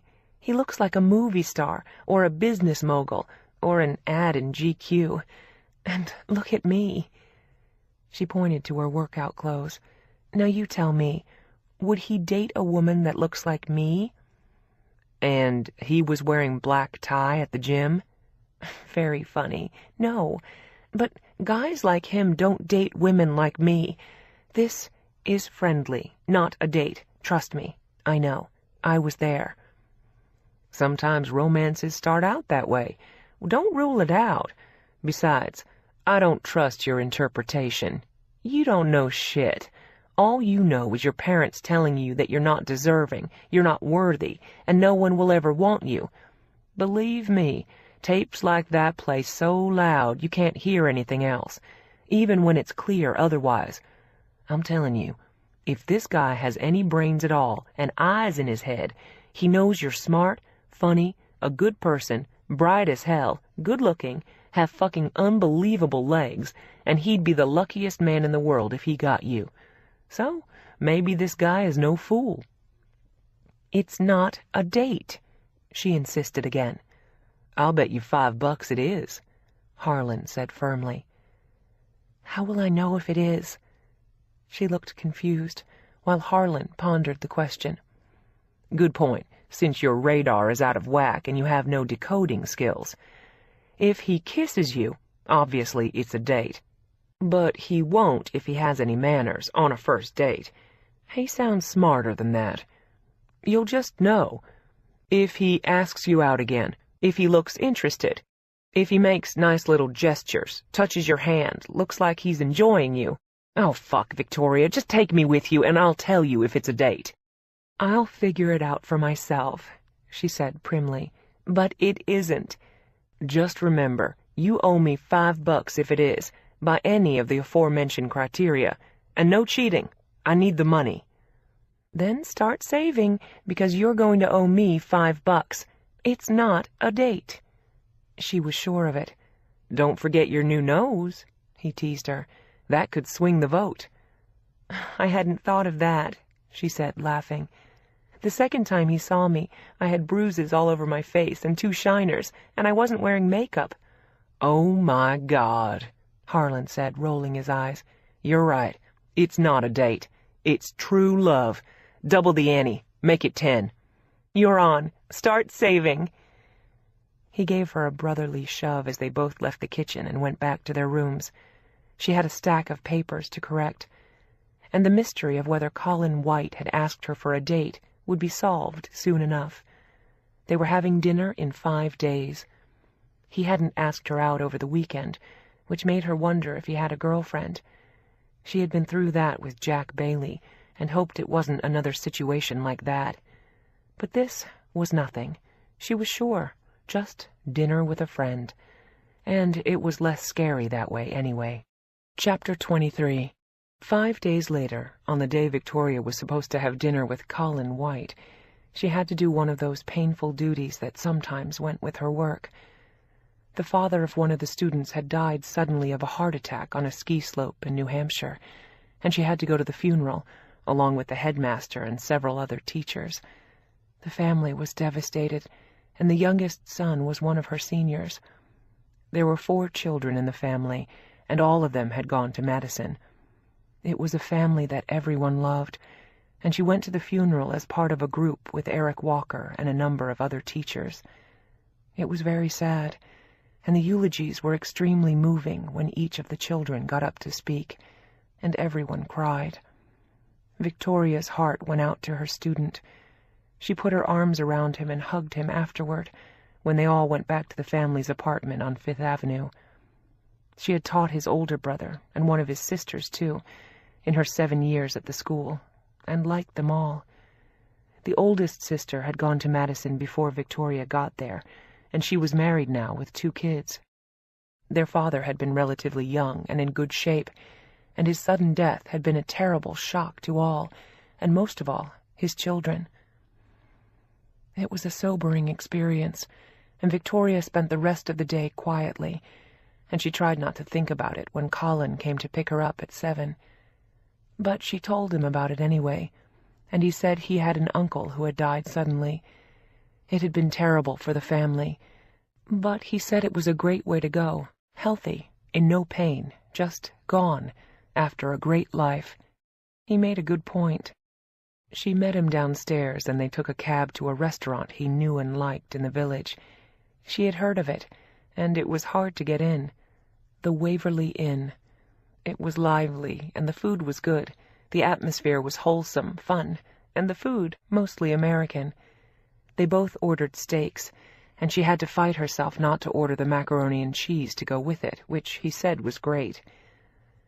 "I've been on a diet since I was born," she confessed when she ordered steamed spinach instead. "My parents and sister are thin and can eat whatever they want. Apparently I inherited my great-grandmother's genes. She was a big woman, as they say. I've been fighting that battle all my life." She found it surprisingly easy to be honest with him, since she viewed him as just a friend. Her clothes were loose on her now, so she could talk about it, without the usual shame and guilt over what she'd eaten. She'd been good for months, and it showed. She was determined to get down to a size 10 by the wedding, and she was close. And after that, she'd have to stay there, which was like circling in airspace with a 747. People are so obsessed with that these days. As long as you're healthy, what difference do a few pounds make? Crazy diets.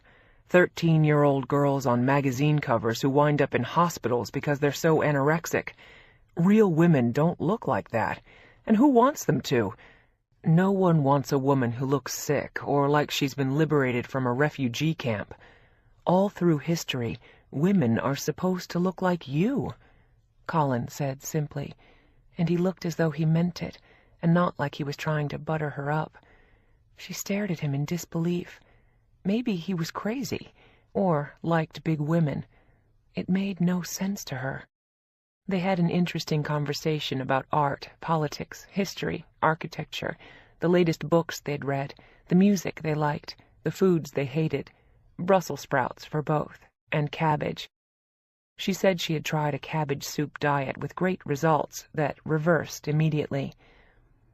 And then they talked about their families, and Victoria told him more than she meant to. She told him about being named after Queen Victoria because her father thought she was so ugly, and it was a great joke. And she told him about the remark that she was a tester cake, and Gracie the perfect recipe. Colin looked at her in horror when she said it. "It's amazing you don't hate her," he said, looking sympathetic. "Well, it's not her fault. It's them. And she looks just like them, so they think she's perfect. And she is gorgeous, I have to admit. She looks something like your sister, in a smaller version." It was a standard of perfection Victoria had never achieved, and knew she never would. "Yeah, and my sister hasn't had a date in a year, so that's no guarantee of happiness either," he reminded her. Victoria still found that hard to believe. "People who say things like that to their kids shouldn't have them," he said seriously. "True, but they do anyway. Anyone can have kids, whether qualified or not, and many people aren't. My father thinks it's funny when he makes cracks about me. I did a couple of years of therapy a few years ago, and then I took 2 years off. I went back last summer. It makes a difference. Intellectually, at least, you get that it's about their being flawed, not you. But in your gut, you remember all those things they said when you were 5 and 6 and 13, and I think you hear it in your head forever. I tried to drown those voices in ice cream," she confessed. "It didn't work." She had never been as honest with anyone in her life, and he seemed completely non-judgmental about it. She really liked him, and hoped he was being sincere, although she was leery of everyone now after the experiences she had had with dishonest men, like Jack Bailey and a few others. Her dating life had not been a happy one thus far. "I have a strange relationship with my parents, too," he admitted. "I had an older brother who was the perfect son, perfect athlete, perfect student, perfect everything. Harvard undergrad, captain of the football team, Yale Law School, top of his class. He was a fantastic kid and a great guy, and a wonderful brother. He was killed by a drunk driver on Long Island on the 4th of July weekend, right after he found out he had passed the bar, the first time, of course, with flying colors. It took me 3 times to pass it, and I kind of lumbered along in the middle of my class. Duke and NYU did not cut it with my parents compared to Harvard and Yale. I'm not a jock and never have been. I keep in shape and play some tennis and squash, but that's about it. Blake was the golden boy. Everyone loved him. He was my older brother. I was always in his shadow as a kid. And the world stopped for my parents when he died. They never recovered, either of them. My father retired, and my mother kind of withered up. No one has ever measured up for them since, and I sure don't. My sister kind of skated under all that because she's a girl, but they figure I'm a bad trade for Blake. He wanted to go into politics eventually, and probably would have done well. He was kind of Kennedy-esque, with a huge amount of charisma and charm. I'm just a regular guy. I lived with someone a few years ago, and it didn't work out, so now they're wondering what's wrong with me that I'm not married. As far as they're concerned, I've been kind of a poor second best all my life, or I don't qualify at all compared to my brother. It's rough being around them and feeling like you never measure up. He was 5 years older than I, and he died 14 years ago. I'd just graduated from college, and I've been a disappointment to them ever since. He hadn't had the tough childhood she'd had, but he'd had a hard road for 14 years, and she could see it in his eyes. That terrible feeling that you're not good enough to be loved by the people you love most, and eventually by anyone else. She knew it well. I'm not as ballsy as you are. I've never gone to therapy, and I probably should. I just accepted the mantle my brother left behind.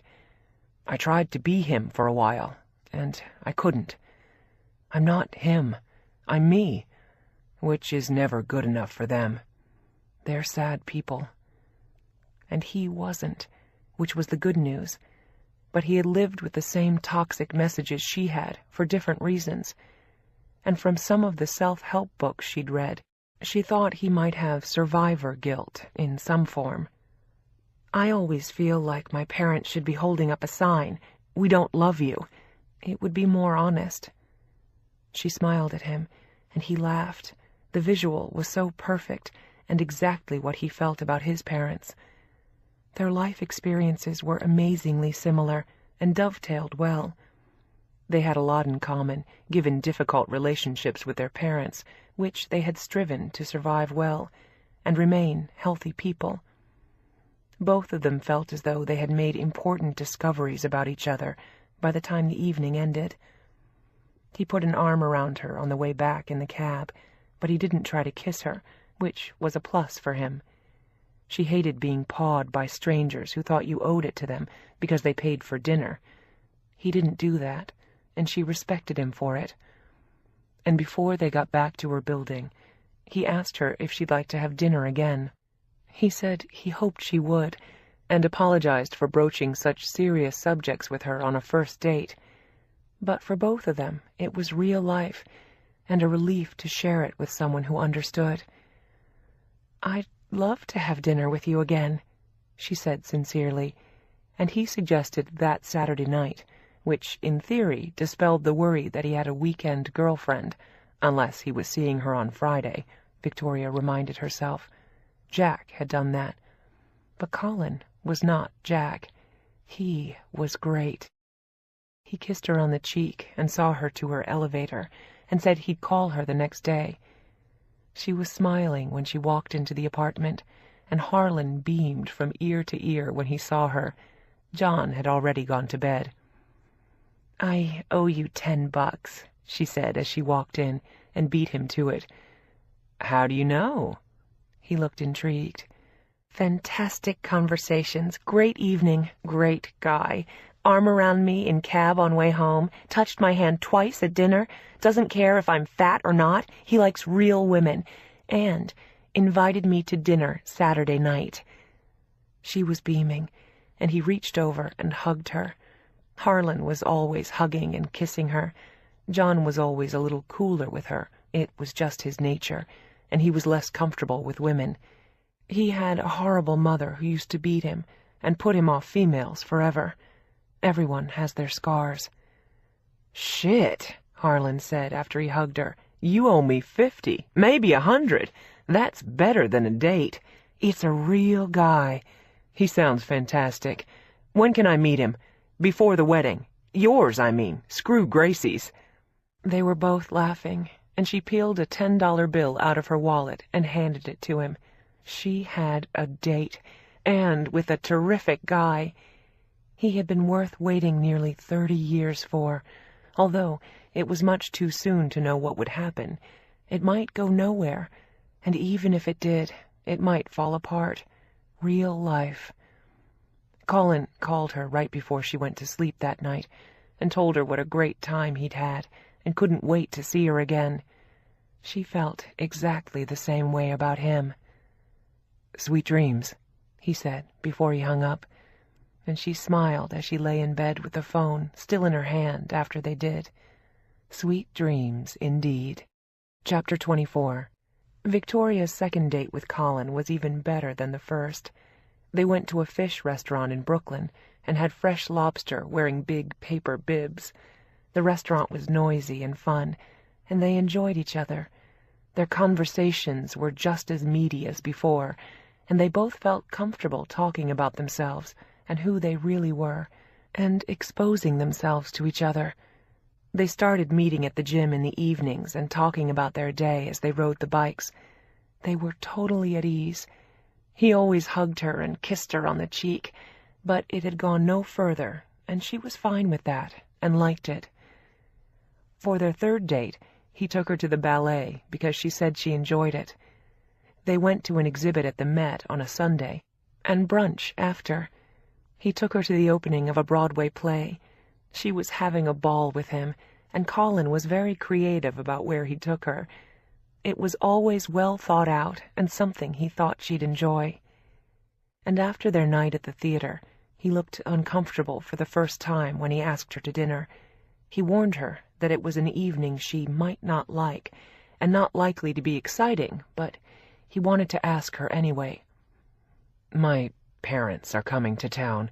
I'd like you to meet them, but they're not a lot of fun. They're just not happy people, and they'll talk about my brother all night.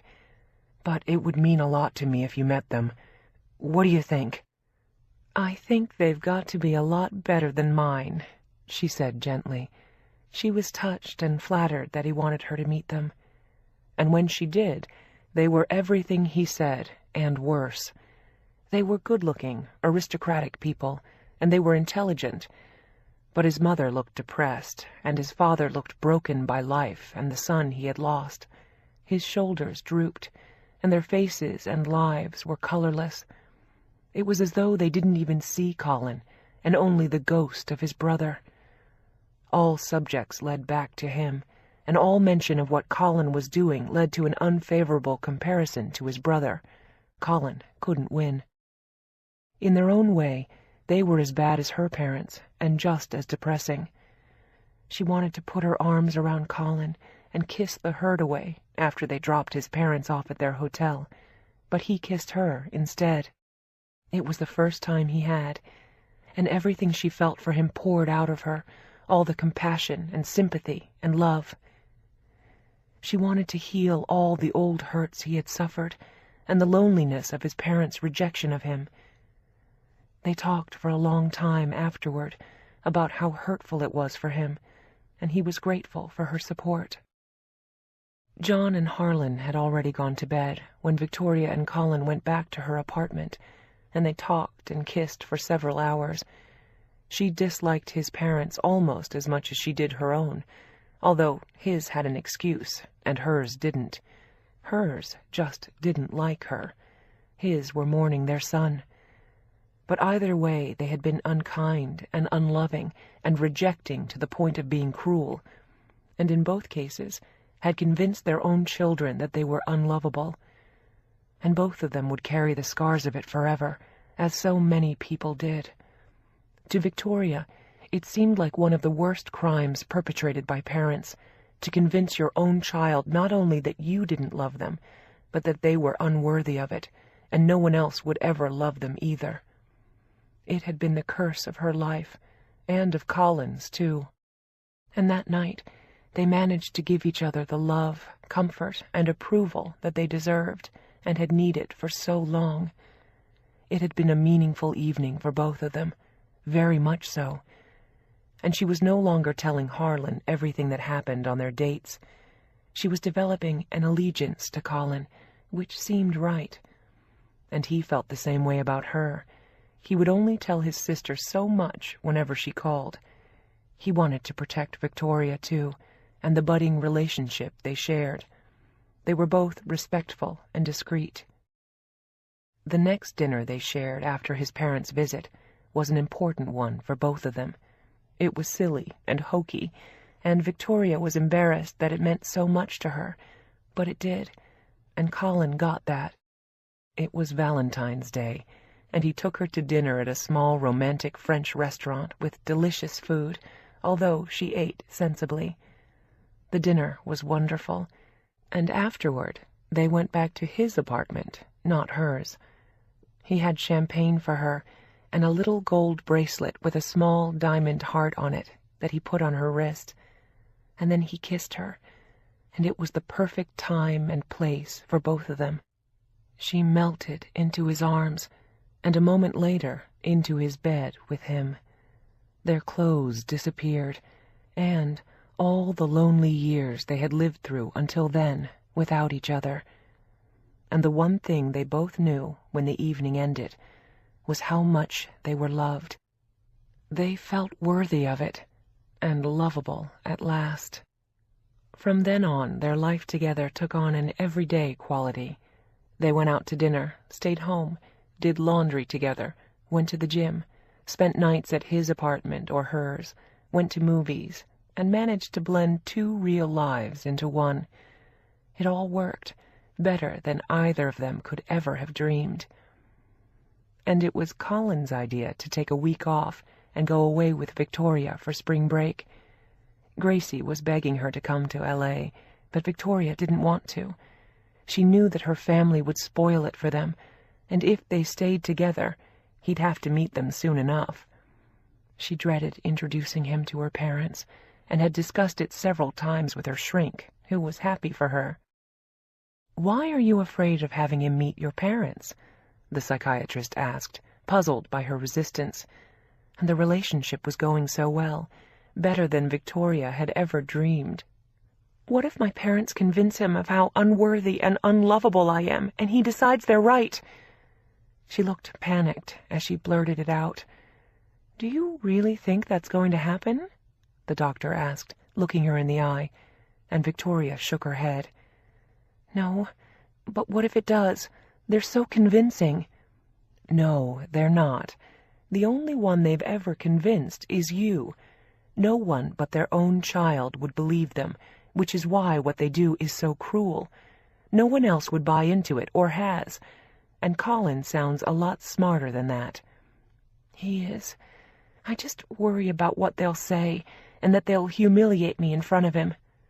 "They might, but if they do, I guarantee he won't like it, and will think even less of them. Have you invited him to your sister's wedding yet, by the way?" Victoria hadn't mentioned it. "Not yet, but I'm going to. I don't want him to see me in that brown dress that looks so horrible on me. It's embarrassing." "You can still get her to let you wear something else. It's not too late," the therapist reminded her. "I tried. She won't let me. I just have to suck it up and wear it. But I hate for Colin to see me looking awful." "It sounds like he loves you anyway. The brown dress won't matter to him." The doctor was sorry Victoria wouldn't confront her sister about it. Her sex life with Colin was also terrific, but she had been embarrassed about her weight at first. Even with her weight down, she was bigger than she wanted to be, and there were plenty of extra rolls here and there, and some jiggle. She didn't want him to see it, and always turned out the light. She kept covered up and ran to the bathroom in the dark, or wore a robe. Until one day, he finally convinced her that he loved her body exactly the way it was. He reveled in it. He worshipped it. He loved every inch of her womanly body, and she actually believed him. He looked at her like a goddess whenever he saw her naked. He made her feel like the queen of sex and the high priestess of love. Nothing had ever been as exciting in her life, and once she began to realize how he felt about her and believed him, they were in bed all the time. She had never had so much fun in her life, and the desperation came out of her diet. She ate sensibly, and she stayed away from ice cream and the really fattening stuff, and was diligent about going to Weight Watchers. But above all, she wanted to shout from the rooftops that Colin loved her. She was lovable, after all. She had never been as happy in her life, and Colin felt the same way, too. He basked in the warmth of Victoria's love, approval, and admiration, and thrived. It was all he had been missing in his life for years. Their life together was a watered garden where everything grew lavishly. The love they shared was a beautiful thing for both of them. Just before spring break, Victoria had attended a baby shower for Amy Green. She was due to have the baby any minute, and would no longer be attending classes until after it was born. It had been touching to see her so big, with her mother hovering nearby. Amy looked happy, and the arrangement at school had worked well. And she'd be back after the baby in a few weeks to take final exams. She'd been accepted at Harvard and NYU, and she had decided to stay in the city so she could be with her baby and her mother, who was going to help her. And Justin was going to NYU too. It had worked out perfectly for them. He had moved in with her and her mother for the last few months of the pregnancy, with his parents' approval, although they hadn't been thrilled at first. But Amy's family had been reasonable, and it was touching to see young people trying so hard to do the right thing. They had both just turned 18, and Victoria had told Colin about them. She loved sharing all aspects of her life with him, and he did the same about his work, and was anxious to introduce her to his friends. Together, they were more than they each were alone. They didn't take away from each other. They added all that they were. Colin surprised her with a wonderful old remodeled Connecticut farmhouse he had rented for them for spring break. It was private and lovely and supremely comfortable. It was like playing house for both of them. It was next to a quaint village. They went for long walks, rented horses, and rode through the countryside, cooked together at night, and made love all the time. They hated to give back the house when the time was up. It had been perfect. Everything was going smoothly in both their lives, until a week after they came back from spring break. Victoria was at Colin's when the call came on her cell. It was Gracie, and she was crying so hard that Victoria couldn't understand a word she said. From her end of the conversation and the questions she was asking, Colin could tell that something was wrong, but neither of them knew what. She thought maybe one of her parents had died, or Harry. Gracie was incoherent, and Victoria was starting to panic. "Gracie, calm down," she shouted at her, and the sobbing continued, and then the story tumbled out. He cheated on me," she said, and then dissolved in floods of tears again. "How do you know?" Victoria asked sharply, thinking that maybe it was a blessing if it kept her from marrying the wrong man. Maybe this was meant to be, and not such a bad thing, however devastating for Gracie. "I saw him leaving a building with a woman. I was driving to Heather's house to show her sketches of my dress, and I saw him. He was walking out of the building with her, and he kissed her, and then they got in his car and drove away. He told me he had to meet with his father about some business, and he lied." She was racked with sobs again. "And he didn't go home last night. I called him, and he didn't answer the phone." "Are you sure it was him?" Victoria asked sensibly. "Positive. He didn't see me. My car window was open, and I could even hear them laughing. I was that close. She looked cheap, but I've seen her before. I think she's one of his father's secretaries." Gracie was crying like a child. "Did you tell him you saw him?" "Yes. He said it's none of my business. We're not married yet, and he's still a free man. And if I bug him about it, he'll cancel the wedding. He said that's why my ring is so big, so I keep my mouth shut and stay off his back." It was a horrible thing to say, and Victoria was shocked. It confirmed who she already thought Harry was, and worse. "You can't marry him, Gracie. You can't marry a man who treats you like that, and he'll cheat on you again." Colin had the drift by then, and sat down on the couch next to Victoria with a worried look. He hadn't met her younger sister, but he felt sorry for her already. She was just a kid. "I don't know what to do," Gracie said, sounding like a lost child. "Cancel the wedding. You have no other choice. You can't marry a guy who's already cheating on you now, sleeping around, and tells you to keep your mouth shut because he gave you a big ring. He doesn't respect you." Or himself, apparently, Victoria thought to herself.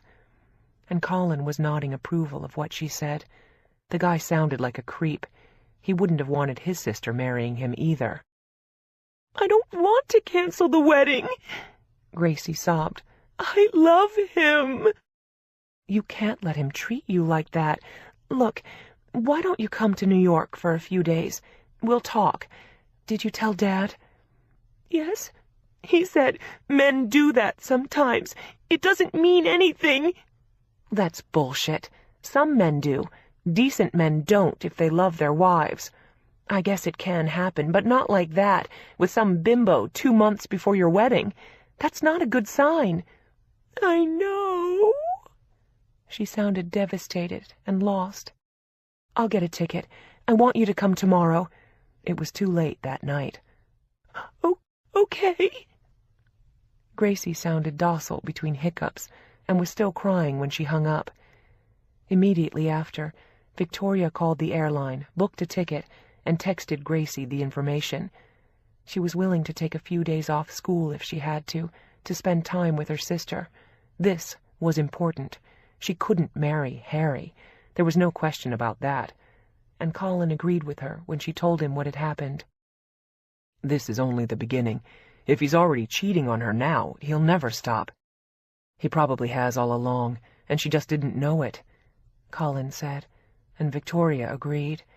He'd had plenty of opportunity, with his family, on trips to Europe, on bachelor party weekends.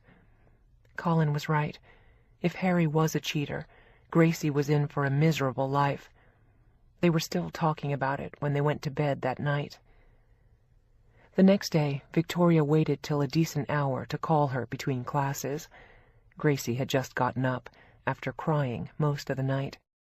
She said Harry hadn't called, and the last time she had talked to him, he had again threatened to cancel the wedding, as though Gracie had done something wrong by calling him on his behavior and telling him what she'd seen. "Let him," Victoria said harshly. She hoped he would. "I don't want him to cancel it," Gracie said, weeping again, and Victoria was panicked. She couldn't marry this man. He hadn't even apologized for what he'd done, and showed no remorse, all of which were terrible signs. He was a badly behaved rich boy who did what he wanted, and was threatening his future wife, instead of prostrating himself at her feet, begging her forgiveness, which would have been a start, and maybe still not enough. It wouldn't have been for Victoria. "Just get on the plane. We'll talk about it here. Tell Mom and Dad you want to visit me. Besides, I want you to meet Colin." She had told her all about him, although this didn't seem like a good time for them to meet. "What if he gets madder because I go to New York?" She sounded panicked. "Gracie, are you nuts? What if he gets madder? He cheated on you. You're the one who's supposed to be mad, not him." "He said I was sneaking around, spying on him." "Were you?" "No, I was going to see Heather to show her my dress sketches." She explained again. "Exactly. So he's full of shit, and a cheater. Come to New York." She reminded her of the flight time, and Gracie had ample time to make it. "Okay, I'll come. I'll see you later," she said, sounding nervous, but she wasn't crying. Victoria had put her on a noon flight out of L.A., and it was due to land at JFK at 8 p.m., New York time. Victoria was planning to go to the airport to get her. She was going to take a 7 o'clock shuttle, which she had already booked. Her cell phone rang at 6 p.m. while she was at her apartment, getting organized for Gracie and changing her sheets. It was Gracie on the phone, and Victoria was confused. "Where are you? Are you calling from the plane? Or did you land early?" "I'm in L.A." She sounded upset and guilty. "Harry just left. He said he'll forgive me and he won't cancel the wedding if I drop this whole thing and don't do it again." She sounded like a robot, and Victoria felt nuts. "Do what again? Get cheated on? What is he talking about? What are you not supposed to do again?" Her voice was shaking out of anger and concern for her sister. Harry was turning the tables on Gracie and blaming her when he was so blatantly at fault, not her sister. "Spy on him and accuse him of things?" She was crying, but Victoria couldn't hear it. "He says I don't know what I'm talking about, and all he did was kiss her, and it's none of my fucking business anyway." "Is this who you want to marry?" Victoria was shouting. She was alone in the apartment and at her wits' end. "Yes," Gracie said sadly, and then started to sob. "I do. I don't want to lose him. I love him." "You're never going to have him except in name if he's already cheating on you.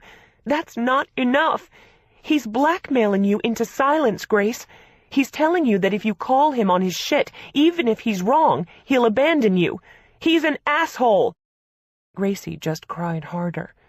"I don't care. I love him." She was suddenly angry at her sister, instead of her future husband, for making her face the truth, which was too frightening for her to deal with. "He says he won't cheat on me when we're married." "Do you believe him?" "Yes! He wouldn't lie to me." "He just did," Victoria pointed out in a tone of despair. "He was out with another woman 2 nights ago. You saw him, and he didn't go home. You told me so yourself. Is that the life you want?" "No, he won't do that. He said so. He's having wedding jitters." "Wedding jitters don't make you a cheater, or they shouldn't, and if they do, there shouldn't be a wedding." "I don't care what you say," Gracie said venomously. Victoria was dragging her into the light of truth, and she was doing everything to escape and take solace in Harry's lies. "We love each other, and we're getting married, and he's not a cheater." "No, he's a great guy," Victoria said caustically. "This is disgusting, and you're the one who's going to pay the price." "No, I'm not," Gracie said. "It's going to be fine." Victoria knew it wouldn't, and Gracie didn't want to hear it. "Are you coming to New York?" Victoria asked in a dead voice. "No, Harry doesn't want me to. He says I have too much to do here, and he'd miss me too much." And he didn't want his naive future wife influenced by her wiser older sister, who wasn't snowed by him. Victoria could figure that out easily. "I'll bet. He just doesn't want you talking to me." "Do whatever you want, Gracie. Just know that I'm here for you." And she knew that sooner or later her little sister would need her. It broke her heart, and she couldn't help wondering as they hung up if this had happened to her mother, too. Maybe her father had cheated on her, too, at some point, and that was why he was willing to give Harry a pass. He shouldn't have, otherwise, for his daughter's sake, money or not. Money wasn't going to give her happiness if Harry was a cheater or a bad guy. But he liked the prestige the alliance gave him by reflection. Victoria thought about calling her father, but it seemed pointless. He wouldn't listen to her, either. He was too invested in Gracie's marriage for the wrong reasons. The 3 of them were in collusion to get her married to Harry Wilkes, come hell or high water, and it sounded like hell to Victoria. She called Colin and told him what had happened, and he was upset for her. He knew how much she cared about her sister, and this sounded like a bad situation to him. "It's a shame your parents aren't being smarter than this." "They're fools, and they like his name, and she's a very foolish child. She thinks that if she loses him, there will never be anyone else like him. She's going to be miserable with him one day." Colin didn't disagree, and she was depressed about it that night. She sent Gracie a text telling her that she loved her, but she didn't call her. There was nothing she could say, except the truth. And Dr. Watson wasn't much help the next day.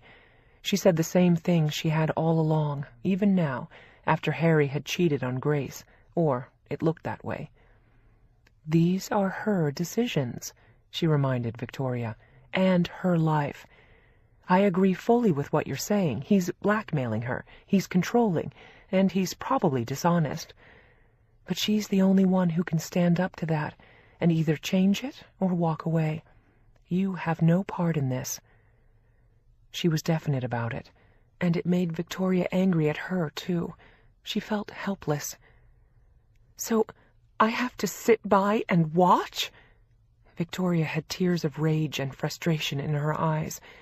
"No, you have to lead your own life. Concentrate on your life with Colin, and I'm glad it's going well. There is nothing you can or should do about your sister's life or her marriage. This is entirely her choice, whether good or bad, and no matter what you think." Even at 22, when she doesn't know any better and needs guidance? Victoria cringed at what Dr. Watson was saying, especially because it was true. That's right. She's not asking you for guidance. She's telling you to back off. Victoria knew the therapist was right, which only made her fight harder. So she can buy into his lies? She looked outraged. Yes, if that's what she wants to do, and apparently it is. I don't like it either, and hearing stories like this disturbs me too, but your hands are tied. I hate this. She was fiercely upset by Gracie's marrying him, but she didn't want to lose her relationship with her sister over this, and she knew she could. Harry had her sister blackmailed into silence, aided and abetted by her youth and neediness, and their father's narcissism and greed.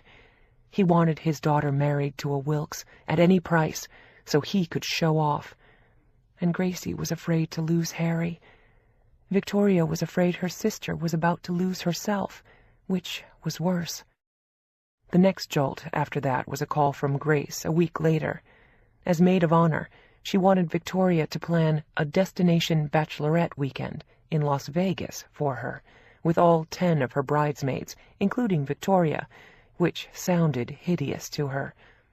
When Victoria inquired, Gracie said everything was great with Harry and changed the subject. She had been threatened into the silence he wanted, even with her sister. If Gracie was worried, she wouldn't admit it. All she wanted was for Victoria to organize what sounded like a ghastly weekend to her. She really didn't want to organize it or go, and she didn't want to enable her marriage to a jerk, but she didn't have the guts to refuse either. Don't people just go out to dinner anymore for a bachelorette party? Who has time for a destination weekend? Only people with a lot of money who didn't work, which was not the case for her. No, people do destinations now. Harry had his in St. Bart's last week. They went for 5 days, Gracie said, and Victoria didn't want to imagine what had gone on there. She sighed loudly, unhappy with the plan. Send me a list of what you want, and I'll see what I can do. Isn't there someone else who can do this? I work, Gracie, and I'm dealing with the time difference. You're all on the West Coast, and none of you work. All of her bridesmaids were spoiled rich girls being supported by their parents, or still in school. You're the maid of honor. You're supposed to do it, she said stubbornly, and Victoria felt guilty. The relationship as sisters was strained to the max these days over this wedding. When do you want to go? Victoria asked, sounding discouraged. In May, Gracie said happily, oblivious to her sister's discomfort. Okay, I'll take care of it. I love you, Victoria said sadly, and hung up. Gracie had promised to send her all the names and details, and she said their father was paying for that, too. He was shelling out big time for this alliance, and would have done none of it for Victoria, she knew. He had even said so to her, and told her to elope if she ever found a husband. Fortunately, in spite of all the stresses over the wedding, things were going well with Colin, but Victoria didn't consider it good news when she got a call from her mother, saying that her father had to see a client in New York, and they were coming in for 2 days. That was all Victoria needed, and they knew about Colin, so she knew they'd want to meet him. And she had met his parents. She hated the things she knew her father would say about her. She told Colin that night. "Will you have dinner with them with me?" she asked him with a woebegone look, and he smiled and kissed her. "Of course. And while we're on the subject, there's something I want to ask you." "The answer is yes," he teased her. "What's the question?" He knew how upset and anxious she was these days, and he felt sorry for her. She was worried for her sister, justifiably, from all he'd heard. "Will you go to my sister's wedding with me?" she asked, and he smiled at her. "I thought you'd never ask." "Everyone else looks gorgeous in the bridesmaid dress, and I look like shit in it. Be prepared. You won't be proud of me," she said, with tears in her eyes. "I will be proud of you, and to be with you. And you couldn't look like shit if you tried. When are your parents coming, by the way?" "In 2 days." She made it sound like the end of the world, and it was to her. Her father would make a fool of her in front of the man she loved and prove how unlovable she was. And what if Colin believed him? It didn't occur to her that it would make her father look bad and not her. Colin knew just how lovable she was. She made the calls for Vegas the next day, although Dr. Watson reminded her that she could refuse if she wanted to. But she didn't want to disappoint Gracie. She never did. And her parents arrived in New York the day after. They were staying at the Carlyle, and invited her and Colin to the Bemelmans bar for drinks. As it turned out, her parents had to dine with her father's client, and didn't have time for dinner with them, which was a blessing. Drinks would be enough. She knew her father could destroy her in 5 minutes. He didn't need a whole evening to do it. She could see immediately how impressed her father was with Colin, and how surprised he looked, as though he couldn't believe that Colin would be with someone like her. Victoria couldn't believe it either, but he wanted to be with her, and had proven it abundantly for the last 4 months.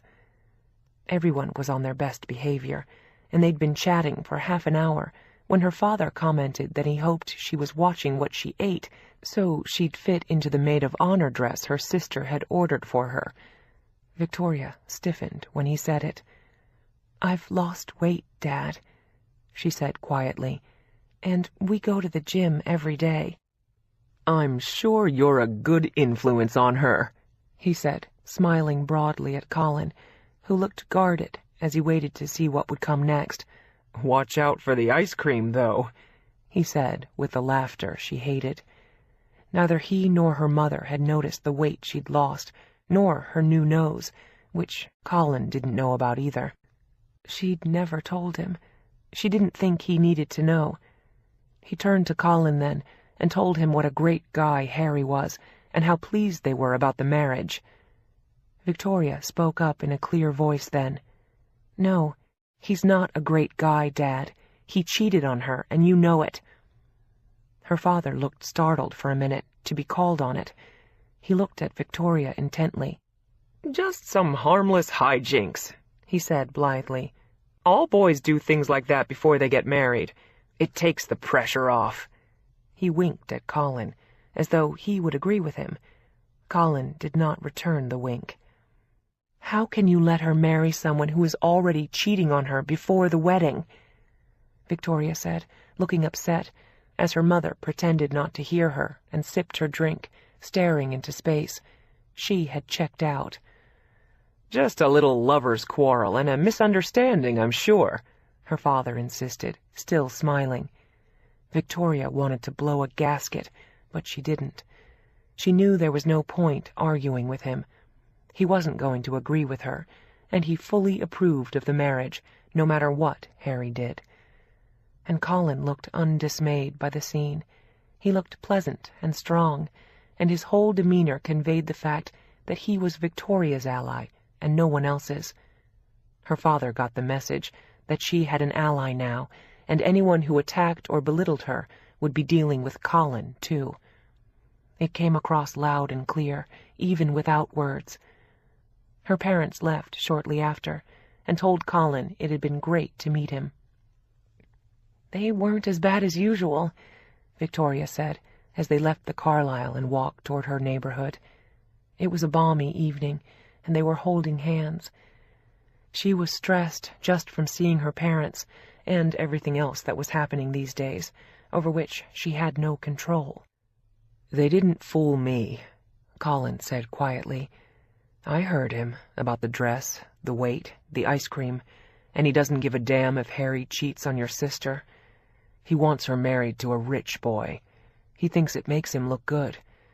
Just like my parents thought all of my brother's accomplishments made them look good, so they could brag about him, and mine were never good enough. I know exactly what these people are like," he said, as he looked at Victoria sympathetically. He could see what she had dealt with all her life, and the toll it took on her. She looked unhappy and uncomfortable in her own skin as they walked along, and she seemed tense and withdrawn when he kissed her on the way home. It was as though she was pulling away from him, too. He could see it in her eyes. He stopped walking, and he looked at her. "I'm not the enemy. They are. I hear them. You're not good enough, so no one could ever love you. Come here," he said, pulling her into his arms and looking into her huge blue eyes that were the same color as his own. "I love you. You are lovable. They're idiots. And I love everything about you, just the way you are. Now that's my message to you. It's not theirs.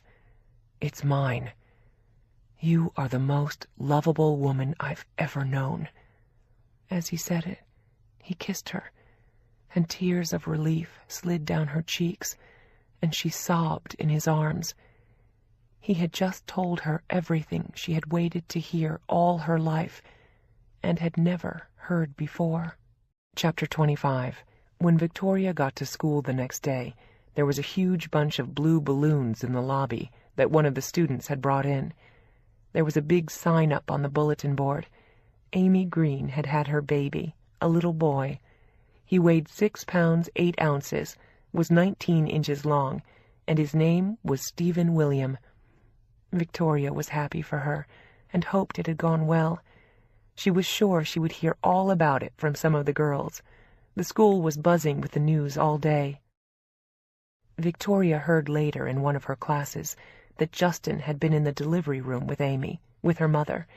They hadn't known the baby's sex before, so that had been a surprise for them, and mother and baby were supposedly doing well and going home in another day. She was hoping to be back at school in 2 weeks, 3 at the most. The school had really made it work for her. Victoria was planning to go and visit her when Amy felt up to it. The girls who talked to her said she felt great, and the delivery hadn't been too bad. Victoria was relieved. They were young, but at least they were seniors, not freshmen. It was a long shot, but they had a chance at making it work, especially with Amy's mother's help and support. During one of her breaks, Victoria had more calls to make on the Vegas trip, and she called her sister about it that weekend. Gracie sounded calmer than she had during the discovery of Harry's cheating, and it had been neatly swept under the rug, per Harry's wishes. Everyone was cooperating with him on that, especially the bride and her parents, which Victoria didn't think was the way it should be at all. But she was trying to detach from it. Colin and she went to the gym every morning, not because he was concerned about her weight, but because he said it would help her with stress, and it seemed to. She was feeling less anxious again, and she gave Gracie all the details she had arranged for the Vegas bachelorette weekend, which she still thought was a bad idea, or not one she'd enjoy anyway. She would have much preferred a quiet weekend in Santa Barbara with Gracie and her friends, at the Biltmore or the San Ysidro Ranch. But they were young, and they wanted to play. She had booked rooms for all of them at the Bellagio, 2 girls to a room, and the girls all had to give Gracie their credit card numbers. Victoria had made dinner reservations and gotten tickets to Cirque du Soleil. She would be flying in from New York, and the others from L.A., arriving on Friday night and leaving on Sunday morning when they checked out of the hotel. She had done her job as maid of honor, and her sister was happy with the plan, and apologized for putting pressure on her about it. "It's okay. This is your big moment," Victoria said, trying to be a good sport about it, which she always was. And in this case, doubly so, since she disliked Harry so much and was so worried about her sister. She felt as though she were leading her to her own execution, but it was what Gracie wanted, and Dr. Watson was right. It was Gracie's life. I'll do it for you one day, Gracie said, sounding more like herself. Victoria knew she was under a lot of pressure, not just with the wedding, but from Harry, who was calling all the shots, and more so every day. A number of things had been changed to suit him. He was taking her to the south of France on their honeymoon. First, to the Hôtel du Cap in Cap d'Antibes, and then to Saint-Tropez, where he wanted to meet up with his friends, on his honeymoon with Grace. I hope you won't be doing it for me in Vegas, Victoria laughed, relaxing a little. How's Colin? Gracie was anxious to meet him, and she couldn't believe she hadn't seen her sister since Thanksgiving.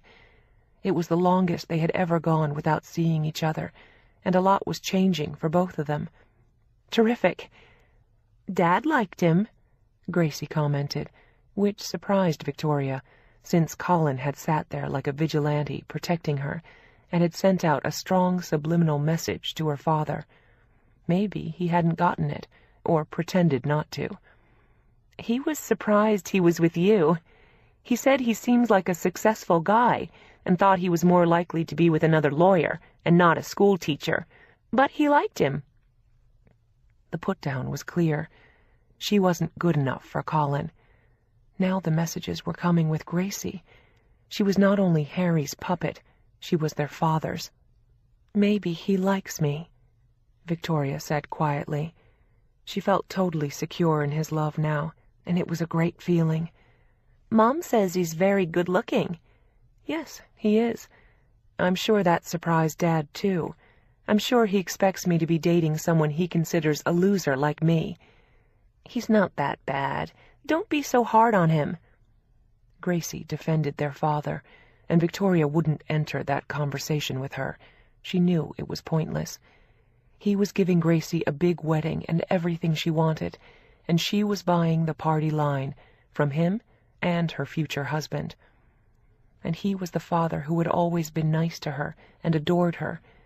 And if she was willing to be Harry's enabling handmaiden, she was willing to be her father's, too. She and her mother had that in common now, and Victoria was at the opposite end of the spectrum. She was the freedom fighter, taking a stand for the truths no one wanted to hear. And Colin was her ally now, not Gracie. Those days were over, and would never come again if she married Harry, and it looked like she would. Victoria missed the relationship she once had with her sister, and no longer did, and she was more grateful than ever to have Colin. She finished up the details with Gracie for the Vegas trip, and then spent a peaceful weekend with Colin. She was going to Las Vegas the following weekend. She wasn't looking forward to it. It wasn't her idea of a fun trip. She went to visit Amy Green and her baby before she left. He was adorable and tiny, and Amy looked happy. She was nursing him and was going to pump when she went back to school.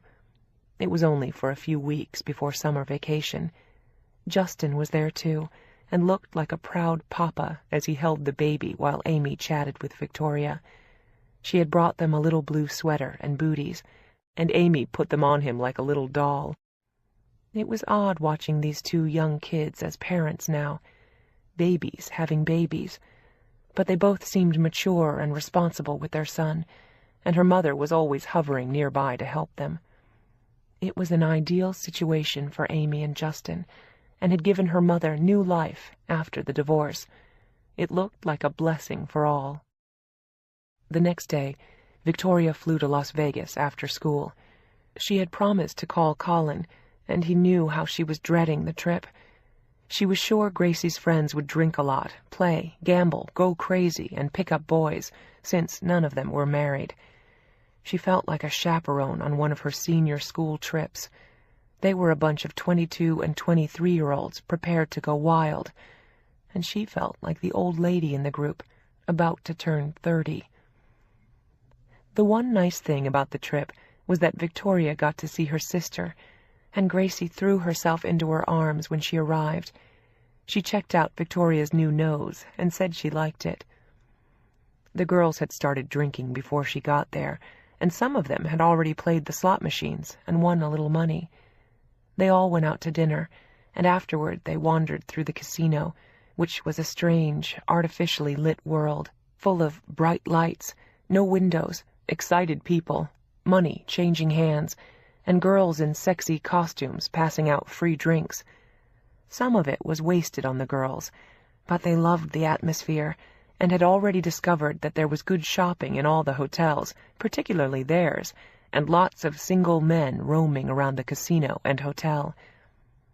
Victoria felt as though she had to stay with them all evening, and she was exhausted and bored. They were mostly silly and had too much to drink and flirted with the men they saw, except for Gracie, who behaved. Harry called her all night to check on her. It was 2:00 when Victoria finally got to her room. She was the only one who didn't have a roommate and didn't want one.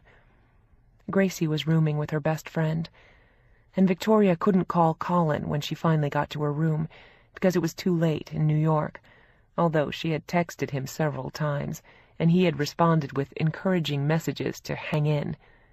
It was a marathon weekend, but she felt it her duty as maid of honor, and Gracie was visibly loving every minute of it.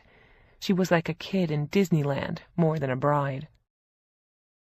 The next day was chock full with shopping, lunch, gambling, massages, manicures, pedicures, a swim in the pool, dinner at Le Cirque du Soleil, which was a spectacular show, and finally back to the casino till 3 a.m. It was easy to lose track of time there, as there were no clocks, and time seemed to stand still, which was what the casinos wanted. And some of the girls stayed up all night and got blind drunk, but Gracie didn't.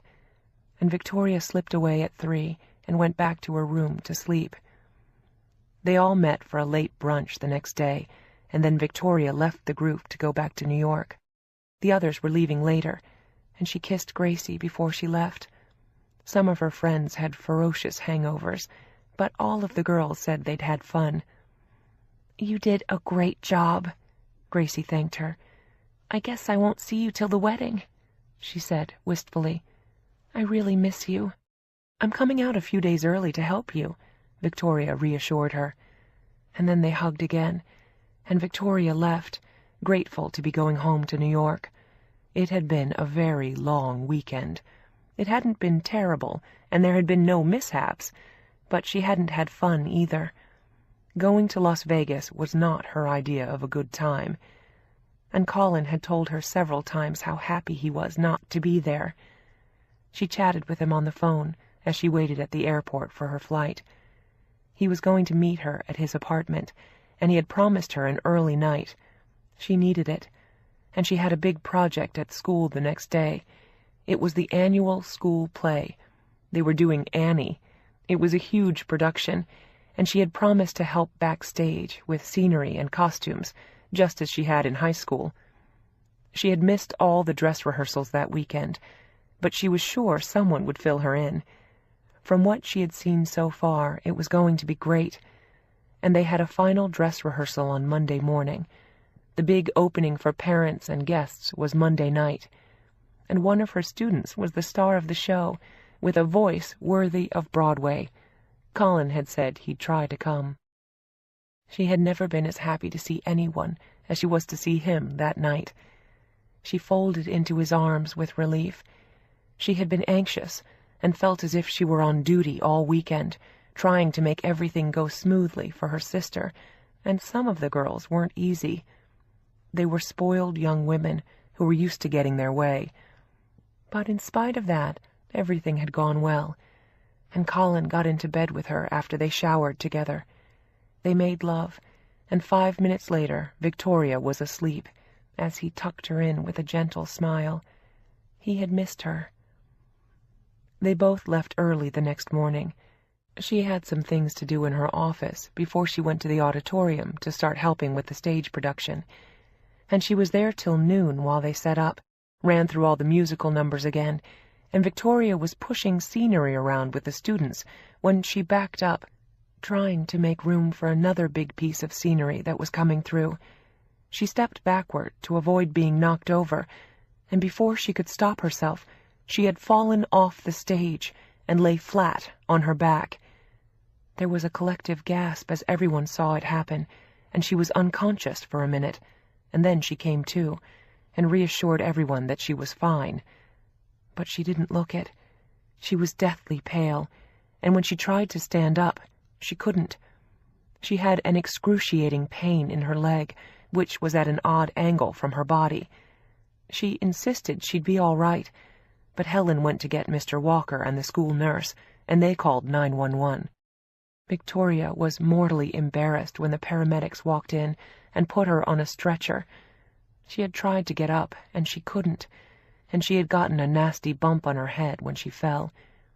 And in the ambulance, they told her that it looked like her leg might be broken, and she told them that was impossible. She hadn't fallen that hard.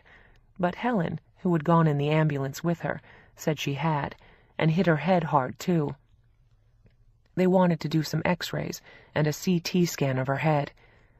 "This is so stupid," she said, trying to be brave about it, but she felt nauseous, and her blood pressure was low. And she called Colin and told him what had happened. He promised to meet her at the hospital right away. She told him he didn't have to. "I know you think you're not worthy of it, you goof, but I love you, and I'm coming up. I'll find you when I get there." She started to cry when he said it. She was scared and relieved that he was coming, but she would never have asked him to. He found her in the emergency room when he arrived. They had already seen on the x-ray that her leg was broken, although it was a simple fracture and didn't need surgery, just a cast, much to her relief. And she had a mild concussion, and all she needed for that was rest. "Well, you did quite a morning's work, didn't you?" Colin said ruefully. He was worried about her, but relieved it wasn't worse, and she didn't say it, but she was thrilled she hadn't hurt her new nose. And after they set her leg and put the cast on it, Colin took her home and set her up on pillows on the couch. He brought her mushroom barley soup and a tuna fish sandwich to eat. She had crutches, and they told her they would take the cast off in 4 weeks, about 10 days before Grace's wedding. Colin had to go back downtown for a pre-trial meeting at his office that he couldn't get out of, but he promised to be back as soon as he could. She thanked him, and he kissed her, and flew out the door, and then she called Harlan at work and told him what had happened. "You klutz," he teased her, and she laughed, but it hurt. They said it would for a few days. She called Gracie, too, and she and Harry sent her flowers, and Harlan brought her a stack of magazines when he came home. And an hour later, Colin walked in with a cooked chicken and grilled vegetables from Cinderella for all of them, and kissed his patient. "Sorry, I came back as soon as I could. We're trying to settle the case." She felt like a queen surrounded by her court as they all fussed over her, and Colin stayed with her that night. She was in a lot of pain, and he gave her the painkillers and rubbed her back in bed. "You're a good nurse," she said, thanking him. "I'm sorry. This is so stupid." "Yeah, I figured you did it on purpose." He smiled at her. She had been sorry to miss the play, but she was in too much pain to go, and she was sorely disappointed. And she was annoyed that she'd have to be on crutches. At least the cast was due to come off before the wedding, if it healed well. It was a headache she didn't need. Her mother had called her that night, too, and left a message on her voicemail that she was sorry to hear about her leg. She hobbled into school the next day, and all the students helped her get around. Helen and Carla came to check on her in her classroom, and Eric Walker stopped by to say hello. Everyone was happy to see her back, and they said Annie had gone fabulously. And at the end of the day, she was really tired and took a cab home.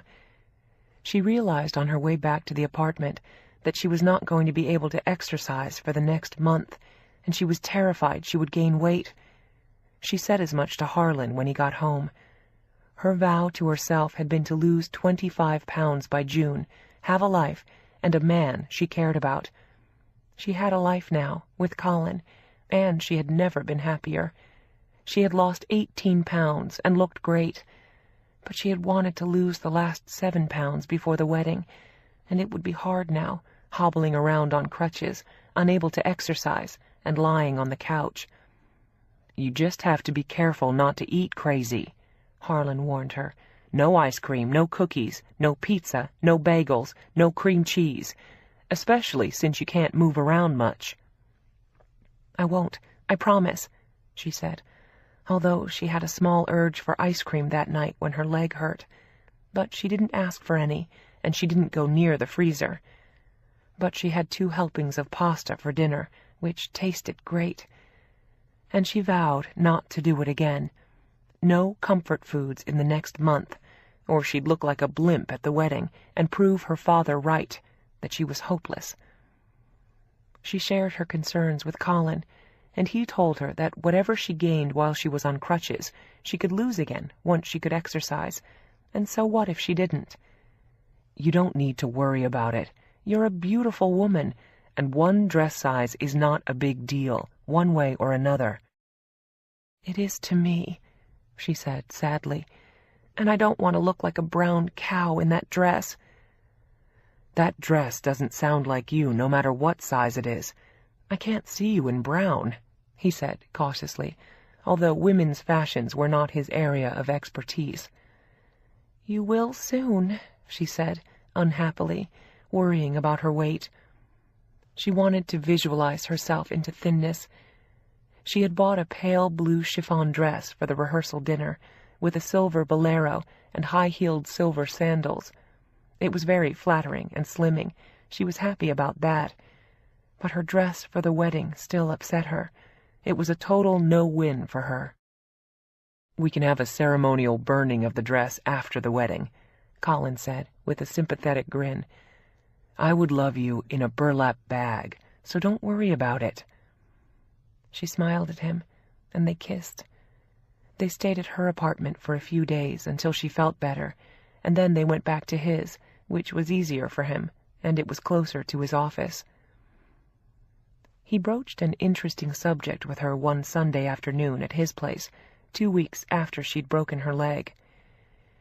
"What would you think about our getting a place together one of these days? We could look for it this summer." Up till now, they had been going back and forth between apartments. They had been dating for 5 months, and their relationship was so solid that they both felt ready to make the move, and then see what developed later. "How does that sound to you?" Until then, when he was preparing a trial and working late, he stayed at his place. The rest of the time he stayed with her during the week, and she stayed with him most weekends. "It sounds good," she said peacefully, and leaned over and kissed him. He had signed her cast 6 times, and Harlan twice, and John added his name in red.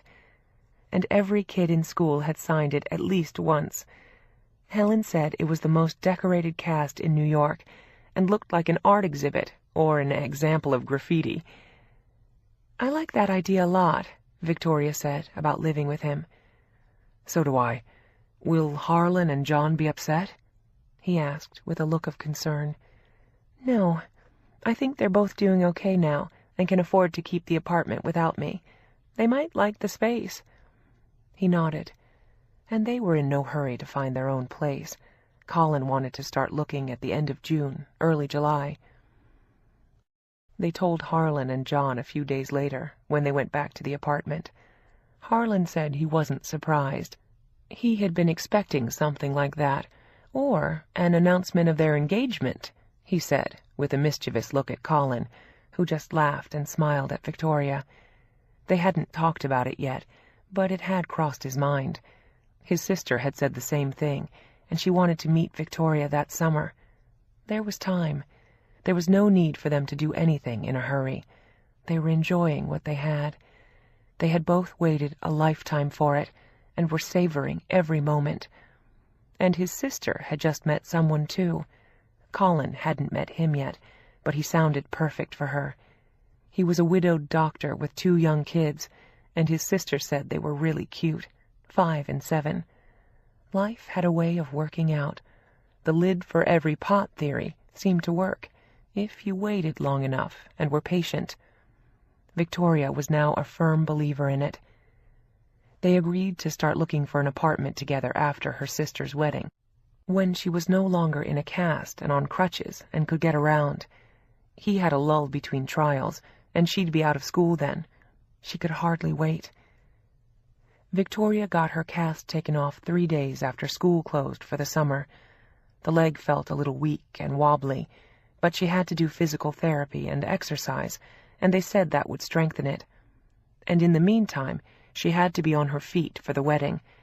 She could put full weight on her leg, but it didn't feel strong, and she couldn't overdo at the gym yet. She had to do therapy first.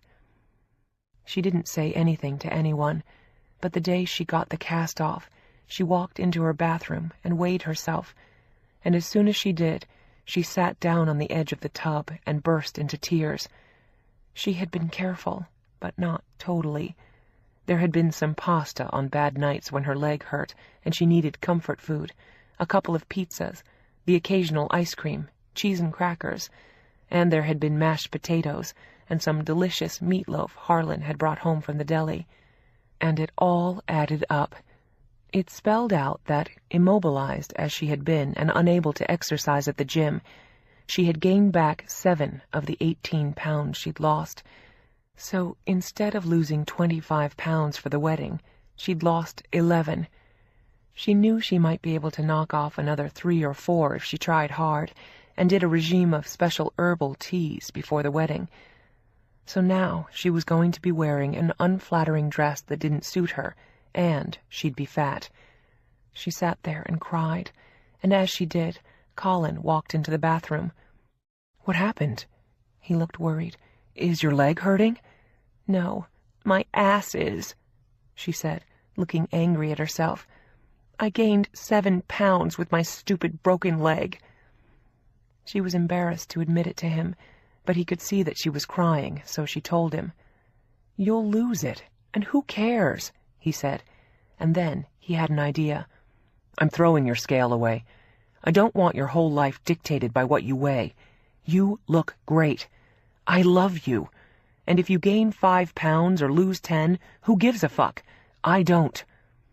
"I do," she said unhappily, and blew her nose in a tissue, still sitting on the edge of the tub. "That's different," Colin said. "Then do it for you. Don't do it for me. I don't care.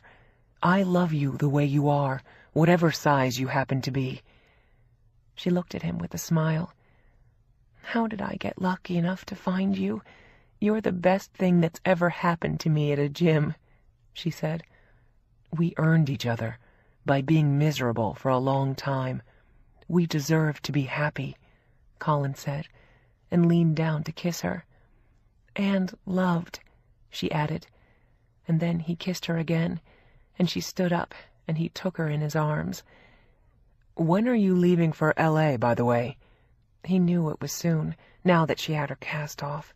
That was what she had been waiting for, the green light from her doctor, and now she had it. "In 2 days. I hate to leave before you do," Victoria said with a sigh, "but Gracie says she needs me." "Just watch out for your parents. They bite," he warned her, and she laughed. He was right. "It's a little bit like swimming with the sharks, and I'll be out on the Thursday before the wedding. I tried to come out earlier, but I can't. I've got to try and settle this case if I can before I come out." "I'll be fine," she said bravely, and he kissed her again. In the end, Victoria spent the weekend with him in New York, and she left on Monday for L.A. Colin was due to arrive 3 days later. She assured him confidently that she could deal with her family on her own for 3 days. She'd been coexisting with them for nearly 30 years. Gracie met her at the airport and drove her back to the house. She said that all her bridesmaids were in town. The dresses had been altered and tried on and were perfect. The caterer was organized. The florist was on track. They had picked their music for the church and the reception and hired the band. She loved her dress, and Vera Wang had done it in the end. She went down her whole checklist, and everything was fine, and then she remembered that her sister hadn't tried her dress yet. "You should try it when we get back to the house," Gracie said with a worried look. "Do you think you'll need it altered?" she asked, glancing over at Victoria next to her in the car. She looked about the same to her, but you couldn't always tell. "No, I'm not much thinner than I was," Victoria said, looking discouraged. "I meant bigger," Gracie said hesitantly, and Victoria shook her head. That was how they all thought of her, as an ever-growing mountain that never got smaller, only bigger. She'd lost a pound since she took off the cast, but no more than that. She wasn't exercising enough to make a difference, even without carbs. And when they got there, their mother was at the house, checking gifts off a list. There were piles of silver and crystal in fancy boxes. They had turned their dining room into a warehouse. Her father was at the office, and Victoria didn't see him till that night. When she did, he hugged her and commented that she looked well. With him, healthy and well were always synonyms for bigger and fatter. She thanked him, said he did too, and walked into the other room. She hadn't seen him since he met Colin in New York, and she remembered Colin's comment about sharks and steered clear. She managed to tread water for 3 days until Colin arrived. They had a family dinner that night for both families, which was fairly benign. And the rehearsal dinner was the next day at the Wilkes' country club. The wedding reception was being held at the Dawsons' swim and tennis club in a huge garden under an enormous crystal tent that had cost a fortune. 540 guests had accepted. The morning that Colin was due to arrive, Victoria got a few minutes alone with her sister and asked her once and for all if she wanted to go through with this, and if she was sure about Harry, and if so, she promised to forever hold her peace. Gracie looked at her solemnly and said that she was sure. "Are you happy?" she asked her. She didn't look it.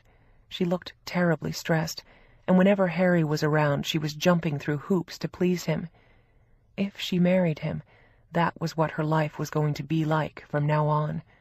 It was what he thought he deserved. Victoria hated it for Gracie. "Yes, I am happy," Gracie answered. And then Victoria sighed and nodded her head. "Okay, I'm on board. That's all I want for you. And you can tell him from me that if he ever makes you unhappy, I will personally kick his ass," Victoria said, and Gracie laughed nervously. She was afraid her sister meant it. "He won't," Gracie said seriously. "I know he won't." She sounded like she was trying to convince herself. "I hope you're right." Victoria didn't bring it up again after that, and she was relieved when Colin arrived. Harry went to considerable lengths to impress him and charm him, and Colin was polite and went along with it.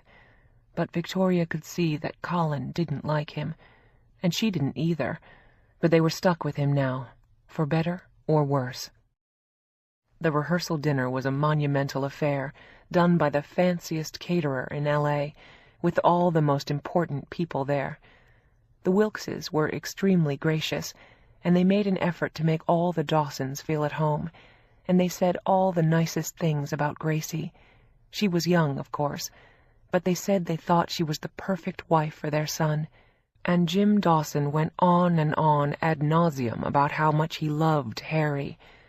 And there were endless speeches at dinner, some of them clever, and most of them very boring. Victoria was going to have to say a few words too, but she was doing it at the wedding, as older sister and maid of honor. Victoria was looking beautiful in the pale blue chiffon gown she had bought for the occasion, and Colin had complimented her several times. Her father had had quite a few drinks when he came over to Victoria and Colin after the rehearsal dinner started to break up and people were milling around. He had on his hale and hearty voice, which Victoria knew was usually a bad sign, and when he was most likely to take pot shots at her. She wanted to warn Colin as her father walked over, but she didn't have time. He was standing on top of them before she could say a word. "So," he said, looking at Colin as though he were 14 and had just shown up to take Victoria out for the first time, "you've made a good choice here. Victoria is our smart one. Gracie's our beauty. Smart women are always interesting to have around." It was his first shark attack of the night. She hadn't seen him talk to Colin till then, and there was blood in the water. As usual, it was hers. Colin looked at him pleasantly as he put an arm around Victoria's shoulders and pulled her close to him. She could feel his strength as he held her, and his protection. And for once in her life, she felt safe. She always did with him. And loved. "I'm afraid I don't agree with you, sir," Colin said politely. "About smart women?" He looked surprised. Usually his opinions were never challenged, no matter how outrageous, inaccurate, or insulting. No one ever bothered. "No, about your family beauty and brain. I'd say Victoria is both beauty and brain. You underestimate her. Don't you agree?" Her father stammered for a minute and then nodded, not sure how to respond. Victoria almost laughed, and she squeezed Colin's hand in silent thanks. But her father wasn't willing to let it go at that. He didn't like being contradicted or interfered with while belittling his daughter. He gave a hollow laugh, which was another bad and familiar sign. "It's amazing how genes skip generations, isn't it? Victoria looks exactly like my grandmother. She always has, and nothing like us. She even has my grandmother's build, coloring, and nose." He was hoping to embarrass her, because he knew how much she had hated her nose all her life. It was his revenge for the protection Colin provided her. Innocently, Colin leaned closer and studied Victoria's nose, and turned to her father with a puzzled expression. "It looks very much like her mother and sister's nose to me," Colin said honestly. And of course it did, thanks to Dr. Schwartz, but Colin didn't know that, as Victoria blushed. Her father looked annoyed, and looked closer himself, and he had to admit, to himself if not to Colin, it did look like Gracie and her mother's nose. "Strange. It used to look just like my grandmother's," he muttered. "She's a big girl like my grandmother, though," he said, with a malevolent glint in his eye. It was the description she had loathed since she was a child. "Do you mean tall?" Colin asked with a smile. "Yes, of course." Her father recanted for the first time ever, and then, without further comment, he slunk off into the crowd. His barbs had been as sharp as ever, but this time they had missed their mark. It was obvious to her father that Victoria didn't care, and even more so that Colin loved her. Her father had lost the target of his jokes and put-downs forever. Victoria sighed as she watched him find her mother and tell her it was time to go. "Thank you," Victoria said quietly to Colin. She would have liked to confront her father herself, but she was still afraid to. There was too much water behind that dam. Maybe one day, but not now. Colin had an arm around her as they walked to where the valet parkers had the cars and limousines. "I can't believe the shit he says about you," he said, looking annoyed. "What's with the nose?" he asked, looking puzzled, and she burst out laughing as they waited for the car and driver Colin had hired for the night. "I had a nose job during Christmas vacation. That was the car accident when I met you," she said, looking embarrassed at having kept it from him out of vanity until then. But she didn't want any secrets from him, now or ever, so she made a clean breast of it and was relieved. "I hated my nose, and he always made cracks about it, so I fixed it. I never told them, just Gracie. Neither he nor my mom noticed when I saw them in New York, or now." Colin couldn't help smiling at her admission. "That was a nose job when I met you?" He looked amazed. "I thought it was a horrible accident." "It was my new nose," she said, looking half proud and half shy. He studied it for a minute with a grin. He had had a fair amount to drink, too, or he wouldn't have taken on her father. He didn't usually do that. but his put-downs of Victoria irritated Colin beyond belief. "It's an extremely cute nose," he complimented her. "I love it." "I think you're drunk," she said with a laugh. She had enjoyed watching him subtly take apart her father. "Actually, I am drunk, but not dangerously so." He stopped to kiss her, and then their car and driver showed up, and they got in. He was staying at the house with her, so they were bound to run into her father again, but they went into her room quickly when they got back, and Colin was so tired he was asleep in 5 minutes. Victoria lay with him for a while, and then she went to find Gracie in her room. She poked her head in the door, and Gracie was sitting on her bed and looking a little lost. Victoria went in and sat down next to her, as she used to when they were kids. "Are you okay?" "Yeah, nervous about tomorrow. I feel like I'm going to his family and losing ours," she said, looking anxious. Victoria wouldn't have considered it a loss, except for Gracie, but she knew Gracie did. She loved her parents, and they loved her. "You won't lose me," Victoria reassured her. "You'll never lose me." Gracie hugged her without saying a word. Gracie looked like she was about to cry, but she didn't. Victoria couldn't help wondering if she was having second thoughts about Harry. She should, but she didn't admit it if she did. "The wedding will be fine," Victoria said soothingly. But sadly, the marriage would not, or at least Victoria doubted it. "I like Colin," Gracie said to change the subject. "He's really nice, and I think he loves you a lot." It was easy to see. He took wonderful care of her, and looked at her adoringly like he was the luckiest man in the world. "I love him a lot, too," she said happily. "Do you think you'll marry him?" It looked that way to her, and Victoria smiled. "I don't know. He hasn't asked. It's too soon. We're happy like this for now. We're going to get an apartment together this summer." They were moving slowly, but Gracie was about to become a real married woman in a few hours. She seemed much too young to her sister to take such a big step, especially to Harry, who was going to control every aspect of her thought and life. It made Victoria sad for her, but this was what she said she wanted, and the price she was willing to pay to be with him. "I'm sorry about the brown dress," Gracie said suddenly, with a guilty look. "I should have picked something that suits you better. I just liked the dress, but I should have thought about you." Victoria was touched that Gracie realized it and told her, as she gave her a forgiving hug. "It's okay. I'll get even with you when I get married. I'll pick something you look like shit in." They both laughed and chatted for a while, and then Victoria hugged her and went back to her room. She felt sorry for her little sister. She had the feeling she wasn't going to have an easy life, a moneyed one for sure, but not necessarily a good one. All she could do now was hope for the best for her sister. They were each responsible for their own lives.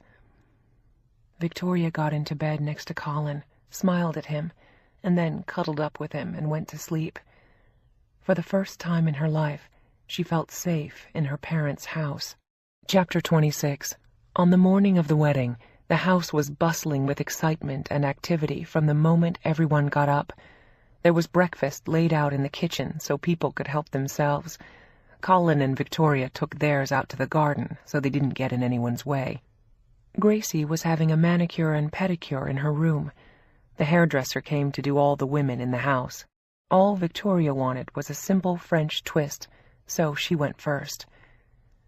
The wedding was set for 7 o'clock that night, but people came and went all day. All the bridesmaids were there from lunchtime on, and Victoria couldn't get near her sister, so she left them alone and did whatever she could to help her mother. But everything seemed in surprisingly good control, and Gracie's wedding gown was laid out in her mother's room.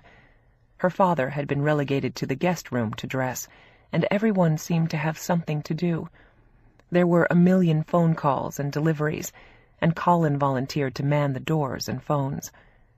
Victoria's father disappeared for a while, and then came back, but he never said a word to Victoria all day, nor to Colin.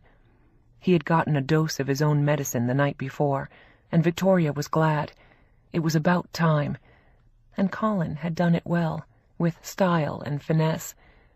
With his protection, her father would think twice before attacking her again.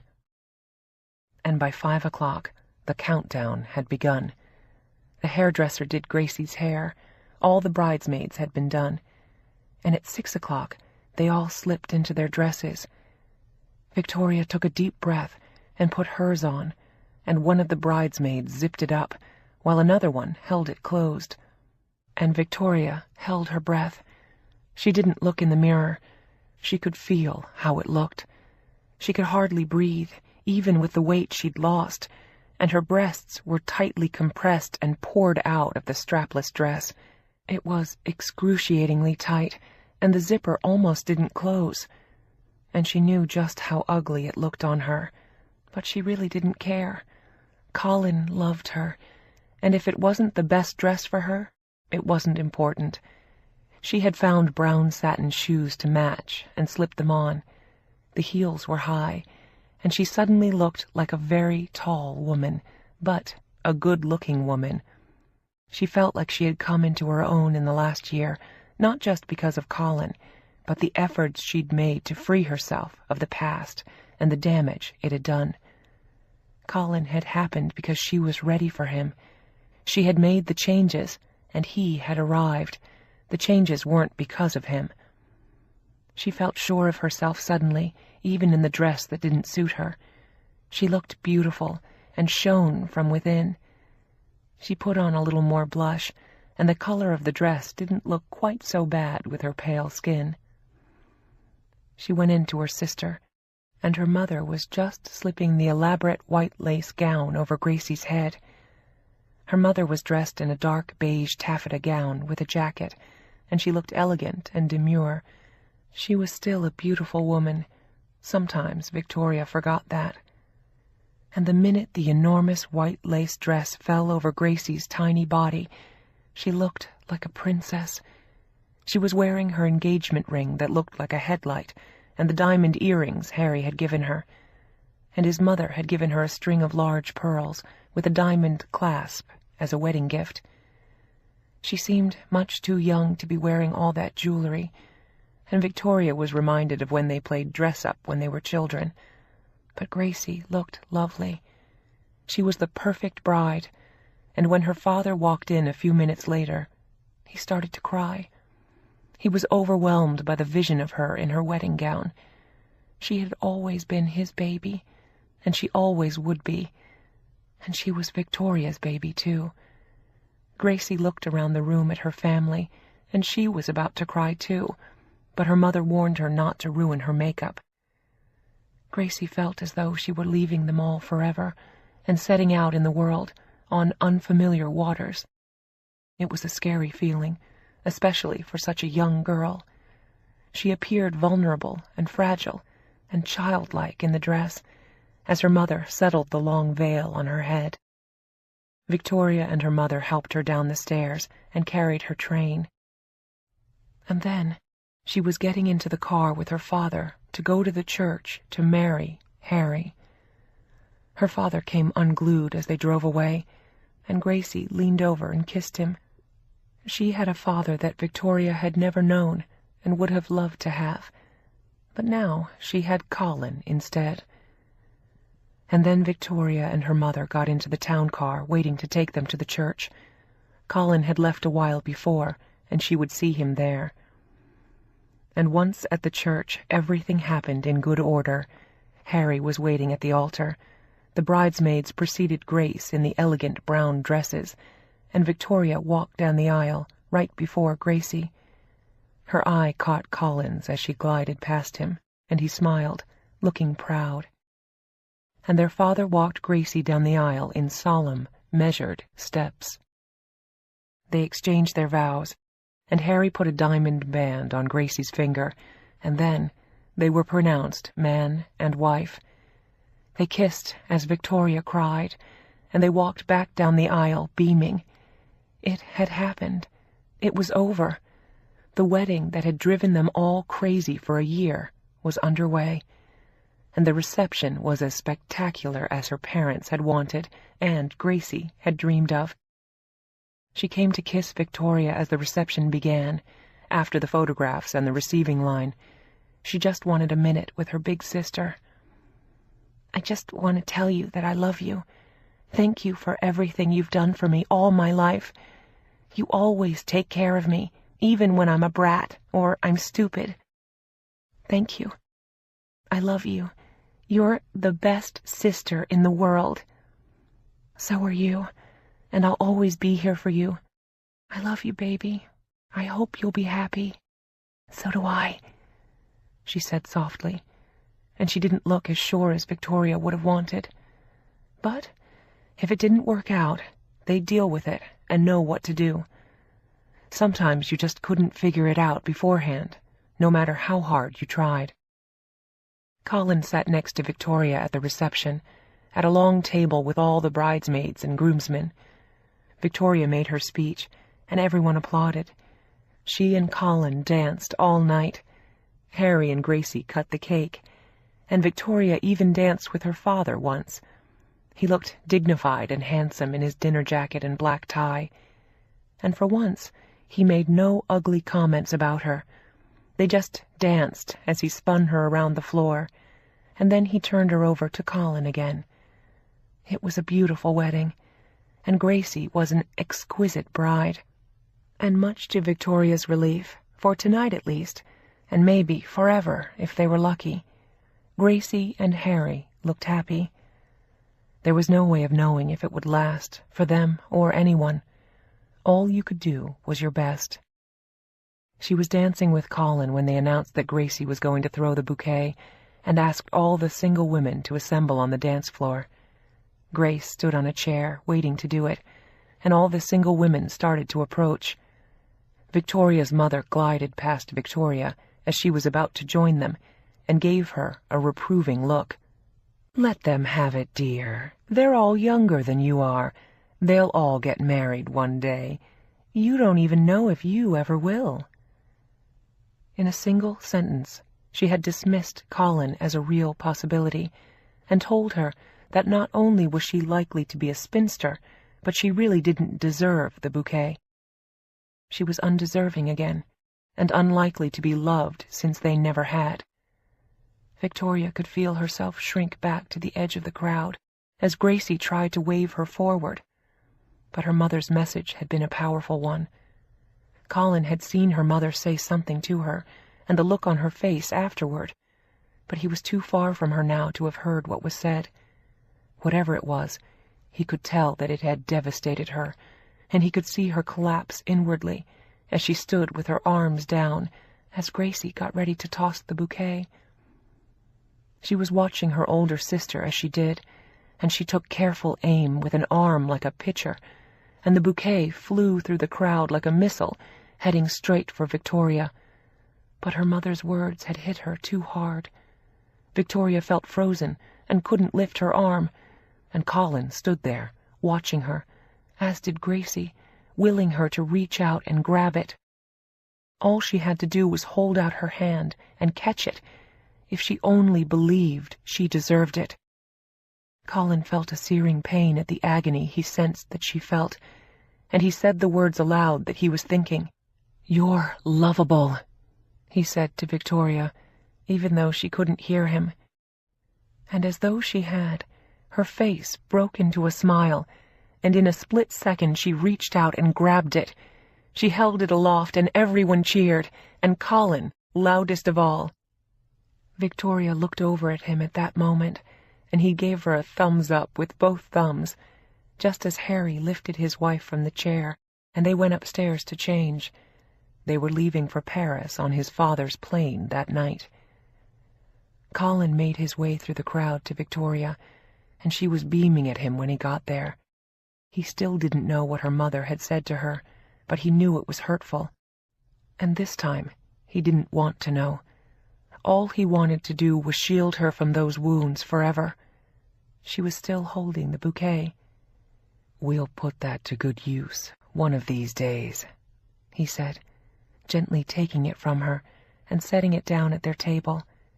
And then he swept her onto the dance floor and held her in his arms as they danced away.